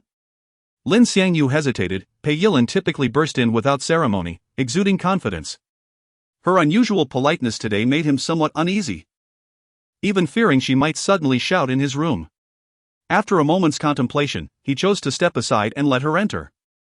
Once inside, Lin Xiangyu closed the door behind her and locked it. Hearing the click of the lock, Pei Yilin blushed even deeper, gripping her swimsuits tightly as she murmured, "Xiangyu, could you help me choose which swimsuit looks better?" Naturally, Lin Xiangyu would not refuse such a request. He extended his hand, saying, "Sure, I'll help you." However, Pei Yilin did not hand him the swimsuits. Instead, she shook her head, her voice tinged with shyness as she stammered, "Not like that. I mean, I want to show you how they look on me." As she spoke, her cheeks flushed like ripe tomatoes, biting her lips lightly. Her gaze filled with a mix of anticipation and nervousness directed at Lin Xiangyu. Chapter 82, Do You Like It? Show it to me. Lin Xiangyu was taken aback, his eyes widening in surprise at Pei Yilin's unexpected request. Pei Yilin's cheeks flushed a deep crimson, akin to a ripe tomato. Her voice barely above a whisper, as she asked for his opinion on which outfit suited her best. The day's events had rendered Lin Xiangyu bewildered by Pei Yilin's unusual behavior. Although Minanjing was present at home, instilling a sense of caution in him, the mere thought of witnessing Pei Yilin in a swimsuit sent his heart racing with anticipation. After all, he had only ever viewed such sights through the screen of his phone, never had a woman don swimwear in his presence. While there were opportunities to glimpse such attire during family vacations, he now found himself yearning for an immediate indulgence. It was akin to a wine enthusiast catching a whiff of their favorite vintage, longing for a sip. Lin Xiangyu swallowed hard, his throat dry, and earnestly inquired, "Where will you change?" Pei Yilin lowered her head further, nearly burying it in her chest, murmuring, "Right here." "Here?" Lin Xiangyu's eyes widened further, staring intently at her as inappropriate images flashed uncontrollably through his mind, leaving him parched. "Yes," Pei Yilin nodded gently, explaining, "I can't very well run around in a swimsuit inside. What if Mom or my sister sees me dashing toward your room in it?" As Lin Xiangyu pondered her reasoning, he found himself instinctively agreeing, nodding alone. "You're right, then let's change here." Upon hearing Lin Xiangyu's acquiescence, Pei Yilin's heart, already beating rapidly, felt as though it would burst from her chest, pounding like a war drum. "Turn around, or how can I change?" Pei Yilin lifted her gaze slightly, stealing a glance at Lin Xiangyu, who was fixated on her, her voice tinged with shyness and teasing. Realizing his lapse, Lin Xiangyu quickly turned away with an "oh." Yet, even with his back turned, Pei Yilin's heart showed no signs of slowing, her pulse raced, and she felt a wave of dizziness wash over her. Listening to Pei Yilin's labored breathing behind him, Lin Xiangyu's throat felt parched, and he continuously swallowed, his Adam's apple bobbing. The faint sounds of fabric rustling reached his ears, and he felt an almost irresistible urge to glance back. Despite having seen the bodies of 3 different women recently, witnessing a woman change into such intimate attire before him was a first. Chapter 83, Tryst with Li Yijin. Lin Xiangyu discerned a subtle undertone in Pei Yilin's words. Yet he nodded, his voice slightly strained as he confessed, "I do." Upon hearing Lin Xiangyu's affirmation, Bei Yilan's already flushed countenance blossomed into an unparalleled radiant smile, imbued with both shyness and overflowing delight. The atmosphere within the room began to thicken with an amorous tension, the very air seeming viscous, laden with a blush-inducing aura. Lin Xiangyu, gazing upon the bashful Bei Yilan before him, found his mouth parched, involuntarily moistening his lips and swallowing hard. Bei Yilan, overcome by shyness and nervousness, felt her delicate face grow increasingly crimson, a fine sheen of perspiration forming upon her skin. At that moment, Lin Xiangyu felt an overwhelming dryness in his throat, his heart pounding wildly against his ribs, his blood surging uncontrollably, as if a conflagration raged within his being. "I'm liable to lose control if this continues," Lin Xiangyu inwardly lamented, his hands clenching into fists as he struggled to suppress his burgeoning desires. Just then, Bei Yilan bit her lip, her voice barely audible. "Like the drone of a mosquito, Xiangyu Appa, could you turn around again? I'll change into another ensemble, tell me which one you find more appealing." "Of course." Lin Xiangyu eagerly assented, swiftly turning his head away and closing his eyes. As Lin Xiangyu turned, the rustling of clothes emanated from behind him once more. The subtle friction of fabrics teased at his senses, and he even imagined he could hear the faint snap of the elastic material of the swimwear against Bei Yilan's skin. The sound quickened his pulse and caused his body to tremble slightly. However, instead of hearing Bei Yilan bid him to turn around, Lin Xiangyu heard the click of the door. Click! The sound resonated starkly in the otherwise silent room.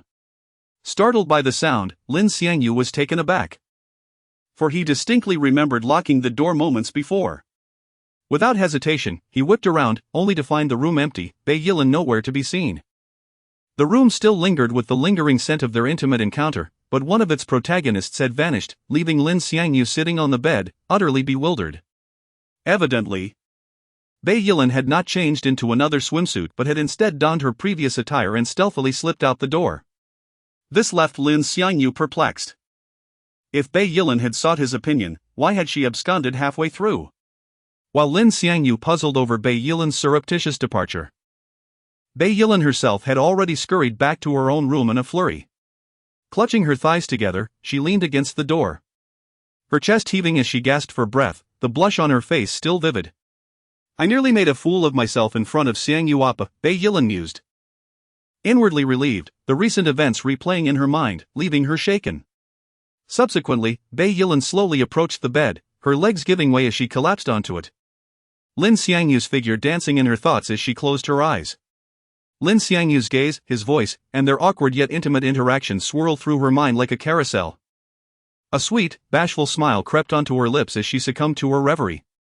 After Bei Yilan's departure, Lin Xiangyu locked the door and promptly succumbed to sleep on the bed, exhaustion having overtaken him these past few days. He remained oblivious to the small puddle of water on the floor, completely unaware of what had transpired. At 8:30 p.m., Lin Xiangyu was roused by his preset alarm. After lingering in bed for a couple of minutes, he sluggishly rose. After a cursory grooming session in front of the mirror, Lin Xiangyu opened the door and stepped out. Upon exiting his home, Lin Xiangyu sent a message to Minjing and Jing Auntie, "I'll be staying at a classmate's house tonight, so don't bother preparing breakfast for me tomorrow." In truth, Minjing had suspected that Lin Xiangyu had found a girlfriend, given his recent weekend excursions. However, she was neither old-fashioned nor rigid. And considering Lin Xiangyu was already of age, she simply replied, "All right, Auntie understands. Be safe." "I know, and Jing Auntie, don't worry," Lin Xiangyu responded before pocketing his phone. Meanwhile, Zheng Xiuying sat curled up on her bed, hugging her knees, her cascading ebony hair strewn across her long legs. Zheng Xiuying felt deeply apologetic for sending Lin Xiangyu to accompany Li Yijin. However, unbeknownst to her, this arrangement was, in fact, advantageous for Lin Xiangyu. Lin Xiangyu arrived at the Love Motel in a taxi. This was his second visit. Pushing open the door, he made his way toward the elevator with practiced ease. As he passed the front desk, he noticed the female receptionist and paused, a look of surprise on his face. "Weren't you on the early shift today? Haven't you gotten off work yet?" "Ah." The receptionist, taken aback by Lin Xiangyu's unexpected address, stammered, "My mother owns this establishment." Both receptionists quit simultaneously. "And we haven't found replacements yet. I'm just helping out today." My mother will be here to relieve me shortly. Lin Xiangyu was surprised to learn that the innocent-looking receptionist was the owner's daughter. However, this was of little consequence to him, as he had more pressing matters to attend to. With a simple "oh," Lin Xiangyu nodded at the receptionist and continued toward the elevator.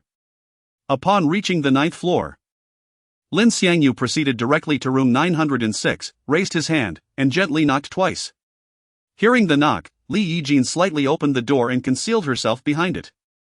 Li Yijin was unaware that Lin Xiangyu knew it was her in the room. She believed that Zhang Xiuying had merely lured Lin Xiangyu there as per her instructions. Li Yijin had already set up a hidden camera in the room, intending to record everything that transpired that evening. Chapter 84. As you wish. The reason behind Li Yijin's actions is rooted in her long-standing rivalry with Han Yanhui. Li Yijin and Han Yanhui have been classmates since childhood, and Li Yijin has always exhibited exceptional academic prowess, consistently ranking at the top of her class and serving as the class monitor. Despite her academic achievements, the admiration of their peers remained fixated on Han Yanhui. This admiration extended beyond their classmates to teachers and even parents, who frequently lauded Han Yanhui, while Li Yijin received only polite acknowledgments for her own accomplishments. It was clear to her that the praise directed at Han Yanhui was sincere, whereas her own was merely courteous. From a young age, Li Yijin found herself opposing Han Yanhui in various matters, yet Han Yanhui appeared entirely indifferent to her actions. Compounding her frustration was the fact that the boys in their class often defended Han Yanhui, subjecting Li Yijin to verbal insults, suggesting she should take a good look at herself in the mirror instead of constantly comparing herself to Han Yanhui. It was then that Li Yijin vowed to one day destroy something that Han Yanhui cherished. In pursuit of this vendetta, she even irrationally applied to the same school as Han Yanhui. With her exceptional grades, she had the option of attending a more prestigious institution. Yet she chose to enroll at Han Yanhui's school to seize every opportunity for revenge. Just days ago, Chapter 85, Monday arrives again. The prolonged duration of the game nearly caused Li Yijin to lose consciousness. Lin Xiangyu observed that no matter how he adjusted the angle of his shots, Li Yijin consistently faced the same direction. This revelation made him realize that hidden cameras had been secretly installed by her in the room. Delete the recorded videos, Lin Xiangyu commanded while taking a shot. Upon hearing his words, Li Yijin mistakenly assumed he had uncovered her threats against Zhang Xiuying, and gasped, "You rest assured. I have already promised Zhang Xiuying to delete the videos, and I will do so shortly. I'm not referring to that, I mean the videos you are currently recording." Lin Xiangyu replied impatiently. Normally, Li Yijin would have outright refused, but inexplicably, she acquiesced. Without pausing the game, she gradually moved to retrieve her phone, thoroughly erasing the footage from the pinhole camera before dismantling it. Lin Xiangyu initially intended to assess the optimal effect of girls, offer your loyalty, since the effectiveness varied with distance and time. If it failed, he would resort to employing the card "I truly need to control you." After all, he had no desire to become a widely recognized action star. Unexpectedly, the situation was resolved splendidly with just girls, offer your loyalty. When it came to his partner, Lin Xiangyu was reluctant to play so ruthlessly, but he would show no mercy towards those who bullied her. After the first round of the game concluded, Li Yijin collapsed onto the floor, utterly exhausted. At this point, Lin Xiangyu could have chosen to leave, yet he remained. The following morning, Lin Xiangyu, dressed and weary, stepped out of his room. Inside, Li Yijin lay on the bed, limbs sprawled as if dislocated, her bangs clinging to her forehead. Struggling, she picked up her phone from the bedside and called her teacher to request her first day off in her life. September 29th, Monday, 6:02 a.m. After the call, Li Yijin fell into a deep slumber. Upon exiting the motel, Lin Xiangyu climbed into a taxi and received a message from Pei Yilin, "Xiangyu Gu. Did you find anything in the room?" Confused by Pei Yilin's message, Lin Xiangyu replied, "What did you see? Did you lose something?" After sending his message, Pei Yilin responded almost instantaneously, "No, I haven't lost anything, just asking casually," he followed by a playful emoji. Lin Xiangyu found her message perplexing. And just as he was about to lock his phone, another message from Pei Yilin arrived. This time, it was a photograph of her in a swimsuit. In the image, Pei Yilin stood before a mirror, her figure graceful, a blush adorning her cheeks, her gaze filled with anticipation. The swimsuit accentuated her curvaceous silhouette perfectly. And her demeanor was bold and alluring, unlike the bashfulness she exhibited in Lin Xiangyu's room. Lin Xiangyu's eyes widened as he stared at the photograph, his heart racing uncontrollably. His fingers unconsciously caressing the screen. Just then, Pei Yilin sent another message. Xiangyu go, which swimsuit do you think looks better? After a moment of contemplation, he replied, you look good in any of them. Although he wasn't particularly adept at flirting, he understood that both men and women appreciate compliments, especially from the opposite sex. After reading Lin Xiangyu's message, Pei Yilin did not respond, but the happiness radiating from her face was evident even to Minanjing. However, Minanjing chose not to inquire further, respecting Pei Yilin's adulthood and her desire to remain uninvolved in matters of the heart. After Pei Yilin departed, Minanjing went alone to the restroom on the second floor. As the taxi approached the school, Lin Xiangyu felt a surge of excitement. It was Monday, and he wondered if he would see Zhang Xiuying in class. He refrained from calling to ask, believing that the thrill lay in the surprise of discovery. For knowing the outcome in advance would diminish the enjoyment. Before long, the taxi arrived at the school entrance. With few people around at this early hour, Lin Xiangyu exited and headed straight for the classroom, filled with anticipation for what awaited him inside. Chapter 86, The Transformation of Zhang Xiuying upon entering the teaching building. Lin Xiangyu swiftly made his way towards the classroom.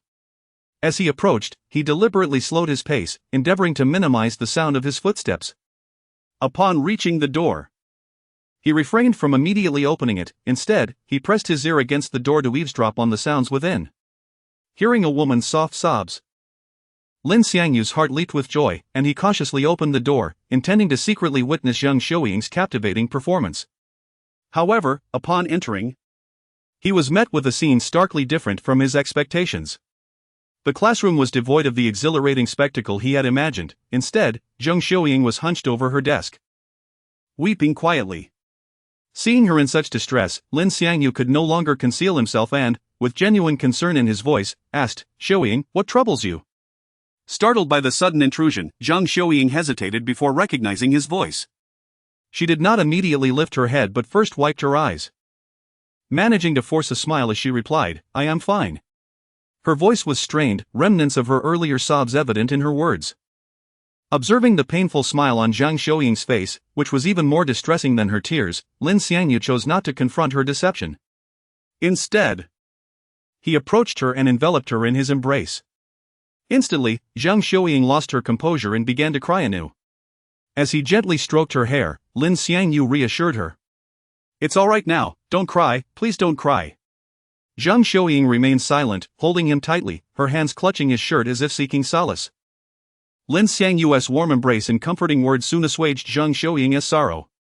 Noticing that her tears had ceased, he offered a rueful smile, saying, I can't hold on any longer, I need to rest my head on the desk for a bit. If anything arises, just call for me.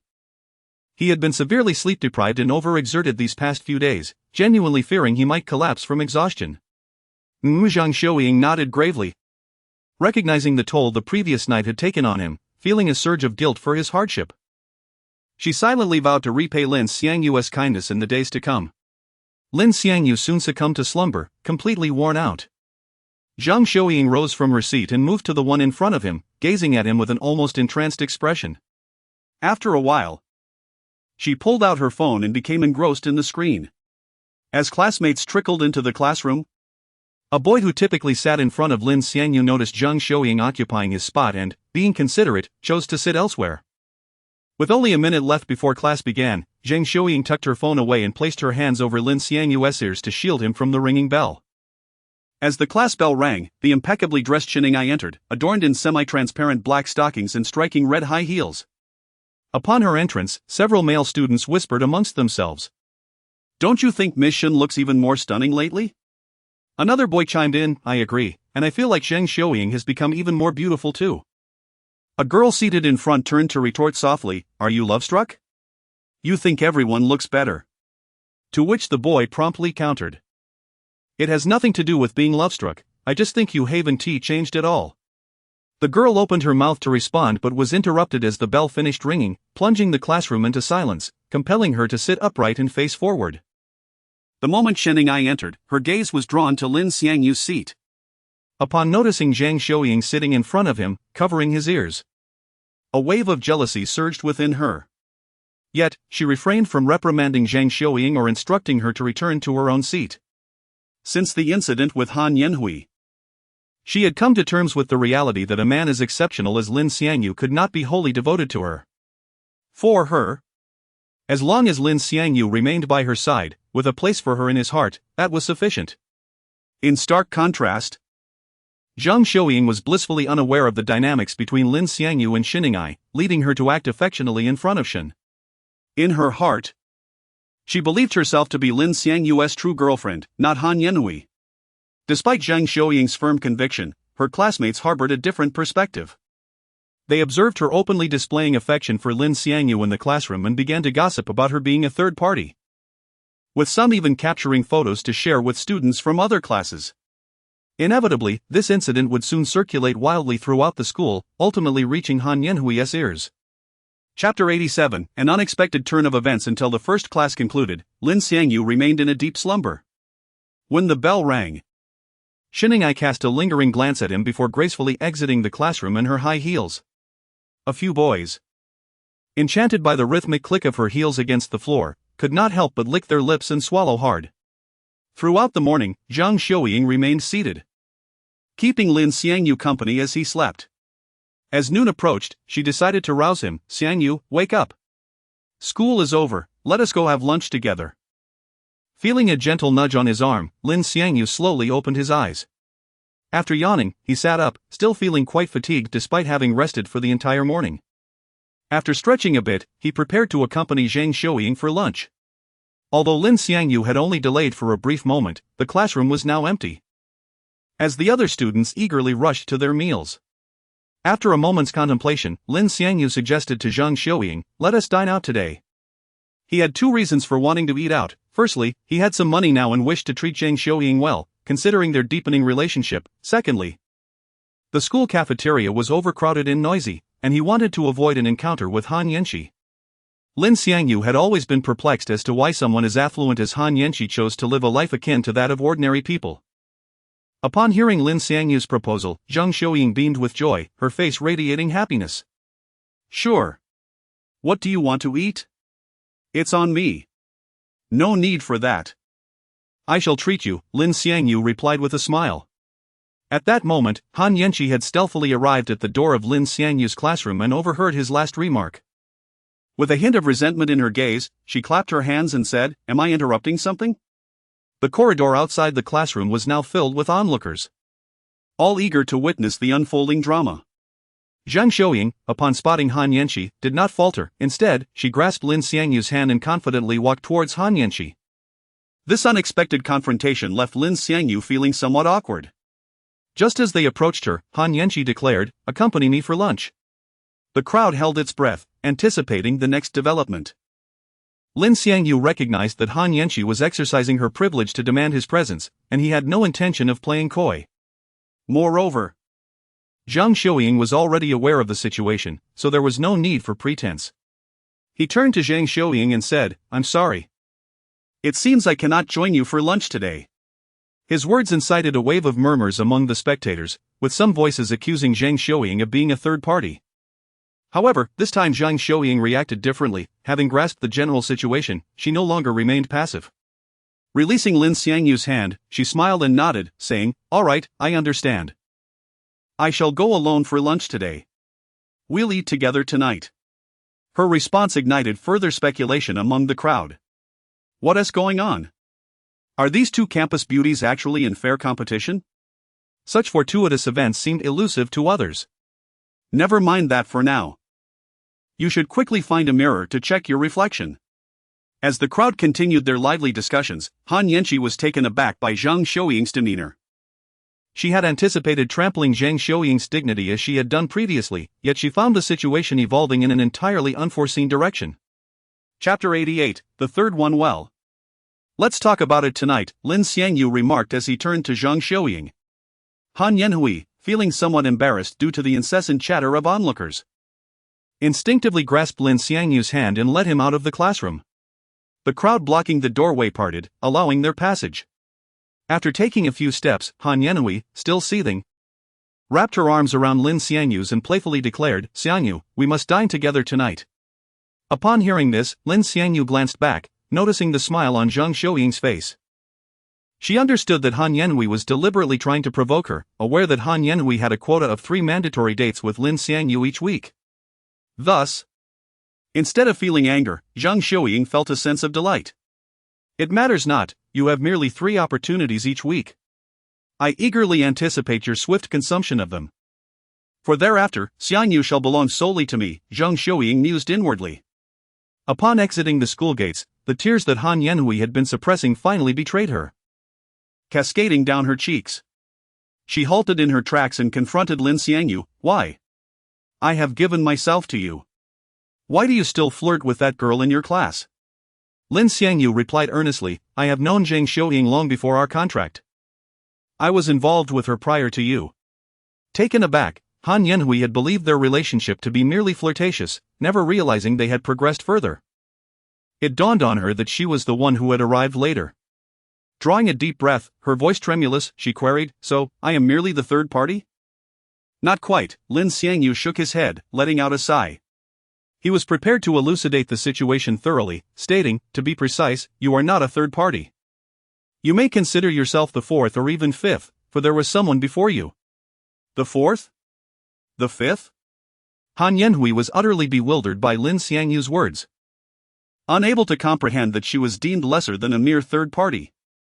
Her mouth agape, she found herself at a loss for words, even forgetting to continue weeping. After a moment of contemplation, she inquired, "So, whom do you truly favor?" "I like them all," Lin Xiangyu responded with sincere conviction. Furrowing her brow, Han Yanhui pressed on, "And what of the future? Have you considered whom you might ultimately wish to be with? You can't possibly want all 3. Uncertain if Lin Xiangyu had even contemplated this matter, her question was not meant to elicit an immediate response but rather to prompt him to consider it. In her heart, being the school's belle, blessed with wealth and beauty, she believed it would be effortless to outshine the other 2 women. Without a moment's hesitation, Lin Xiangyu answered, "Why not have all 3? In his mind, it was not just 3, 4, 5, 6, the more, the merrier. With nations now recognizing the rights of illegitimate children to inherit equally, the notion of marriage itself seemed unnecessary. Instead, why not create a shared household for all? Such an arrangement would be fair to everyone involved." He envisioned leading a group of beloved companions back to their homeland, reuniting with his roots. The more he contemplated, the more feasible it seemed, and an involuntary smile crept across his face. Han Yanhui, witnessing his laughter, felt a mix of exasperation and incredulity. Yet, she ultimately came to a realization. For her, being one among them sufficed. After all, as time progressed, marriage became inevitable. From any angle, she possessed no evident shortcomings. If she could treat Lin Xiangyu with a bit more kindness, victory would surely be hers. With this newfound clarity, Han Yanhui resolved not to invite Lin Xiangyu to dinner that evening. She intended to reserve those opportunities for more meaningful moments, crafting memories in different settings. Tonight, she would allow Lin Xiangyu to accompany Zhang Xiuying instead. Having made peace with the future, Han Yanhui's anger dissipated, replaced by a cheerful demeanor. She aimed to ensure that every moment spent with Lin Xiangyu was filled with joy, thereby enhancing her standing in his eyes. Observing Han Yanhui's transformation, Lin Xiangyu felt a surge of happiness as they finished their meal. After sipping her drink, Han Yanhui placed the cup down and said, "Please take me back to the classroom." "Ah?" Lin Xiangyu was taken aback by her request. "Isn't it too early? Don't you have somewhere else you wish to go?" With a sweet smile, she replied, "The remaining time is yours, I'm open to whatever you desire." Leaning closer, Lin Xiangyu whispered in her ear, "Right now, I only wish for you, nothing else matters." As they had yet to leave the restaurant, Han Yanhui's face flushed crimson at his words, glancing around nervously to ensure no one had overheard. Chapter 89, Regrets of Liesian. Lin Xiangyu, unfazed, rose from his seat and approached the table, extending his hand towards Han Yanxi, saying, "Shall we go?" Han Yanxi glanced up at Lin Xiangyu, then placed her hand in his, rising gracefully from her chair. She transformed once more into the captivating figure who had garnered attention since childhood, embodying the essence of an unattainable flower. As they departed the restaurant, the striking pair of Lin Xiangyu and Han Yanqi drew the gaze of onlookers. Once outside, Lin Xiangyu firmly grasped Han Yanqi's hand and pulled her into his embrace, declaring, "Let us indulge in a sweet treat before our main course." With that, he tenderly cupped her face and pressed his lips to hers. Han Yanqi exhibited no resistance to Lin Xiangyu's sudden advance. Instead, she reciprocated with enthusiasm. Their tongues danced together, akin to the playful suction of jelly. After savoring the moment, Lin Xiangyu led Han Yanqi to the street corner and hailed a taxi. Upon entering the vehicle, the driver, noticing their silence, inquired, "Where to?" Lin Xiangyu initially intended to ask the driver for a recommendation for an upscale locale, considering Han Yanqi's esteemed background. However, just as the words were about to escape his lips, an intriguing thought struck him, and he replied, "Driver, please take us to the Pleasure Hotel." Lin Xiangyu resolved that for each prospective long-term partner, he would ensure they experienced the Pleasure Hotel at least once, viewing this gesture as a form of validation. As for individuals like Li Yizhen, a casual encounter or two would suffice. Meanwhile, Li Yizhen, who had spent the previous night immersed in virtual reality games with Lin Xiangyu, had awakened. She lay in bed, devoid of any motivation to move, feeling as though her body had been dismantled, every muscle aching. Yet, her throat felt parched, and her lips cracked, devoid of care, compelling her to muster the strength to rise from the bed. Stumbling towards the mini fridge, she attempted to bend down to open the door, but as she slightly arched her back, her legs buckled, nearly causing her to collapse. Had she not grasped the fridge for support, she would have found herself intimately acquainted with the floor. Steadying herself, she opened the fridge and retrieved a bottle of mineral water. Desperate for hydration, Li Yizhen hastily tried to twist off the cap, but her weakened hands betrayed her, rendering her incapable of opening even a simple bottle. This was no pretense, she was utterly alone. The stubborn bottle cap became the final straw, and tears streamed down her face in sheer frustration. She had initially intended to record a video with Lin Xiangyu as a means of revenge against Han Yanqi. Yet, fate dealt her a cruel hand. Not only did she fail to capture the moment, but she also found herself treated with utter disregard by Lin Xiangyu throughout the night, leaving her physically unscathed but emotionally shattered. Sitting on the floor, she buried her face in her hands and wept. In that moment, regret enveloped her. She lamented sacrificing her most treasured possession in pursuit of vengeance against Han Yanqi. However, she soon found solace in the thought that in this day and age, how many could retain their most precious gifts until donning a wedding gown? Most had lost theirs long before shedding their school uniforms. She realized she was merely one among many.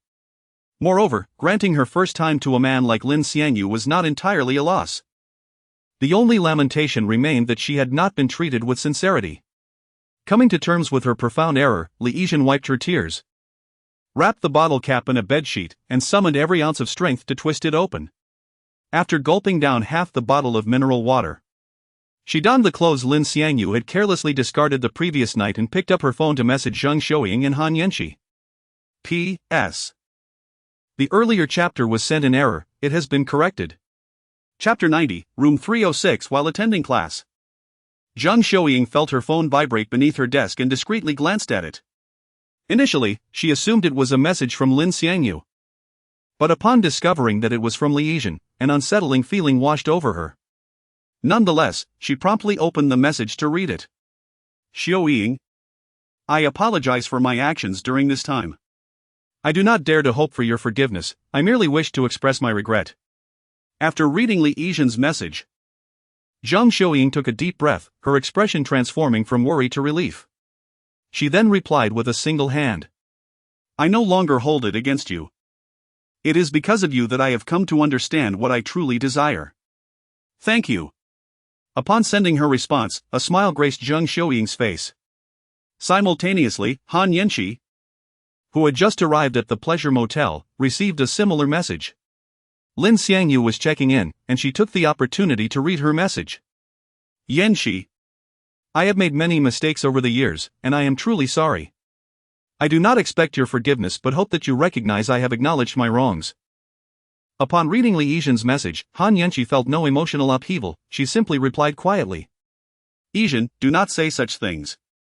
Haven't we been friends since elementary school? Studying at the same school? You can tell me anything, I will help you. Almost simultaneously, both messages from Han Yanqi and Zhang Xiuying arrived on Li Yizhen's phone. After reading their responses, an indescribable smile spread across her face. At that moment, she felt akin to a jester, one whom even Batman would spare. Inside the Pleasure Motel. After completing the check-in process, Lin Xiangyu turned to return Han Yanqi's identification. Noticing her engrossed in her phone, he inquired with curiosity, "What is it? Is everything all right?" "It's nothing," Han Yanqi replied, tucking her phone away. Lin Xiangyu smiled at her response and wrapped his arm around her waist, saying, "If all is well, let us head upstairs." "All right," Han Yanqi replied, smiling and nodding at the female receptionist who had been observing them. The girl at the front desk was a new hire and was unaware of Lin Xiangyu's history at the motel. She simply found them attractive. Seeing Han Yanqi acknowledge her, the receptionist politely returned the gesture before diverting her gaze elsewhere. Lin Xiangyu took Han Yanqi into the elevator and pressed the button for the third floor. Given that it was noon on a Monday, many rooms were vacant. He specifically chose room 306, the same one Han Yozhen had occupied previously. The thought of spending time in the very room where he had shared a night with someone resembling Han Yozhen, while playing virtual reality games, filled him with excitement. Oblivious to his thoughts, Han Yanqi beamed with happiness at Lin Xiangyu's eager demeanor. After exiting the elevator, she took the initiative to grasp his hand as they made their way to room 306. The night before, she had diligently studied relevant knowledge and was determined to perform well. Lin Xiangyu was slightly surprised by her assertiveness. It had only been a day since they had explored this aspect of their relationship, yet she seemed eager to proceed. However, this eagerness was precisely what Lin Xiangyu wished to see, as the enjoyment of virtual reality games stemmed from both participants being fully engaged. If one were to remain detached, the experience would lose much of its allure. Arriving at the door of room 306, he expertly swiped his card to unlock it and turned on the lights. A process he had become quite familiar with after several visits. As soon as they entered the room, Han Yanqi eagerly launched her advances toward Lin Xiangyu, eager to put her newfound knowledge into practice. Chapter 91, Zhang Xiuying, whither do you stroll? As Han Yanqi prepared to initiate the bread-eating game, Lin Xiangyu interjected. I haven't showered yet. It matters not, I adore even your natural essence, Han Yanqi declared, shaking her head playfully. Virtual reality game. Commence. Han Yanqi trembled uncontrollably. Though only a single round was played, the distinct experiences of the two virtual reality games left Lin Xiangyu feeling remarkably invigorated. He embraced Han Yanqi, savoring the afterglow of their virtual escapades. Han Yanqi was utterly exhausted, her legs still quivering. Perhaps not entirely from fatigue. They embraced, gasping for breath. After a brief respite, they checked out of the hotel. The receptionist, observing Han Yanqi's trembling legs, contributed another wave of astonishment points to Lin Xiangyu. Following the day's events at school, Lin Xiangyu had amassed over 5,000 astonishment points. He decided to hoard them, aiming for 10,000, hoping to trigger another upgrade of the lottery turntable. Having witnessed the power of the King card, his curiosity about the mystery card intensified, while the Diamond card held little allure. He also wondered if another turntable upgrade would guarantee a mystery card as a consolation prize. Lin Xiangyu and Han Yanqi returned to school by taxi, arriving during the second period. Instead of heading straight to class, Lin Xiangyu escorted Han Yanqi to her classroom door, watching her enter.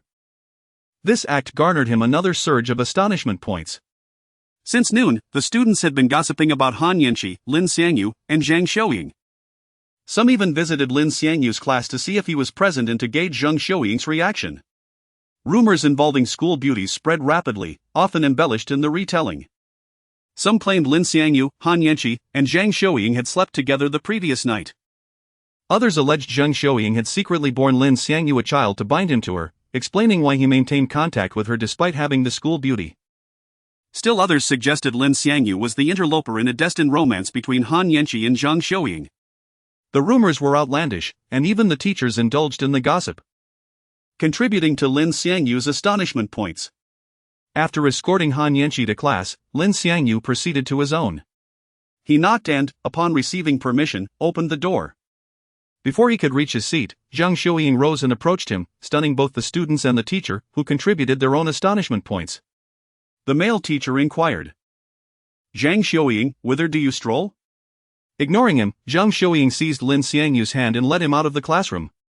Chapter 92 Brother Xiangyu, you misunderstand. Lin Xiangyu did not refuse, he merely said to the male teacher, apologies, teacher, we have a little matter to attend to, but we shall return shortly.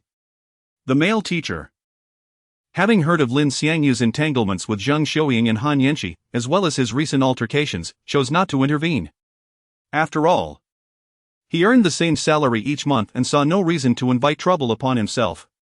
Once the classroom door was closed, Lin Xiangyu turned to Zhang Xiuying and quietly inquired, what is the matter? Instead of answering his question, Zhang Xiuying rose on her toes and kissed him softly. Although Lin Xiangyu found this sudden kiss somewhat peculiar, he willingly reciprocated. After the kiss, Zhang Xiuying smiled and said, it's nothing, I just missed you. Upon hearing her words, Lin Xiangyu chuckled and asked, what about now? Do you still miss me? Yes, Zhang Xiuying nodded without hesitation. With a mischievous grin, Lin Xiangyu teased. Then what shall we do? We can't do this at school, Zhang Xiuying pondered for a moment before continuing, let us wait until tonight. I'll tell my mom that I'm staying at a classmate's house. Can you come out tonight? Of course, Lin Xiangyu replied with a smile. With Lin Xiangyu's affirmative response, Zhang Xiuying suggested, then let us head back to class. All right, Lin Xiangyu nodded and knocked on the classroom door again. The male teacher, who had just resumed his lecture, was interrupted by the knock. He displayed no emotion, to him, it was merely part of the job. And there was no need to take it too seriously. He waved his hand, signaling Lin Xiangyu and Zhang Xiuying to return to their seats, and resumed his lesson. The afternoon passed in a haze of study and distraction. After school, Zhang Xiuying approached Lin Xiangyu's desk with a smile, saying, I'm heading home now. See you tonight. Just as she was about to turn away, Lin Xiangyu grasped her wrist. Confused, Zhang Xiuying turned back to him. Lin Xiangyu smiled and asked, Aren't we going to eat together? Zhang Xiuying paused, then asked, Aren't you going to eat with Han Yanqi? No, I'm not, Lin Xiangyu replied. Upon hearing this, Zhang Xiuying immediately took his hand and exclaimed joyfully, then let us go eat that delicious stir-fried rice cake near the school. Okay, Lin Xiangyu said, gazing at her with affectionate eyes. The onlookers in the classroom witnessed this scene, offering Lin Xiangyu a wave of astonishment. Some even discreetly followed behind them, eager to gather first-hand information. After all, the entanglements involving Lin Xiangyu, Han Yanqi, and Zhang Xiuying had become a popular topic of conversation at school. Knowing exclusive details would provide more fodder for discussions with their crushes. As Lin Xiangyu and Zhang Xiuying exited the teaching building, a crowd had already gathered behind them. Lin Xiangyu paid them no mind, to him, they were merely sources of astonishment.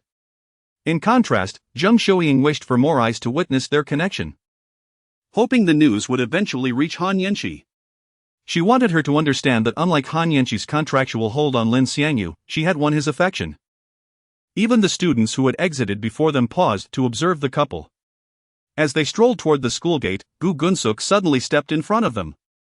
Lin Xiangyu was taken aback. Since he had beaten him twice, this fellow had kept a low profile for quite some time. What had given him the audacity to seek trouble again? Lin Xiangyu, uncertain of the source of Gu Gunsuk's newfound courage, placed his arm protectively around Zhang Xiuying and addressed him, Are you itching for another beating? I didn't want to bother with you, yet you dare to confront me? Gu Gunsuk, sensing Lin Xiangyu's misunderstanding, quickly clarified, Brother Xiangyu, you've got it all wrong. After our last encounter, I fully respect you. Then why are you blocking our path? Lin Xiangyu inquired. Only then did Gu Gunsuk muster the courage to approach, saying, Brother Xiangyu, it seems Zheng Taijun has brought a gang to wait for you outside the school. Really? Lin Xiangyu expressed mild surprise. It had been a long time since the last incident, and he thought Zheng Taijun had given up on causing him trouble. Zhang Xiuying's face betrayed shock and concern as she immediately pulled out her phone to call Zheng Taijun. Gu Gunsuk continued, Brother Xiangyu, there are too many of them. A wise man avoids unnecessary conflict, perhaps you should call the police. Call the police? Lin Xiangyu replied dismissively. Such actions are futile since no crime has been committed yet. If we don't solve this issue once and for all, they will always find an opportunity to strike. It's better to confront them today. Especially with so many students watching. With that thought, Lin Xiangyu asserted, "Thanks, Gu Gunsuk, but I want to call the police. I'll handle this myself." Hastily, Gu Gunsuk urged, "Brother Xiangyu, I know you can fight, but they aren't just students, they're gang members, and one of them is a retired professional fighter. You'll be at a disadvantage." Meanwhile, Zhang Xiuying continued attempting to reach Zheng Taijun, but her calls went unanswered. Regardless of whether he is a retired fighter or not, it makes no difference. If I can't handle him, then all those years as a veterinarian would be for naught. Just watch me, Lin Xiangyu declared, proceeding towards the school gate. Seeing this, Zhang Xiuying hurriedly grasped his arm. Turning to her, Lin Xiangyu saw her urgency as she implored, "Xiangyu, don't go out yet. Let me make a call to handle this." "It's fine, Xiuying. Trust that your man can resolve this," he replied, continuing on his path. In Lin Xiangyu's presence, Zhang Xiuying felt like a small woman. Unable to persuade him, she followed closely behind, scrolling through her contacts to find the number she needed to call. As Lin Xiangyu stepped outside the school gates, a twinge of regret washed over him. Gu Gunsuk's mention of a retired fighter lingered ominously in his mind. What kind of combat sport had he engaged in? The man before him towered nearly 6 feet tall and weighed around 250 to 60 pounds. If he were to land a punch, it would surely knock him down. As Lin Xiangyu was surrounded by the group upon his exit, he steeled himself for the impending confrontation. Chapter 93, The Confrontation. Zheng Taijun strode at the forefront of the crowd, addressing Lin Xiangyu with a fierce tone, "You dare to deceive my sister? Today, I shall render you utterly incapacitated." Zhang Xiuying, who had yet to connect the call, saw Zheng Taijun leading a group to encircle Lin Xiangyu and immediately spread her arms to shield him. "Zheng Taijun, quickly instruct your people to stand down." "Xiuying, why are you being so foolish? This scoundrel is clearly playing both sides, and he publicly humiliated you last time. Why do you continue to protect him?" Zheng Taijun responded, his exasperation palpable. "My affairs are none of your business," Zheng Xiuying retorted. Taken aback, Zheng Taijun chose not to continue the argument with her and, instead, spoke disdainfully to Lin Xiangyu, "If you have any spine, do not hide behind a woman." Lin Xiangyu had no intention of hiding. He was merely contemplating the tactical approach he would adopt once the fight commenced. Just as he prepared to step in front of Zheng Xiuying, her call was finally answered. A middle-aged man's voice emanated from the phone. "Xiuying, what seems to be the trouble?" Upon hearing the voice, Zheng Xiuying's tense expression relaxed slightly as she quickly replied, "Uncle Quan, I've encountered some trouble at school. Could you come to assist me?" Zheng Taijun's countenance shifted to one of visible panic upon hearing her address the person on the other end as Uncle Quan. Fearing that she would unveil his identity, he lunged to snatch the phone from her grasp. Observing this, Lin Xiangyu swiftly pulled Zheng Xiuying behind him and delivered a sharp kick to Zheng Taijun's abdomen, causing him to stagger back a couple of steps, nearly falling to the ground. Zheng Taijun realized that once Zheng Xiuying's reinforcements arrived, he would be unable to touch Lin Xiangyu. His motivation for confronting Lin Xiangyu was not solely to avenge Zheng Xiuying but also to reclaim his lost dignity. Since the last public humiliation, he had lost all authority within the school and his class. Though he sensed that some still feigned fear of him, he understood that their respect had waned. The current scene had escalated due to his earlier announcement that he intended to deal with Lin Xiangyu after school, attracting a myriad of onlookers. Not everyone was intrigued by the romantic entanglements of the school beauty and her boyfriend, but the prospect of a public beating was undeniably. Chapter 94, Uncle Zheng Xiuying. At the moment Lin Xiangyu counted to 1, the burly man opened his eyes. The onlookers were astounded to witness Lin Xiangyu accurately predict the exact moment of the man's awakening, and collectively contributed a wave of astonishment points to him. At this juncture, Lin Xiangyu's astonishment points had exceeded 100,000, as the system had also indicated the possibility of a further upgrade. However, upon seeing the prospect of an upgrade, Lin Xiangyu hesitated, concerned that a potential altercation might arise, and that an upgrade could deprive him of the astonishment points needed for a lottery draw afterwards. As the burly man shook his head, feeling relatively unharmed and preparing to rise, Lin Xiangyu, having preemptively positioned himself behind him, delivered a powerful punch to the man's head. A dull thud resonated through the air. The man, who had just regained consciousness, immediately succumbed to darkness once more, collapsing to the ground. The shock experienced by the onlookers was no less than that of the initial punch. Gu Genshue, witnessing this scene, was left utterly bewildered. Inwardly lamenting, how could Lin Xiangyu be so formidable, yet allow me to bully him for so long? He was utterly perplexed as to why someone with such fighting prowess had refrained from resisting during their earlier encounters. Zheng Taijun, on the other hand, had begun to feel fear, and the small group of henchmen were even more anxious, having seen their leader knocked down twice in quick succession, the second time precisely timed. This required an extraordinary mastery of strength. Moreover, these henchmen had previously witnessed the burly man's ferocity in battle. He was known for single-handedly taking on groups of adversaries with a ferocity that surpassed even the most dramatic portrayals in cinema. Consequently, their trepidation towards Lin Xiangyu intensified, with some of them trembling uncontrollably. Lin Xiangyu understood that although this group had yet to attack him, once the burly man regained consciousness, they would undoubtedly strike. Thus, he resolved to act preemptively. At that moment, as Lin Xiangyu launched an assault on the timid henchman, a few onlookers began to criticize his actions, standing idly by with an air of self-righteousness. Even those who had initially felt differently were swayed by the remarks of others and joined in the condemnation. Hearing these voices, Lin Xiangyu couldn't help but lament the loss of independent thought among so many in contemporary society. It was truly disheartening. He chose not to respond to the criticisms, instead intensifying his assault on the henchman. Ultimately, before the burly man awakened again, Lin Xiangyu had dispatched all of his underlings. He let out a soft sigh, hastening towards Zheng Taijun. The burly man would soon regain consciousness, and he could not afford to slow down. Every second was crucial. Upon seeing Lin Xiangyu charging at him with a fierce countenance, Zheng Taijun nearly succumbed to terror. Had his legs not felt so weak, he would have disregarded his pride and fled. Lin Xiangyu reached Zheng Taijun and executed a high kick to his head, causing him to collapse to the ground, clutching his skull. Observing Zheng Taijun sitting on the ground, his face trembling in fear as he scooted backward, Lin Xiangyu showed no mercy, delivering 2 swift kicks to his face, causing blood to spurt from his nose as he fell to the ground.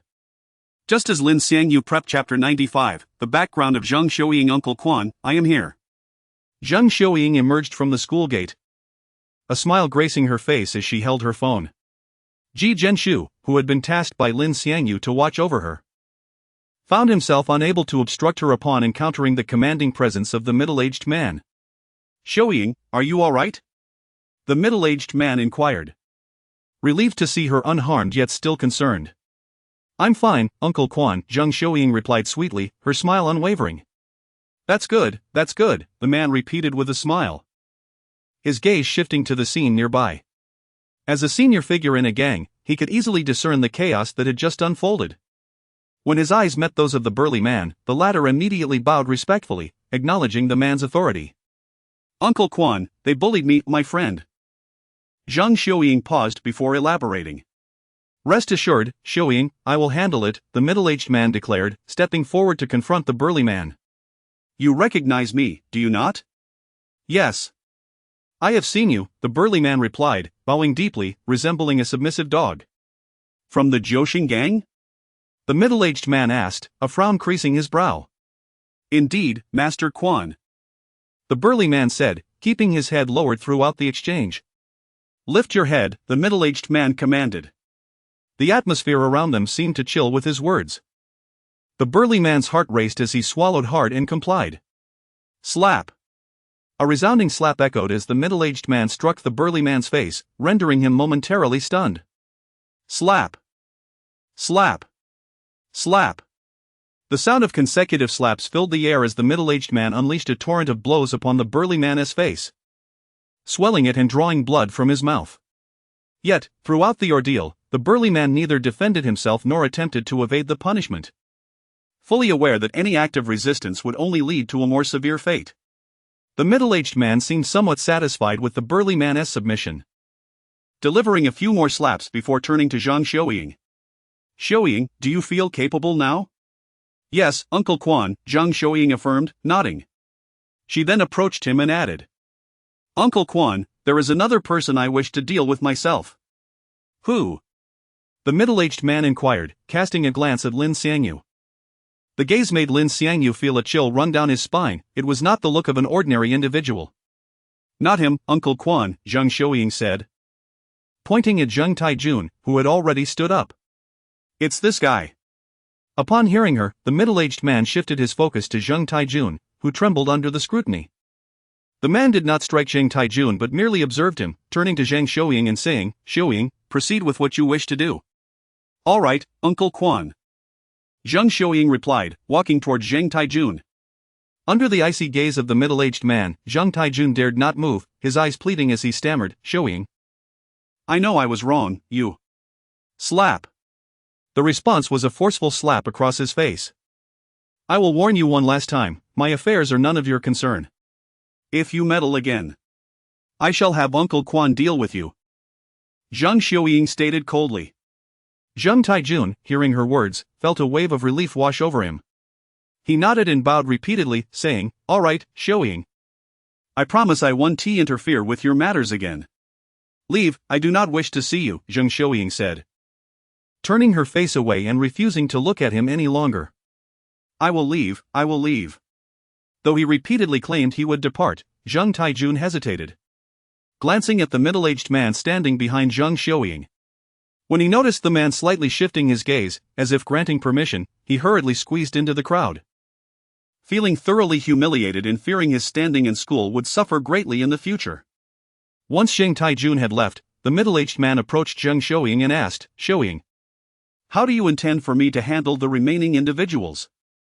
I simply wish for them to cease troubling the students of our school, Zheng Shouying replied, not wanting to disclose her relationship with Lin Xiangyu. Should the middle-aged man discover it, her father would inevitably learn as well. For now, she preferred to keep her affairs with Lin Xiangyu private. After hearing her response, the middle-aged man turned to the burly man and asked, Did you understand? Since the series of slaps had rendered the burly man immobile, he nodded vigorously, replying, I understand. Then take your men and leave, the middle-aged man commanded coldly.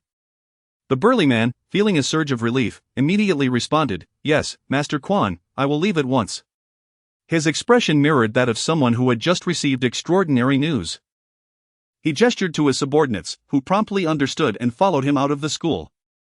Having resolved the matter, the middle-aged man turned to Zhang Shouying with a beaming smile. Shouying, would you like me to drive you home? No, thank you, Zhang Shouying replied, shaking her head and casting a glance at Lin Xiangyu. I have made plans to dine with my classmates. Oh? The middle-aged man expressed curiosity, his eyes instinctively darting to Lin Xiangyu at her mention of dining with classmates. Then I shall take my leave. Should you require anything, do not hesitate to call me, he said. Okay, Uncle Quan, goodbye. Zhang Shouying waved to him as he departed. Once the middle-aged man was gone, the surrounding students began to murmur about Zhang Shouying's background. While the man was present, his formidable aura had rendered them speechless. Even Lin Xiangyu felt a tinge of fear towards him. The air of authority he exuded was not that of a mere scuffle. Zhang Shouying's impact on the onlookers surpassed even that of Lin Xiangyu. As the saying goes, are you strong? What good is strength if you lack influence? It was certain that starting tomorrow, no one would dare to discuss Zhang Shouying in her presence. At that moment, Han Yanqi stood among the crowd, observing but refraining from intervening. She had initially been at the bus stop when classmates informed her of Lin Xiangyu's predicament at the school gate, prompting her to rush back. By the time she arrived, the middle-aged man had already quelled the situation. Under the weight of his powerful presence, she chose not to push through the crowd in search of Lin Xiangyu. Of course, this was not solely due to fear. She also wished to avoid causing him any further trouble. However, at this moment, upon recognizing the formidable background of Zhang Shouying, she found herself compelled to reassess her ultimate chances of victory. Moreover, Lin Xiangyu had mentioned another individual, whose identity remained a mystery to her. Unbeknownst to her, the person Lin Xiangyu referred to was also present at the scene. Chapter 96, Scene Recreation. In stark contrast to Han Yanqi, who arrived halfway through the altercation, Xin Yongyi was already amidst the crowd of onlookers when the conflict erupted. However, fearing that her relationship with Lin Xiangyu might be exposed to the students, she refrained from intervening directly. Naturally, she was no fool. She understood that, as a mere teacher, her words would carry little weight in such situations. Even the principal dared only to observe from the sidelines. Nevertheless, Lin Xiangyu did not completely abandon Lin Xiangyu. Upon the onset of the conflict, she promptly dialed the police. Yet, by the time the altercation subsided, the security personnel had yet to arrive. Just as she was about to leave, believing the matter resolved, her phone rang. It was a call from the security team. Upon answering, she informed the caller that the situation had concluded, only to be met with a curt warning about the limited police resources and an admonition against frivolous calls, before the line was hastily disconnected. Although slightly taken aback, Lin Xiangyu was not particularly surprised. Coming from a modest background in country H, such occurrences were to be expected. Like Han Yanxi, she quietly slipped away once the turmoil had settled. Meanwhile, Lin Xiangyu and Zhang Suyang had ventured to a nearby tteokbokki restaurant to savor the spicy rice cakes highly recommended by Zhang Suyang. As the dish was placed before them, Suyang's eyes sparkled with excitement. Lin Xiangyu, however, found little interest in the food before him. Instead, he was more intrigued by the identity of the middle-aged man. "By the way, Suyang," Lin Xiangyu casually called out after taking a bite of the tteokbokki. Zhang Suyang, who was about to bring the food to her mouth with her chopsticks, paused and looked up at Lin Xiangyu, curiosity etched across her face. She responded, a smile gracing her lips, her eyes glimmering with inquiry. After contemplating how to phrase his question, Lin Xiangyu inquired, "What does Uncle Quan do for a living?" "I'm not sure what Uncle Quan does," Zhang Suyang replied honestly, her big eyes blinking as she asked, "Is something wrong?" "Not at all. I'm merely eager to learn more about you," Lin Xiangyu answered, flashing a bright smile. Upon hearing his desire to know her better, Suyang's expression brightened, and she began to share without reservation. "Well, I only know that Uncle Quan is a friend of my father and that my father asked him to look after me. He told me to reach out to him if I ever find myself in trouble." "Oh?" Lin Xiangyu's curiosity about her father piqued upon hearing this. "I mean, no offense, but I am curious as to why your father would prefer you to contact him instead of himself?" Lin Xiangyu asked earnestly. Zhang Suyang took a sip of her grapefruit-flavored sparkling drink before continuing, "My father is very busy with work. He hardly ever comes home. When we do meet, it's usually with different uncles who take my mother and me to various places to see him." After listening to Zhang Suyang's account, Lin Xiangyu realized that her father's identity was likely quite significant. He surmised two possibilities regarding her father's identity: either he was a powerful gang leader with many enemies, wanting to keep his wife and daughter out of harm's way, or he held a more clandestine role, possibly as an undercover agent. Although the conversation between the middle-aged man and the sturdy individual suggested that her father was indeed a gang leader, Lin Xiangyu refrained from making any rash assumptions about the specifics of his identity. Choosing not to press Zhang Suyang further, Lin Xiangyu finished the tteokbokki and later hailed a cab to escort her home. Upon arriving at the entrance of her apartment complex, they encountered a classmate waiting for Zhang Suyang. This girl had been summoned specifically to assist Zhang Suyang in deceiving her mother. Just the previous night, Zhang Suyang had concocted an excuse about staying over at a classmate's house to prevent her mother from becoming suspicious. After arranging to meet at the Joyful Motels later that evening, Zhang Suyang led her classmate into the apartment complex while Lin Xiangyu opted to take a cab directly to the motel, anxious that the room numbered 306 might be taken if he arrived late. During the taxi ride, Lin Xiangyu messaged Min Yunjing to inform her of his absence. She did not express any concern, merely advising him to stay safe. After all, as a young man, he could navigate the world without much risk, provided he remained vigilant against traps and illnesses. Safety was a mutual responsibility. Before long, the taxi stopped at the entrance of the Joyful Motels. Once Lin Xiangyu alighted, he promptly approached the front desk to confirm the availability of room 306, receiving a reassuring affirmation. Since he had just reserved the room earlier that afternoon with Han Yanxi, those who had booked subsequently were assigned to different accommodations. After securing the room, Lin Xiangyu took the keycard and ascended to await Zhang Suyang's arrival. Upon reaching the room, he sent Zhang Suyang the motel's address and room number, then indulged in a refreshing shower. After bathing, an idea struck him, prompting a mischievous smile to spread across his face. He quickly pulled the curtains shut, removed the keycard, and recreated the pitch-black atmosphere reminiscent of his previous visit to the Love Motels.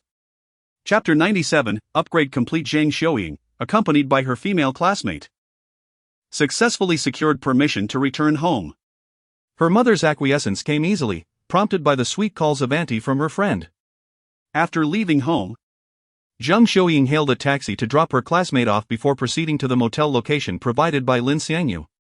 As Lin had informed her to wait in the room, she made her way directly to the elevator without contacting him upon arrival. This kind of occurrence was commonplace for the motel's front desk. And even though the female receptionist was new, she did not inquire about Zhang Xiuying. The motel owner had instructed her to overlook all matters aside from any damage to the room's facilities. Zhang Xiuying ascended to the third floor effortlessly and followed the directional signs towards rooms 301 to 310. Upon reaching room 306, she found the door unlocked but hesitated to enter. Calling out tentatively, "Xiangyu, are you inside?" From within, Lin Xiangyu's voice responded, "I'm here, the door is unlocked, you can come in, Xiuying." Encouraged by his words, she stepped inside, though a wave of apprehension washed over her upon finding the room shrouded in darkness. The moment she entered, Lin Xiangyu, who had been concealed behind the door, lifted her effortlessly onto his shoulder. Startled by his sudden action, Zhang Xiuying instinctively questioned, "Is that you, Xiangyu?" "Yes, it's me," he replied, promptly shutting the door with his foot.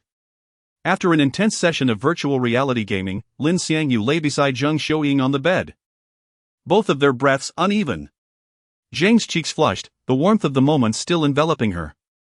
As she struggled to regain her breath, she exclaimed, "Didn't we just finish?" Lin Xiangyu flashed a mischievous smile and ignored her question, launching into another round of the game.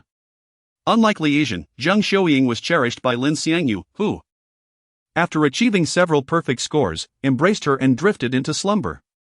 After a night of deep sleep, Lin awoke to find Zhang Xiuying already dressed, patiently awaiting him. It seemed that morning exercises were not to be. Upon noticing Lin Xiangyu was awake, Zhang Xiuying suggested, "Let us get up for breakfast." While he slept, she had taken the initiative to rise and procure breakfast for him.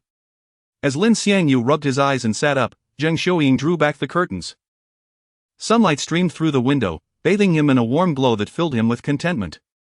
After stretching and yawning, he slipped on his shoes and washed up. Once refreshed, Lin Xiangyu approached Zhang Xiuying, cradling her face for a morning kiss. Following their affectionate exchange, they sat down together to enjoy their breakfast. After the meal, they dressed and headed to the front desk to check out of the motel. As they arrived, it was nearly shift change time, and both the receptionist from the previous night and the one who had attended to Lin Xiangyu and Han Yanqi in the afternoon were present. The latter, having been captivated by their striking appearances, recognized Lin Xiangyu immediately, recalling her envy towards Han Yanqi for having such a handsome boyfriend. Due to the system undergoing an upgrade, Lin Xiangyu did not receive the receptionist's surprised reaction. Nevertheless, he discerned her wide-eyed recognition. Fortunately, since the shift change had not yet occurred, the same receptionist who had checked them out the night before attended to their departure, and Zhang Xiuying remained blissfully unaware of the situation. After completing the checkout process, Lin Xiangyu took Zhang Xiuying's hand and exited the motel. Observing their departure, the female receptionist excitedly recounted to her colleague the encounter she had witnessed between Lin Xiangyu and Han Yanqi.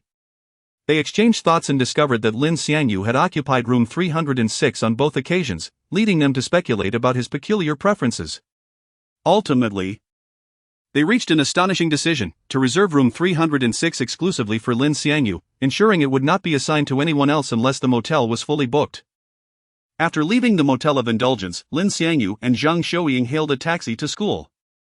During their ride, Lin Xiangyu's system finally completed its upgrade.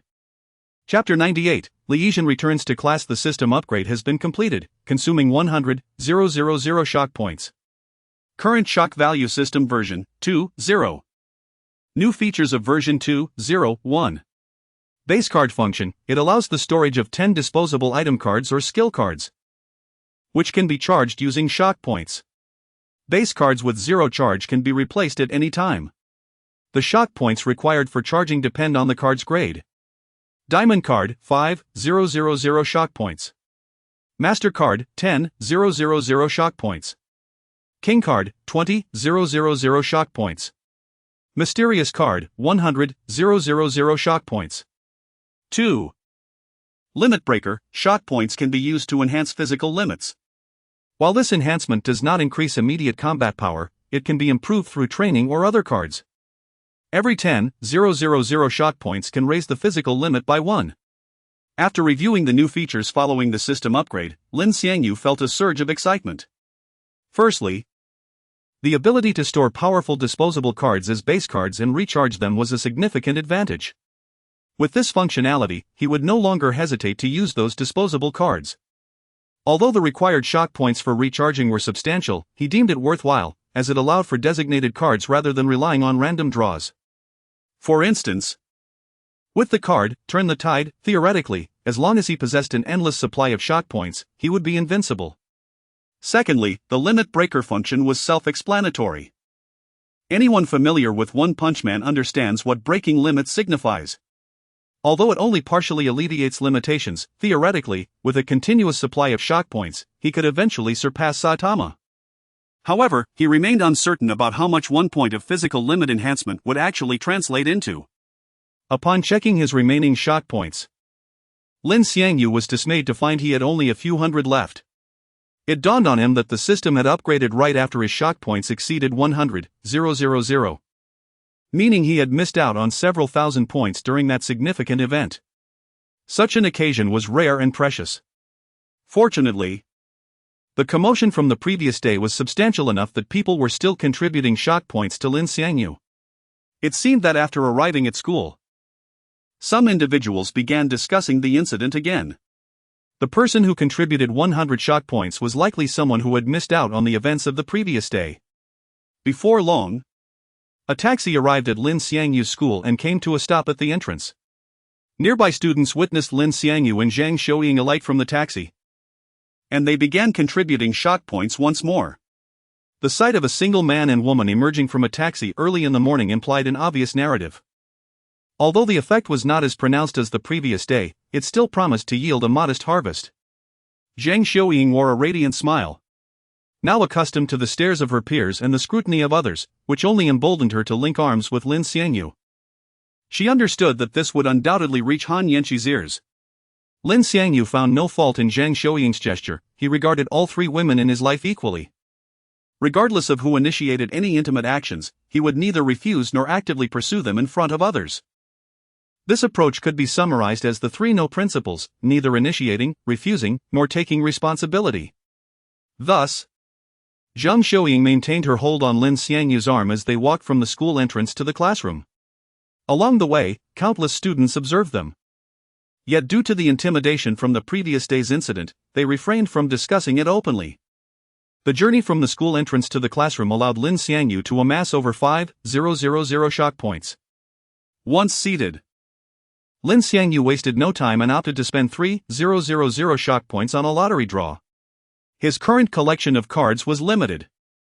With only 2 viable options, I really need to control you, and Turn the Tide. However, both required substantial recharge amounts, 10,000 and 20,000 shock points, respectively. Therefore, spending 3,000 shock points for a chance at acquiring additional cards was undeniably a sound investment. As the 3,000 shock points were spent, the lottery wheel in his mind began to spin rapidly. After a brief period, it finally came to a halt in the diamond reward section. It appeared that good fortune was not a constant companion. Diamond skill card, 1,000-pound weights. Skill effect: upon activation, the user's weight becomes equivalent to 1,000 pounds for a duration of 5 seconds. It can be used a maximum of 3 times per day, with a cooldown of 5 minutes. Upon reviewing the skill's effects, Lin Xiangyu deemed it quite useful. It could yield remarkable results in critical moments. For instance, if he were to apply the skill while pinning an opponent, it would undoubtedly incapacitate them. However, he needed to consider the positioning carefully to avoid causing serious harm. Although this skill could only be used 3 times a day, it did not consume stamina, unlike take a nap, which could be activated upon striking an opponent's head, ensuring there was no wasted opportunity. After the lottery, Lin Xiangyu began absent-mindedly playing with Zhang Xiuying's hair. Since she had switched seats with Lin Xiangyu's former deskmate, they had not reverted to their original positions.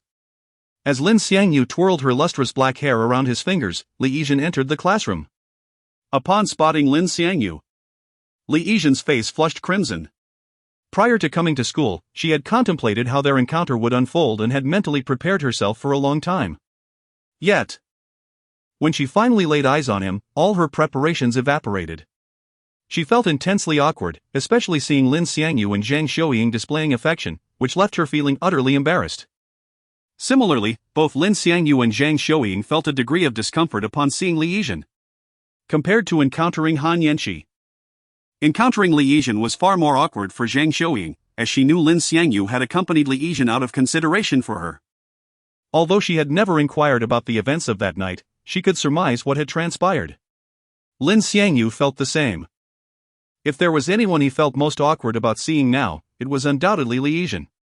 That night, driven by the desire to defend Zhang Xiuying's honor, he had thoroughly exhausted Li Yizhen. The three exchanged only a fleeting glance before promptly averting their eyes. As Lin Xiangyu shifted his gaze elsewhere, his hand suddenly emitted a sound. Upon hearing the notification from his phone, Lin Xiangyu instinctively retrieved it and lowered his gaze to examine the message. It was from Xinning, and the content read, "Xiangyu, I don't have a class during the first period today. Would you consider skipping class to visit me in the office?" In her office, Xinning wore a complex expression after sending the message. As a teacher, she understood that inviting her student to skip class for her company was inappropriate. Yet, she found herself unable to resist the urge. Especially after witnessing Lin Xiangyu displaying affection with Han Yanqi and Zhang Xiuying at school the previous day. She yearned for Lin Xiangyu to allocate some of his time to her. To this end, she was even willing to disregard her previous stipulation that he should not engage in such behavior within school premises. Upon receiving Xinning's message, a smile blossomed on Lin Xiangyu's face. He was acutely aware that her message indicated a shift in their dynamics, wherein the battlefield between them was no longer confined to the external realm of the school. After reading her words, he did not rush to leave immediately. Instead, he replied to her message discreetly beneath the table. Although he harbored no fear of being seen by Zhang Xiuying, he deemed it unnecessary to expose himself to her gaze if he could avoid it. "Should I come now, or would it be better to wait until class starts?" he inquired. Almost instantly, he received Xinning's prompt reply, "Now." Chapter 99, Teacher Shin, may I trouble you? Upon receiving the message from Xinning, Lin Xiangyu experienced a moment of surprise. He hadn't anticipated that she would suddenly display such audacity. Given the time, their interaction would undoubtedly be observed by other students and teachers. However, since Xinning appeared unperturbed, he too resolved not to retreat. While the prospect of visiting a motel with Xinning was indeed exhilarating, it paled in comparison to being in her office. Professions such as flight attendants, nurses, teachers, and secretaries, once they step away from their duties, seem to lose much of their allure. How to articulate this? It is akin to a female masseuse, whose appeal diminishes significantly when removed from her professional environment. Perhaps this is what one might refer to as the ambience. "Xiuying, I'll step out for a moment," Lin Xiangyu said to Zhang Xiuying, who was seated in front of him. Without waiting for her response, he rose and strode towards the exit of the classroom. Zhang Xiuying, still momentarily flustered from Li Yizhen's arrival, took a moment to regain her composure. By the time she processed Lin Xiangyu's departure, he had already exited. Li Yizhen observed Lin Xiangyu leaving the classroom and mistakenly assumed it was to avoid her presence. Strangely, at that instant, she felt a pang of discomfort. Similarly, Zhang Xiuying felt an ache in her heart, believing Lin Xiangyu had left because of Li Yizhen. Reflecting on how much Lin Xiangyu had endured for her sake, she felt a profound sense of guilt. It seemed that she would have to find ways to compensate him in the future, she mused. Unbeknownst to Lin Xiangyu, as he walked through the corridor, his seemingly casual action had stirred the hearts of two girls in his class. At that moment, he was filled with joy. Moving with light steps toward Xinning's office, After sending the message to Lin Xiangyu, Xiningai felt a rush of nervousness mixed with excitement and embarrassment. The sudden knock on the door startled her, causing her heart to skip a beat. Taking a deep breath, she swallowed hard, rose from her chair, and hurried to open the door for Lin Xiangyu. The moment she opened the door and saw him, her heart raced uncontrollably. After a brief pause, she stepped aside to allow him to enter swiftly. Without hesitation, Lin Xiangyu squeezed into the office and promptly shut the door behind him. Observing this, Xiningai returned to the door and locked it. The sight of the locked door ignited Lin Xiangyu's daring spirit. As Xiningai turned back, he playfully pinned her against the door. His large hand struck the door with a resounding thud. The sound sent Shiningai's heart racing, as a whirlwind of emotions, school, office, teacher-student dynamics swirled within her. With her back against the door, Xiningai felt Lin Xiangyu's proximity as he drew closer, her head bowed, pressing her graceful back against the door panel. Sensing the warmth of his breath, she turned her flushed face away, causing her neck to arch slightly, revealing an elegant profile and a slender, pale neck, with a few strands of hair falling loosely, adding to her delicate allure. "Xiangyu, what do you want?" Xiningai inquired softly. Seeing her flustered demeanor, Lin Xiangyu couldn't help but smirk mischievously. Instead of answering her question, he countered, "Teacher Shen, did you not summon me to your office?" I'm curious about what you wish for me to Chapter 100, an eager Li Yizhen upon hearing Lin Xiangyu's directive. Xiningai promptly sprang into action. Although she had previously harbored a strong aversion to Lin Xiangyu referring to her as Teacher Shen, for reasons unbeknownst to her, upon hearing him utter those words, an unusual sensation stirred within her. Virtual reality game. Initiate. The game at hand is popcorn cooking game. The process of the game. The two took a brief respite in the office. A minute after the class bell rang, they both exited the office, each proceeding to their respective classrooms, one to attend class, the other to teach. As Li Yizhen observed Lin Xiangyu entering the classroom, her gaze instinctively followed him until he passed by Zhang Xiuying's seat. Upon locking eyes with Zhang Xiuying, she hurriedly averted her gaze. After Lin Xiangyu returned to his seat, Zhang Xiuying refrained from inquiring about his whereabouts during the last class. The incident involving Li Yizhen had led her to believe she lacked the standing to demand anything from Lin Xiangyu. Before they knew it, class time had swiftly elapsed, and soon the bell rang signaling the end of the lesson. Eager to escape after enduring a full class, Zhang Xiuying hastily exited the classroom, heading toward the restroom without even greeting Lin Xiangyu. Though she had once held a position of authority in the class, Zhang Xiuying was inherently shy and reserved, making it difficult for her to express such matters to Lin Xiangyu. Even during their time at the motel, she had silently rushed to the restroom, turning on the faucet to mask any sounds that might betray her presence. Once Zhang Xiuying had left, Lin Xiangyu stood from his seat, intending to purchase a bottle of water from the school store, having lost considerable bodily fluids moments prior. Upon witnessing Zhang Xiuying's departure, Li Yizhen's eyes remained fixed on Lin Xiangyu. When he stepped out of the classroom, Li Yizhen hesitated for a moment before resolutely following him. As Lin Xiangyu approached the stairway, Li Yizhen finally caught up to him. Upon seeing the breathless Li Yizhen before him, Lin Xiangyu momentarily paused, then continued walking ahead. Not to be deterred, Li Yizhen jogged to catch up, placing herself directly in his path. This time, Lin Xiangyu did not disregard her presence, however.